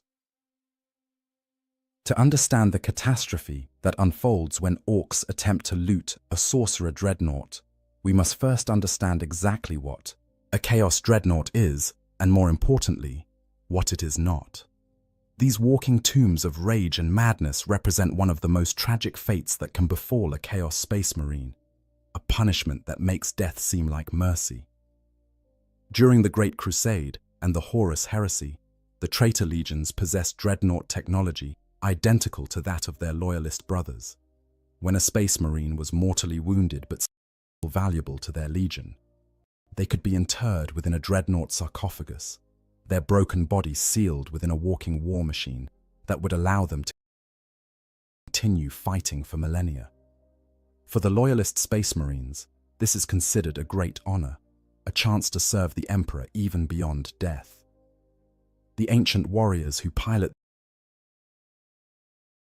these machines are revered as heroes, their wisdom sought out, and their presence on the battlefield seen as a blessing. For Chaos Space Marines, the experience could not be more different. After the Horus Heresy, when the traitor, legions fled into the Eye of Terror and other warp-corrupted regions of space, the knowledge required to properly construct and maintain dreadnoughts began to fade. The rituals of care, the technology of stasis that might have allowed entombed warriors to sleep peacefully between battles, the medical expertise required to keep a brain alive within a sarcophagus for thousands of years, all of this was lost or deliberately discarded. Worse, the very nature of chaos began to warp and corrupt the dreadnoughts themselves. This corruption gave birth to what are now known as Hellbrutes, the most common form of Chaos Dreadnought. A Hellbrute is not just a machine with a pilot. It is a fusion of metal and demonic flesh, a thing that defies the normal laws of reality. The warrior inside the sarcophagus does not sleep between battles. Instead, their sarcophagus is disconnected from the Hellbrute's body and hung in special chambers, surrounded by warding runes that barely contain the demons that claw at the imprisoned Marine from the other side of reality. The Marine inside is not at peace. They are awake, aware, and suffering. They have been awake for centuries, perhaps millennia, with nothing but their own thoughts and the whispers of chaos for company. The body that was once theirs has long since fused with the interior of the sarcophagus, flesh melding with metal until the two are inseparable. The pain is constant. The madness is inevitable. When the Hellbrute is activated and reconnected to its mechanical body, the Marine inside is given brief moments of release through violence. They fight with a fury born of desperation, knowing that when the battle ends, they will be returned to their isolation and torment. This makes Hellbrutes incredibly dangerous, but also unpredictable. They have been known to attack their own allies in the midst of battle, so consumed by rage and madness that they can no longer distinguish friend from foe. Unlike loyalist dreadnoughts, Hellbrutes are not honored relics to be preserved. They are manufactured in grotesque daemon forges by warpsmiths and the Dark Mechanicum. The sarcophagi used are parasitic in nature, designed to accelerate the fusion of flesh and metal to enhance the suffering of the Marine inside. This is not accidental cruelty, it is deliberate design. The more the pilot suffers, the more rage they can channel in battle, the more useful they become as weapons. The physical form of a Hellbrute reflects this corruption. Where loyalist dreadnoughts are noble and carefully maintained, Hellbrutes are twisted mockeries. Their armor plates might appear to be made of demonic flesh rather than metal. Faces might appear in the metal, screaming silently. The weapons might leak ichor or drip with warp-tainted energies. The entire machine exudes an aura of wrongness that can unsettle even hardened warriors. Older Chaos Dreadnoughts, those that date back to the Horus Heresy itself, sometimes retain more of their original form. These Ferrum Infernus patterns are relics from an age when the traitor legions still possess the technology to create proper dreadnoughts. They are less overtly corrupted than Hellbrutes, but this does not make them less dangerous. The Marines inside have been conscious for 10,000 years. They have witnessed the long decline of their legions, the slow descent into madness and desperation. Some have maintained their sanity through sheer force of will, becoming tactical geniuses whose experience spans millennia. Others have become monsters, their personalities eroded by time until nothing remains but rage and the desire for oblivion. These ancient dreadnoughts are extremely rare and valuable. Each one represents a warrior who fought alongside the Primarchs, who participated in the Siege of Terror, who remembers a time before the Imperium became the stagnant tyranny it is today. They cannot be easily replaced. When one is destroyed, it represents a permanent loss to whichever warband possessed it. And then there are the Sorcerer Dreadnoughts, the rarest and most dangerous variant of all. Sorcerer Dreadnoughts, psychic power entombed. The creation of a sorcerer dreadnought represents one of the greatest technical and occult achievements of the traitor legions, particularly the Thousand Sons. For centuries after the Horus Heresy, the problem seemed insurmountable. How do you preserve the psychic powers of a mortally wounded sorcerer when you seal them within a dreadnought sarcophagus? The difficulty is multifaceted. A psyker's connection to the warp is deeply tied to their physical brain and body. When you reduce a human being to little more than a brain and a few organs suspended in amniotic fluid, you risk severing or damaging that connection. The intense trauma of the injuries that necessitate dreadnought internment, combined with the psychological horror of being sealed in a metal tomb, could easily drive a psyker insane or burn out their powers entirely. For a regular space marine, this is merely tragic. For a sorcerer of the Thousand Sons or another psychic-focused legion, it represents the loss of their most valuable asset. The solution came from Magnus the Red himself, the daemon primarch of the Thousand Sons. Magnus, who had delved deeper into the mysteries of the warp than perhaps any being save the Emperor himself, developed what he called the Osiren device. This psychometric barrier lattice was designed to crown the sarcophagus, protecting the sorcerer's brain while simultaneously enhancing and focusing their psychic abilities. The technology was incredibly difficult to construct and based on principles that even the most learned psi-arcanists of the Imperium could barely comprehend. The Osiren device essentially created a protected psychic resonance chamber. The sorcerer's consciousness remained fully functional and fully connected to the warp, but the barriers prevented the worst effects of corruption and madness that normally accompanied dreadnought internment.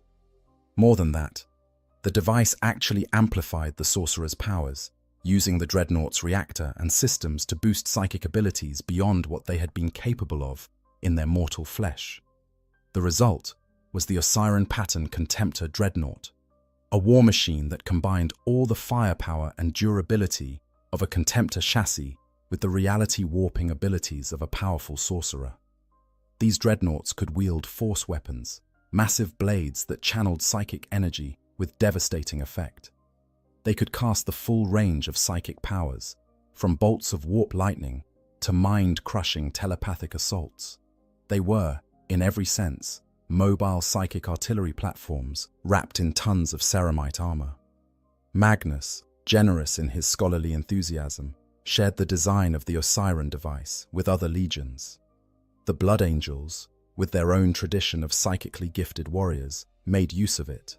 The Grey Knights, when they were founded, incorporated similar technology into their own sacred dreadnoughts. But it was the Thousand Sons who made the most extensive use of these machines, seeing them as the perfect way to preserve their most powerful sorcerers. After the Thousand Sons turned to chaos and became embroiled in the machinations of Tzeentch, these sorcerer dreadnoughts took on an even more sinister aspect. The psychometric barriers that had once protected against madness now contained and focused corruption. The sorcerers inside were no longer merely powerful psychers. They were conduits for the raw energies of the warp, channels through which demonic entities could exert influence on reality. Their armor became covered in blasphemous runes and sigils, each one a focal point for dark rituals and forbidden sorcery. A Chaos Sorcerer dreadnought is not simply a pilot in a machine. It is a walking convergence of multiple dangerous elements. The sorcerer inside is often ancient beyond mortal comprehension, having existed since the Horus Heresy or before. They have spent thousands of years studying forbidden lore, making pacts with demons, and delving into mysteries that would shatter the minds of lesser beings. They are no longer entirely human, if they ever were. Their consciousness has been stretched and warped by millennia of exposure to chaos, until they are as much warp entity as mortal. The dreadnought chassis itself is corrupted. The metal is not simply metal anymore. It has been exposed to the warp for so long that it has taken on properties that defy physics. It might be harder than it should be, lighter than its mass suggests, or respond to the pilot's thoughts in ways that normal machinery never could. The armor is covered in runes that serve multiple purposes. They enhance the sorcerer's powers. They provide protection against enemy psykers. They bind demonic entities to the chassis, and they serve as focuses for ritual magic. And in many cases, there is a daemon bound within the machine itself. Sorcerer dreadnoughts, particularly those of Tzeentch, often have lesser warp entities imprisoned within their systems. These demons might power certain weapons, enhance the machine's speed or strength, or provide additional psychic abilities. They are bound by complex rituals and warding runes, forced into service against their will. This makes the dreadnought not just a vehicle with a pilot, but a prison containing at least two sentient entities, one mortal and one demonic, existing in a state of permanent conflict and cooperation. The weapons of a sorcerer dreadnought reflect this dual nature. A force blade, already a weapon that channels psychic energy, becomes something else entirely in the hands of a millennia-old sorcerer bound to a demon. It does not simply cut through physical matter, it slices through reality itself. It can sever souls from bodies, open rifts to the warp, or channel bolts of warp lightning that can melt through the heaviest armor. The combi weapons and heavy weapons mounted on the chassis are similarly enhanced, their ammunition often inscribed with curses or soaked in warp-tainted energies. The psychological impact of encountering a sorcerer dreadnought on the battlefield cannot be overstated. Even before it begins to fight, it radiates an aura of wrongness. Reality seems to bend around it. Shadows fall in directions that make no sense. Temperature fluctuates without reason. Those with even minor psychic sensitivity feel physically ill in its presence. And when it speaks, which it rarely does, its voice carries the weight of the warp itself, sometimes speaking in multiple voices simultaneously, as if the demon within is contributing to the conversation. In combat, a sorcerer dreadnought is a terrifying sight. It might stride forward through enemy fire, its force blade crackling with eldritch energy, while simultaneously casting psychic bolts at distant targets. It could summon warp phenomena, creating zones of unreality where the laws of physics no longer apply. It might perform ritual magic in the midst of battle, speaking words of power that cause reality to tear and demons to manifest, all while shrugging off weapons fire that would destroy normal vehicles. The Thousand Sons in particular prize their sorcerer dreadnoughts, seeing them as honored repositories of knowledge and power. When one of these ancient warriors falls in battle, it is a loss that cannot easily be replaced. The sorcerer inside possessed wisdom accumulated over thousands of years. The dreadnought chassis itself was a masterwork of forbidden technology. The rituals and bindings that held the whole thing together were unique, crafted specifically for that individual sorcerer's needs and abilities. This is what makes the prospect of orcs capturing one of these machines so particularly horrifying. They have no understanding of what they are dealing with. They do not comprehend the psychometric barriers, the warding runes, the bound demons, or the psychic resonance chambers. They see a big, tough fighting machine with lots of dakka and some spiky bits that look quite flash. And they immediately set about improving it with orc technology, utterly oblivious to the catastrophe they are about to unleash. The moment of capture, how it happens. For an orc warband to capture a chaos sorcerer dreadnought, a very specific set of circumstances must align. These war machines are rare, precious to their owners, and extraordinarily difficult to disable without destroying them entirely. Yet in the vast, chaotic galaxy of Warhammer 40,000, impossible events happen with surprising regularity, and orc ingenuity combined with sheer bloody-minded persistence can overcome obstacles that would stop more sophisticated races in their tracks. The most likely scenario for such a capture begins with a three-way battle. Orcs thrive in chaos, and nowhere is there more chaos than when multiple factions collide in the same war zone. Imagine a chaos warband assaulting an imperial world, Their forces including a precious sorcerer dreadnought, an ancient relic of the Thousand Suns piloted by a sorcerer who has walked the galaxy for 10,000 years. The Imperials fight desperately, throwing everything they have at the traitors. And then the Orcs arrive. Orcs are drawn to war like moths to flame. The psychic resonance of large-scale combat calls to them across the void. The wag field pulling them toward battles that promise the kind of excitement they crave. When they detect a major engagement, they do not carefully assess the tactical situation or determine which side they should support. They simply attack whoever looks like they will provide the best fight. In a three-way battle, this usually means attacking everyone. The Sorcerer Dreadnought, ancient and powerful, carves through Imperial lines like a scythe through wheat. Its force blade splits tanks in half. Its psychic powers tear through ranks of guardsmen, making their heads explode or driving them insane with visions of horrors beyond comprehension. Its heavy weapons reduce bunkers to rubble. For thousands of years, this warrior has fought in battles across the galaxy, and its experience shows in every movement, every shot, every swing of its massive blade. But even the most powerful warrior can be overwhelmed by sheer numbers, and Orcs have numbers in abundance. They crash into the chaos lines in a green tide of roaring bodies, crude guns blazing, choppers raised high. They do not fear the dreadnought. They do not understand the warp-tainted horror of what they are facing.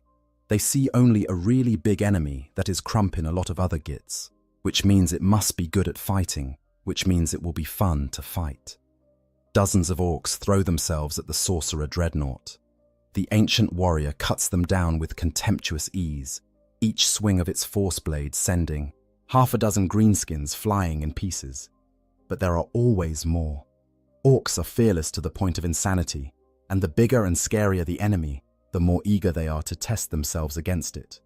They attack from all sides, firing wildly, throwing stick bombs, and simply trying to climb onto the dreadnought to hit it with hammers.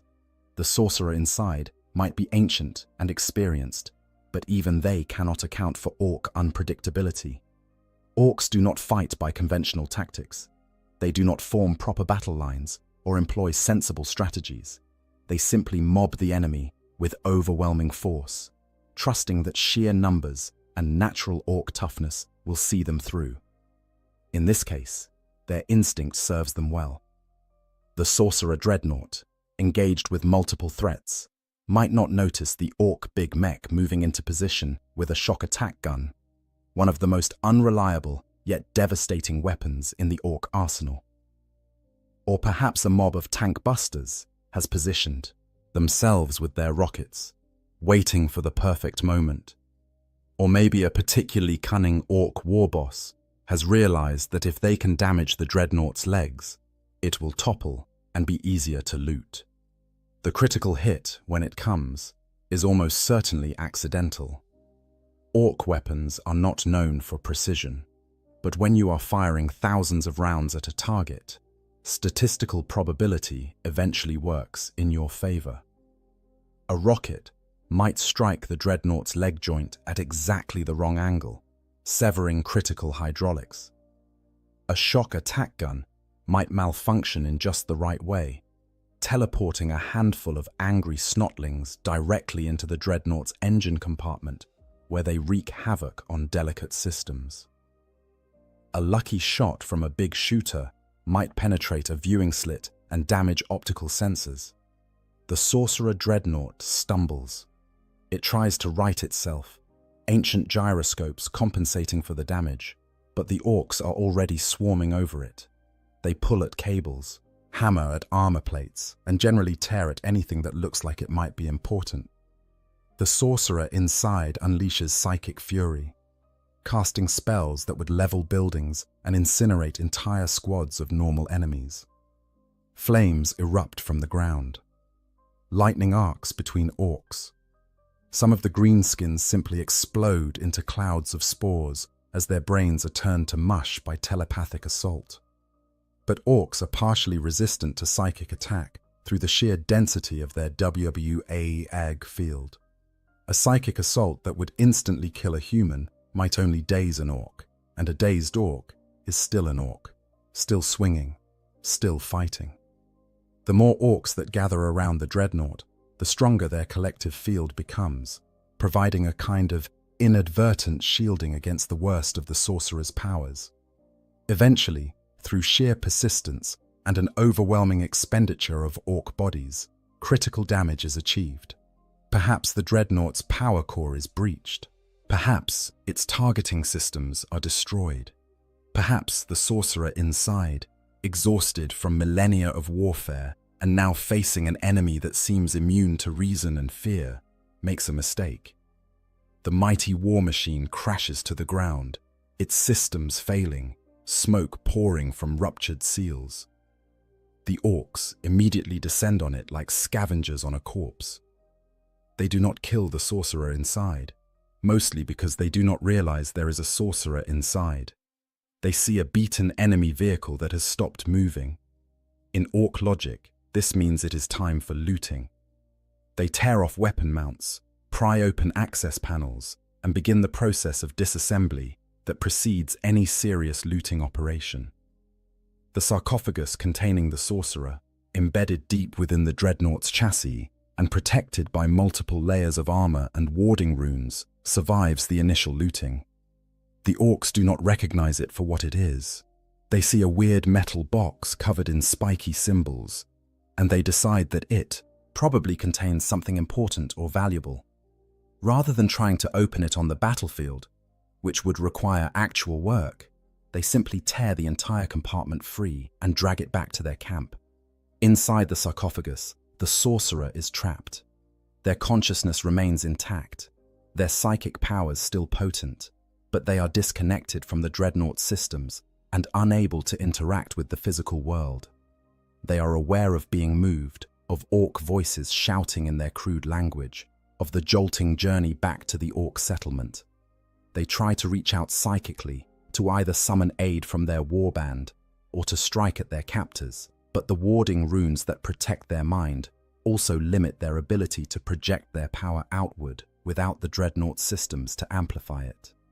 And so, a 10,000-year-old sorcerer of chaos, a warrior who has stood beside demon primarchs and witnessed the fall of entire civilizations, finds themselves being dragged through an orc camp by greenskins who are arguing about whether the shiny box would look better mounted on a truck or sold to a big mech for a bag of teeth. It is a humiliation beyond measure, and it is only the beginning of their nightmare. Initial looting. The mech boys' first examination. When the orcs drag their prize back to their settlement, it makes its way through the standard chain of orc property acquisition until it finally reaches the workshop of a mech boy. This journey itself might take days or even weeks, during which the sarcophagus containing the ancient sorcerer is kicked, dropped, used as a seat, and generally treated with all the care one might give to a particularly heavy piece of scrap metal.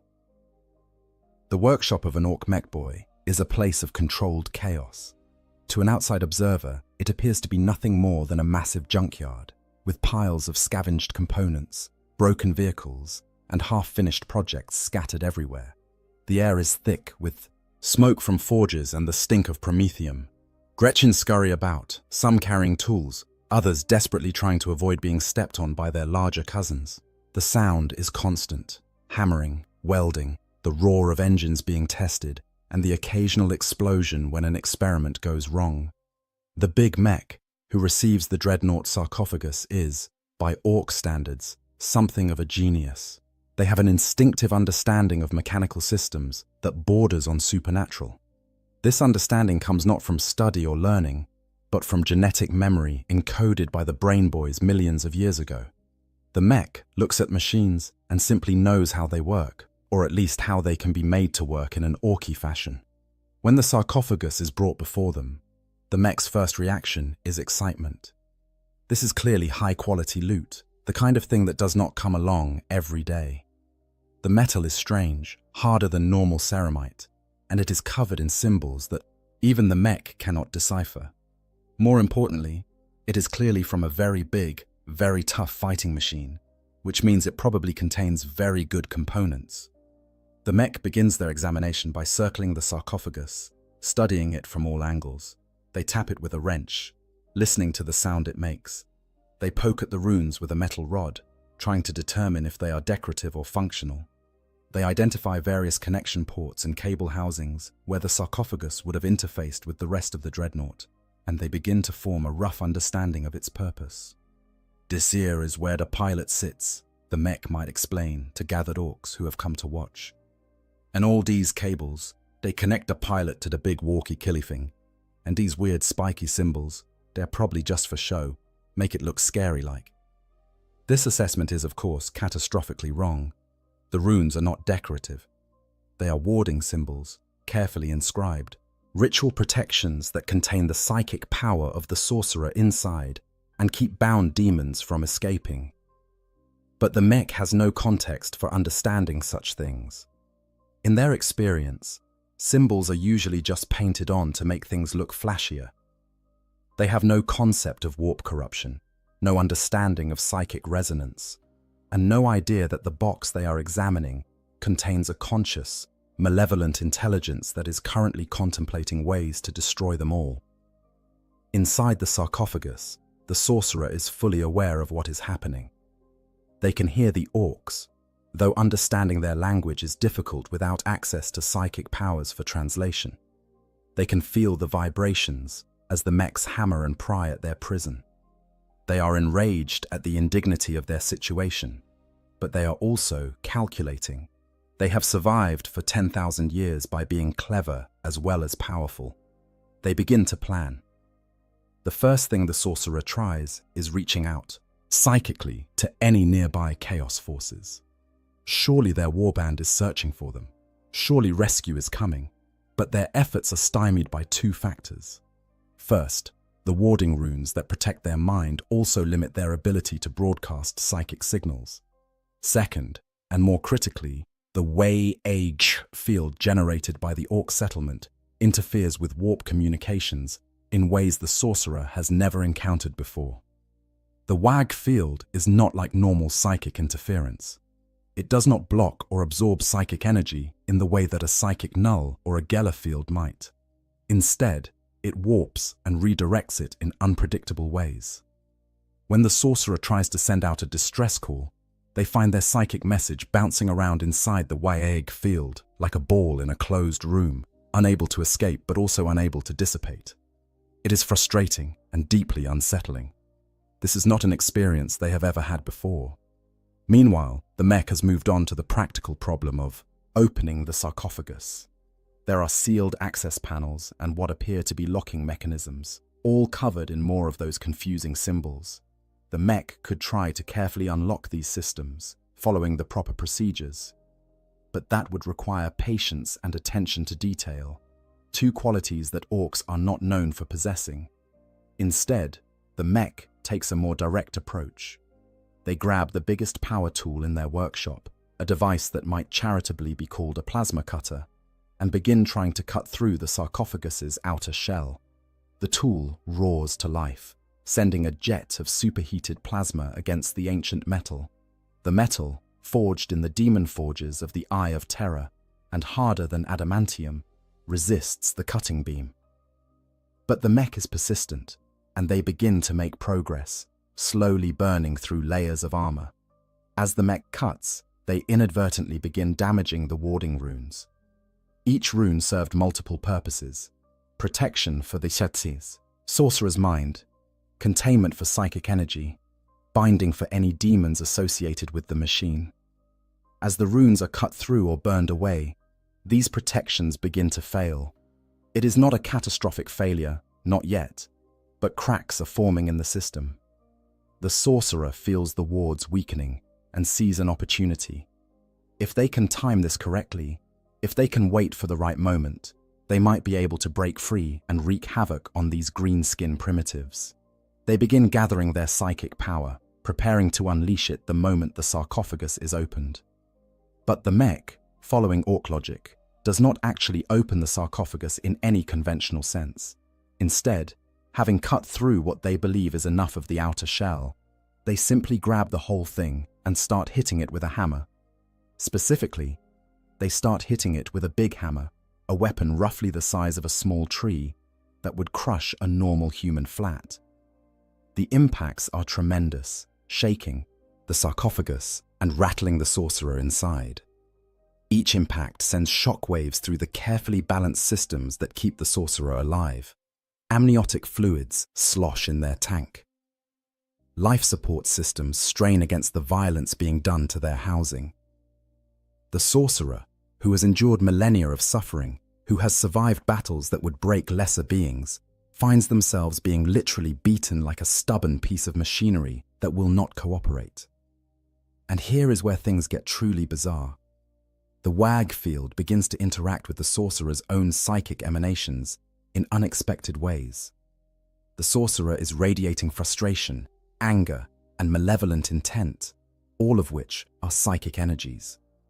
The WAG field, which responds to orc expectations and beliefs, begins to incorporate these energies into its reality-warping effects. The result is that the sarcophagus does not respond the way it should to the mech's efforts. Systems that should have failed catastrophically under such abuse somehow keep functioning. Seals that should have ruptured hold just long enough. The whole contraption remains intact through sheer, improbable luck, which is exactly what the orcs expect to happen because, of course, good loot does not break that easily. Finally, after what feels like an eternity of being hammered on, cut, pried at, and generally abused, the sarcophagus's outer casing gives way. The mech triumphantly pulls away a large section of armor plating, revealing the inner workings of the system.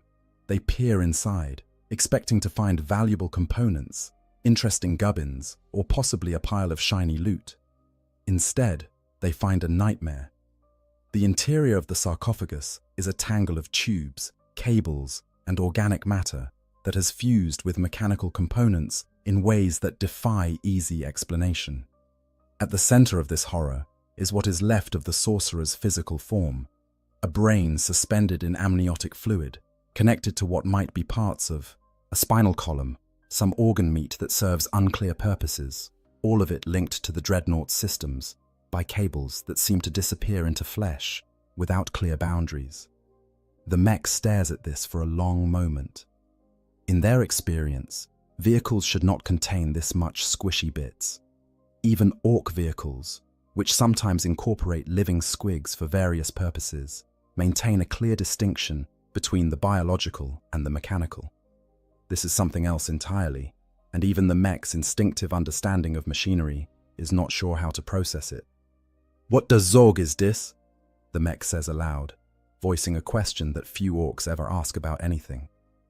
Around them, other orcs have gathered to look at the open sarcophagus, and they too seem unsettled by what they are seeing. This is not normal loot.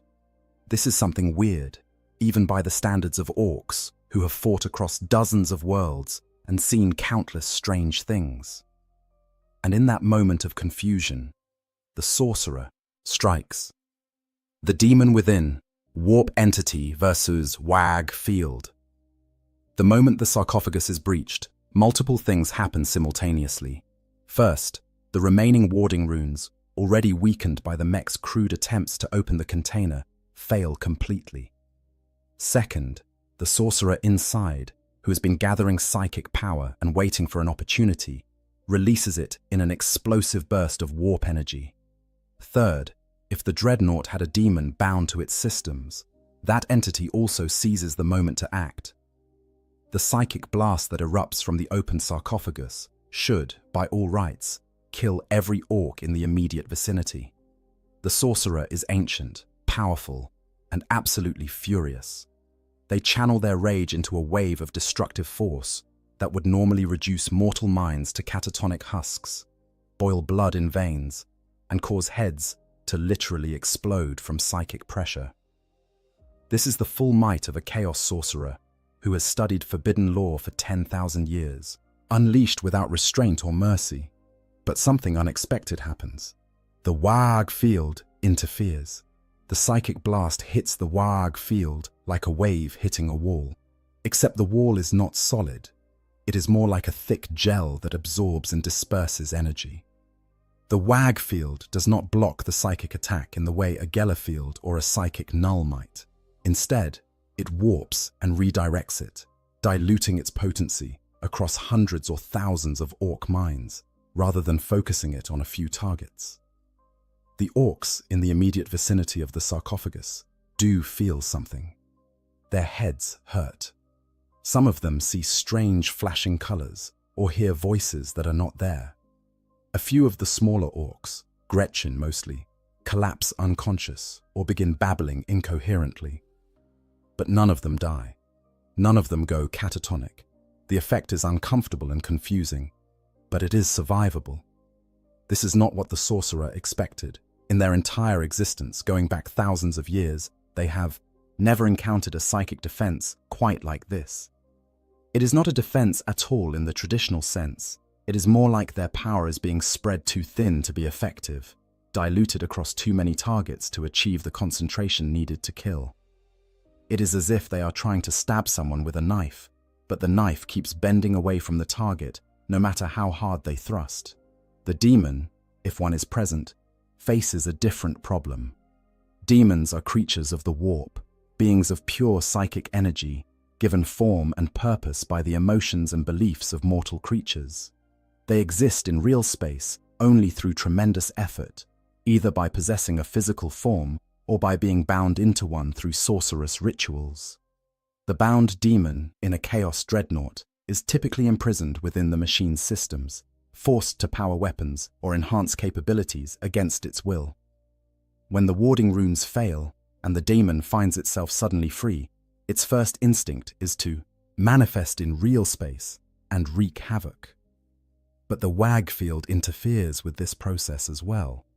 The demon tries to draw on the warp to give itself physical form, but the WAG field is already saturating the local area with psychic energy. It is like trying to pour water into a glass that is already full. The demon's essence simply will not fit in the available psychic space. Worse, from the demon's perspective, is that the WAG field has its own peculiar flavor. Demons are sustained by specific emotions. Khorne by rage and bloodlust, Nurgle by despair and entropy, Tzeentch by hope and ambition, Slaanesh by excess and sensation. The WAG field, by contrast, is generated by the orc desire for a good fight and the belief that they will win.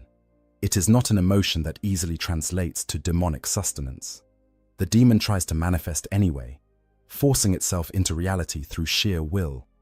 It begins to take form, perhaps as a creature of writhing tendrils and too many eyes, if it serves Tzeentch, or as a rot bloated horror, if it serves Nurgle. The orcs, who moments ago were confused and unsettled by the sorcerer's psychic attack, now see something they understand much better, a weird monster that needs to be crumped. Dozens of orcs immediately open fire. Shooters rattle, rockets fly, and choppers are raised for combat. The demon, still struggling to fully manifest in the hostile psychic environment of the WAG field, finds itself under physical attack before it has even fully formed. Bullets and rockets tear through its half-formed substance. Orcs charge forward with characteristic fearlessness, swinging their weapons at a creature that exists only partially in real space. Under normal circumstances, a demon of any significant power could shrug off such attacks. Physical weapons have limited effectiveness against warp entities unless they are specially blessed or psychically active.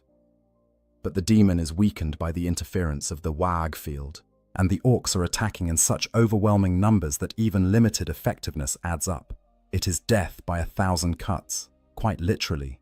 The demon screams, a sound that exists on both psychic and physical levels, and tries to retreat back into the warp. But retreating is not easy. The WAG field, which prevented it from fully manifesting, now makes it difficult to de-manifest. The demon finds itself trapped in a partially physical state, visible and vulnerable, being torn apart by crude weapons wielded by creatures that should not be able to harm it at all. Meanwhile, the sorcerer inside the sarcophagus is facing their own crisis. Their psychic attack failed. The demon, if there was one, is clearly not going to provide the distraction they had hoped for. The orcs are now aware that something dangerous is happening. But instead of fleeing or approaching with caution, they are getting more excited. From the sorcerer's perspective, listening to the orc voices and feeling the vibrations of combat, the greenskins seem to think this is all great fun. The sorcerer tries a different approach. Instead of a broad psychic blast, they focus their power on a single target, the big mech who opened the sarcophagus.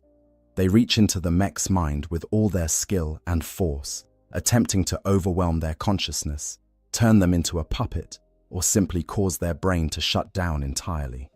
The psychic assault hits the mech's mind like a battering ram. For a moment, the mech staggers, their vision swimming with images that make no sense. Vast libraries of forbidden knowledge, cities of brass burning in the warp, the laughing faces of demons. But then, the Wag field reasserts itself. The mech's mind, already simple and direct by design, proves surprisingly resistant to manipulation. There is just not that much complexity there to corrupt or control. More importantly, the mech is surrounded by hundreds of other orcs, all contributing to the Wag field, the Wa. Collective psychic energy of the greenskins provides a kind of buffer, a resistance to the sorcerer's mental invasion. It is like trying to pick a lock while someone keeps jostling your arm. The sorcerer has the skill and the power, but the constant interference of the YGR field makes precision work nearly impossible. The mech shakes their head, dispelling the visions, and looks down at the open sarcophagus with new understanding. "This thing's got some kind of weird Zoggin psyker in it," they announced to the other orcs. This is both accurate and completely inadequate as a description of what they are dealing with, but it is enough for the orcs to understand that they need to be careful. Careful, in orc terms, means hitting it with something heavy until it stops being weird. The mech grabs their big hammer again and prepares to smash the entire sarcophagus into scrap metal. The sorcerer, sensing the impending destruction of their physical form, makes a desperate decision. They reach out not with destructive power, but with communication.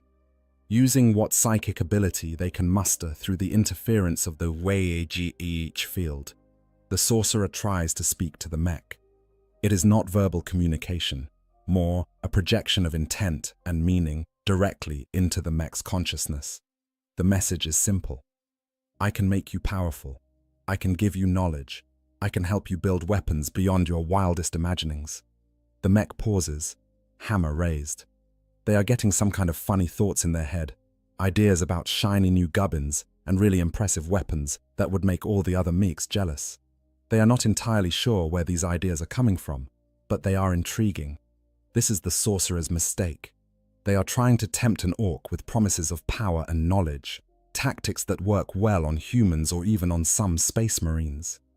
But orcs do not think like other races. The mech is not interested in power for its own sake, or in forbidden knowledge. The mech just wants to build interesting stuff and see if it works. The ideas the sorcerer is projecting are appealing, but only because they sound like they would be fun to build, not because they represent any kind of corrupting influence. The mech lowers their hammer and thinks for a moment, which is a dangerous thing for an orc to do. Then they make a decision that will prove to be catastrophic for everyone involved. "Right," the mech says. "We's gonna keep this weird psycho box thing. Might be useful, yeah? But first, we's gonna make some improvements." The sorcerer, hearing this through their psychic connection to the mech's mind, feels a sensation they have not experienced in thousands of years, genuine dread. Not the theatrical dread of horror at corruption, or the religious dread of facing the divine, but the simple, visceral dread of knowing that something terrible is about to happen and being completely powerless to stop it. The orcs drag what is left of the dreadnought sarcophagus with its psychically screaming occupant deeper into the mech's workshop. The demon, if it survived the initial assault, is likely being chopped into pieces and used as raw material for some unrelated project. The warding runes that protected the sorcerer are gone. The psychometric barriers that preserved their sanity are damaged. And now, a bunch of orcs who think they are helping are about to start modifying their prison with power tools and enthusiastic ignorance. For a being who has studied the intricacies of the warp for millennia, who has bargained with demon princes and stood in the presence of chaos gods, this is the ultimate nightmare. To be entirely at the mercy of creatures who have no concept of mercy and who think that hitting things with a hammer is an acceptable solution to every problem. Modification and improvement. Orky enhancements.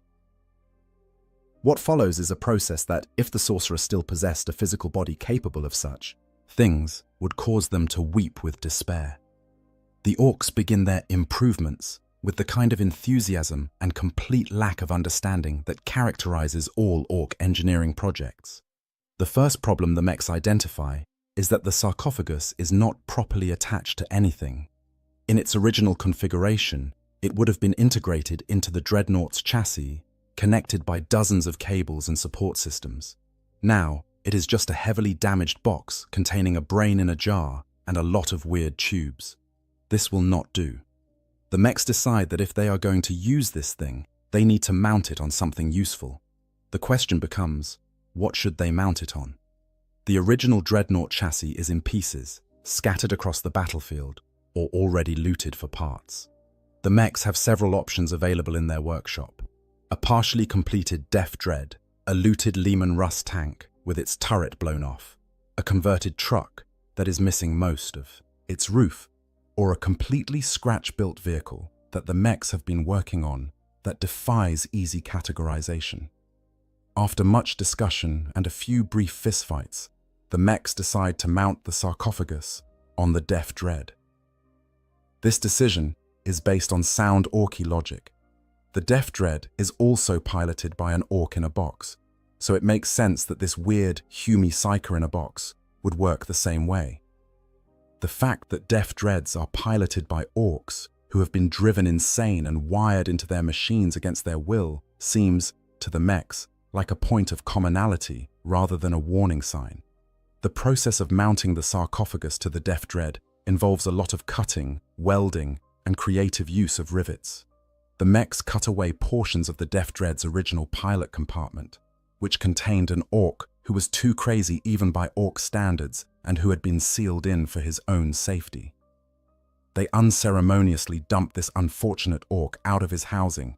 He staggers away, babbling about enemies only he can see, and begin fitting the sorcerer's sarcophagus into the space. The sarcophagus does not fit. This is not surprising, as it was designed for a completely different chassis with completely different specifications. But orcs are nothing if not adaptable. When something does not fit, you make it fit. This is accomplished through the generous application of hammers, cutting torches, and the occasional explosion when a Gretchen welds something in the wrong place. The sorcerer, experiencing all of this from inside their prison, is forced to endure sensations that their mind cannot properly process. They feel cables being ripped out of connection ports. They feel new connections being forcibly jammed into interfaces that were never designed for them. They feel their life support systems being disconnected and reconnected in ways that should not work, but somehow do, because the WAG field insists that if the orcs think it should work, then it does. The psychometric barrier, already damaged, is being further degraded by the modifications. Portions of it are cut away to make the sarcophagus fit in its new housing. Other portions are accidentally reinforced when orcs weld random bits of armor plating to the exterior to make it more tough-like. The result is a psychic resonance chamber that is now wildly unstable, amplifying some psychic frequencies while dampening others in completely unpredictable ways. Next, the mechs address the problem of weapons. The Def Dread originally mounted two massive close combat weapons, a combination of drills, saws, and crushing claws designed to tear apart enemy vehicles and infantry. The mechs decide to keep one of these because it looks properly orky and violent. The other arm, however, they replace with a weapon salvaged from the original Chaos Dreadnought, a heavy flamer that is still inscribed with warp-tainted runes and that occasionally leaks demonic ichor. The installation of this weapon is done with no understanding of the rituals or protections that should accompany handling chaos-corrupted equipment. The mechs simply unbolt it from wherever they found it and bolt it to the Death Dread's arm assembly. The warp-tainted runes that cover the weapon begin to interact with the sorcerer's psychic emanations in ways that were never intended, creating feedback loops of corrupting energy. To make matters worse, the orcs decide that the Death Dread needs more Daka. This is the universal orc solution to any problem. If it does not have enough guns, add more guns. They mount additional shooters, rockets, and a big shooter to various points on the chassis, without regard for balance, firing arcs, or ammunition supply. Some of these weapons are aimed forward. Some are aimed to the sides. One is pointed almost straight up for reasons known only to the mech who installed it. The power supply is the next problem. The Death Dread's original reactor was designed to power orc systems, which have very different energy requirements than chaos-corrupted Imperial technology. The sorcerer's sarcophagus needs a steady supply of precisely regulated power to keep the brain alive and the psychic resonance systems functional. The Death Dread's reactor produces power in violent, irregular surges that would fry normal electronics. The solution, in orc logic, is to add more power. They bolt a second reactor to the Death Dread's back, this one looted from a destroyed Space Marine Rhino. They connect it to the first reactor with cables that spark ominously. They hook both reactors up to the sarcophagus through a junction box that one of the mechs claims probably regulates the zappy bits, yeah? The junction box is, in fact, just a metal box full of wires connected to other wires with no particular logic or protection systems. But here is where the WAG field performs its reality warping magic. The mechs believe that this cobbled-together power system will work. They are confident that the cables they have installed will carry the power without exploding. They think the junction box will regulate the energy flow properly. And because they believe these things, the WAG field makes them true, at least to the extent necessary for the whole contraption to function without immediately killing everyone nearby. The sorcerer, feeling their life support systems connected to this improvised and impossible power grid, experiences a sensation that they can only describe as reality revulsion. They are a being who has spent millennia studying the fundamental laws of the universe, both material and immaterial. They understand how energy flows, how systems interact, how the warp and real space touch each other. What the orcs have created violates every principle they know. It should not work, it cannot work, and yet it does work, because orc belief makes it work. The modifications continue. The mechs add armor plating, not systematically, but wherever they think it. Looks good. They paint portions of the Death Dread in their clan colors, covering over some of the chaos runes in the process. They add decorative elements, skulls, both orc and enemy, dangling chains, trophies from previous battles, and graffiti in orcish script that translates roughly to various boasts about how tough and killy this machine is going to be. At one point, a mech decides that the sarcophagus needs a viewing port so they can see if the Humi Psyker is still alive in there. They cut a hole in the armor and install a thick piece of cracked glass they salvaged from somewhere. This gives the sorcerer, for the first time since their capture, a direct view of the outside world. What they see is an orc mech's face pressed against the glass, peering in at them with an expression of cheerful curiosity. "Oi!" the mech shouts, loud enough that the sorcerer can hear it through the glass. "Can you hear me in there? We's gonna make you fight real good, yeah? Gonna be proper tough." The sorcerer tries to respond, tries to project psychic terror, or at least communicate their rage. But the modifications have left their psychic abilities even more unreliable. What comes out is a burst of formless psychic static that makes the mech's ears ring and gives them a brief nosebleed. The mech wipes their nose and grins, showing huge tusks. "Yeah, you got some zogging power in you. This is gonna be good." The final modifications are perhaps the most egregious. The mechs install a control system that will, theoretically, allow the sorcerer to pilot the Death Dread.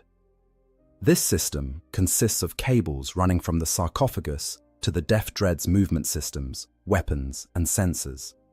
The mechs do not understand that the sorcerer used psychometric interfaces and thought-activated controls in their original dreadnought. Instead, they wire everything up like they would for an orc pilot. Crude mechanical linkages that respond to physical movement. But the sorcerer has no hands. They have no body below the neck. They are a brain in a jar, connected to their original interface systems, which are now connected to orc systems in ways that make no sense. The mechs do not understand this problem. They assume that if they hook everything up, it will just work, because that is how things work in orc engineering. And terrifyingly, they are right. The Waag field, combined with the degraded psychometric barriers, and the sorcerer's own desperate attempts to maintain some control over their situation, creates a psychic feedback loop that allows the sorcerer to interface with the orc systems. It is not clean, it is not precise, but it works, in the same way that all orc technology works, through sheer, stubborn insistence that it should. The entire process takes about 3 days, which is remarkably fast by orc standards for such a complex project. When it is done, the result is an abomination that defies easy description. It is part Def Dread, part Chaos Dreadnought, part random scrap metal, and part psychic impossibility. It should not exist, it should not function, and it certainly should not be piloted by a 10,000-year-old chaos sorcerer who is trapped inside a partially destroyed sarcophagus that has been bolted into a housing designed for an insane orc. The big mech stands back and admires their work, hands on their hips. "Right," they say with satisfaction. "Time to see if it works. Grot, go press the big red button and start her up." A nearby Gretchen, looking terrified, approaches what might be the control panel and presses what might be the activation switch. And then things get really interesting. Attempts at operation when orcs try to use it. The moment the Gretchen presses the activation switch, several things happen in rapid succession. First, power flows from the dual reactor system into the sarcophagus through the improvised junction box. The energy surge is massive, irregular, and completely wrong for the delicate life. Support systems. Second, the control interfaces activate, sending signals to the Def Dread systems in patterns that make no logical sense. Third, the sorcerer inside, feeling their prison coming to life around them, tries to seize control of the situation. The result is catastrophic in a uniquely orky way. The Def Dread lurches to its feet, servos screaming in protest. It takes 2 steps forward, then 1 step back, then spins in a circle for no apparent reason. The weapon systems activate randomly, the heavy flamer spewing promethium fire across the workshop and forcing orcs to dive for cover. The shooter on top begins firing, bullets ricocheting off the ceiling and sending Gretchen scrambling for safety. The rocket launcher does not fire, but it does make a concerning grinding noise that suggests it is trying very hard to do so. The sorcerer, experiencing the Def Dread through the bizarre interface the orcs have created, feels like they are trying to control their body while extremely drunk and also experiencing severe nerve damage. The responses are delayed, imprecise, and sometimes completely contrary to their intentions. They try to take a step forward, and the machine lurches sideways.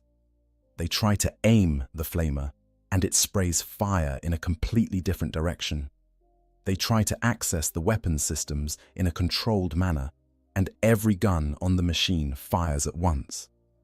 The mechs watching this display are delighted.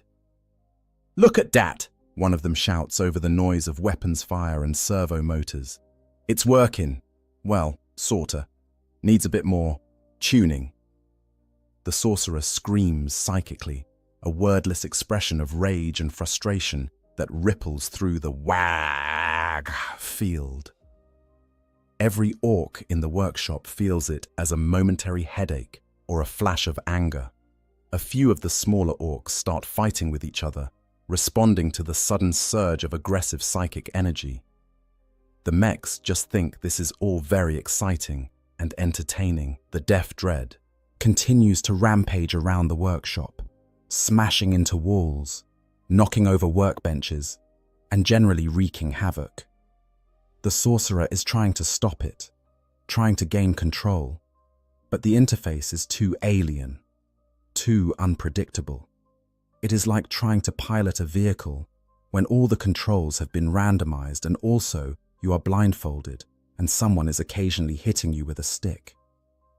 Eventually, after what feels like an eternity, but is probably only a few minutes, the power systems overload and the Death Dread shuts down. It freezes in mid-step, 1 foot raised, weapons still pointed in random directions, smoke pouring from various joints and connections. In the sudden silence that follows, the mechs approach cautiously. "Well," says the big mech, "that was interesting. Clearly needs some work, and maybe we should put it outside before we turn it on again, yeah?" The sorcerer, exhausted from the attempt to control the machine and still reeling from the disorientation of the interface, would laugh if they had the capability. These primitives think that was interesting. They think the problem is just that the machine needs some adjustments. They have no concept of the fundamental incompatibility between what they have created and the laws of reality itself. Over the next several days, the mechs make various improvements to their creation. They adjust the power settings, though this mostly consists of randomly turning dials and seeing what happens. They recalibrate the control systems, which means hitting things with hammers until the responses seem less unpredictable. They add more armor to areas that got damaged during the test run, and they paint more sections of the machine in what they believe are lucky colors. The sorcerer, forced to endure all of this, begins to adapt to their new situation in ways that they would never have predicted. The psychometric barriers that once protected their sanity are almost completely gone now, destroyed by orc modifications. This should have driven them insane, but the constant exposure to the WAG field is having an unexpected effect. It is actually stabilizing them in a bizarre way. The WAG field does not discriminate. It takes all psychic energy in its area of influence and incorporates it into its reality warping effect. The sorcerer's psychic emanations, their rage and frustration and malevolent intent, are being absorbed by the field and redirected. Instead of the sorcerer corrupting the orcs, the WAG field is, in a sense, orcifying the sorcerer's consciousness. This does not mean the sorcerer is becoming an orc. They still have all their memories, all their knowledge, all their hatred of the Imperium, and devotion to the Chaos Gods. But their thought patterns are beginning to change in subtle ways. They are starting to think in more direct terms, in simpler cause and effect chains. Complex, multi-layered plans are giving way to more immediate, action-focused thinking. Most disturbingly, they are starting to understand orc logic. When the mechs explain that painting part of the machine red will make it go faster, the sorcerer's initial response would normally be to dismiss this as superstition. But now, experiencing the effect firsthand, feeling how the WAG field actually does make red things go faster, they begin to accept it as a fundamental truth of their new existence. This is deeply unsettling for a being who has spent millennia studying the immutable laws of sorcery and warp manipulation.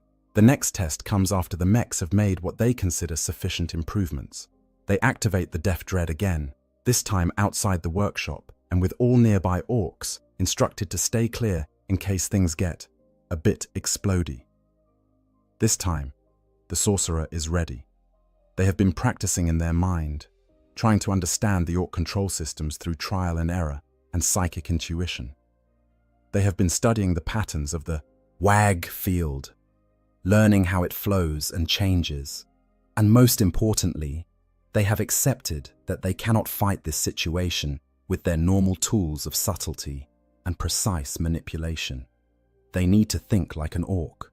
When the power flows in, the sorcerer does not try to carefully control every system. Instead, they just push forward with their will, demanding that the machine move, and it does. The Death Dread takes a step forward, then another. The movements are still jerky and unpredictable, but they are movements in a direction that the sorcerer intended. The watching orcs cheer. "Look at that! It's walking! The weird Hume Psycho box is working!" Encouraged by this success, the sorcerer tries to turn the machine. They think about turning, visualize it happening, and demand that it occur. The deaf dread rotates, grinding gears, protesting, but accomplishing the turn. More cheers from the orcs. The sorcerer, feeling a surge of something that might be triumph, or might just be relief at not being completely helpless, tries to activate the weapons. They focus on the heavy flamer, the weapon they remember from their own dreadnought, and will it to fire. The flamer responds, sending a gout of promethium across the testing ground. The orcs whoop with excitement. But then the sorcerer makes a mistake. Emboldened by these successes, they try to do something more complex. They attempt to use their psychic powers directly, channeling warp energy through the degraded psychometric barriers and the orc systems.